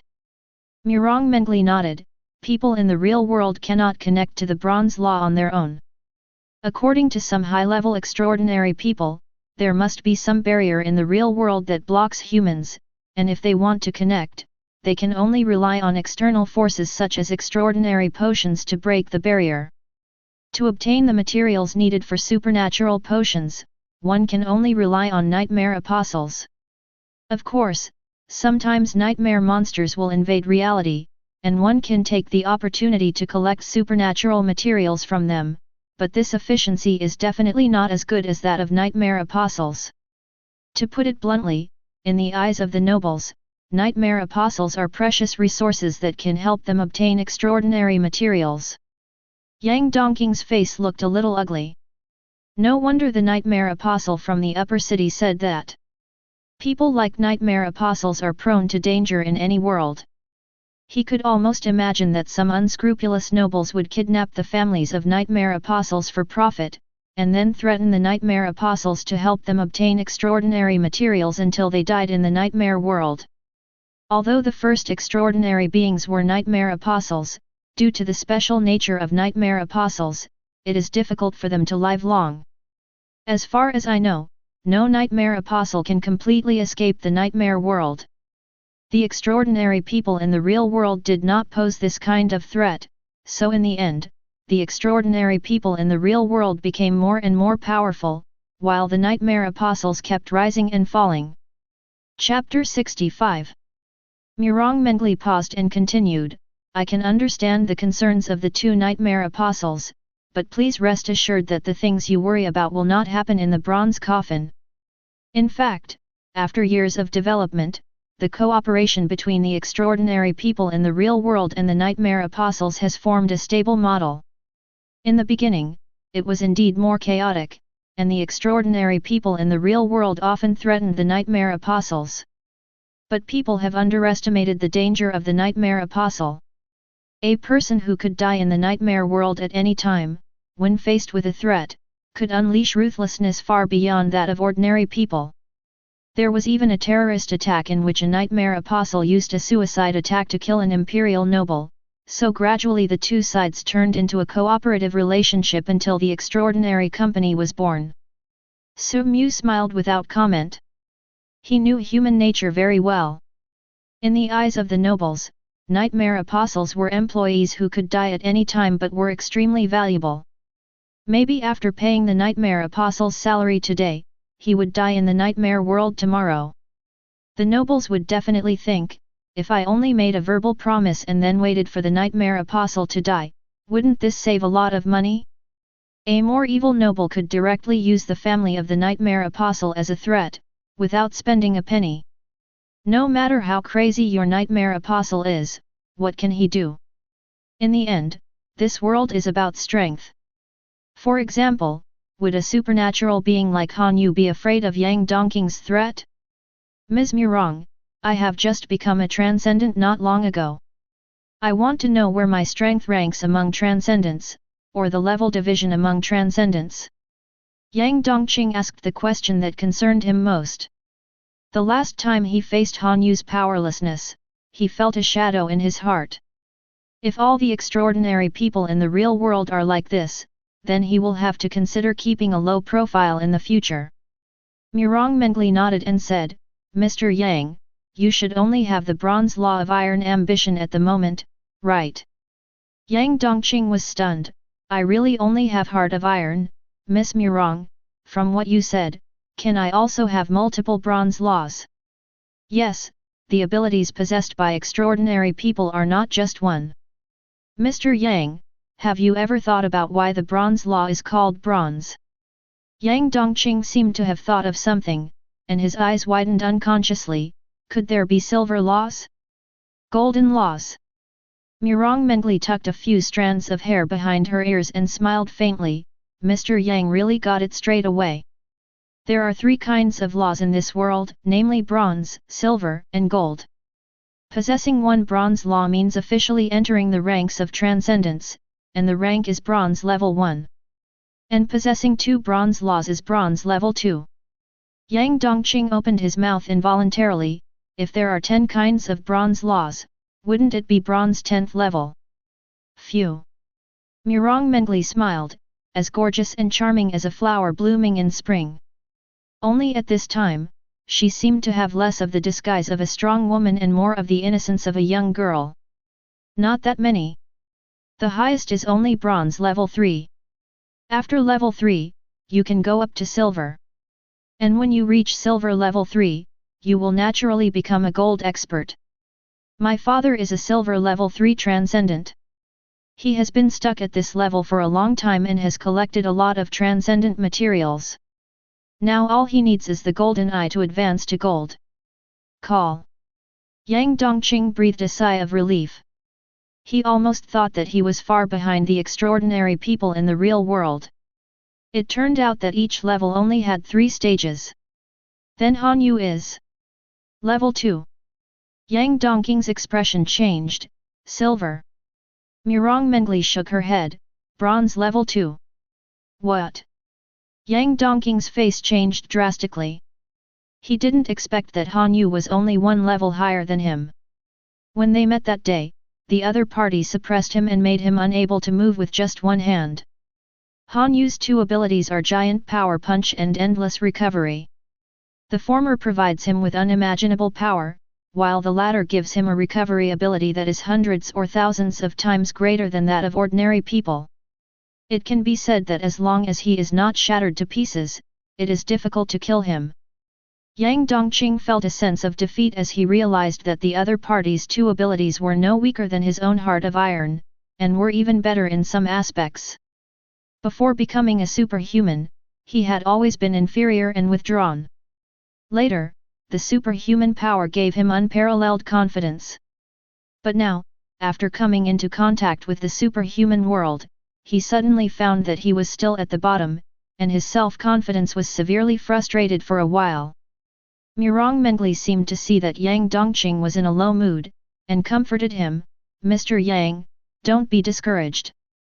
You are the chosen one, and you have innate advantages that extraordinary people cannot match. What advantages? Yang Dongqing looked expectant. The talent of the chosen one is unparalleled. Under normal circumstances, after an ordinary person swallows a supernatural potion and becomes a bronze-level supernatural person, through continuous training and fighting, it will take about a year for him to develop his abilities to the peak. At this time, he can swallow a second bottle of supernatural potion and advance to bronze level 2. The chosen ones do not need to swallow extraordinary potions, and it only takes 3 months to advance from bronze 1 to bronze 2. Some chosen ones with extraordinary talents even take less time.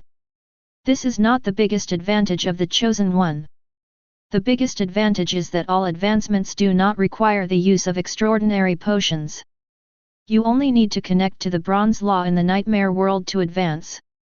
Of course, it will definitely save more time if you swallow extraordinary potions. Yang Dongqing raised his eyebrows and regained his confidence a little. What are the manifestations of developing one's own abilities to the peak? This can only be experienced by the extraordinary people themselves. It's like breaking through some kind of boundary.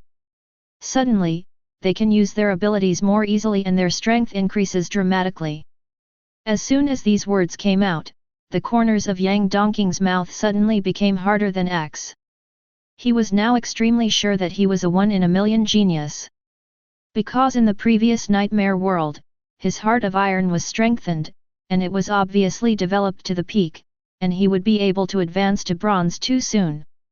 Su Mu saw all the psychological changes in Yang Dongqing and couldn't help but shake her head slightly. She was still too young and everything was written on her face. Murong Mengli suddenly turned her head to look at Su Mu and asked, Mr. Su, could you please tell me your level? If it's inconvenient. It's inconvenient. Su Mu smiled politely. The main reason was that he didn't know what bronze level he was, 1 or 2. Pure heart plus all things in the universe seemed to be 2, but he hadn't developed either of these 2 abilities to the peak, which was completely inconsistent with the logic of advancement. Murong Mengli. She was stunned for a moment, then returned to normal. Mr. Su is indeed a quick-witted person. I was abrupt. I don't know how much Mr. Su knows about the extraordinary, but I still have a piece of advice to give. Chapter 66. I'm all ears. Murong Mengli said seriously, only after you have 3 different bronze laws can you advance to silver, but if these 3 bronze laws are not systematic, or even conflict with each other, you will never be able to advance to silver. Take Mr. Yang as an example. Heart of Iron is a relatively common bronze law, and the subsequent advancement path has long been clear, that is, Giant Fist plus Endless Recovery. There is no order of priority among the 3. As long as they are gathered together, there is a chance to be promoted to the Silver Law Servant of Force. But if Mr. Yang swallowed other extraordinary potions, such as 5-finger flame bullet, he would never be able to advance to silver because he took the wrong path. Yang Dongqing suddenly had a strange look on his face. Being young and hot-blooded, his thoughts were always easily connected in that direction. Heart of Iron plus Giant Punch plus Endless Recovery equals Servant of Power. Isn't this the 3-piece suit for a real man? Hard, huge, and long-lasting. Then how do I advance to gold? Yang Dongqing asked impatiently. Unexpectedly, Murong Mengli shook her head and said, every extraordinary path is a secret, and the Golden Law is even more of a secret among secrets.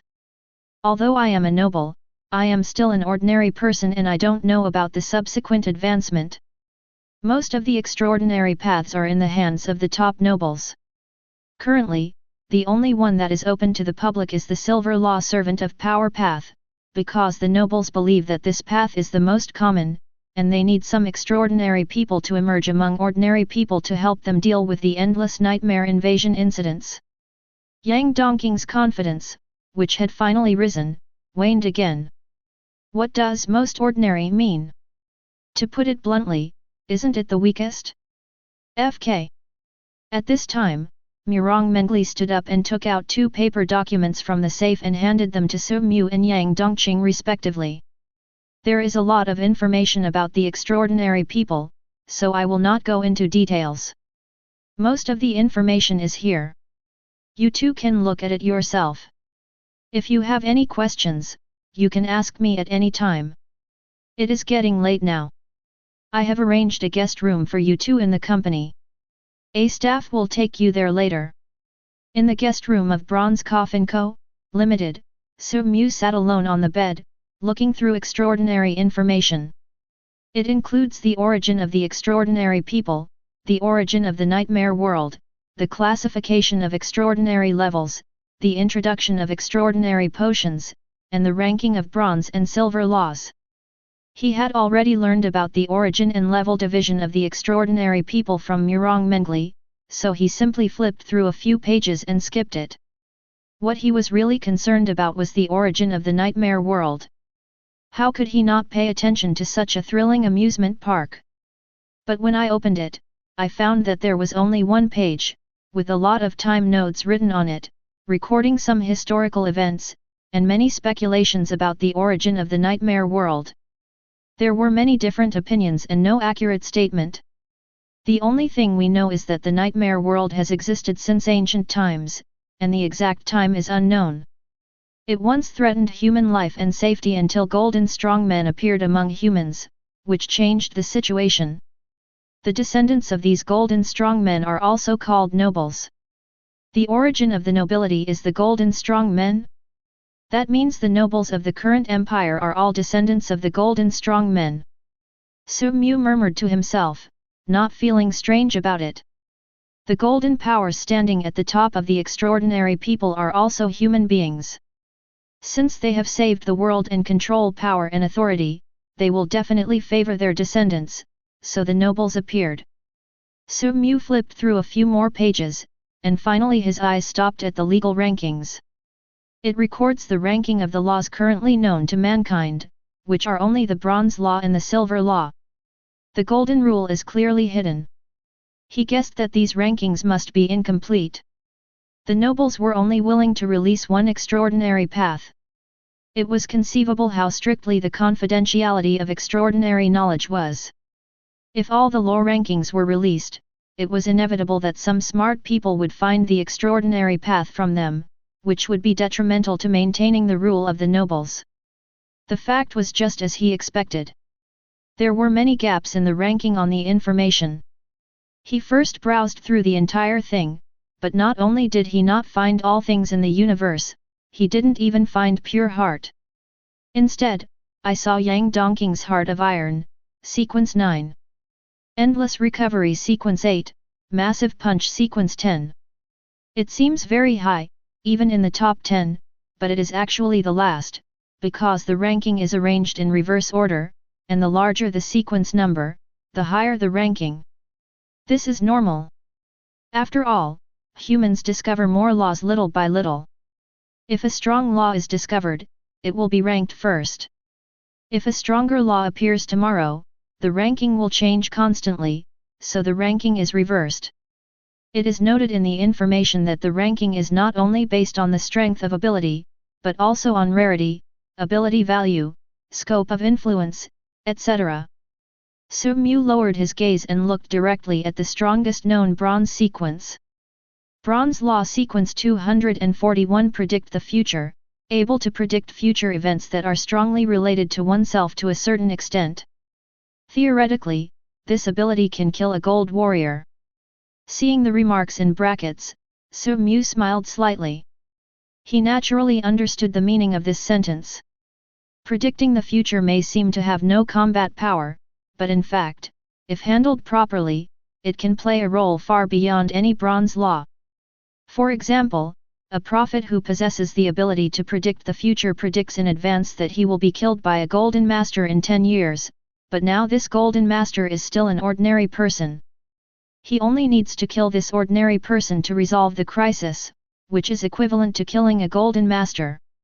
His eyes continued to move downwards and found that everything was blank until sequence 233, when there was no text. Bronze Law Sequence 233 Death Rebirth, time travel within one's own range can be reversed, and the timeline of one's own death can be reversed to the time before death. Su Mu's eyes moved slightly. It was the time system again. Although it still had no direct combat power, its rarity and value were definitely far beyond ordinary combat capabilities. I just didn't know if it could be activated continuously. If it could, it would definitely be truly immortal. Bronze Law Sequence 211 Infinite Flash, can perform continuous spatial displacement. He looked through it carefully and found that the top-ranked abilities were basically those related to time and space, which were indeed powerful. Then, he opened the Silver Law ranking.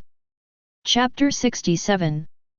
Silver Law Sequence 121 Flower blooms instantly, at the cost of one's lifespan, one changes one's own timeline, putting oneself in a state of accelerated time. Another time system?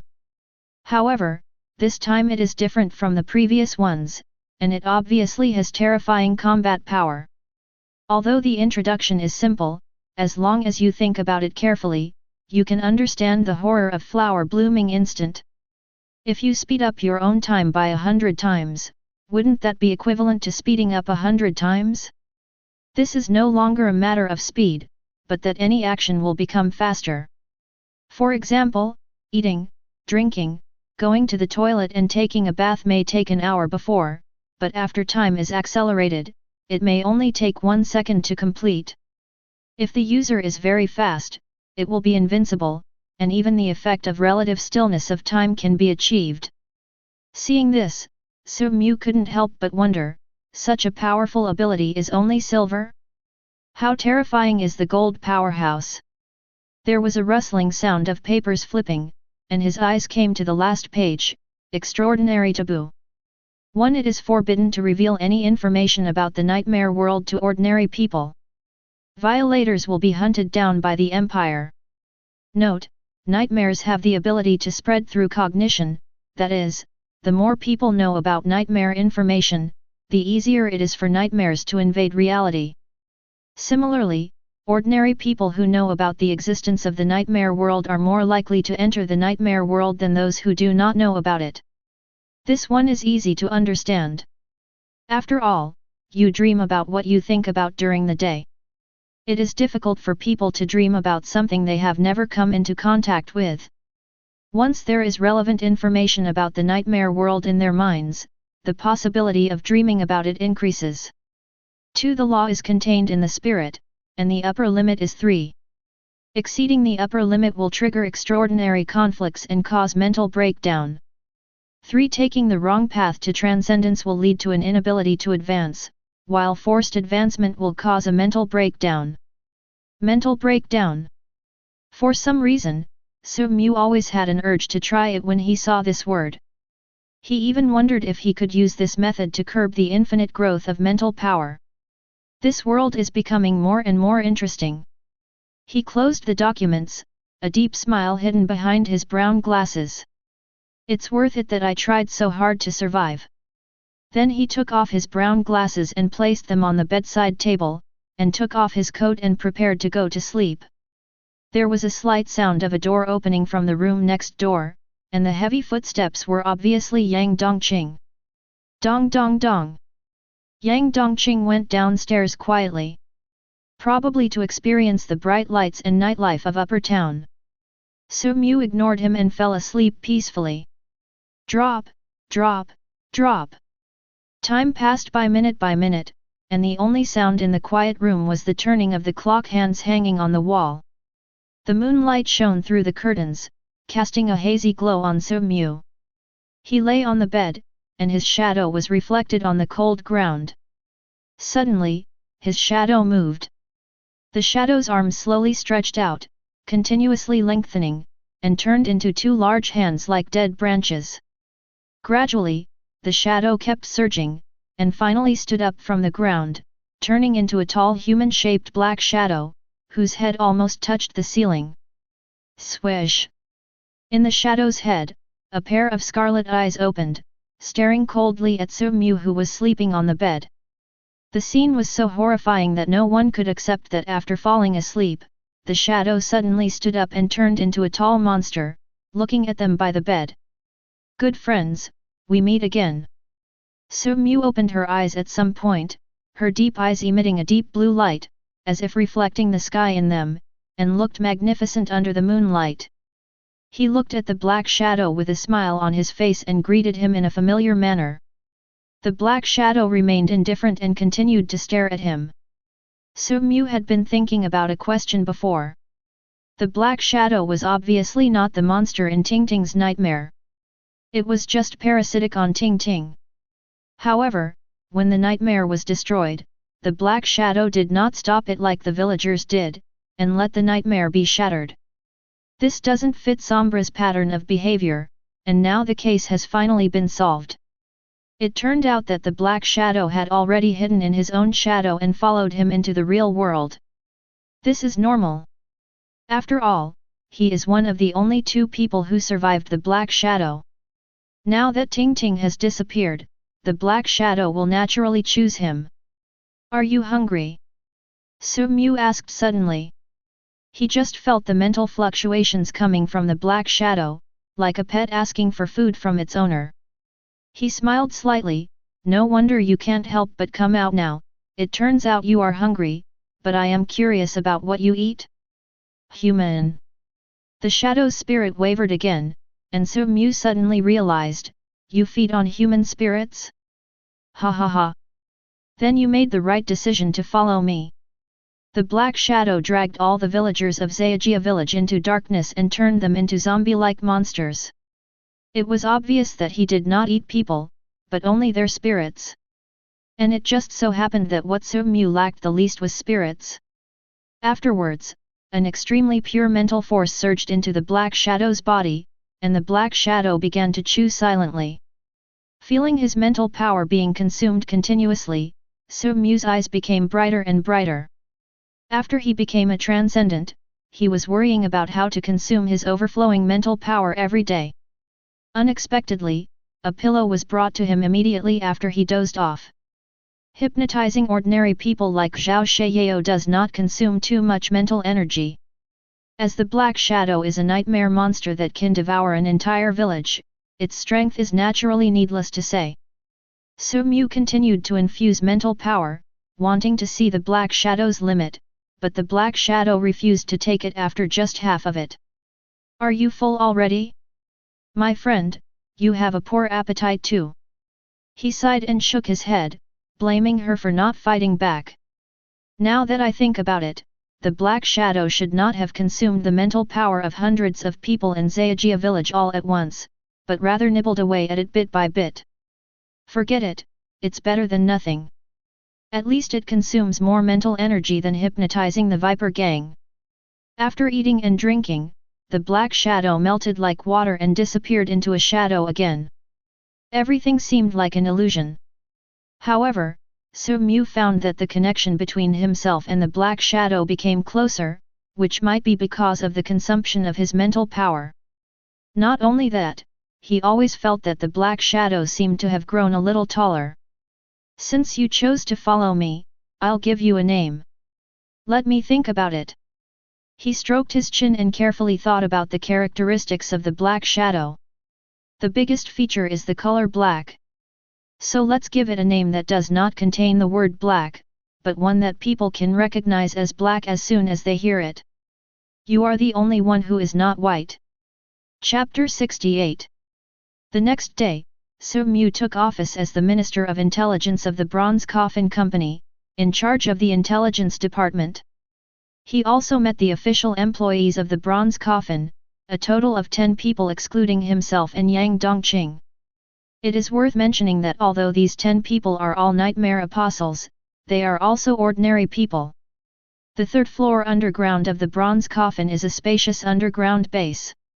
Above it is the Bronze Coffin's office building, which is used to accommodate ordinary employees who handle daily affairs. The underground is the core, where the Nightmare Apostles gather. Minister Su, these 10 are all the Nightmare Apostles currently in the Bronze Coffin. There were some more before, but they were killed in the Nightmare world. Mirong Mengli introduced. Everyone, Mr. Su Mu is the newly appointed director of the intelligence department of the Bronze Coffin. He is also a powerful transcendent. The Mr. Yang Dongqing next to him is also a transcendent. Su Mu leaned on a snaky wood cane and calmly looked at the 10 nightmare apostles in front of him. There were 7 men and 3 women, all wearing different clothes, some bright and fancy, some ordinary. The only thing in common was probably the uneasiness and panic between their brows. This is how a normal person would react when experiencing a nightmare world. The 10 people introduced their names one by one. When introducing themselves, their eyes involuntarily looked at Su Mu, and they were obviously a little curious about this airborne extraordinary minister. Afterwards, Mirong Mengli stated the purpose of gathering everyone together. I called everyone here not only to introduce Minister Su and Mr. Yang, but also for an important matter. I decided to form a team to explore the abandoned city area in 2 days. After these words were spoken, everyone became a little agitated, some frowned and some looked frightened. Abandoned city area? Su Mu's eyes moved slightly, and the information about the abandoned city area flashed through his mind. He controlled the Viper Gang, so his information network naturally exceeded that of ordinary people, including information about the abandoned city area. Star City is divided into 20 districts in total. 1 to 10 are the Upper City District, and 11 to 20th are the Lower City District. In fact, a long time ago, Star City did not have 20 districts, but 21. Rumor has it that more than 10 years ago, a plague broke out, causing almost all the people in District 21 to die. In order to prevent the spread of the plague, the Empire ordered a blockade of District 21. Over time, District 21 disappeared from people's sight and became a deserted area. The abandoned city is full of plague. Wouldn't it be like sending us to our deaths to explore such a hellhole, said a woman with heavy makeup on her face, looking a little excited. Yeah, what's there to explore in that damn place? We joined the Bronze Coffin to find a way to deal with the nightmare world, not to die in vain. Everyone echoed, obviously not optimistic about Mirong Mengli's decision. Su Mu also noticed that Mirong Mengli did not seem to have high authority among these people. He soon thought of Han Yu. When he invited himself and Yang Dongqing before, Han Yu had obviously deliberately interfered. These people might have been secretly instigated by Han Yu. Facing everyone's doubts, the noble lady showed no anger on her face, and said calmly, "The plague is what the Empire said to the outside world. The real situation is that the nightmare invasion caused District 21 to become a ruin. The nightmare that caused the rebellion has been killed by the Empire's high-ranking officials, but because the place has been contaminated by nightmares and has become unsuitable for human habitation, it has gradually become deserted. In fact, there are people there, including scavengers, fugitives, or people hiding from their enemies. That's also very dangerous. Who knows if there are any remaining nightmare monsters in there," shouted a burly man with tattoos on his arms. When mentioning the nightmare monster, everyone's faces turned pale involuntarily, obviously recalling the horrific memories in the past. 1 million. Murong Mengli raised a slender white finger. This word seemed to have some kind of magical power, instantly making the scene quiet. Everyone who participates in this exploration mission will receive 1 million. If there are any casualties, the company will provide double compensation to your family. Everyone had different expressions, some had a flash of heat in their eyes, some looked hesitant. Money has always been a motivating factor for people, and the day they became nightmare apostles, they knew they would not live long, so they might as well make more money, either to spend on wine and women or to leave it to their families. This was also one of the purposes of them joining the company. Su Mu sighed slightly. The nobles are rich. 1 million per person, these 10 people are 10 million, not to mention the appearance fees of the two extraordinary people, himself and Yang Dongqing. Even though he controls the Viper Gang, the actual available funds are only around 10 million, and the amount of money he can get from issuing a single mission can exceed 10 million. Even Yang Dongqing was moved by this number. Today, Yang Dongqing had already changed into a fashionable new outfit, a loose graffiti-printed t-shirt with a black leather jacket on the outside, white ripped leggings with exposed knees, and a pair of white high-top sneakers on his feet. The laces were fluorescent green, which made him look particularly eye-catching. He bought this dress last night, spending 1/10 of his savings. He then used the remaining 9/10 to buy Jasmine a backpack revealing hip skirt. When he heard about the 1 million yuan, his heart was beating wildly. How many clothes can this buy for Jasmine? However, coming from the downtown area, he obviously underestimated the greed of human nature. The man with the tattooed arms suddenly said, "I know the abandoned city area. The people there are all ruthless characters who kill without blinking an eye. There are also many remaining nightmare monsters. The danger is no less than that of the nightmare world. If you want us to explore it, it's like sending ourselves to death." Murong Mengli frowned slightly, "I am not forcing you. This mission is entirely voluntary. If you don't want to go, you don't have to go." The man with flower arms shook his head, "It's not that I won't go, I mean, it costs extra money." "Yes. More money. I can already feel the next call of the nightmare world. I may enter the nightmare world at any time. I need enough money to buy the treasure. I have to pay more." The speaker was a middle-aged man with a white shirt, gold-rimmed glasses, and a bald head. He was the most emotional among the people present, and the fear between his brows was lingering. "How much do you want?" Murong Mengli asked coldly. 2 million. Pay first, work later. I want 3 million. The man with tattooed arms said with a big mouth, "I've been to the abandoned city before. I have more experience than them, so the price is higher." Some people were unwilling to do so. "We are all nightmare apostles, why is your price so high? We should all be 3 million. Seeing the situation getting more and more out of control, Murong Mengli couldn't help but feel a headache. Her noble status could not suppress these dying people at all.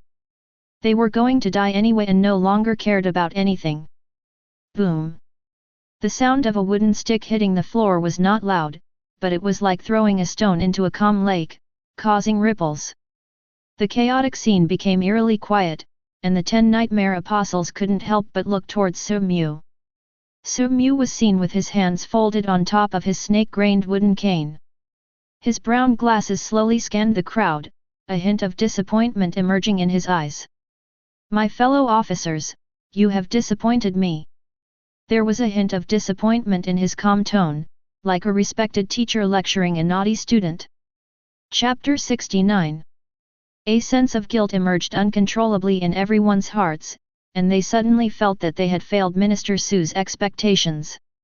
The company doesn't mind you being a group of dying people, and it also provides you with jobs. Now, in order to increase your chances of survival next time you enter the nightmare world, we have even sent you to the abandoned city area with good intentions to train. Such a good opportunity is something that others can't buy with money. But what about you? Instead of cherishing it, you want money and property. Do you think this is right? As soon as these words came out, Murong Mengli's beautiful eyes widened uncontrollably. She thought Su Mu was going to use his status as a superhuman to oppress everyone, but she didn't expect him to say something like this. Wouldn't this arouse public anger? But what shocked her even more was what happened next. The nightmare apostles who had been shouting out prices before now all lowered their heads in shame. A younger girl even sobbed, "Minister Su, I was wrong." Murong Mengli. Minister Su, you are right. I am a good for nothing. The company has given me a job and an opportunity to gain experience. How can I let the company spend money? I am personally willing to pay 50,000. No. 100,000. To subsidize the company, said the man with tattoos ashamedly. Facing everyone's guilty gaze, Su Mu shook his head heavily. The company doesn't want your money, as long as you can appreciate the company's good intentions. When everyone heard that the company didn't even want money, they felt even more ashamed. Murong Mengli's expression management also failed. Her rosy little mouth opened slightly and her eyes widened unconsciously. Although she was less aloof than a female president at this moment, she became more real and moving. She looked at the people who were so ashamed that they were about to find a crack in the ground to hide, and even thought absurdly, would these people suddenly wake up and slap themselves in the face when they were sleeping at night? And then say, I really deserve to die. Okay, everyone go down and reflect on yourselves. Su Mu gave an order, and everyone who was ashamed left. Then, he walked towards Murong Mengli. Murong Mengli's eyes revealed a complicated emotion. Just as she was about to thank him, she heard a low and magnetic voice ringing in her ears, remember to transfer all their money to me. Murong Mengli. She froze in place, the word thank you stuck on her lips, unable to utter it for a moment. Su Mu ignored the dazed Murong Mengli and wandered around this extraordinary base. After all, it was where he would work in the future, so he had to familiarize himself with it in advance. Soon, his attention was attracted by an enclosed square. The walls inside were all silver white and looked very hard. There were also some steel dummies and fitness equipment placed in it. There were many marks on the walls and the mannequin, including fist marks and sword marks. This is the training room, a place for training extraordinary people. Murong Mengli's voice sounded behind Su Mu. Su Mu turned around and saw that the noble lady had returned to her previous steady and calm self. He pointed to the marks on the dummy and asked, who left these marks? Han Yu sometimes comes here to exercise. Su Mu raised his eyebrows, Han Yu uses a sword. Murong Mengli looked at the sword marks on the dummy, and a look of confusion flashed in her eyes, maybe. Su Mu nodded thoughtfully and did not ask any further questions. By the way, Minister Su, do you have time to have a quick meal at noon? And Mr. Yang, you two are new to Shangcheng district, so I'd like to show my hospitality. Murong Mengli invited politely. Yang Dongqing looked hesitant, he missed Jasmine. The couple were just beginning to get passionate about each other, and he would have to leave for the abandoned city in 2 days, and would have to be separated from Jasmine again. The most important thing is that he still wants to see Jasmine wearing that backpack revealing hip skirt. If Mr. Yang has important matters to attend to, you can go and deal with them first. There will be many opportunities in the future. Mirong Mengli saw Yang Dongqing's hesitation. Yang Dongqing nodded, I do have something very important to deal with, you guys go eat. In the end, only Su Mu and Mirong Mengli went to eat. In a private room of a high-end restaurant. Miss Mirong seems to have something to say to me. Su Mu asked while cutting the fine M9 steak elegantly. What does Mr. Su like on a daily basis? Mirong Mengli smiled, but this time her smile was less distant. Smoking and drinking. Mirong Mengli paused for a moment and smiled, I thought a gentleman like Mr. Su might have some unique hobbies.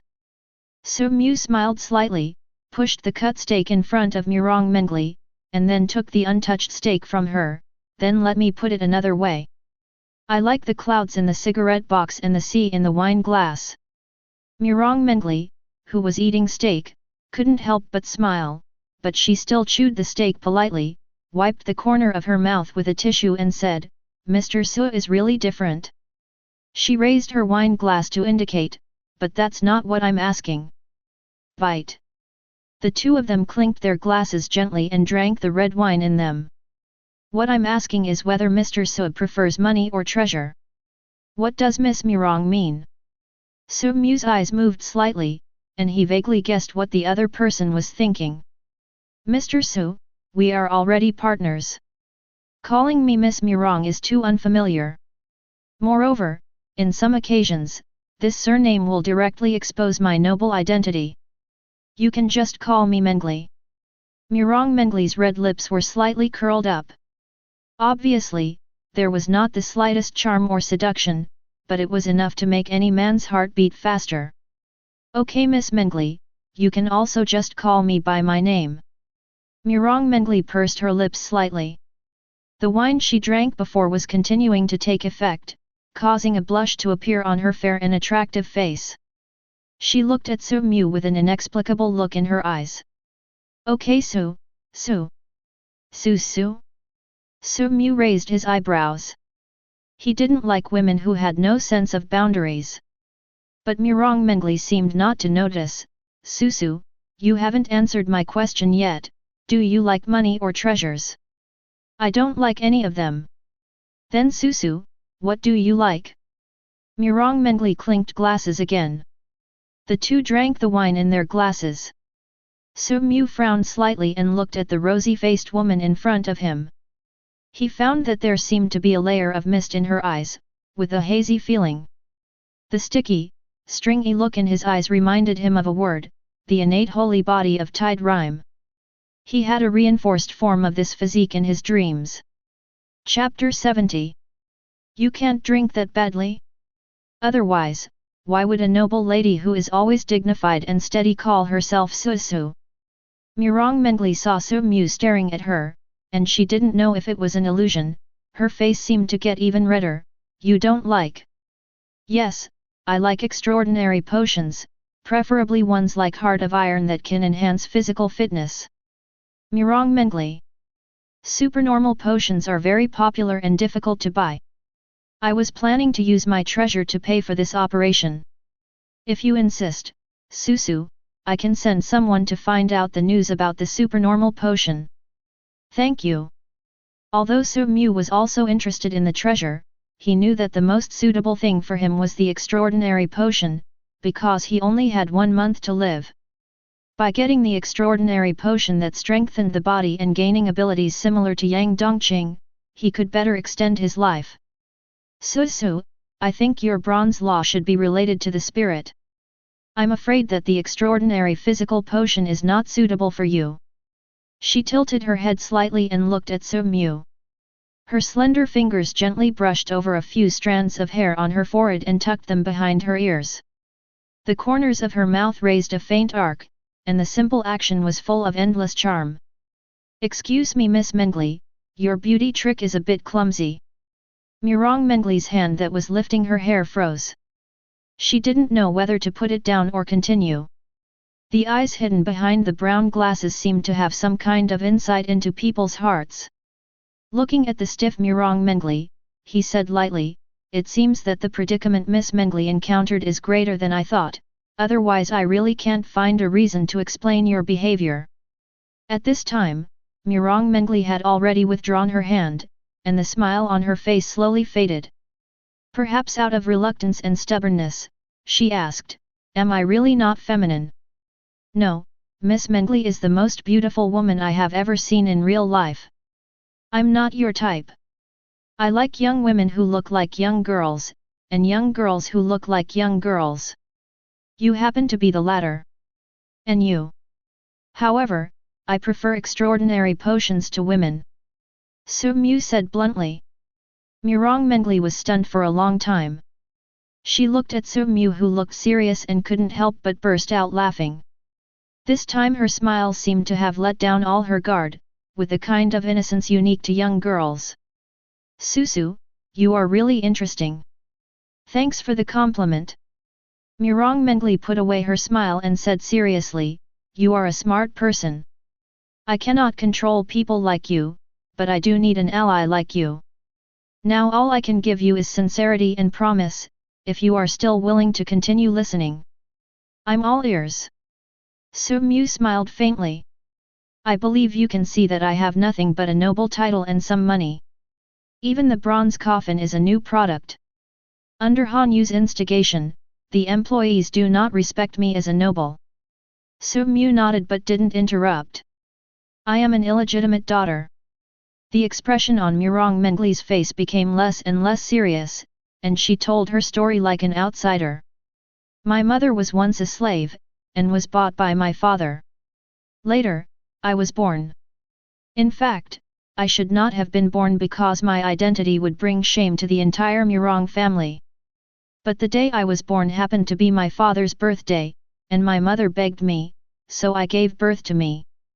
After I grew up, I did not receive the support of my family like my brothers and sisters, nor did I have my own business. Instead, I was imprisoned in the manor and was not allowed to go out. The reason why I got support to establish the bronze coffin this time is because my father is dying. He is a silver level 3rd level extraordinary person. In order to advance when he was young, he took too many extraordinary potions and used many forbidden methods, which overdrawn his lifespan. Now his only way to survive is to find the golden eye, refine it into a gold level awakening potion, and then advance to gold. This has always been his dream, to become a golden warrior to restore the glory of his ancestors, and then return to the imperial capital and return to the center of power. In order to survive and realize his dream, he had lost his mind and refused to give up any hope, so he asked all his children to look for the golden eye. It was at this time that I got the opportunity." Su Mu frowned slightly, not because of the other party's tragic life experience, but because he sensed something was wrong. "Where's Han Yu? He was sent by your father to help you, but why is he against you at every turn? This seems to go against your father's purpose." "Han Yu?" Murong Mengli's smile was cold. "Although he belongs to the Murong family, he has actually been bribed by my fiancé. An unmarried husband. Yes, you may have heard of his name, Qian Zihao, the richest man in Star City, a rich fat man. Although he is rich, he is not a noble, but he has always longed for the status of a noble. He often wanders in the aristocratic circle, hoping to marry a noble lady. But the nobles simply don't like nouveau riche like him, and no noble would marry him, except me." Murong Mengli's eyes revealed a trace of extreme disgust, as if she hated Qian Zihao very much. Qian Zihao, who had been rejected everywhere, realized his status and knew that in the eyes of the nobles, he was just a fool with a lot of money, so he had to settle for the next best thing and found my father. He spent a lot of money to make my father agree to this marriage." Su Mu nodded, showing her understanding. An unpopular illegitimate daughter could be sold for a high price, and the head of the family would definitely be willing to do so. "I roughly understand, Miss Mengli, but why did Qian Zihao bribe Han Yu to go against you?" The hatred in Murong Mengli's eyes became more intense, "Because my father promised that the children who find the golden eye will be made heirs of the family. If I become the heir of the family, it is naturally impossible for me to marry Qian Zihao. The family also does not allow the future heir to marry a commoner, no matter how rich the other party is. In fact, among all the children, my strength is undoubtedly the weakest. I have neither awakened the talent in the golden bloodline nor have too many assets and manpower. Relatively speaking, I am the one with the least hope of finding the golden eye. But Jian Zihao is a very cautious person. He is unwilling to take any risk. Even if there is a slight chance, he will nip it in the bud. Su Mu glanced at Murong Mengli, whose eyes were full of hatred. At this moment, he completely understood why the other party let him invest so easily and even exposed himself. Because she had no choice. After 20 years of suppressed life, she finally saw hope and set up her own company, but was secretly blocked by her fiancé. She was forced into a desperate situation. If she wanted to survive under the two huge mountains of family and fiancé, she could only seek external forces to break the deadlock. And I am the external force she found. Thinking of this, he couldn't help but feel a strange look in his heart. Perhaps the scene that frightened Han Yu to his knees had caused some misunderstanding to Murong Mengli, making her think that she was very powerful and capable of dealing with the imperial nobles and the richest man in Star City. This made Su Mu sigh, "You are so good at judging people." Chapter 71. Su, I have told you the truth, and I promise that as long as you are willing to help me, I can give you everything I have. If you can really find the golden eye, the Murong family will be your greatest help in the future. Murong Mengli looked straight into Su Mu's eyes, her eyes filled with determination and sincerity. I don't know if Murong Mengli has some kind of bad taste, but she hasn't changed her name until now. What if we can't find it? Murong Mengli smiled, but there was a hint of coldness in that smile. Even if you can't find it, I won't let you pay for it in vain. All my assets, the bronze coffin, and even my own body will be given to you. Maybe you think it's cheap of me to say such things, but I really have never had a man. The reason I do this is more out of revenge. If I can't find the golden eye, I will have to marry Jian Zihao as arranged by my family, but before that, I must find a man, and that man is you. She picked up the wine glass on the table and drank it again. For a moment, her face became even redder. Su Mu raised his eyebrows. He found that this woman was extremely persistent and she had to get him away. He understood that she didn't want to get Jian Zihao away for nothing, but why did she set her sights on him? He considered his tone and said, "Ms. Mengli, I always thought we were friends." Murong Mengli suddenly blinked her eyes, as if she was drunk, and held her cheek with her hands, looking straight at Su Mu, his handsome and flawless face reflected in her pupils. She opened her red lips and said, "Is friendship such an inconvenient thing? What's wrong with good friends sleeping in the same bed?" "Haha, you are right. You know what? Because of my childhood experiences, I actually really hate men, but now after meeting you I realize that it was stinky men that I hated. You are different from them." Murong Mengli's eyes became more and more blurred, and her delicate little nose wrinkled. "You smell so good, you give me the feeling that your saliva can be eaten." Su Mu silently pushed up her brown glasses. "Ms. Mengli, you are drunk." Afterwards, Su Mu sent Murong Mengli back to the company, helped her take off her high heels, and covered her with a blanket like a gentleman. Although the other party said some dirty talk, she was unusually quiet in her drunken state and had already fallen into a deep sleep. However, her brows were furrowed from time to time, and there was a hint of helpless hatred between her brows, making her look somewhat pitiful. After Su Mu left, Murong Mengli on the bed quietly opened her eyes. She looked at the ceiling angrily and murmured, "Damn Su. This can't take you down." The scene of the meal and Su Mu's reaction kept appearing in her mind. She felt angry and ashamed for no reason. Her silver teeth were itching with anger. Finally, she bit the quilt and started to tear it apart with her head shaking like a spoiled puppy. Her life experience made it difficult for her to trust others.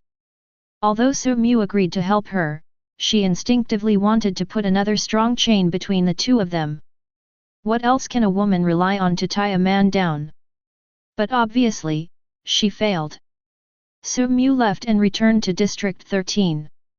In fact, he had always known that Murong Mengli was pretending to sleep, but he did not point it out and even agreed to her request. He had his own plans. He previously thought that he could use his hypnotic ability to open a passage in the upper city and then look for extraordinary potions, but now he has changed his mind. Even an illegitimate daughter of a noble like Murong Mengli carries a defensive treasure that can resist hypnosis, let alone other nobles. This means that he cannot control a noble at all in a short period of time. However, extraordinary potions, treasures, etc. are basically controlled by nobles. Therefore, cooperation is the best option, and a nobleman with no power is relatively easier to control. 3 days later, at the agreed time, Su Mu called Yang Dongqing and set off together. This time he did not bring the Viper Gang's younger brothers with him, because he was already a supernatural being, and ordinary people could provide him with less and less help. In addition, there were still many nightmare apostles who could be used to explore the abandoned city area, so he was not short of people. When he saw Yang Dongqing again, he found that this passionate young man was hanging his head, his face was full of despair and his eyes were full of despair, he felt as if he had been dumped. Break up. Yang Dongqing had a blank expression on his face and said nothing. Su Mu didn't say anything else and took Yang Dongqing to the upper city area. On the way, the silence lasted for a long time, and then Yang Dongqing asked, "Is there love in this world?" Su Mu frowned slightly. He was not interested in being an emotional mediator, so he did not say anything. He just felt a little sad about the impermanence of love. The man and woman who were trying to commit suicide before broke up after only a few days of being together? Although such examples are rare, they are not uncommon. Men and women fall in love recklessly on impulse, but when the passion cools down and they spend their days together, they find that they are not suitable for each other. At this moment, he even wondered whether he should help Yang Dongqing find another woman, otherwise she would be difficult to control. Yang Dongqing didn't know what Su Mu was thinking, and said to himself, "Mo Li cheated." Cheating? Su Mu's eyes moved slightly. This was different from what he had thought before. Why did Jasmine cheat? He knew Jasmine, a woman who was stubborn, kind, and realistic. After catching Yang Dongqing, such a woman would never choose to cheat. Otherwise, where could she find another extraordinary boyfriend? He felt that there might be something else going on. Why did Jasmine cheat on her husband? Who did she cheat on her husband with? Yang Dongqing raised his head and looked at Su Mu, his eyes full of grief. This look made Su Mu look a little strange, afraid that the other party would say you next. "I don't know. She won't tell me." "Then how do you know she cheated?" Yang Dongqing became emotional. "I saw a red mark on Jasmine's neck yesterday. And she was wearing expensive new clothes. She must have performed and sang everywhere these days and met rich people. I asked her where the red mark came from, but she hesitated for a long time and couldn't explain it clearly. This BCH. I misjudged her. I loved her so much, but she..." He buried his head in his hands, and judging from his twitching shoulders, he must have been crying. Su Mu felt something was wrong. This was not something Jasmine would do. There was no reason for her to cheat. Was she forced to do so? However, he did not express his guess. The most urgent task now was to explore the abandoned city area instead of wasting time on Jasmine. Chapter 72. Su, Mr. Yang, you are here. In the bronze coffin, Murong Mengli regained her usual cold appearance, and her every move perfectly matched the elegant and steady personality of a nobleman, except for this unchanging title. Yang Dongqing, who was originally feeling uncomfortable, felt even more uncomfortable when he heard the word Su. He glanced at the two of them. This feeling is very similar to when you are heartbroken and plan to talk to a friend, but then you find out that your friend just found a beautiful girlfriend. It's a double blow. It's certainly painful to have a bad life, but what's even more painful is to find out that your friends are having a pretty good life. What's wrong with Mr. Yang? Murong Mengli noticed that something was wrong with Yang Dongqing and couldn't help but ask. It's nothing, just a broken heart. Murong Mengli looked strange, but she didn't say much. She went straight to the point and said, I didn't tell you the purpose of exploring the abandoned city before, mainly because I was afraid that the news would leak out. Now that the action is imminent, I will tell you directly.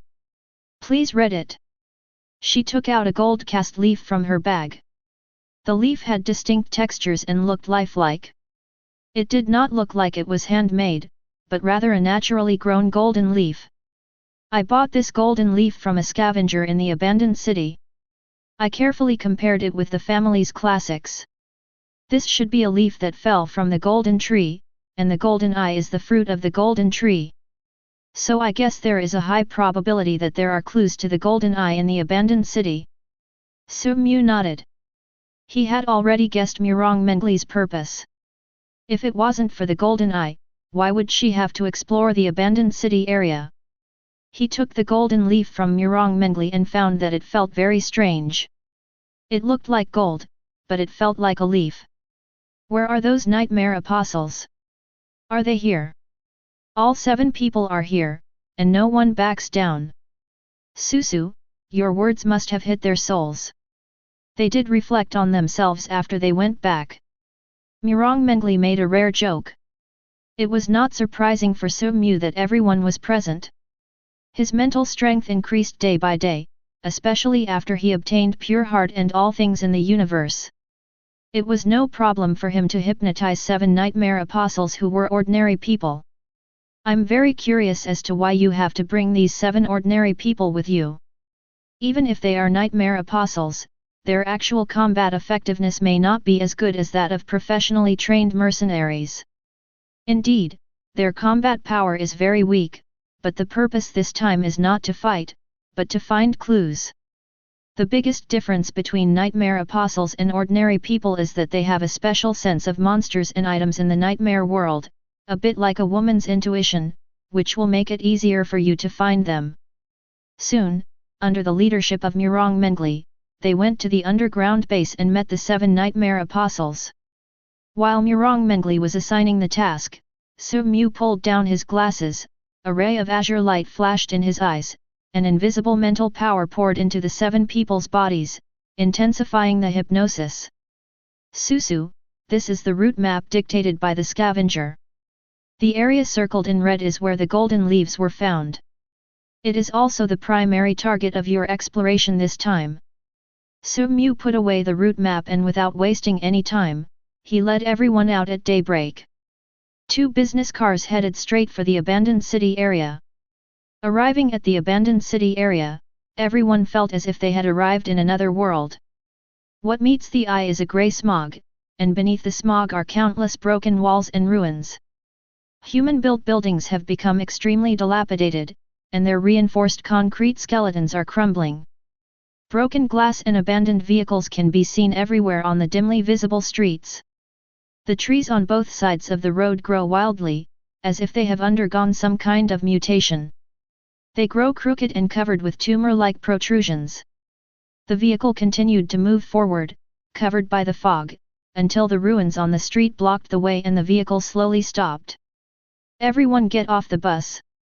Su Mu gave an order, and all 5 nightmare apostles got off the bus. What a heavy smog! It wasn't like this when I came here last year.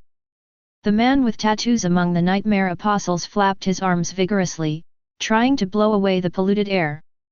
Su Mu glanced at the crowd and found that one person was missing. He frowned and called out, Yang Dongqing. After a while, Yang Dongqing got out of the car with a reluctant look on his face. It was obvious that he didn't want to do anything at this moment because of his broken heart. Let's go, Yang Dongqing, lead the way. Su Mu took out a white handkerchief and covered his mouth and nose. Although the pungent smog would not cause any harm to his pure body, the smell was indeed unpleasant. The crowd began to move forward in the haze. Out of fear of the abandoned city, the 5 nightmare apostles were very nervous and couldn't help but clench their guns. Su Mu looked around carefully. As a superhuman, his visibility was better than that of ordinary people even in the haze. He saw that the signs of the roadside shops had long faded, the words were blurred, there were signs of being pried open on the doors, and the windows were covered with thick dust and cobwebs. The walls of some abandoned factories are also covered with moss and vines. This is a forgotten urban area, quiet to the point of death. There's something here. Yang Dongqing, who was leading the way in front, suddenly stopped. Everyone looked in the direction of the sound and saw a baby's body lying not far in front of Yang Dongqing. The baby was white and chubby and looked very cute, but there was a bloody hole on its little head, where it was caused by a bullet. A female nightmare apostle's face suddenly turned pale. It's so inhumane, why would you shoot a baby? This is not a baby. Su Mu pushed his brown glasses and led everyone towards the baby. Everyone finally understood why Su Mu said it was not a baby. The white baby's lower body actually had 8 pitch black, furry spider legs. Su Mu wiped the wound of the monster baby with a handkerchief, which was immediately stained with yellow-green blood. He looked at the dryness of the blood and said, the monster baby has not been dead for long, probably within 1 or 2 days. It is possible that someone came here first. Then, he was about to throw away the handkerchief, but at this moment, he couldn't help but narrow his eyes and stared at a corner of the handkerchief. There was a word written on that corner. It was written in pen. Remember. Su Mu frowned and stared at the words on the handkerchief. He had no idea why there was an extra word on his handkerchief. You know, he always carried this handkerchief with him. Because he used to have frequent nosebleeds, he would carry a handkerchief with him every day. But now the handkerchief he was carrying with him had been written on by someone without him knowing when. To be able to do such a thing and not be detected by his powerful mental strength, how powerful could the person who wrote it be? Chapter 73. Wait. That's not right. Su Mu looked at the handwriting carefully. Although it looked a little crooked, as if it was written in a hurry, why was it so similar to his own handwriting? Or is it a fountain pen? Fountain pen? He felt in his pocket and quickly took out a pen. This was the pen he always carried with him. It was specially made, with a sharp and tough tip. It was a deadly weapon. He wrote an identical note on the handkerchief with a pen. After careful comparison, he discovered that the previous note was written with this pen. Did I write this myself? Or did someone take my pen and imitate my handwriting? If the latter, what was the purpose? Su Mu fell into deep thought. There are still many corpses of strange babies here. Yang Dongqing shouted from the front. Su Mu retracted his thoughts and stopped thinking about it. An interested smile appeared on his fair and handsome face. Interesting. Whoever wrote it, he was already getting excited. It looks like this trip to the abandoned city won't be boring. The group continued to move forward. Although they went deeper and deeper, they saw more and more corpses of strange babies on the road. Most of them were shot in the head by guns, and some were directly blown up by some huge force. Woo! Suddenly, a woman's sobbing voice floated from a distance. Someone is crying? Could it be a scavenger? Yang Dongqing stopped and looked in the direction of the sound. He saw a woman in white squatting on the ground crying in the depths of the fog. The woman had her back to the crowd and her long black hair hung down to the ground. Everyone's heart tightened. There were no fools among them, so they naturally would not think that there would be a human woman crying in such a strange place. Su Mu smiled and signaled Yang Dongqing to go and ask. Yang Dongqing nodded and moved closer to the woman step by step. Are you okay? Woo! My child is missing. Have you seen my child? The woman heard the voice and quickly stood up and turned around. The imagined horrific scene did not appear. The woman did have a human face. Not only was she not scary, but she was extremely beautiful. Her tearful appearance made her look pitiful. Is your child lost? Yang Dongqing was not fooled by the other party's beauty, because he was in the state of heartbreak and was very hostile to women, especially beautiful women. The woman stared at Yang Dongqing, and her face suddenly revealed extreme hatred. It's you. You killed my child. Yang Dongqing's expression changed. What nonsense are you talking about? Why would I kill your child? It's you. It's you. And you all. The woman screamed miserably, staring at everyone with a resentful look. At some point, the human's pupils began to deform, as if a force was squeezing them from both sides, turning the round pupils into vertical pupils. The next moment, a strange scene appeared.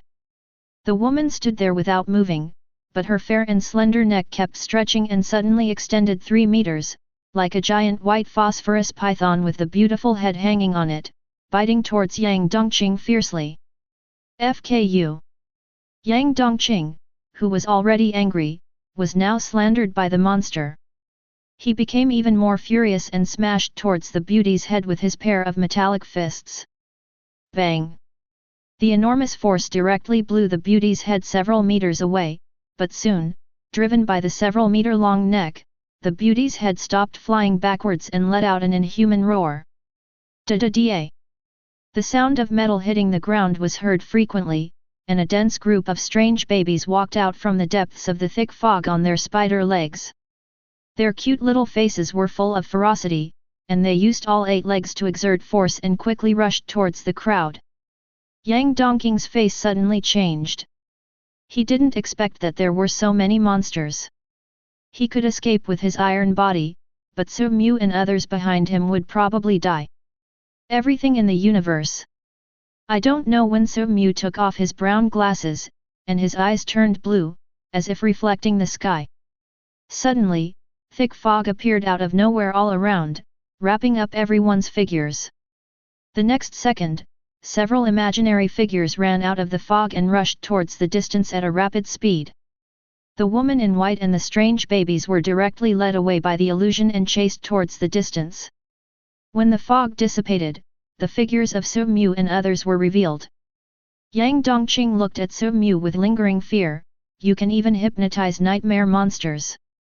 Su Mu smiled without saying anything. This was not hypnosis, but a visual illusion, an illusion constructed with mental power. The advantage of all things is that it does not require invading the enemy's mind, but directly constructs illusions in the outside world, which means that it is not limited like hypnosis. For extraordinary people like Murong Mengli who have defensive treasures or other strong mental powers, hypnosis has little effect on them because it is difficult to invade their mental power. But it is different for Sen Luo Wangxiang.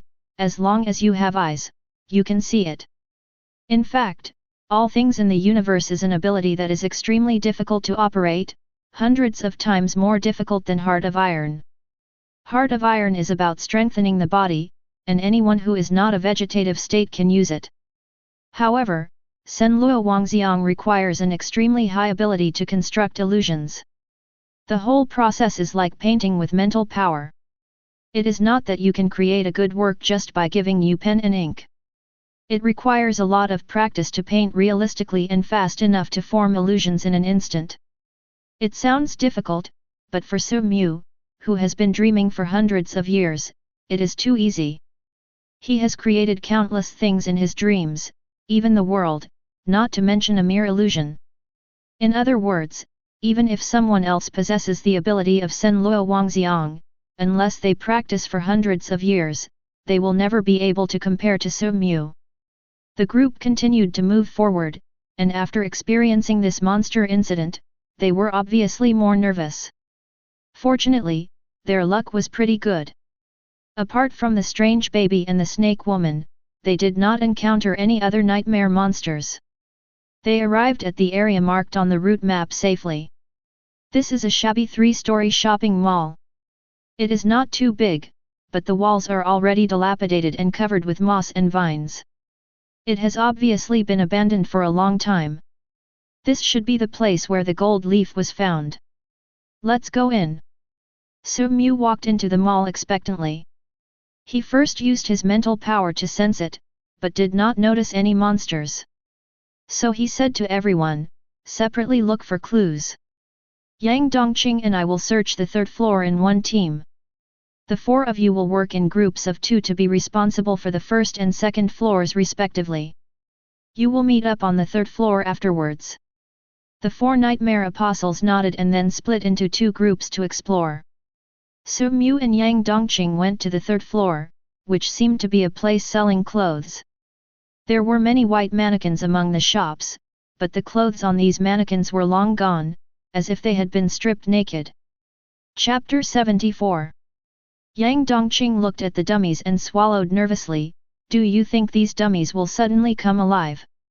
Su Mu smiled faintly. Isn't it interesting to come back to life? It's really unnecessary for me to ask you this.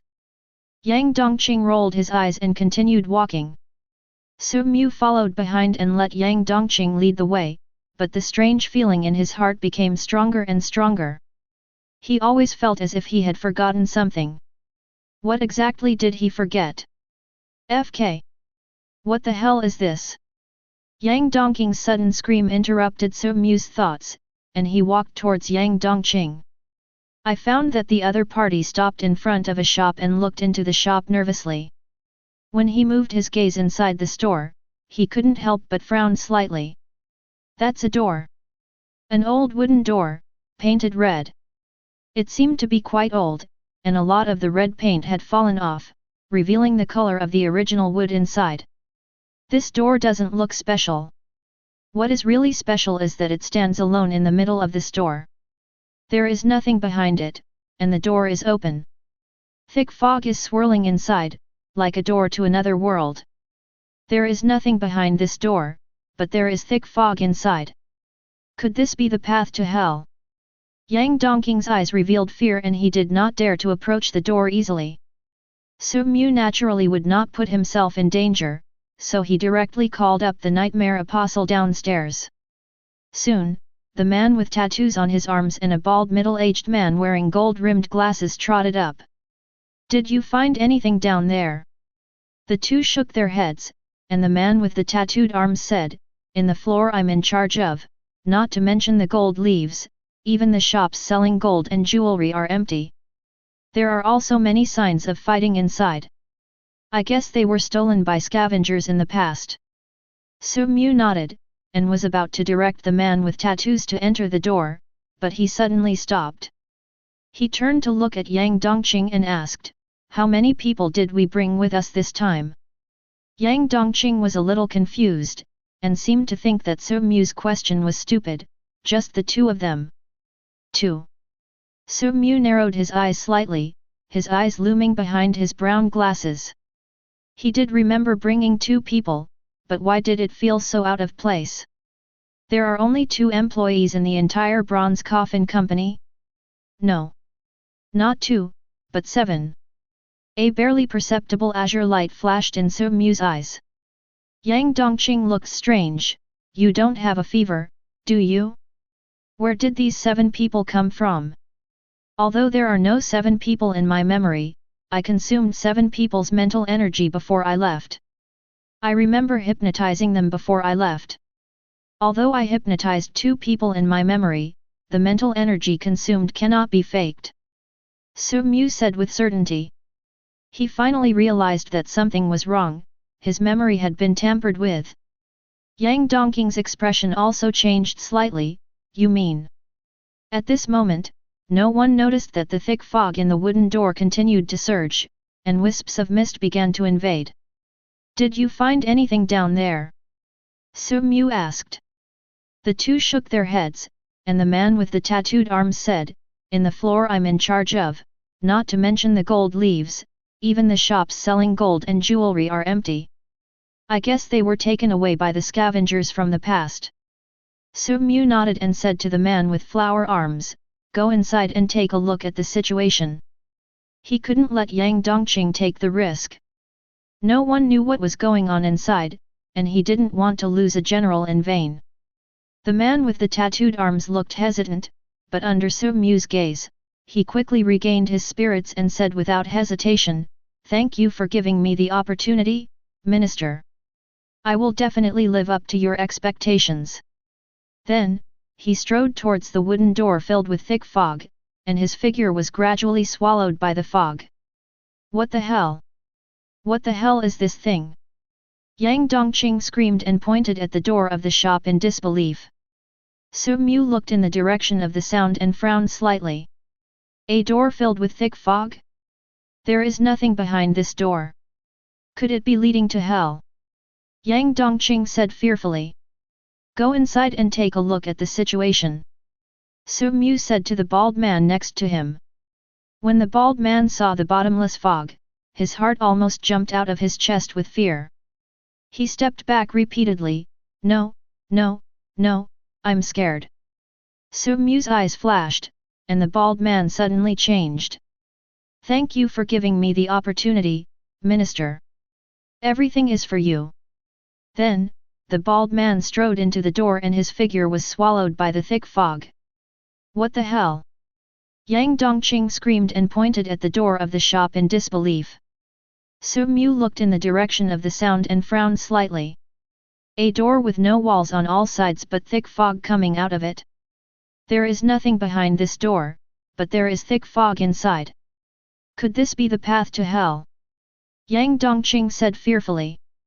Su Mu instinctively wanted to send Yang Dongqing in to investigate the situation, but he was suddenly stunned because this did not conform to his behavioral logic. According to his logic, facing such a place where he did not know what dangers existed, the best solution should be to send ordinary people in first. Yang Dongqing was the only extraordinary person under his command. If he died in there, it would be a great loss.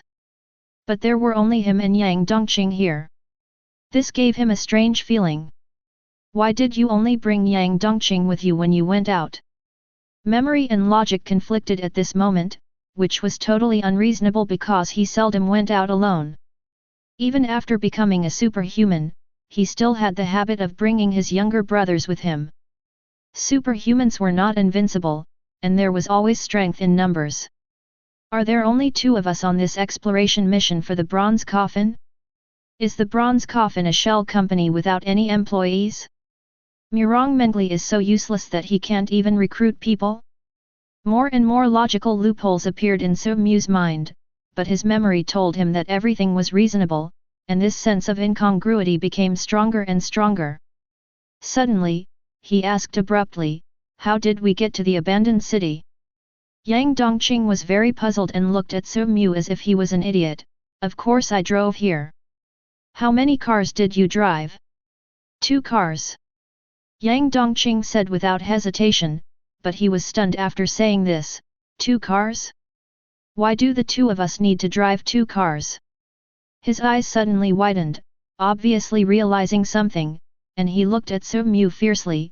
You must be too busy and don't want to ride in the same car with me, so you drove too. They said. Although he had long known that Yang Dongqing's stupid brain could not be relied upon, he did not expect that the other party would be so abstract. Chapter 75. Su Mu took out the handkerchief from his pocket. The yellow-green bloodstains on it had dried up long ago, but what he looked at was not the bloodstains, but the words. Looking at the word, Su Mu finally understood the meaning of this word. It was not finished. If it was finished, it should be 2 words. He was almost certain that his and Yang Dongqing's memories had been tampered with. Both the 2 cars and the consumed mental energy were evidence. And at this moment he also knew who wrote this note. Have you ever thought that maybe this isn't our first time here? Yang Dongqing was stunned. No, you have been talking nonsense since just now. Is it because you inhaled too much smog and got hallucinations? Su Mu smiled slightly. Remember the snake woman said before that you killed her child? If you hadn't been here, how could you have killed her child? Yang Dongqing curled his lips and said, he is a psychopath. Do you believe what the nightmare monster says? Want to know whose hickey is on Jasmine's neck? As soon as these words came out, Yang Dongqing's face suddenly changed, and his eyes were cold. I knew it was you. They said. Hey, it's really unnecessary for me to explain to you, but what I can tell you is that the hickey should have been left by you. You're talking nonsense. I kissed myself, don't I know? Take out your phone and look at the date. Think back. Do you still remember what happened yesterday? Although Yang Dongqing was angry, he still obediently took out his mobile phone and looked at the date. Then his body stiffened and he finally realized that something was wrong because he really couldn't remember what he did yesterday. Su Mu, what the hell is going on? Su Mu pushed up his brown glasses and analyzed, if I'm not mistaken, this should be our second time in the abandoned city, and the first time we brought 10 nightmare apostles. 10. Yang Dongqing was a little incredulous. Yes. Su Mu took out his mobile phone and opened the transfer record. I asked Murong Mengli to transfer their money to me before, and she did it that night. I received a total of 10 million, 1 million per person, for exactly 10 people. Murong Mengli said that we would set off in 2 days, but today is the 3rd day. We should have brought 7 people this time, because my hypnosis consumed 7 people's mental energy. That is to say, 3 people disappeared in the abandoned city area the first time. I guess it was at this time that I found something wrong when I came for the first time, and realized that there was something wrong with the fog, so I went back. Based on my understanding of myself, I should have gone back to get the gas mask the first time, but halfway through I found that my memory was still fading, so I wrote a reminder on a handkerchief. Unfortunately, my memory disappeared too quickly and I forgot halfway through writing it. Later on, I even forgot about the handkerchief. The corpse of the strange baby we encountered before should be the one we killed when we came here for the first time, so the snake girl wants revenge as soon as she sees you. As for what you said about Jasmine cheating, it is also easy to explain, because you went back once, and it is probably left by you when you were intimate, but the influence of the fog made you forget, and even Jasmine's memory was problematic. The new clothes were also bought by you. If you don't believe it, you can check your balance. Yang Dongqing suddenly took out his mobile phone and started checking, and found that the balance was indeed 0. He raised his head in disbelief. I cheated on myself. Su Mu ignored Yang Dongqing's strange focus and was thinking about countermeasures. It was obvious that the fog here had the ability to erode memory. What now? Go back? He rejected this idea first. It was useless to go back. He had already tried it the first time. Even if he left the range of the fog, his memory would still disappear. In the end, he would even forget that he had been to the abandoned city. In fact, forgetting is not a scary thing. What is really scary is that even forgetting itself is forgotten. This is different from amnesia. A person with amnesia knows that he has lost his memory and can clearly perceive a large blank in his mind. But after inhaling the mist, people will forget that they have lost their memory and will not notice anything abnormal. If there weren't serious logical loopholes, it would be difficult for Su Mu to realize that he had lost his memory. What the hell? What the hell is this thing? Yang Dongqing screamed and pointed at the door of the shop in disbelief. Su Mu glanced at him, and it was obvious that Yang Dongqing had lost his memory again, as if he had seen this door for the first time. At the same time, he also felt that the memory in his mind began to blur again, but this time the blurring was very slow because he was using his mental power to resist the erosion. Mental power does have a certain effect on this kind of memory erosion, provided that he is aware of the abnormality and actively uses mental power to resist it. Let's go in and take a look. Finally, Su Mu decided to go inside. It was a rare opportunity to come across such an interesting place. Wouldn't it be a shame not to go in and take a look? FK. This. Shut up and clear the way. Su Mu hit Yang Dongqing on the head with his snaky wood cane and drove him into the door. Soon, both of them were engulfed by the fog. And just after the two of them entered, bang! The shabby wooden door slammed shut. In a luxurious manner in the upper city. Have the two new extraordinary people recruited by Murong Mengli gone to the abandoned city area? Asked a man weighing more than 300 kilograms, wearing an oversized white suit and a red tie. The 300-pound man was sitting on a wide leather chair, his entire body embedded in it like a piece of rotten meat. In front of him stood Han Yu, who looked very respectful. "President Jian, don't worry, everything has been arranged." Murong Mengli still thinks that the golden leaf fell from the golden tree in the abandoned city district. Little did she know that the leaf is real, but it does not grow in the abandoned city district. "You bought it from the imperial capital at a high price." Hee.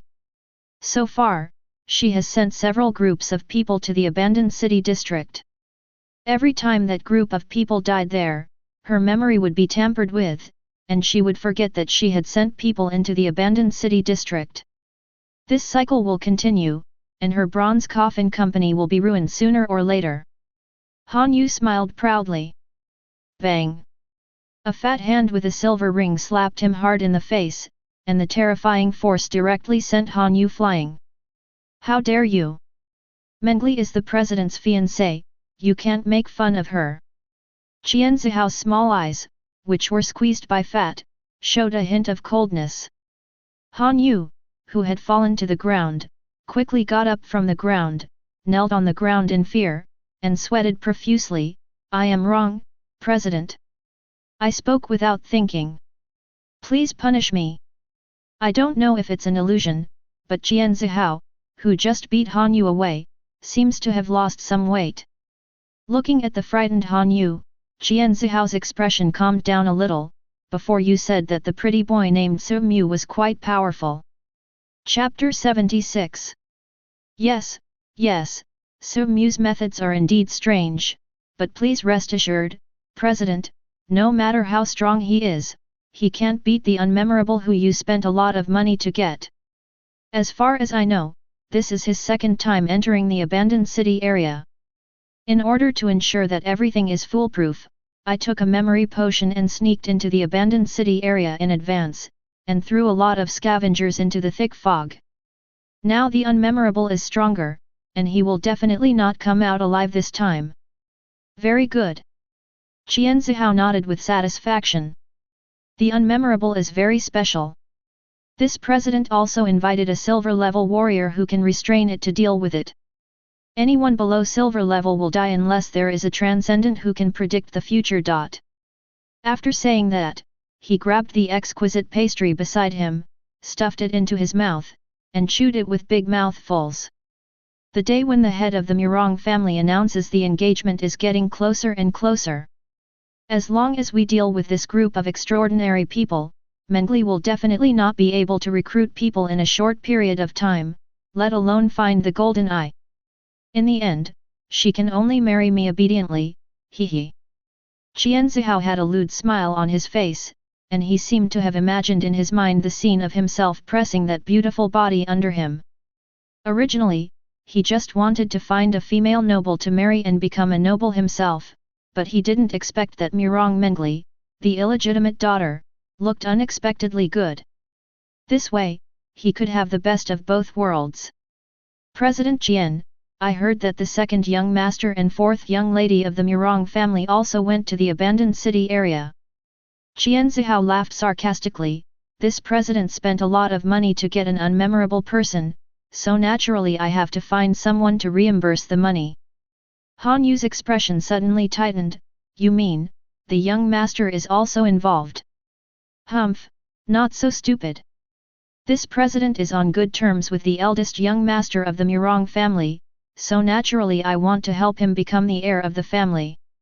Since I can deceive Mengli with the golden leaf, I can naturally send the message to her other brothers and sisters. For the clue of the golden eye, these people will definitely send extraordinary people into the abandoned city like moths to a flame. The young master who really knows the inside story will sit back and watch them consume their own strength. By then, even if the young master can't find the golden eye, what will happen? How can others with weakened strength compete with the young master? Han Yu was more and more shocked, and developed a deep awe for the fat man in front of him. No wonder he could become the richest man in Star City as an ordinary person, his method was truly brilliant. He was able to manipulate a group of nobles without spending a penny. The only unforgettable thing he got with money was reimbursed by the eldest young master, and maybe he even made a little extra money. President, you are smart. I admire you, but I still can't find the golden eye. What about Patriarch Murong? Humph, that old deng should have died a long time ago. I spent a huge sum of money to buy his daughter, but he actually asked for half of the mining rights of the mithril mine? Do you really think his children really want to find the golden eye to extend his life? They are just pretending. If he doesn't die, what does it matter if he appoints an heir? He still has the final say in the Murong family. Han Yu only felt a chill on his back. The darkness among the nobles frightened even this extraordinary person. The fog dissipated.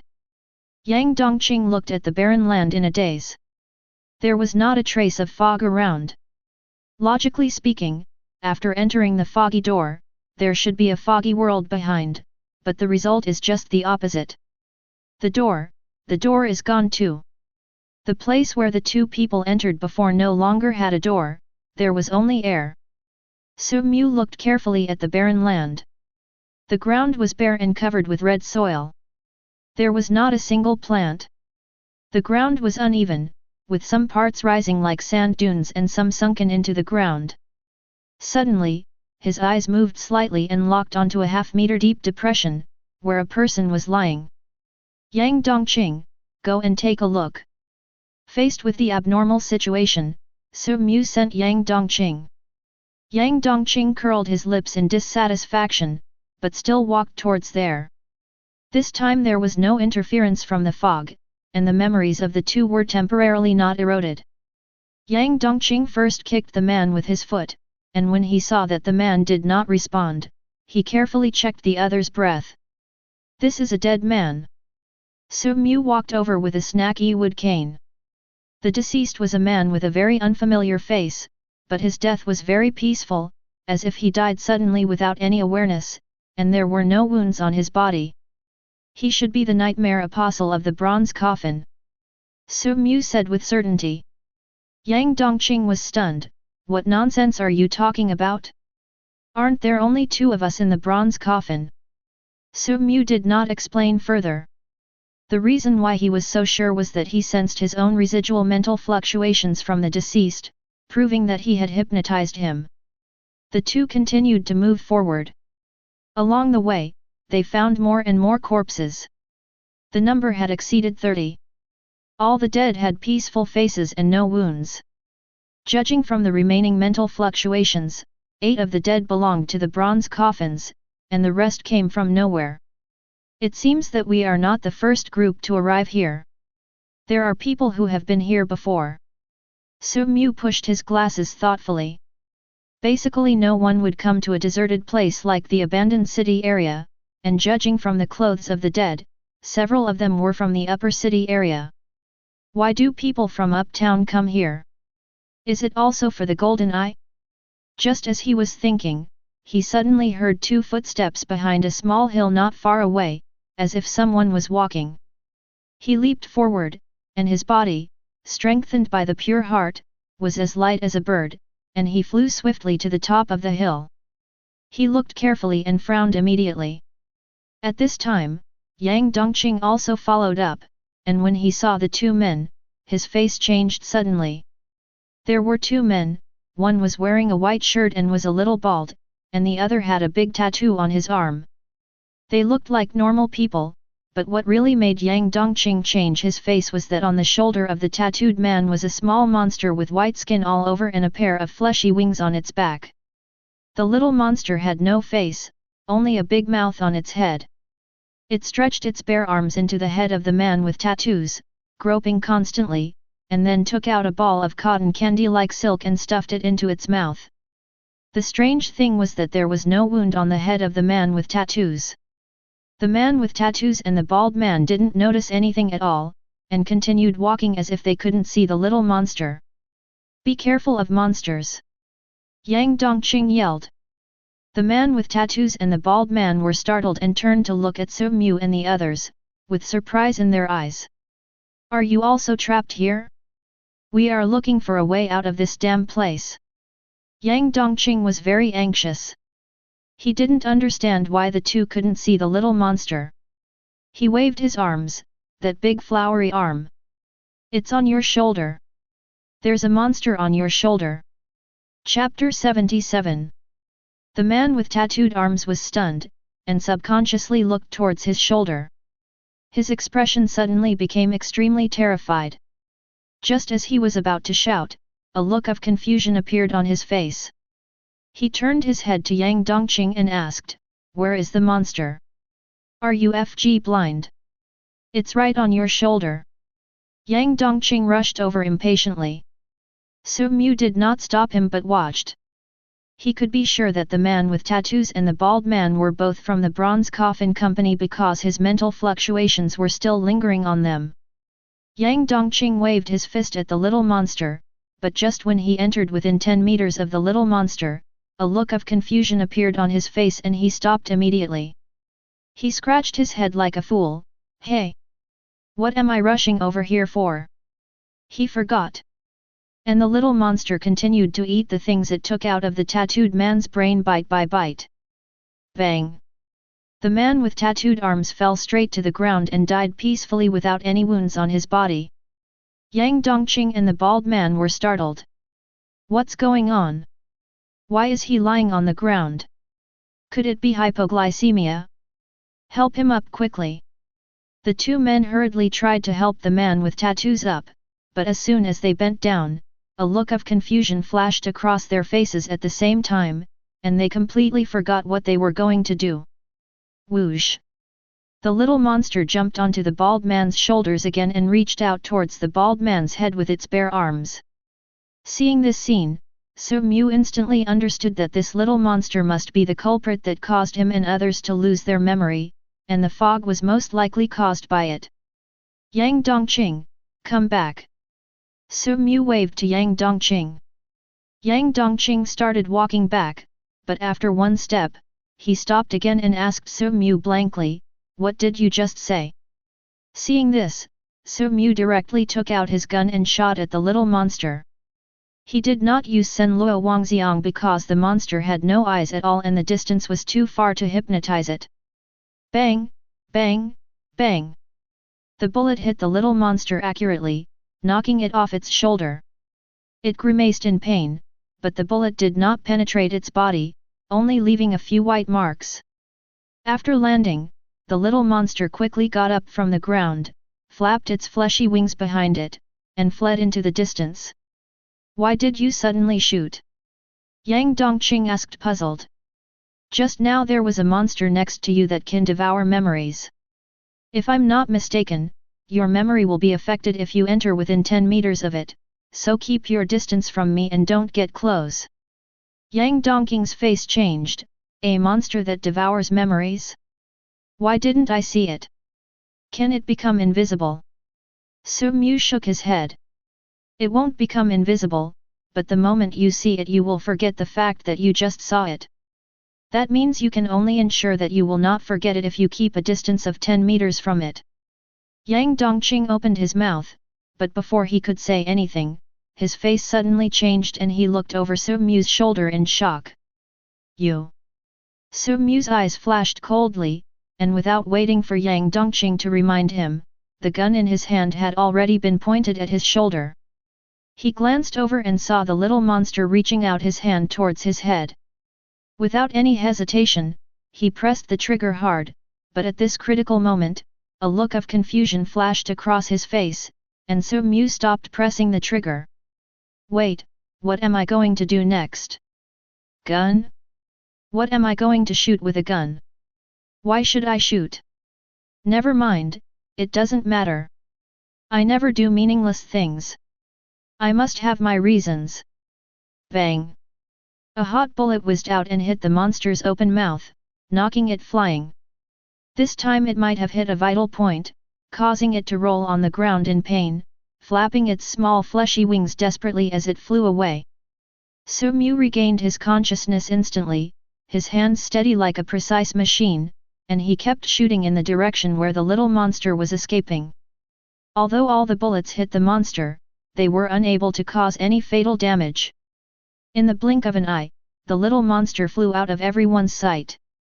Walk! He gave an order and led Yang Dongqing and the other man to run in opposite directions. That monster is so FG weird. What should we do now?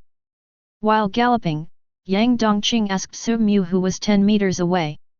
Its own strength is very weak, and its defense is not as good as your heart of iron, but there is currently no solution to its unmemorable state. If you want to deal with it, you can only rely on long-range attacks such as 5-finger flame bullet, or non-living things without memories. A pistol can repel it, but it cannot be killed, so the only option now is to leave. Otherwise, when we run out of bullets, we will surely die. Su Mu's eyes were gleaming with excitement, like a game master who had encountered an extremely challenging level. He almost died just now. If that shot had not been fired, he would have been dead for sure. It is simply unrealistic to expect Yang Dongqing to rescue him. Even if Yang Dongqing rushes over, he will lose his memory once he enters the 10-meter range and will forget what he rushed over for. Fortunately, he still fired the gun, relying on his absolute confidence in himself. Even after losing his memory, he still fired the gun.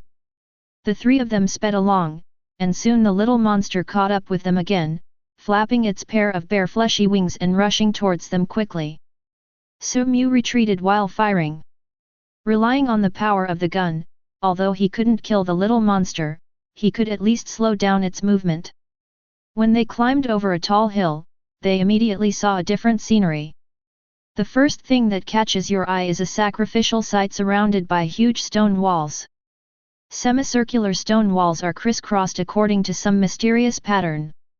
The stone walls are made of huge stones with rough and uneven surfaces, covered with mottled marks and moss. Looking down from the hill, it looks like a huge eye made up of stone walls. In the center of the eye is an open space, shaped like a human pupil. Go in and take a look. Su Mu gave the order. This time, before he could tell Yang Dongqing, the other party had already consciously walked in front to lead the way. The bald man followed closely behind Su Mu, his expression full of fear and his face covered with cold sweat. He completely forgot about Su Mu and the other man, and even forgot why he was here. He only knew that there was a monster behind him and he had to run quickly. The magical thing is that after the three people stepped into this land, the little monster stopped, as if it was afraid of something and didn't dare to approach. Su Mu narrowed his eyes slightly, realizing that there might be some danger hidden here, but no matter what the danger was, he had to find out, because with his current means, once the bullets were exhausted, he would surely die facing the little monster. Chapter 78. The three of them shuttled through the huge gap left in the stone wall and headed straight for the center. Along the way, they saw many ancient bronze utensils used for sacrifices, scattered casually on the ground. Those bronze vessels were very broken and rusty, but Su Mu did not let them go. Instead, he examined them carefully. Although he had never seen a treasure, the bronze vessels that appeared in such a strange place might be a treasure. However, it is not so easy to come across a treasure. These bronze artifacts are antiques at best, and have nothing to do with treasures. They do not contain the power of the law, and will even break if touched.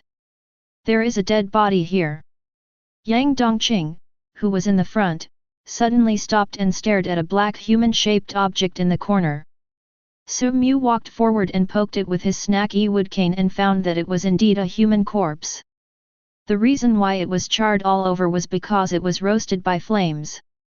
They continued to move forward, and the closer they got to the center, the more corpses they saw. The strange thing was that there were two causes of death for these corpses. One was that they were burned to a charred state, and the other was that there was no flesh or blood on the body, only white bones. And the white bones also had signs of decay. Is this not a place for sacrifice? Yang Dongqing's face was solemn and fearful. The two corpses in different tragic states gave him a bad feeling. I heard that some people who believe in evil gods like to burn themselves to prove their piety. Could it be that those bones are a dedication of their own flesh and blood to the evil gods? The bald man trembled. Stop, there is someone in the center of the square. Su-mu suddenly stopped in front of a stone wall. Behind the stone wall was the central square. He just heard faint voices, and there was more than one person. Yang Dongqing and the other man both looked tense and cautiously approached the edge of the stone wall, intending to take a look at the situation in the square first. 3 more unlucky guys. No need to hide, you 3 come out. Several voices came from behind the stone wall. Seeing that he had been discovered, Su-mu no longer hid and walked out from behind the stone wall with the 2 of them. What comes into view is an empty square, surrounded by a circle of huge stone pillars. The surface has been weathered, but traces of the once meticulous carvings can still be vaguely seen. In the center, surrounded by stone pillars, there is an altar as white as jade, and on the altar is a half-human high statue. The people who spoke earlier were leaning against the stone pillar. There were 8 of them in total, 7 men and 1 woman. Each of them had a murderous look on their face to a greater or lesser extent. They were well equipped, some carrying cold weapons and some holding guns. The most striking thing is that all 8 people were injured. 3 of them had extensive burns, and the remaining 5 had rotten limbs. In serious cases, their bones were even exposed. Which company are you 3 from? A burly man wearing a tight black vest and camouflage pants stared at Su-mu and the other 2 and asked.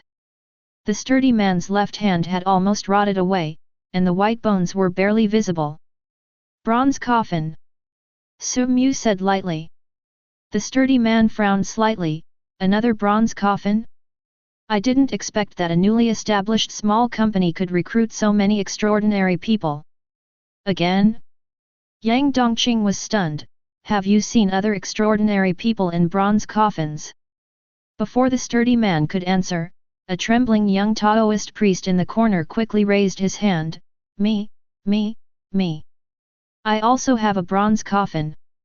Yang Dongqing looked at the Taoist priest and found that he didn't know him at all. Su-mu's eyes moved slightly, and he looked at the young Taoist priest carefully.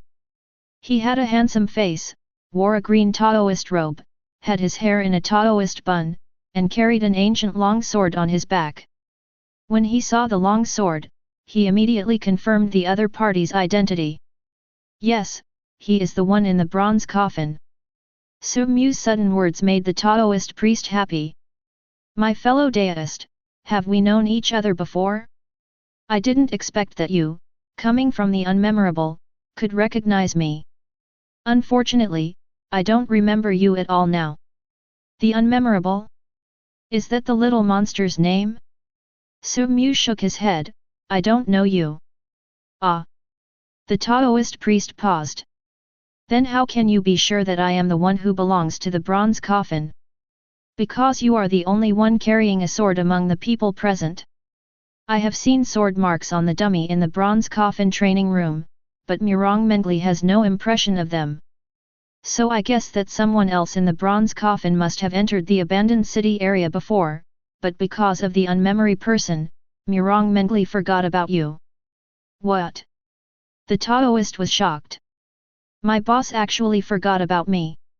I sent her flowers every day after I joined the company. Although she didn't accept them, she couldn't have forgotten me. Then my flowers were sent in vain. For a moment, the Taoist priest felt as if he had been hit hard and became dejected, just like Yang Dongqing's expression when he was heartbroken. Shut up, the sturdy man shouted angrily, no one wants to hear about your failed love history. If we can't find a way to break the curse, we'll all die. The Taoist's face turned pale and he dared not say another word, as if he was very afraid of the burly man. At this time, the sturdy man said to Su-mu and the other 2, My name is Tai Feng, a bronze level 3 transcendent, and I belong to the Lingsha company founded by the second young master of the Murong family. I am the strongest among those present, and I will temporarily lead this makeshift team. How strong are you? Don't think about hiding it. We are all on the same side now. The moment you entered this sacrificial land, you were already being watched by the statue.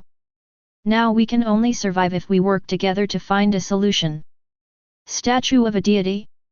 Su Mu calmly glanced at the human-shaped statue on the altar. The statue was very strange, half black and half white, as if it was made of two completely different pieces of material. The black part is as ferocious as a demon, and the white part is as holy as a god.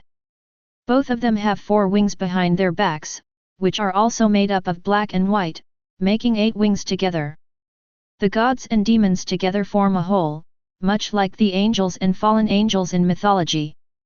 Yang Dongqing, Bronze Level 1. Yang Dongqing was the first to report his name and level. When everyone heard the Bronze 1, they were immediately disappointed. It was obvious that they hoped for some powerful allies. The bald man trembled and said, "My name is Zhao Yongqiang, and I am an ordinary person.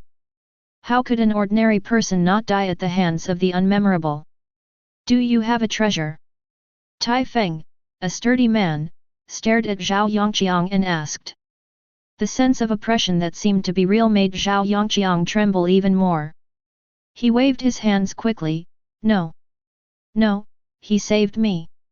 Tai Feng followed Zhao Yongqiang's gaze and looked at Su Mu, with a scrutinizing look on his face.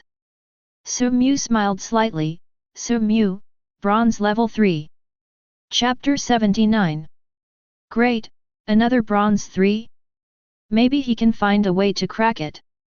The only female in the team was full of surprise and kept glancing at Su Mu out of the corner of her eye. "You said you are Bronze 3. Tai Feng looked skeptical. "Boy, now is not the time to lie. I don't think the Bronze Coffin can recruit Bronze 3 transcendents. What is your Bronze Law?" Su Mu pushed up his brown glasses and said calmly, "Why? You want to try it?" There was an unquestionable strong confidence in that calm tone, just like a long-time superior looking down on others. "Humph!" Tai Feng snorted coldly, "Boy, I'm not afraid of you. The most urgent task now is to lift the curse. There's no need to make things complicated." Although he said this, he couldn't hide the fear in his eyes. "Who would like to explain the curse?" Su Mu asked politely. The woman in the crowd was about to speak, but the Taoist priest spoke first. He was so frightened by Tai Feng that he could not speak, but now he seemed to have found his backbone, and his back straightened a lot. "Brother Su, my name is Jun Wushang, we are one of us. Let me tell you, we all came here to avoid the unmemorable. All those who enter the sacrificial site will be targeted by this statue, and no one can leave. This angel and demon statue will curse people based on their good or evil. Good people will see the statue completely turn into an angel and then be burned by flames, while evil people will see the statue turn into a demon and then its body will rot. Some people have tried to attack the statue before, but it was useless. Even Mr. Tai Feng, who was at Bronze 3, couldn't leave any mark on it. We can only watch ourselves slowly burn to death or rot to death." As Jun Wushang spoke, he lifted up his Taoist robe, revealing his mostly rotten body. Su Mu raised his eyebrows slightly. "How does the statue distinguish between good and evil? Cursing based on good and evil?" He found it a bit puzzling, because the standard of good and evil is difficult to judge. In the eyes of ants, all humans are bad people, and they trample their compatriots to death for no reason every day. The statue will ask questions, and then judge good and evil based on your answers. Remember, you must not lie, or you will be killed by the statue. When does it ask questions? As long as you get close to the statue, it will come alive and ask questions. Yang Dongqing's eyes lit up, and he found a way to break the impasse. "Then if I don't go over, won't I not be cursed?" Tai Feng sneered, "You think you're the only one who's smart and we're all fools?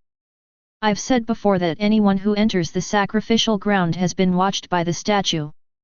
If you don't approach the statue to answer questions for a long time, you'll offend both the angels and the devils at the same time, and your body will be burned and rotten."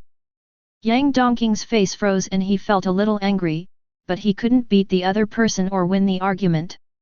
Su Mu did not go directly to find the statue, but asked a question: "Are you all affiliated with the company founded by the Murong family?" Tai Feng pointed at the two people beside him and said, "We are from Lingshu Company. The ones over there are from Linjiao Company, which was founded by the fourth young lady of the Murong family. I don't need to say anything about you guys. Bronze Coffin is the nominal third young lady of the Murong family." He did not mention the word illegitimate daughter. Obviously he still had some concerns about Su Mu's bronze level 3 strength. "So you all are here to look for the golden eye?" Everyone nodded with different expressions. If it's not for the golden eye, who would have the leisure to come to a ghost place like the abandoned city? Tai Feng curled his lips. Suddenly, Su Mu smiled, "It seems there is no golden eye here." Everyone was stunned, and Tai Feng asked anxiously, "What do you mean? How do you know there is nothing here? Where did you hear about the golden eye?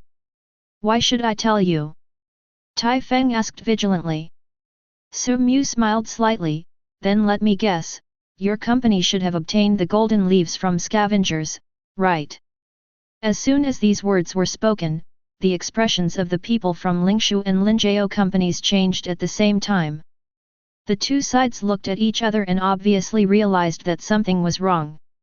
Tai Feng was still stubborn, "So what? The golden tree must have dropped more than one leaf. Isn't it normal for many scavengers to pick it up? This further proves that there is a golden eye here." Su Mu sighed, and the eyes behind the brown glasses looked like he was looking at an idiot. "As you said, there should be more companies that know about the golden eye, not just the Murong family. Haven't you ever thought about why all the companies here are from the Murong family? And all the companies are here, except for the company of the eldest son of the Murong family. This. Could it be?" Several people looked at each other and saw the changes on each other's faces. They were not fools, but it was difficult for them to think calmly because of the curse. Their minds were full of thoughts about the curse. Now after Su Mu's guidance, they immediately realized that something was wrong. "You mean this is a trap set by the eldest young master of the Murong family?" Tai Feng stood up suddenly. He suddenly groaned in pain and covered his rotten left arm tightly, obviously touching the wound. "Maybe, but it doesn't matter." Su Mu shrugged indifferently. In fact, he was more inclined to believe that Murong Mengli's fiancé was also involved, because Han Yu did not show up from beginning to end. It doesn't matter to him who is the mastermind behind the incident. He never cares about evidence when seeking revenge. He just kills all the suspects. There will always be a real enemy among them. He also liked the surprise very much and decided to give one in return later. Everyone's faces turned very ugly. It would be hard for anyone to avoid hatred after being framed and reduced to this state. Next question: after you entered the sacrificial ground, did the unmemorable appear again? Perhaps out of his confidence in Su Mu's strength and intelligence, even Tai Feng did not make any trouble this time and said directly, "No, the unmemorable should be afraid of the statue and dare not enter the statue's range." Su Mu nodded thoughtfully. It seemed that this statue was even more bizarre than the one with no memory. But, why did the mastermind behind the scenes put these two mutually restraining things in the abandoned city area? The statue is so strange that it can trap all the extraordinary people here and leave them waiting for death. Logically speaking, the mastermind behind the scenes only needs to send out the statue, and there is no need to create another person with no memory. Unless, the statue was not created by the mastermind behind the scenes, but was already here. Chapter 80. After roughly sorting out the cause and effect, Su Mu signaled to the bald man Zhao Yongqiang, and under the influence of hypnosis, Zhao Yongqiang resolutely stepped into the range of the statue. Zhao Yongqiang's action immediately attracted everyone's attention. They seemed to be extremely afraid of the statue. When they saw someone stepping into the range of the statue, they all stood up and kept backing away, enduring the pain in their bodies. When Zhao Yongqiang stepped about 10 meters from the statue, there was a sound of click, click, click. The sound of friction between stones was heard, and the head of the half-human high statue of gods and demons slowly turned to face Zhao Yongqiang. Its eyes, one black and one white, seemed to come alive at this moment, turning slightly and staring straight at the living person in front of him. A terrifying pressure descended at this moment, and the space around was frozen. The feeling was hard to describe, as if one was suddenly placed in a 10,000-meter deep sea, surrounded by creeping darkness, suffocating, cold, and desperate. Plop! Under this terrifying pressure, Zhao Yongqiang actually fell to his knees on the ground, his face pale and his body shaking constantly, almost fainting. Su Mu narrowed his eyes slightly. He had just hypnotized Zhao Yongqiang to make him no longer afraid. However, when facing the statue, the surging fear broke through the effect of hypnosis. "Mortal, tell me the most evil thing you have done." A deep and eerie voice and a cold and majestic voice sounded at the same time. They were two completely different voices, like an angel and a devil speaking. When the statue opened its mouth, those extraordinary beings were all terrified. They didn't even dare to breathe and hid behind the pillars to watch. Zhao Yongqiang trembled more and more, and his words became intermittent. "I embezzled the money from my previous company and framed others." Buzz. With a strange humming sound, the statue slowly fell silent, and the terrifying pressure also dissipated. What followed was Zhao Yongqiang's scream, "Ah! My legs!"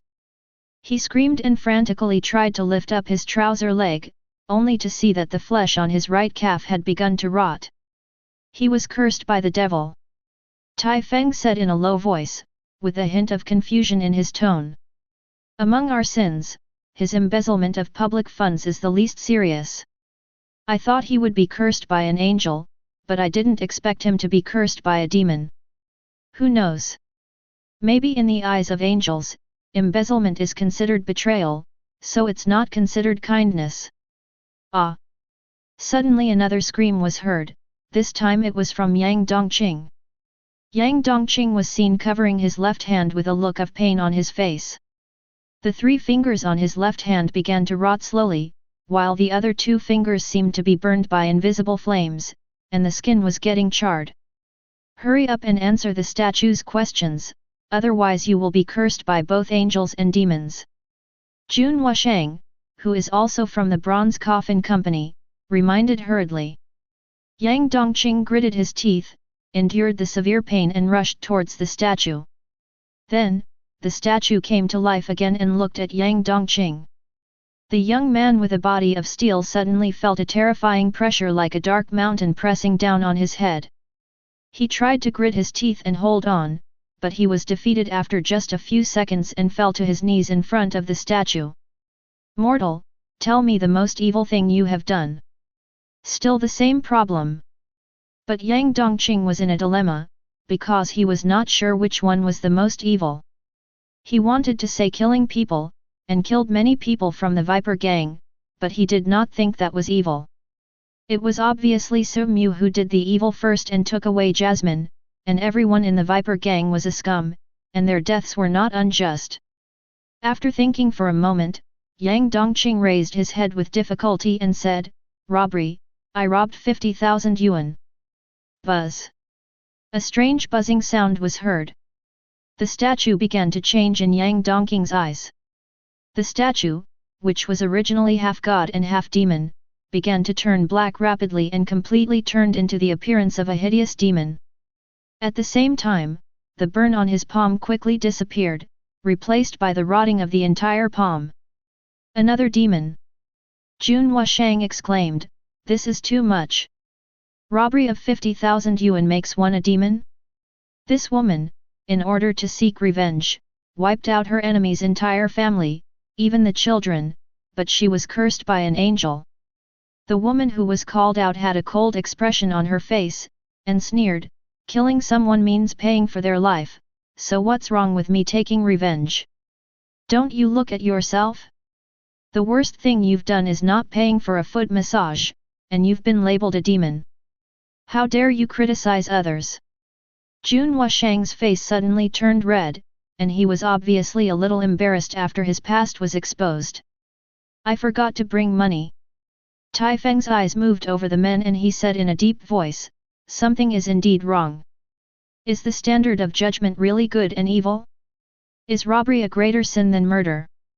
Could it be because Jun Wushang is a Taoist priest, and his behavior is tantamount to violating the Tao he believes in, so regardless of the severity of the circumstances, it is also considered betrayal? A short and thin man pondered. It's possible. Tai Feng couldn't figure out the reason and could only reluctantly accept this statement. At this time, everyone's attention was focused on the last person, Su Mu. Some people were surprised and wondered, he has not answered questions for such a long time, why hasn't he been cursed by gods and demons? Everyone also discovered this problem. Su Mu and Yang Dongqing came at the same time. Logically, both of them would be cursed by the gods and demons at the same time, but just now only Yang Dongqing was cursed, while Su Mu looked unharmed. He must have been cursed. The wound should be covered by his clothes. I guess he has a strong pain tolerance, so he didn't show any abnormality. Hearing everyone's discussion, Su Mu smiled slightly and did not explain. He really was not cursed. He had vaguely felt two strange forces invading his body before, but they were resisted by the pure heart. The passive effect of pure heart is that it has a strong resistance to all kinds of filthy and negative things. However, he still chose to walk towards the statue, because he could feel that as time went by, the two strange forces were getting stronger and stronger, and it wouldn't be long before they would break through the upper limit of what the pure heart could withstand. If you don't want to be cursed twice, you can only answer the questions of the statue. Click, click, click. As Su Mu entered, the head of the statue began to turn, and the terrifying pressure descended again. The feeling of fear and despair as if falling into the deep sea thousands of meters deep surged into his heart. It was not too obvious from a distance before, but now that he was being stared at by the statue, the feeling was particularly strong. It's like there is a real god or demon standing in front of you, their majestic bodies break through the sky and are as tall as the planets. The intense feeling of oppression is enough to suffocate you.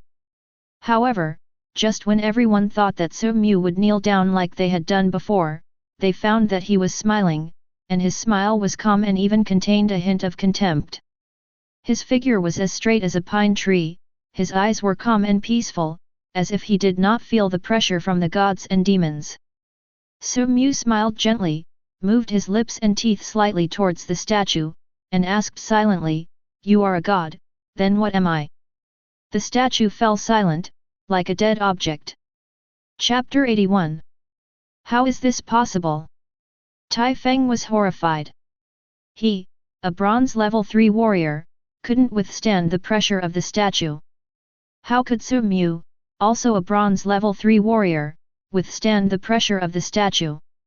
Could it be that Su Mu's strength far exceeds his own? At this moment, he no longer had any doubts about Su Mu's strength, and was even extremely wary of him.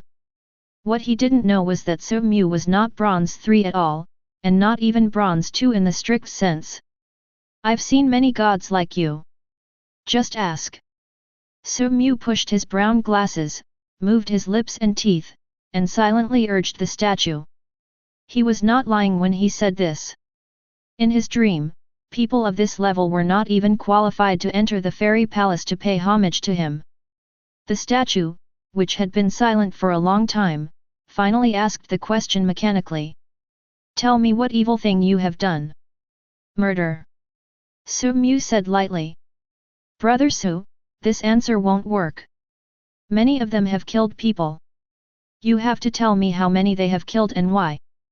Jun Wushang reminded loudly from a distance. Su Mu thought about it and changed his words. I once destroyed a city out of boredom. I can't count how many people there were, but there must be millions. After he said this calmly, the entire sacrificial site fell into an eerie silence.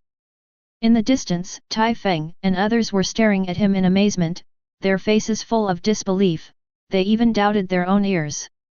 Destroy a city out of boredom? Millions of people? We've never killed so many people in a game. Brother Su. Don't lie. The statue will kill those who lie. Jun Wushang shouted anxiously, fearing that the statue would come back to life and be killed by Su the next moment. However, what he worried about did not happen. Buzz! A strange buzzing sound was heard, and the statue fell silent. God, statue of God, this. Jun Wushang was incoherent at this moment, and even his body began to tremble slightly. Wait a minute, let me think it over. You can't lie in front of the statue, otherwise you will be killed. Brother Su said that he once destroyed a city, he. Jun Wushang couldn't think any further after hearing this. He looked at Su Mu, who was smiling and dressed in a suit like an elegant aristocrat. For some reason, he felt an inexplicable fear sweeping over his body, and his scalp went numb. Suddenly, Su Mu frowned slightly. He felt a burning pain in his left arm which was covered by clothes. At the same time, the statue changed in his eyes. It was no longer a god or a demon, but became as white as jade, completely a statue of a holy angel.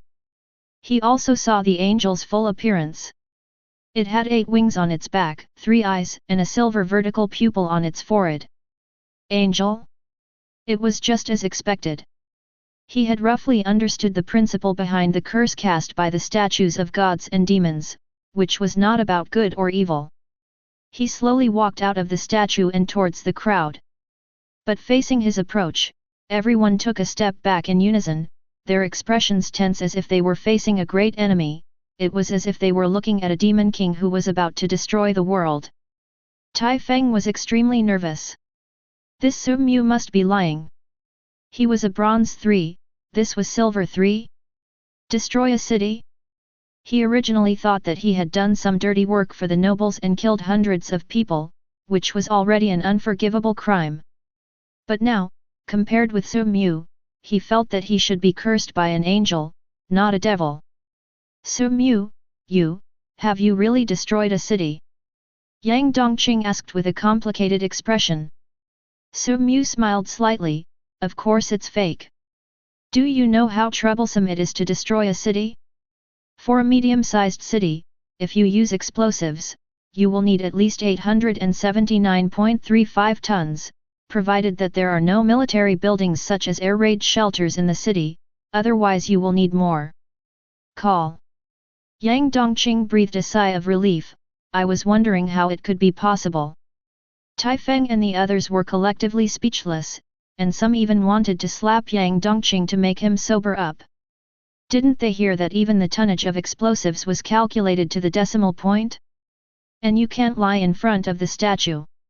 At this moment, Yang Dongqing seemed to remember something.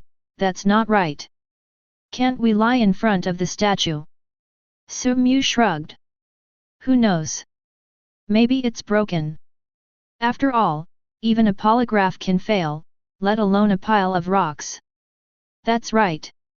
Yang Dongqing nodded in sudden realization. Why the hell are you nodding your head? You believe this lie? Tai Feng saw Yang Dongqing's eyelids twitching. He finally understood why Yang Dongqing could stay with this murderous devil. It turned out that he was a fool, so he was not afraid. In fact, Su Mu was not lying. In his dreams, he was so bored that he would often blow up the entire city. Afterwards, everyone fell silent and the atmosphere became very subtle.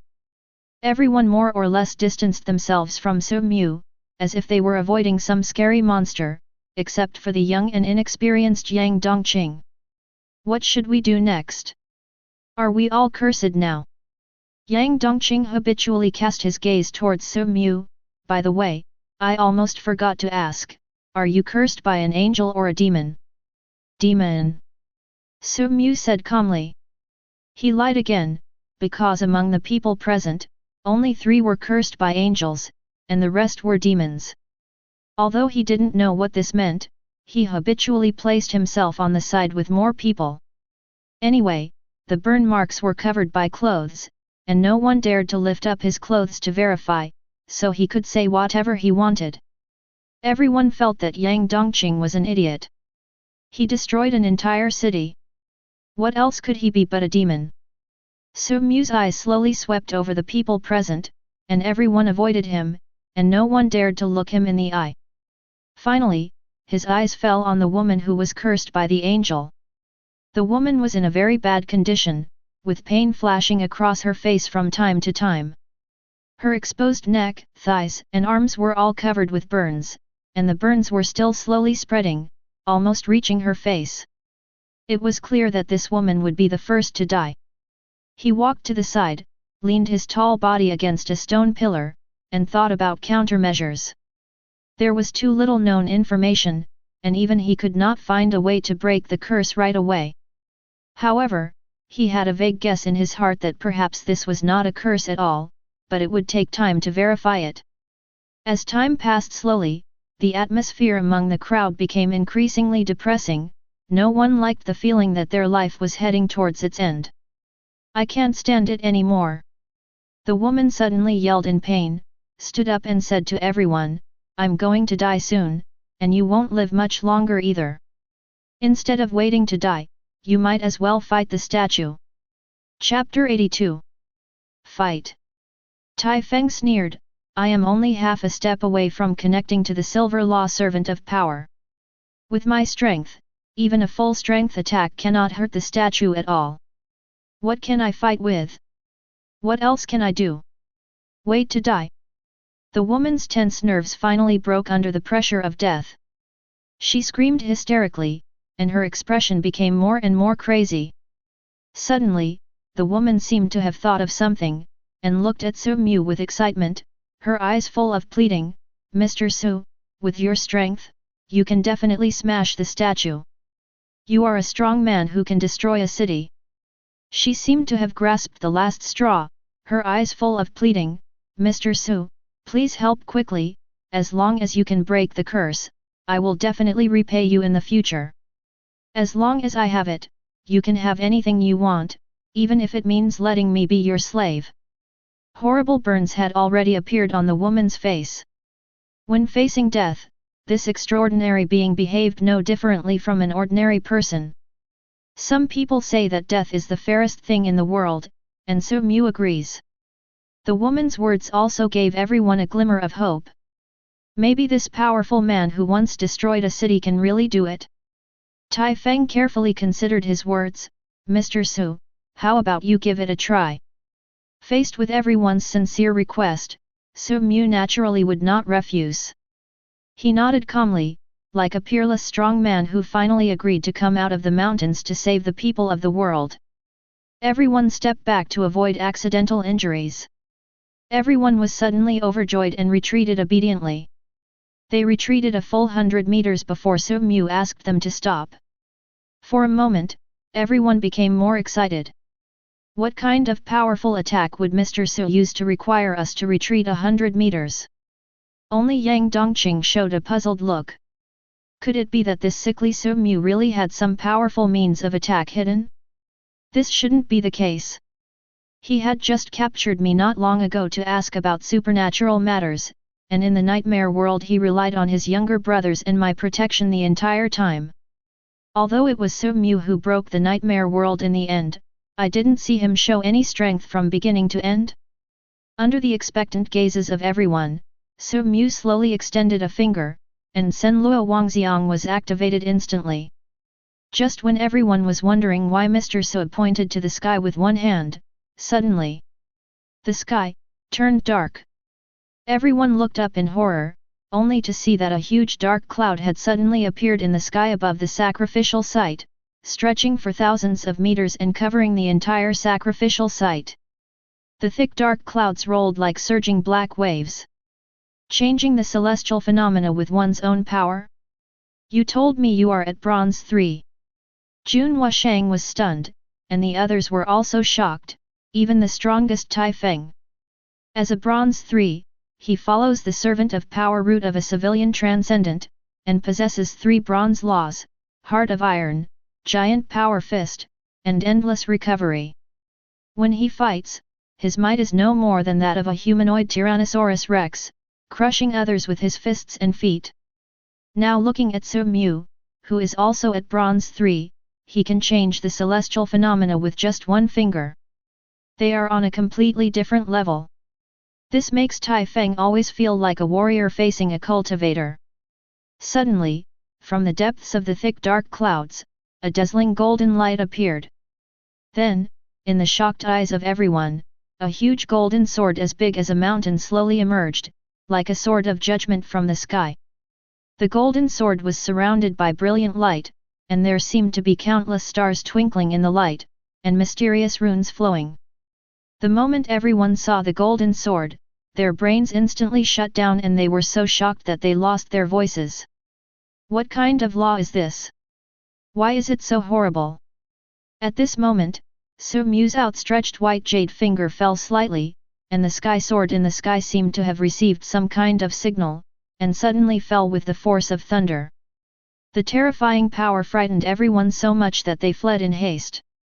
Although they knew that the heavenly sword was not aimed at them, they still instinctively wanted to escape. Only the dying woman was extremely excited. The golden light of the heavenly sword and her desire for life were reflected in her eyes. She clenched her fists and said, "Mr. Su, with such a strong strength, we'll definitely be able to do it. However, things in the world always go against one's wishes." At the moment when the heavenly sword fell, a dark light as dark as a demon suddenly burst out from the statue of gods and demons. The black light shot out and landed in mid-air, and instantly turned into a bottomless black hole, like the mouth of a giant beast in the abyss, swallowing the heavenly sword in one gulp. The dark clouds in the sky slowly dissipated, and the black hole disappeared soon after, as if nothing had ever happened. Su Mu shook his head at everyone. "My strength is still too weak to deal with the statue." The stunned crowd did not dare to respond. "You call this weak? Do you have any misunderstanding of the definition of weak?" Tai Feng forced a smile, which was a bit flattering. "Mr. Su, you are joking. When we attacked the statue, we couldn't even get it to react, but you made it fight back. I am not exaggerating when I say that up to now, I have never seen a more powerful transcendent than you." No one thought there was anything wrong with Tai Feng's arrogance at first and respectfulness later. This was a normal reaction when facing a strong man, especially since he had spoken rudely to him before. He did not kneel down to apologize at this time because he thought Su Mu did not care too much about what happened before. Su Mu smiled and nodded, with a hint of helplessness in his smile, as if he was troubled by his inability to destroy the statue. In fact, only he himself knew his real thoughts. He was just acting. The sky sword and the black hole were all illusions created by all things in the world. He did not attack the statue at all, and the statue never reacted. All this was done for everyone to see. Even Tai Feng, who was at Bronze 3, couldn't hurt the statue, let alone him. It is not surprising that people would do anything under the pressure of death, let alone a group of extraordinary people, so he must establish an absolute strong status, not only to ensure his own safety, but also to better lead everyone and increase the success rate of breaking the deadlock. It is not entirely correct to say that there was no attack. He just tried to control the statue with his mental power, but failed, as if the statue was just an ordinary stone. In the crowd, a short, dark-skinned man had a look of doubt in his eyes and looked at Su Mu closely, as if he had noticed something. "Ah!" A shrill scream attracted everyone's attention. The woman who was most seriously injured had collapsed to the ground. She rolled on the ground frantically, and the horrific burns had spread all over her body. The strange thing was that no one could see the flames on her body. After a moment, the screams faded away and the woman turned into a charred corpse. Chapter 83. The woman's death cast a shadow over everyone's hearts, especially after seeing that even a powerful man as terrifying as Su Mu was unable to destroy the statue. The shadow in their hearts became even darker. In addition to the woman and Su Mu, there were two other people present who were cursed by the angel and had burn marks on their skin. The two men looked at the woman's miserable death, and their faces became uglier, as if they had seen what they would look like in the near future. "Hey! My decay seems to have improved." Taoist Jun Wushang suddenly lifted up his Taoist robe, revealing his belly that had long been rotten. The belly, which was originally completely rotten, had actually recovered a lot at this time, and the rotten part had shrunk a whole circle. Everyone hurriedly checked their bodies. Mine is the same.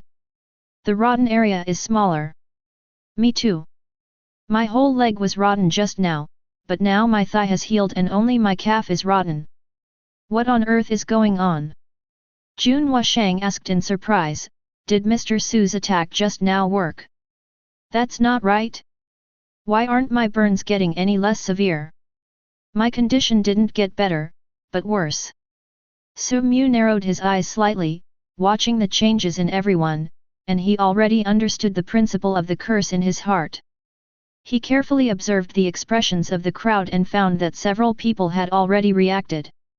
The two men cursed by the angel looked at each other, seemed to realize something, and their faces suddenly changed, but soon they hid their expressions, communicated implicitly with their eyes, and from time to time looked at the man cursed by the devil who was in ecstasy. Their reaction was quick, but someone else reacted even faster than them. Boom! A pair of iron fists with a metallic sheen suddenly appeared behind one of the men's heads. Bang! The man had no time to react, and his head exploded instantly, turning into a headless corpse falling to the ground. The remaining person's face changed drastically, Tai Feng Yu.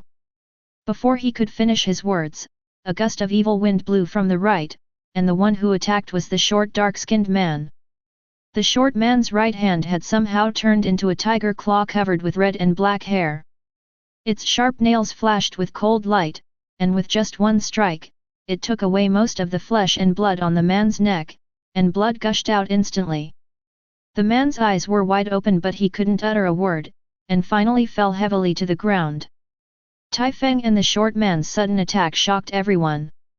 They all distanced themselves from the two men, with looks of shock and anger on their faces. Tai Feng! Xiechuan! What are you two doing? Why are you killing people? Someone shouted. Everyone stared at the two men, as if they would attack them if they didn't give a reasonable answer. Tai Feng sneered, idiot! Look at the rot on your body before asking questions. Everyone's expressions changed slightly, and some began to check for decay on their bodies. My decay has decreased again. This time it's reduced by more than half, and it's still recovering slowly. What the hell is going on? Why would their death cure our curse? Could it be? Some smart people have realized the key to the problem and are staring at the corpse on the ground. Pa pa pa! There was applause not far away, and Su Mu came over with an approving look on his face. You two are so decisive. The moment you found a way to break the curse, you killed the person unexpectedly without any hesitation. It's brilliant. When Tai Feng saw that it was Su Mu who was speaking, the fierceness on his face disappeared completely, like a tiger turning into a kitten, with a flattering look on his face. Mr. Su, you are too kind. I am also trying to help everyone break the curse. These two people are quite powerful. If we let them attack first, more people may be killed or injured. Su Mu, what's going on? Yang Dongqing walked over with a grim look on his face. He couldn't accept that several people who were teammates just now were suddenly killing each other. Su Mu smiled and explained, angels and demons are originally in opposition, and this statue is a combination of gods and demons. They have reached a delicate balance between them, and it is impossible to tell who is the winner. At this time, external forces are needed. In fact, the so-called curse is just to divide the camps. Those who are cursed by angels are angel believers, and those who are cursed by angels are devil believers. I guess angels and devils should be using this method to determine the winner. They use curses to force people from the two camps to kill each other. A hint of understanding flashed across Yang Dongqing's eyes, but his expression remained ugly. So that's how it is, but these angels and demons are not good people, they are so cruel. Wait! Something's wrong.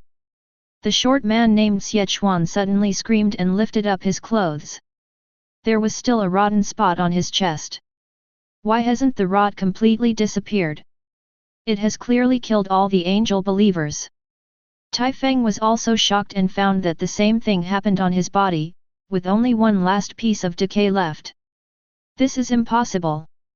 Isn't this the way to break the curse? The faces of the people who were originally immersed in joy turned gloomy again. Su Mu frowned and walked in front of everyone. The method to break the curse should be correct. Since the curse has not completely disappeared, there is only one possibility. What's possible? Someone asked anxiously. There are still angel believers among us. Su Mu's eyes swept through the crowd like lightning, as if looking for the last angel believer. When these words were spoken, everyone was shocked and looked at the people around them with suspicion. Some cautious people even quietly stepped back and distanced themselves from others. How is this possible? Mr. Su, everyone present should be a devil believer. Tai Feng was stunned and couldn't believe it. Su Mu's expression became more serious. Maybe one of us lied. He is an angel believer, but he deliberately lied that he was cursed by the devil. Tai Feng's face changed, and he stared at everyone except Su Mu with murderous eyes. Whoever is lying, come out now, or I can leave your body intact. Everyone show your wounds. Tai Feng, you go and check. Su Mu ordered in an unquestionable tone. Under the pressure of the strong man, everyone lifted up their clothes, revealing the last small piece of decay on their bodies. Tai Feng checked them one by one with his sharp eyes like an eagle and found that all of them had decay, which meant that they were undoubtedly believers of the devil. That's not right, Mr. Su, they are all demons. Tai Feng's words suddenly stopped, his pupils suddenly contracted, he looked at Su Mu in disbelief, and stepped back subconsciously. Not only did he realize it, but everyone else also realized it. They looked at Su Mu in horror and kept backing away. Su Mu proposed to check them, but no one checked Su Mu from beginning to end. Chapter 84. Mr. Su, you. Tai Feng's expression changed drastically, and he didn't even dare to say the following words. If Su Mu was an angel believer, then would he, the devil believers, still have a chance to survive? Facing the fearful and suspicious eyes of the crowd, Su Mu smiled slightly. If I were an angel believer, would I advocate checking everyone? And suggest that there is a possibility that there are still angel believers alive. After saying that, he gently lifted the sleeve of his left arm, revealing his arm. There was a small piece of rotten flesh on his forearm. Seeing this scene, everyone breathed a sigh of relief. If Su Mu was an angel believer, they didn't think they could kill him. But if it wasn't Su Mu, who was the angel believer? Tai Feng, you just checked everyone, now let everyone see your wound. Su Mu suddenly said. Tai Feng nodded and said respectfully, okay, Mr. Su. He agreed verbally, but in his heart he was complaining about Su Mu's unnecessary actions. He was the only one wearing the most revealing clothes among the crowd, a tight black vest, with his arms and chest muscles basically exposed. When they were rotting before, the clothes could not cover them at all, and everyone saw it, but since Su Mu had spoken, he dared not disobey. Then he boldly lifted up his tight black vest and turned around, revealing the wound on his back. You all saw it, didn't you? I'm a devil believer just like you. Tai Feng casually put down his black vest and said as he turned around, it seems that in order to break the curse, in addition to killing the angel believers, there should be other hidden conditions. What's with your expression? Tai Feng turned around and was stunned. He found that everyone was staring at him with strange expressions, ranging from shock, anger, to suspicion. His heart skipped a beat and he had a bad feeling. Wait! Flame Sun Chain, a middle-aged man in a leather jacket yelled. A chain made of lava suddenly appeared in his hand and instantly wrapped around Tai Feng's body. Tai Feng was shocked. What do you want to do? I am a devil believer. One of us. You're still trying to lie. You clearly have burns on your back. You're talking bullshit. Mr. Su, you have to believe me, I am really a devil believer. Everyone saw it when I was rotting before. Tai Feng struggled violently, and his body turned metallic. He explained to Su Mu anxiously, with the word wronged written all over his face. Of course Su Mu knew that Tai Feng was wronged. After all, in this world, only those who have wronged you know how wronged you are. Tai Feng is not an angel believer, because he himself is one, and the burns on his back are also an illusion he created using Sen Luo Wangxiang. Mr. Tai, maybe you really were a devil believer before, but you changed your camp halfway through. Angels represent kindness, and maybe it was because you just stepped forward to help everyone remove the curse that you became an angel believer. You don't need to explain. It's useless to say more. After all, the burns on your back can't deceive anyone. Su Mu sighed slightly, as if feeling sorry for Tai Feng. Tai Feng was stunned by these words. Can the camp be changed? But I just killed someone just now to save my own life. Kill him quickly. I can't hold on for much longer, the man in the leather jacket shouted anxiously. The rest of them started to attack Tai Feng. Jun Wushang even drew out the sword in his hand, unparalleled sword dance. The bright sword light was like a streak of silk, cutting through the air and piercing towards Tai Feng's eyeball. He knew that the opponent had a body of steel, so he had to attack the eyeball. Ah! Facing the siege of the crowd, Tai Feng roared with a ferocious expression. More and more metallic colors emerged from his body, and his muscles swelled like balloons. Bang! The yin-yang chain was broken directly. However, Tai Feng, who had escaped, did not fight back. Instead, he looked at Su Mu with great fear and then quickly fled. He knew clearly that with Su Mu in the demon camp, he, an angel believer, could not win at all and could only run. Of course, there was no way that everyone would let him go, and they chased after him in a swarm of people. Su Mu looked at Tai Feng who was fleeing in a panic, with an interested smile on his lips. He had to admit that Tai Feng was really strong, more than one level stronger than Yang Dongqing. The marks left by the burns from the yin-yang chain had been mostly recovered while he was running. This was obviously the result of the ability of endless recovery taking effect. However, no matter how strong you are, it is useless. Real combat does not rely solely on brute force. Tai Feng was very fast, after all, his abilities were all related to his physique, but the extraordinary people chasing him were no mediocre people either. One of them suddenly stopped, stood in place, took a deep breath, and then opened his mouth and yelled. Buzz! A shrill noise came out of this man's mouth, the air around him vibrated strangely, and a strong sound wave attacked Tai Feng. Ah! Tai Feng screamed, covered his head in pain and fell to the ground. Red blood was faintly flowing out of his ears. As he fell to the ground, several attacks came instantly. Several lava chains tied him up. The lava burned his skin, emitting a burnt smell. Jun Wushang's sword glowed white and slashed fiercely, leaving several sword marks on Tai Feng's body that were deep enough to see the bones, but that was all. It was unable to cut through his bones. Yang Dongqing also symbolically hit him twice, then walked away with a disappointed look on his face, because he found that he was the weakest among the crowd. Even though he had fully mastered the heart of iron, he could not break Tai Feng's defense at all. It was like two pieces of iron colliding. On the other hand, everyone else's methods could cause harm to Tai Feng. Even the Taoist Jun Wushang, who looked the most cowardly, could injure Tai Feng with his sword. No wonder Heart of Iron is only sequence 9, the ranking is not without reason. At this time, the man who released the sound waves before took out a silver revolver. The pistol had a strange shape, and the gun body was very long, almost as long as a baby's arm. It was silver all over and looked extremely bright under the sun. Bang! A silver bullet shot towards Tai Feng's head. Tai Feng, who fell to the ground, immediately felt a creepy sense of crisis. He struggled with all his might, but in the end, the bullet did not hit his head, but hit his chest. A streak of blood bloomed on his chest, and the iron body he was proud of failed to block the bullet. Mithril bullets.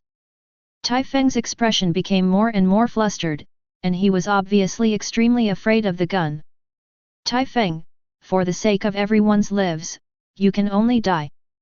The man holding the silver gun walked over slowly and raised the pistol to Tai Feng's head.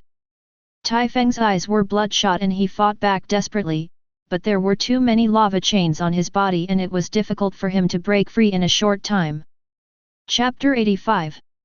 Just as the man with the silver gun was about to pull the trigger, Sichuan, who had not taken action before, suddenly said, "Wait a minute, I think something is fishy."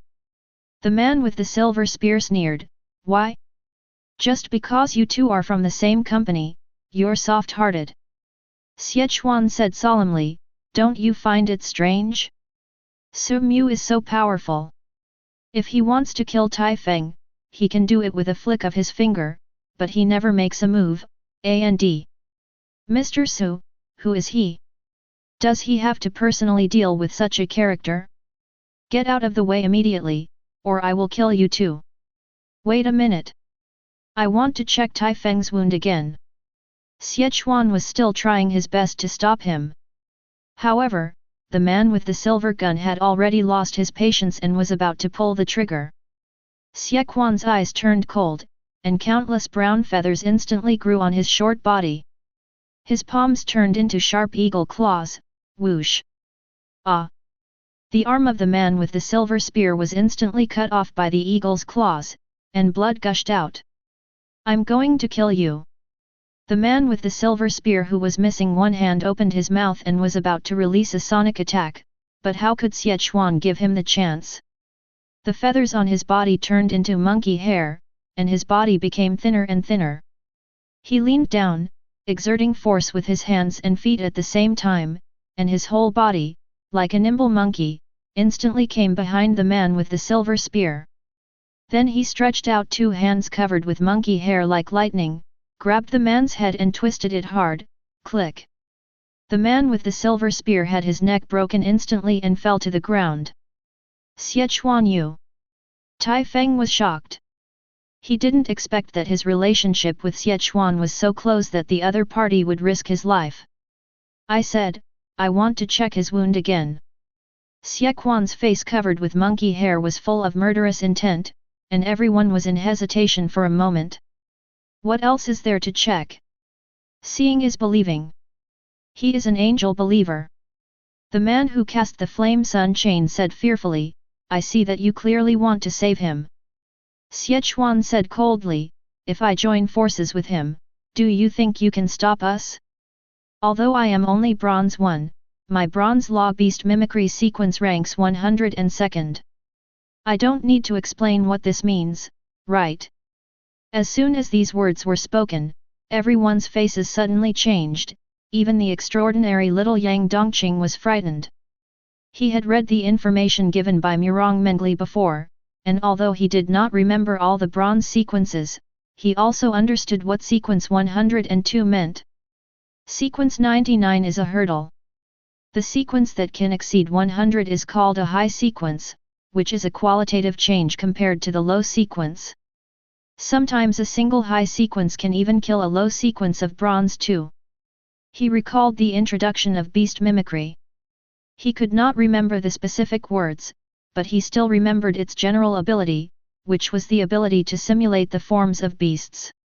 Although this bronze law did not have a very strong attack power, it was very comprehensive and could be used for operations on 3 fronts, sea, land, and air, which was enough to deal with most crises. Seeing that everyone was shocked, Sichuan's palms turned into eagle claws again, and the sharp nails flashed cold light in the sunlight, whoosh. He waved his hand violently, and Tai Feng's tight vest suddenly split open, revealing a body of strong muscles that gleamed with metallic luster. "Turn around!" Tai Feng turned around without hesitation. He knew that he could not defeat everyone together. If Sichuan wanted to harm him, there was no need to kill the man with the silver spear. The charred wound was once again exposed to everyone. "Sichuan! What are you trying to quibble about? The evidence is irrefutable." The man who controlled the flame sun chains shouted in dissatisfaction. However, Sichuan did not respond. Instead, he turned his nose into a dog's nose and sniffed hard. Then a sneer flashed across his face. He leaned over, grabbed the burned area with force, and immediately grabbed off a piece of rotten flesh. Everyone was shocked. What on earth is going on? Isn't he burned? Why is there rotten flesh and blood? Sichuan smiled coldly and looked at Su Mu, who was standing against a stone pillar in the distance. Su Mu seemed to sense his gaze, smiled at him and nodded. We have all been deceived. The guy named Su is the angel believer. The murderous intent in Sichuan's eyes became stronger and stronger. He couldn't stand being fooled like a clown. Don't talk nonsense. If Mr. Su is an angel believer, how do you explain the decay on his body? Don't forget that it was he who suggested that there were angel believers among us and took the initiative to request to check everyone. Jun Wushang didn't believe what Sichuan said at all and retorted. Flame Sun Chain, the man, also looked unconvinced, and only Yang Dongqing, who knew Su Mu best, felt a pang in his heart. Broke in. This is something he can do. If I'm not mistaken, Su Mu's ability should be related to illusion. He used illusion to change the wound and pointed the spearhead at the strongest Tai Feng, wanting to use the power of everyone to kill Tai Feng first. Believe it or not, as long as Tai Feng dies, there will definitely be another angel believer who switches camp among us. Unfortunately, he underestimated my nose. Although the appearance of the wound has changed, the smell of burning and rotting is completely different. Sichuan explained coldly. Jun Wushang still didn't believe it. Are you kidding? With Su Ji's strength, why would he play such a trick? If he was an angel believer, we would all be dead long ago. Why would we play with you? At this time, Tai Feng also came back to his senses. His face became extremely ugly. Maybe he doesn't have such strong strength at all, and the previous attack was also an illusion. That's right. Sichuan smiled coldly. I was wondering before, why is there no sound for an attack that can change the celestial phenomena? Because of beast mimicry, my 5 senses are beyond ordinary people. I can have the eyes of an eagle, the nose of a dog, and the ears of a cat at the same time, so even if the distance was far, I could still detect the abnormality. After the dark clouds appeared, the humidity in the air did not change, and there was no airflow caused by the falling giant's sword. It can be said that except for what is seen by the naked eye, there was nothing else that should be there. This is completely contrary to common sense. This only proves one thing, that Su Mu has the ability to manipulate vision through illusion. He treats us all like fools. The chain made of lava broke with a sound, and Tai Feng dragged his injured body to get up from the ground with difficulty, his eyes filled with unimaginable anger.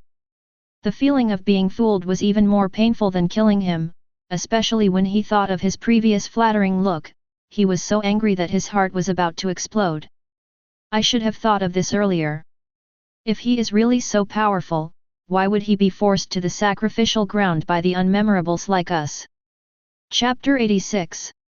Click, click, click.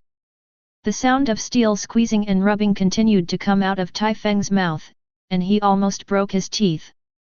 The situation completely reversed at this moment, and the spearhead was directed at Su Mu. Yang Dongqing realized that something was wrong, so he naturally stood on Su Mu's side. However, the two of them were forcibly divided into the camps of angels and demons, and they were already enemies of life and death, which made him hesitate. Kill him! Tai Feng roared with a livid face, and then rushed towards the center of the sacrificial site like a human tank. Sichuan transformed into a werewolf, got on all fours, and followed closely behind. The chained man did the same. The 3 men all had furious murderous intent flashing on their faces. Only Yang Dongqing and Jun Wushang looked hesitant. Brother Yang, what should we do? After all, Brother Su is in the same company as us. Su Mu, run! Yang Dongqing suddenly yelled, and then went to stop the crowd. Jun Wushang was stunned. He didn't expect that Yang Dongqing would choose to stand on Su Mu's side. You know, only one of the angels and the devil can survive. Boy, how dare you betray us! Tai Feng was filled with murderous intent and did not hold back at all when facing Yang Dongqing, who was rushing towards him. The muscles in his right arm instantly swelled like a balloon, becoming thicker than an adult male's thigh. The bulging muscles were hard and distinct, containing terrifying power. His eyes flashed, and he swung out his right fist suddenly. His fist cut through the air, making a sharp explosion. Don't kill him! Xiechuan suddenly spoke. Out of trust in Xiechuan, Tai Feng's fist changed direction in mid-air, from Yang Dongqing's head to his chest. Yang Dongqing's arms glowed with metallic light, and he wanted to block the punch. However, the gap between Bronze 1 and Bronze 3 was too big, and his proud body of steel was like paper in front of this punch. Snap! The defensive arms were broken in an instant, and the terrifying force flowed along the broken arms and hit the chest cavity, causing a dent. Yang Dongqing's body flew backwards uncontrollably, with blood gushing out of his mouth. This punch left him seriously injured. Why can't we kill him? Tai Feng asked with lingering anger. Killing the devil believers will be beneficial to the angels. At present, Su Mu's strength is unknown, and his burns cannot be allowed to recover. Xiechuan said coldly, kill Su Mu first, don't make any more trouble. The two looked at each other and then rushed towards Su Mu. Soon, all three of them came to the center of the sacrificial site, forming a triangle and surrounding Su Mu tightly. Mr. Su, you've deceived us so much. Tai Feng, who was covered in scars, stared at Su Mu. As for the bald man who had been hiding in the corner, no one paid any attention to him. Surrounded by three extraordinary people, Su Mu was not panicked at all. Instead, he smiled slightly. How can the affairs of extraordinary people be called cheating? It's obviously because you are too stupid. You can't blame others. The three of them were instantly furious. They didn't expect Su Mu to be so arrogant after being exposed. But precisely because of this, they were a little hesitant to act rashly. No one knew Su Mu's true strength. If what he said before about Bronze 3 was true, then it means that in addition to visual illusions, he also has two other hidden abilities. Su Mu, there's no need to bluff. If we don't kill you, we will all die, so you can't scare us. Xiechuan's eyes flashed with cold light, and his hands turned into a pair of tiger claws at some point. Facing the threat, Su Mu smiled even more. This is what makes it interesting. In fact, I was really worried that you were all idiots and wouldn't notice until you killed each other to death. I didn't expect you to notice it just after one person died. Come on, let's go together. Several people looked at each other. Although they were a little afraid, in the face of life and death, no one cared about martial ethics and they fought side by side. Get started. Tai Feng took the lead. He suddenly exerted force with his legs, the ground cracked instantly, and the whole person flew into the air, smashing towards Su Mu like a cannonball. At the same time, a lava chain arrived in an instant. Facing the siege of the two, Su Mu did not take any action. However, when the two attacked one after another, his figure disappeared like a dream bubble. Illusion. Tai Feng was shocked and realized the strangeness of Su Mu's methods. At this time, Xiechuan, who had not taken any action, sneered, and with a pair of tiger claws he tore through the air and attacked behind the stone pillar. A black figure leaped lightly and dodged the tiger claws. Su Mu, your magic can fool them, but it can't fool me. Xiechuan's eyes flashed with pride. The sound of your footsteps when you moved has already betrayed you. You too, follow my instructions and don't trust your eyes. I will point out his location for you. Su Mu was not panicked at all after being surrounded again. He pushed up his brown glasses and said calmly, you three don't think I'm only good at illusions, do you? A hint of caution flashed across the faces of the three men, but no one was scared off by Su Mu. They continued to press towards him step by step, constantly narrowing the encirclement. Su Mu smiled faintly, "If you can see through my illusion, I actually know a little bit of boxing." Then, as he did before, he stretched out a finger and slowly pointed to the sky. In an instant, the wind and clouds changed drastically. A huge dark cloud formed out of thin air, covering the entire sacrificial site. The sky turned dark. Seeing him use the same trick again, Sichuan became more and more proud. "Haha, you've run out of tricks. The air humidity hasn't changed, and the airflow hasn't moved. Don't use this fake illusion to embarrass yourself." Illusion. Su Mu's lips curled slightly, and a hint of sarcasm flashed across his face. "You are about to die and you still don't know it? Shadow summoning. Demon coming. Shadow summoning?" Everyone was slightly surprised. Is this another bronze law of Su Mu? How come we have never heard of it before? Is it some hidden law? Sichuan! Be careful behind you! Tai Feng suddenly shouted nervously. Sichuan quickly turned his head, only to see a 2-meter-tall humanoid monster made up of shadows suddenly walked out of the darkness behind him. Its body was as thin as a mummy, with its long hands hanging to the ground, and a pair of scarlet blood pupils opened on the part that belonged to a human face. Sichuan was startled, but he sneered in an instant, "There are no footsteps, and no smell, it's just an illusion." However, what he didn't know was that shadows had no footsteps and no smell. Afterwards, he ignored the shadow behind him and looked at Su Mu with a sneer on his face. "It seems that you really have no other means, then prepare to die." Just as he was about to make a move, his vision suddenly went dark. It turned out that the human-shaped black shadow stretched out its withered arms, with 5 fingers stretched out like branches and its body bent, like a gentleman inviting him to dance. Humph! Sichuan ignored him completely and walked straight through the black shadow, but, bang! Sichuan stood there in a daze, looking at the dark arm that was blocking him, and felt a pain in his forehead as if he had hit a tree. In an instant, his face changed drastically, and an uncontrollable fear ran through his head. This is not an illusion.